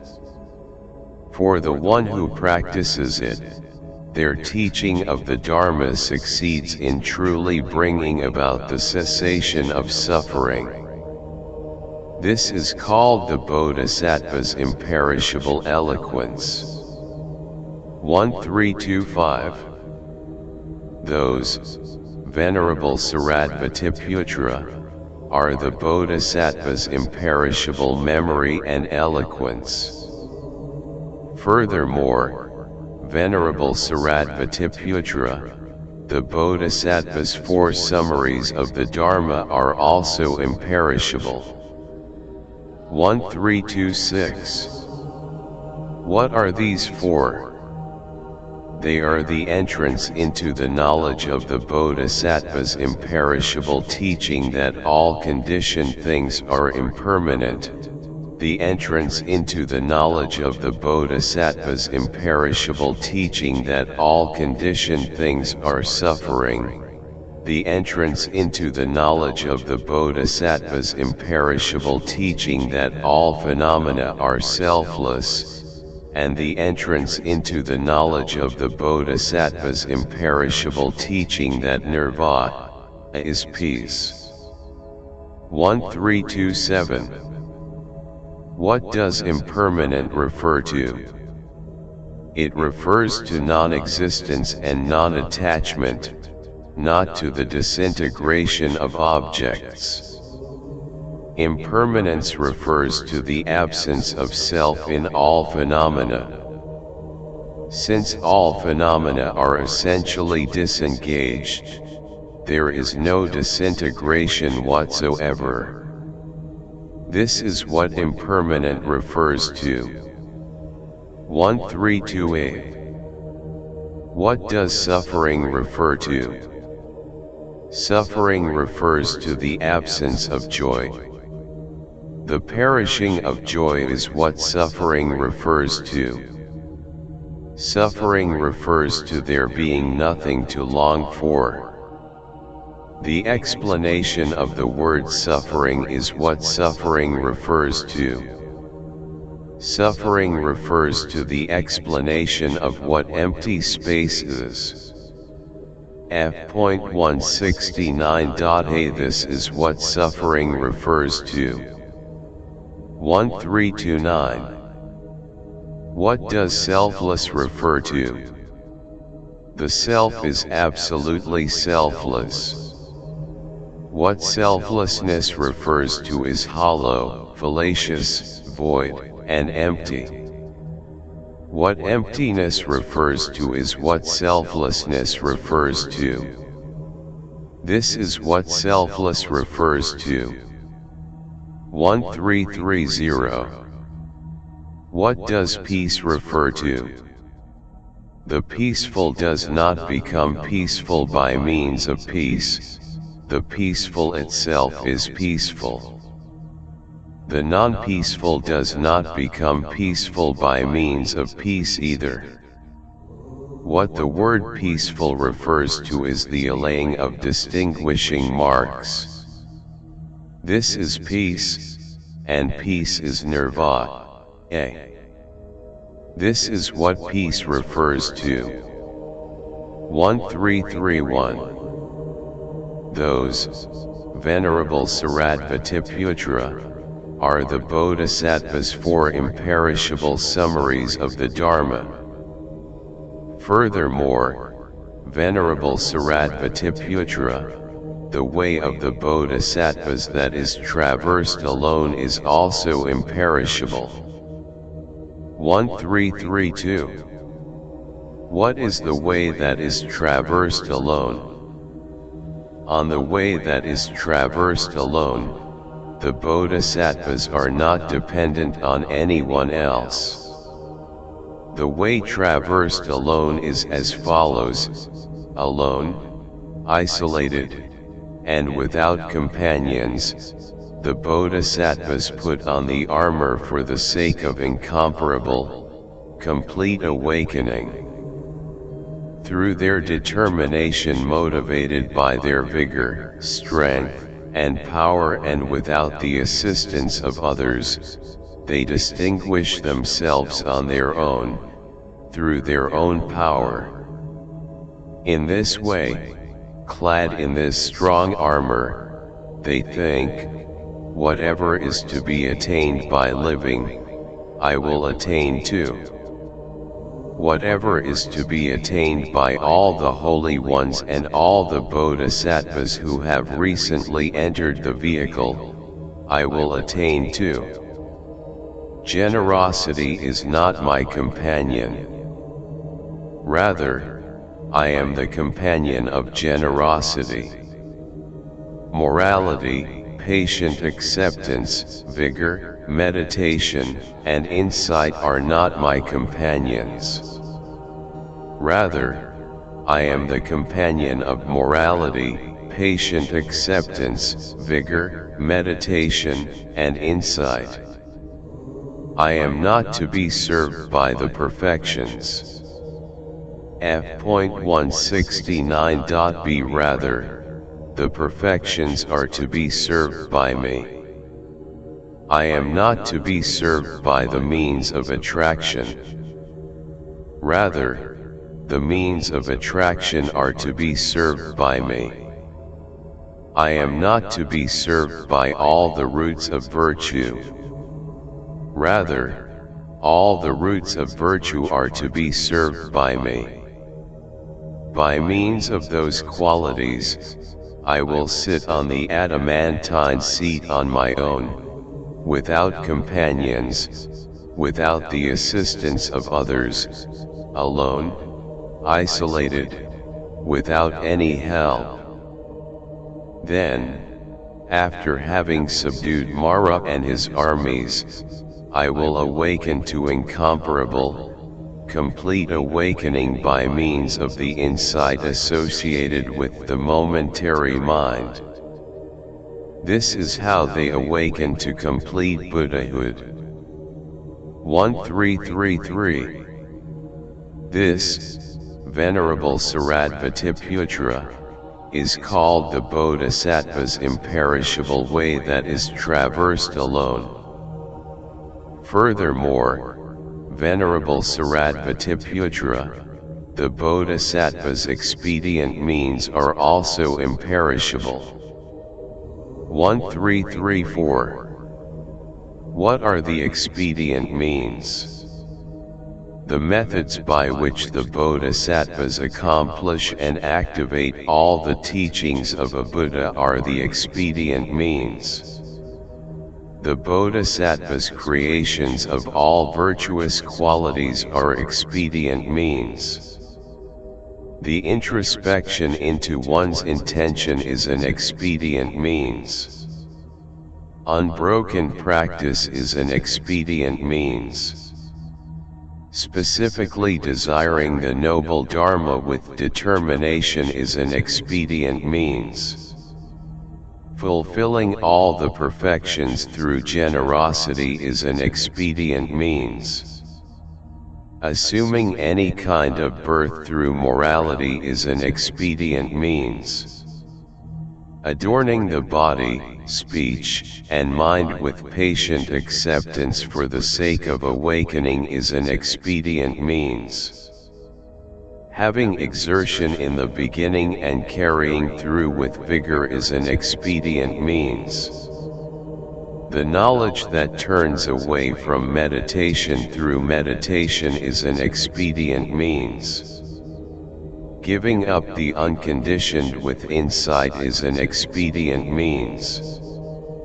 Protecting the unprotected with friendliness is an expedient means. Not being contemptuous about existence because of one's compassion is an expedient means. Enduring with joy both what is pleasant and what is unpleasant is an expedient means. Heaping up all the accumulations of roots of virtue with equanimity is an expedient means. Attaining the vision of a Buddha by means of divine vision is an expedient means. F.170.a Attaining the knowledge of superior and inferior abilities through the knowledge of others' minds is an expedient means. The unattached knowledge of the three times through the recollection of earlier places of birth is an expedient means. Attaining the magical power of a Tathagata through the knowledge of magical display is an expedient means. Understanding the intentions of living beings is an expedient means. Knowing the characteristics of behavior is an expedient means. Descending after one has ascended and ascending after one has descended is an expedient means. Affliction by virtue of freedom from affliction is an expedient means. Taking up the burden again after having put it down is an expedient means. Displaying the measurable as immeasurable is an expedient means. Displaying the immeasurable as measurable is an expedient means. Making things clear to those whose abilities are weak is an expedient means. Knowing the right and wrong time to act is an expedient means. Going on negative ways so as to set beings who are on those negative ways on the right way is an expedient means. Making much out of little and making the immeasurable out of much are expedient means. Reconciling beings who are in discord is an expedient means. Staying with the weak, the average, and the able are expedient means. Making oneself fall from the state of nirvana to the state of existence is an expedient means. Seeking bondage while being liberated is an expedient means. Making the objects of cognition perish without falling into the destruction of those objects of cognition is an expedient means. Relaxing the proper modes of deportment without giving up those proper modes of deportment is an expedient means. Having living beings, not morality, in view is an expedient means. Adopting viewpoints to attract beings, not to create discord, is an expedient means. Speaking is an expedient means. Expedient means have the three realms as their domain. The practices that have the characteristic of attaining the three gates of liberation are expedient means. Mixing with the unholy and not mixing with the holy is an expedient means.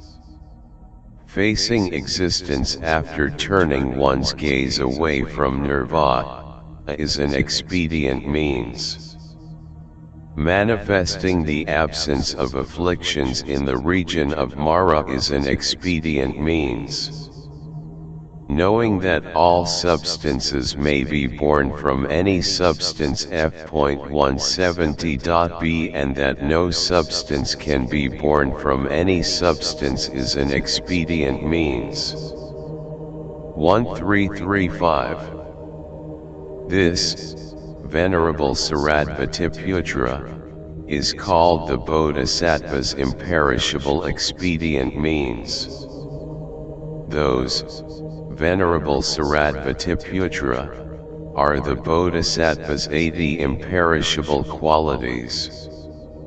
All the Buddha's teachings are included and summarized in those imperishable qualities. 1336.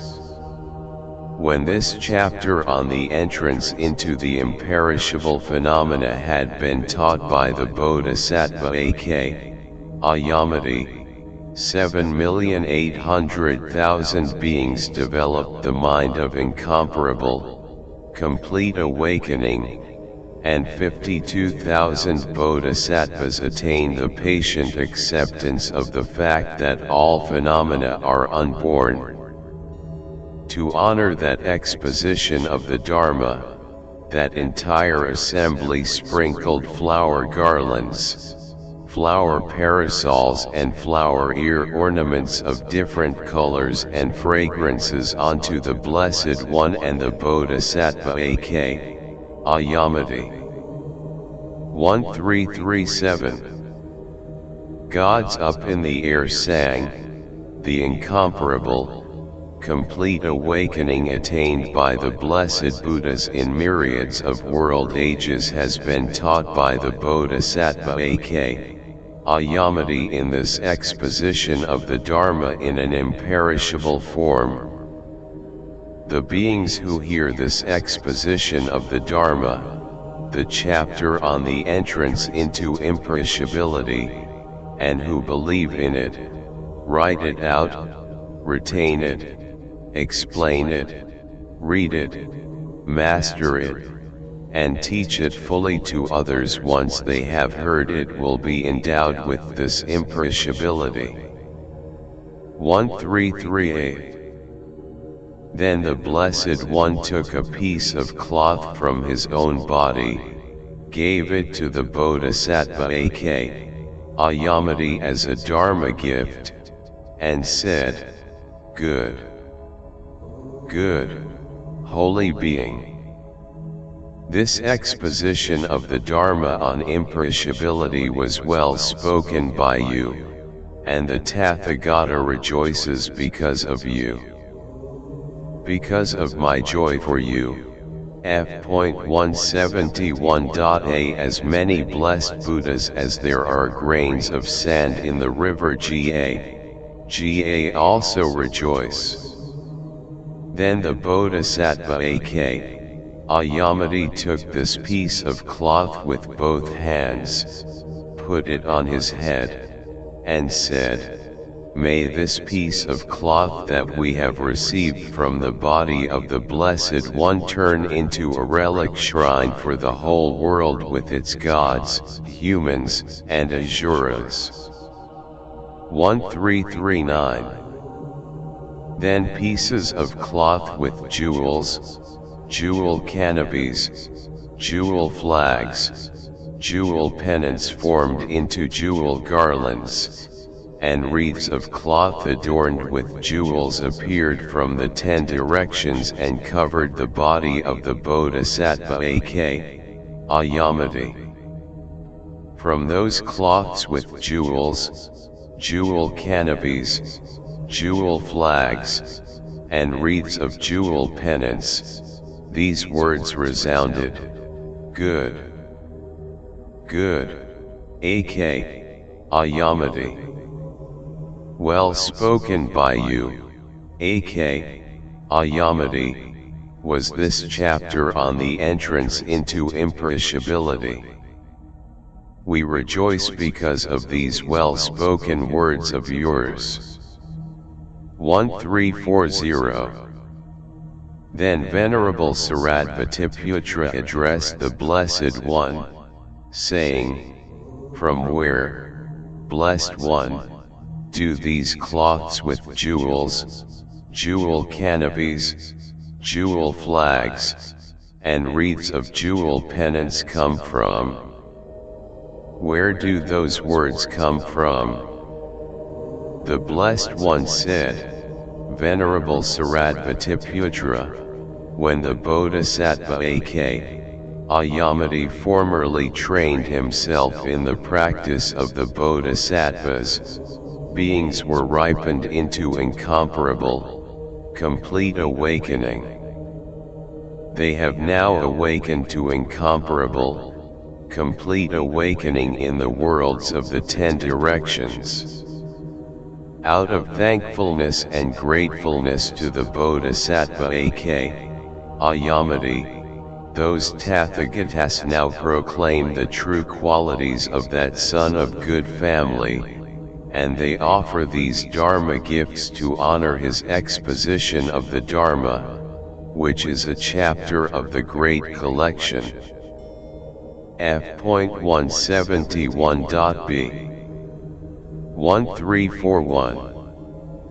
Then that entire assembly felt immense joy, devotion, and veneration toward the Bodhisattva Akṣayamati and said, "We have obtained something excellent as we have been able to see the Bodhisattva Akṣayamati, praise him, honor him, serve him, and listen to his exposition of the Dharma. Those beings who hear the name of the Bodhisattva Akṣayamati have obtained something excellent, to say nothing of those who see him directly with their physical eyes, who hear this exposition of the Dharma, and who believe in it, write it out, retain it, hold it, reveal it, read it, master it, and teach it fully to others once they have heard it. 1342. Then the Blessed One, rejoicing in the well-spoken words of that assembly, told Venerable Shariputra, even if sons or daughters of good family who follow the Bodhisattva vehicle would, for a life spanning over a world age, make offerings to the blessed Buddhas, train themselves in morality and in all the rules of conduct, endure the wrongdoings of all living beings, develop their vigor as if their bodies and clothes were on fire, practice one-pointed meditation, and become skilled in discerning with insight, I would say that, if they lack this exposition of the Dharma, their perfections would not be fulfilled.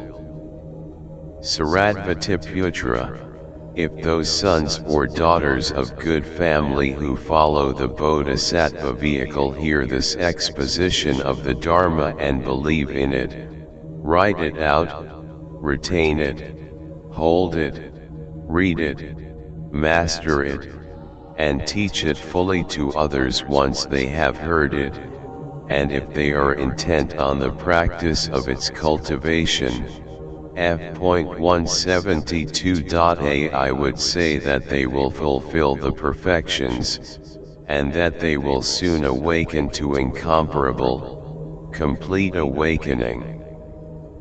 1343. Why is this?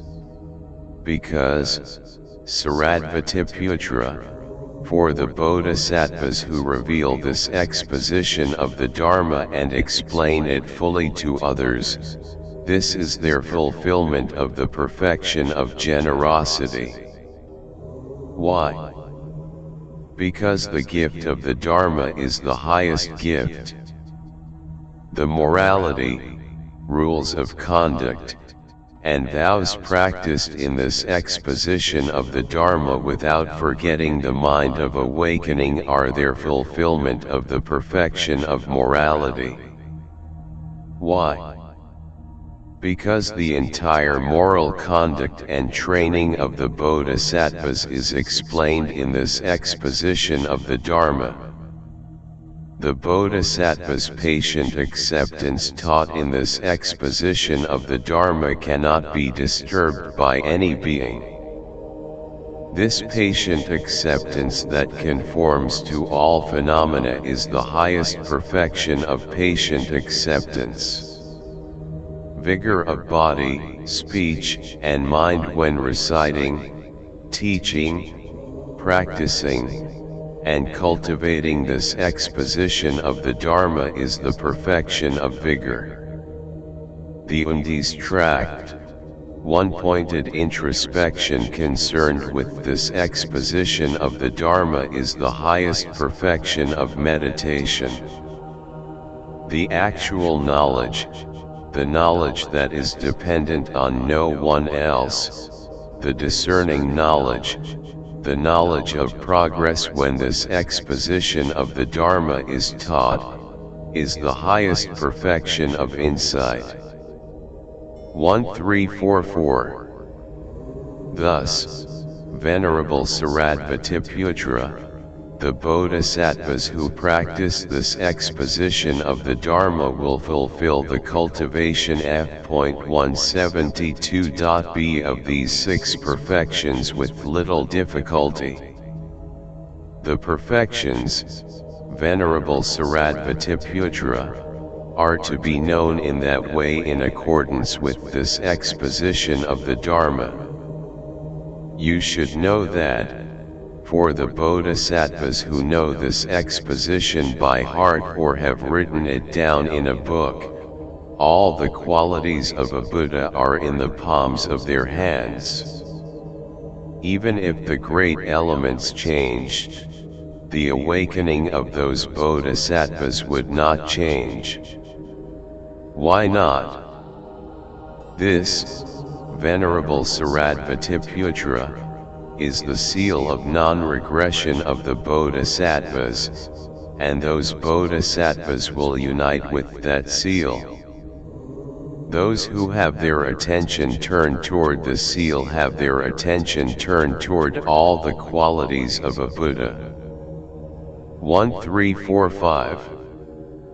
Then, together with their armies and retinues, the four great kings joined their hands in respect toward the Blessed One, prostrate to him, and said, Blessed One, we, the four great kings, are disciples of the Blessed One who have entered the stream.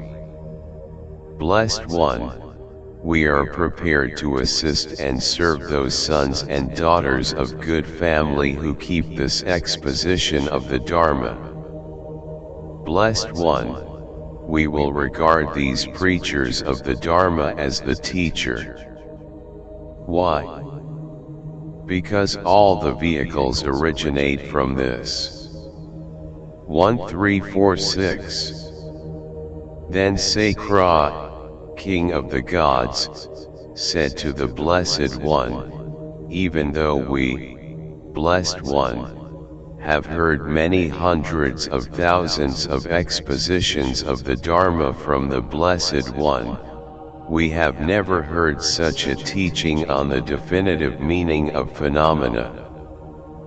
Blessed One, wherever this exposition of the Dharma is taught and explained, whether in a village, a town, a city, a district, or a capital, f.173.a I will go there with the gods from the heaven of the 33 to listen to the Dharma, and I will protect the Dharma of these religious preachers.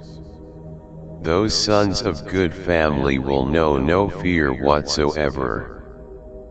Without fear for their communities, whenever they follow this exposition of the Dharma and teach it extensively to others, I will give them vigor, power, strength, endurance, eloquence, recollection, intelligence, and understanding. 1347. The Blessed One said, Very good, Kausika. It is very good that you will protect those preachers of the Dharma. Kausika, if the preachers of the Dharma are supported, the sacred Dharma is supported, and if the sacred Dharma is supported, all beings are supported. 1348. Then Brahma, Lord of Saha, addressed the Blessed One, saying, Blessed One, I will leave the pleasure and comfort of meditation, and, wherever this exposition of the Dharma circulates, I will go hear that exposition of the Dharma with the gods from the abodes of Brahma. There, the preachers of the Dharma will know by four signs that Brahma, Lord of Saha, has arrived with the gods from the abodes of Brahma to hear the Dharma. What are these four signs? They will see great light, they will smell divine fragrances, those preachers of the Dharma will eloquently recollect, without ever forgetting them, the explanations given and the meanings of the words, and all those assemblies will listen to the Dharma without distraction and with respect. By those 4 signs, they will know that Brahma, Lord of Saha, has arrived with the gods from the abodes of Brahma. 1349.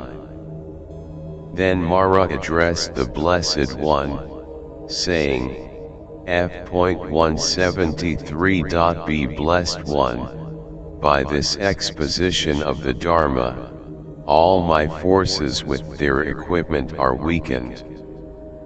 Why? Blessed One, the bodhisattvas who hear this exposition of the Dharma are prophesied to attain incomparable, perfect awakening by that very act.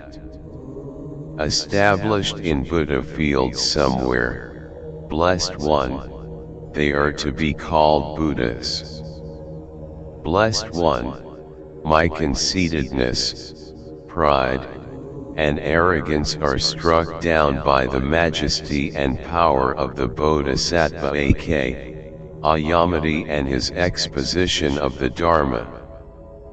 I promise to protect, shield, and guard those preachers of the Dharma, and I will not think even for a single instant of going to the places where this exposition of the Dharma circulates and creating hindrances.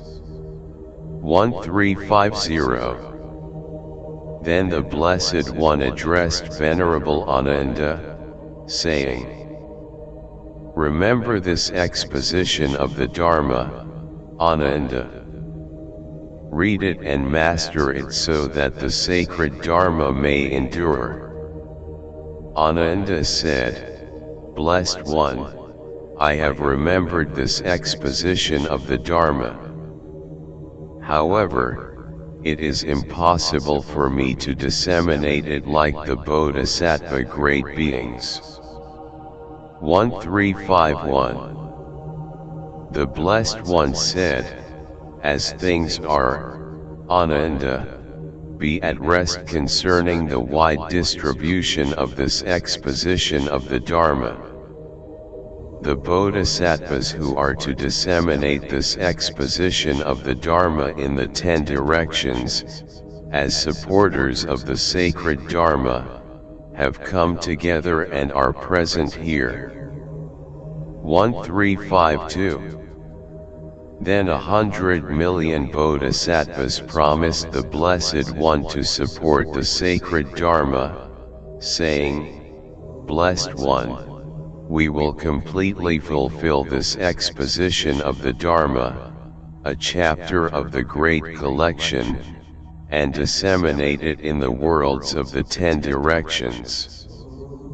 F.174. In this world of Saha, the Bodhisattva great being Maitreya will disseminate this exposition of the Dharma to support and protect the sacred Dharma.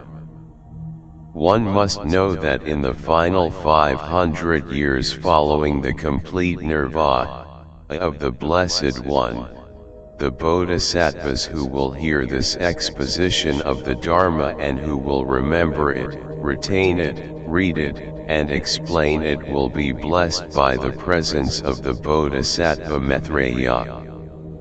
1353.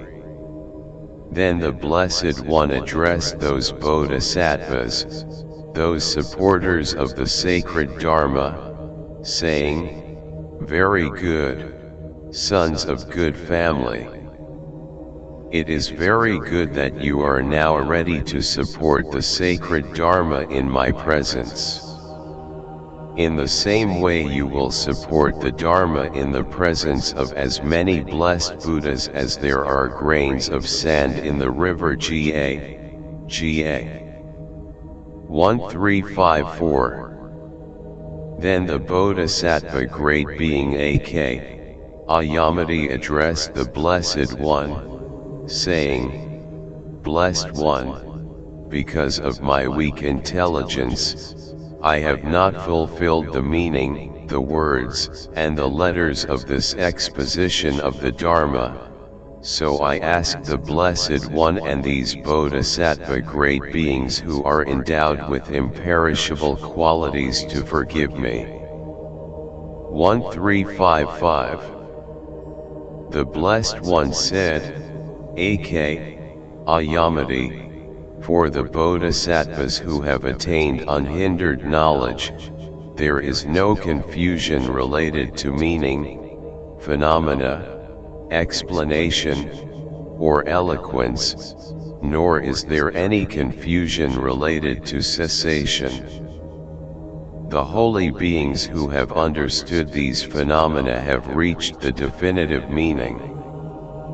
You, Akṣayamati, have attained the excellence and the mastery of the four knowledges, and in this great vehicle you have reached the definitive excellence that does not depend on any other. F.174.Akṣayamati, for the Bodhisattvas who have reached this state, there is no confusion whatsoever related to body, speech, or mind, and all of them engage in physical, verbal, and mental actions that are preceded by wisdom. Many myriads of Buddhas will remember you because of your Dharma teaching. Akṣayamati, those who are like me are infinitely tolerant toward holy beings like you. 1356. Then Venerable Ananda addressed the Blessed One, saying, Blessed One, what is the name of this exposition of the Dharma? How shall I remember it? The Blessed One said, Ananda, remember this exposition of the Dharma as the teaching of Akṣayamati, as the teaching on imperishable meanings, words, and syllables, as a chapter of the Great Collection, and as Akṣayamati's chapter. Ananda, if you remember this exposition of the Dharma, a chapter of the Great Collection, the power of your recollection of phenomena will increase 100,000 times, and if you teach it to others, you will attend all living beings with Buddha activities. 1357. When the Blessed One had spoken, all those crowds of Bodhisattvas, the Bodhisattva great being Akṣayamati, Venerable Shariputra, those monks, that whole assembly, and the world with its gods, humans, asuras, and Gandharvas rejoiced and praised what the Blessed One had said. This concludes the Mahayana Sutra, the teaching of Akṣayamati from the 100,000 chapters of the Great Collection. C. Colophon. C1. This was edited, revised according to the new terminological register, and finalized by the translator-editor Band Dharmatasala. Copyright 2011 to 2022 84,000. Translating the words of the Buddha. All rights reserved.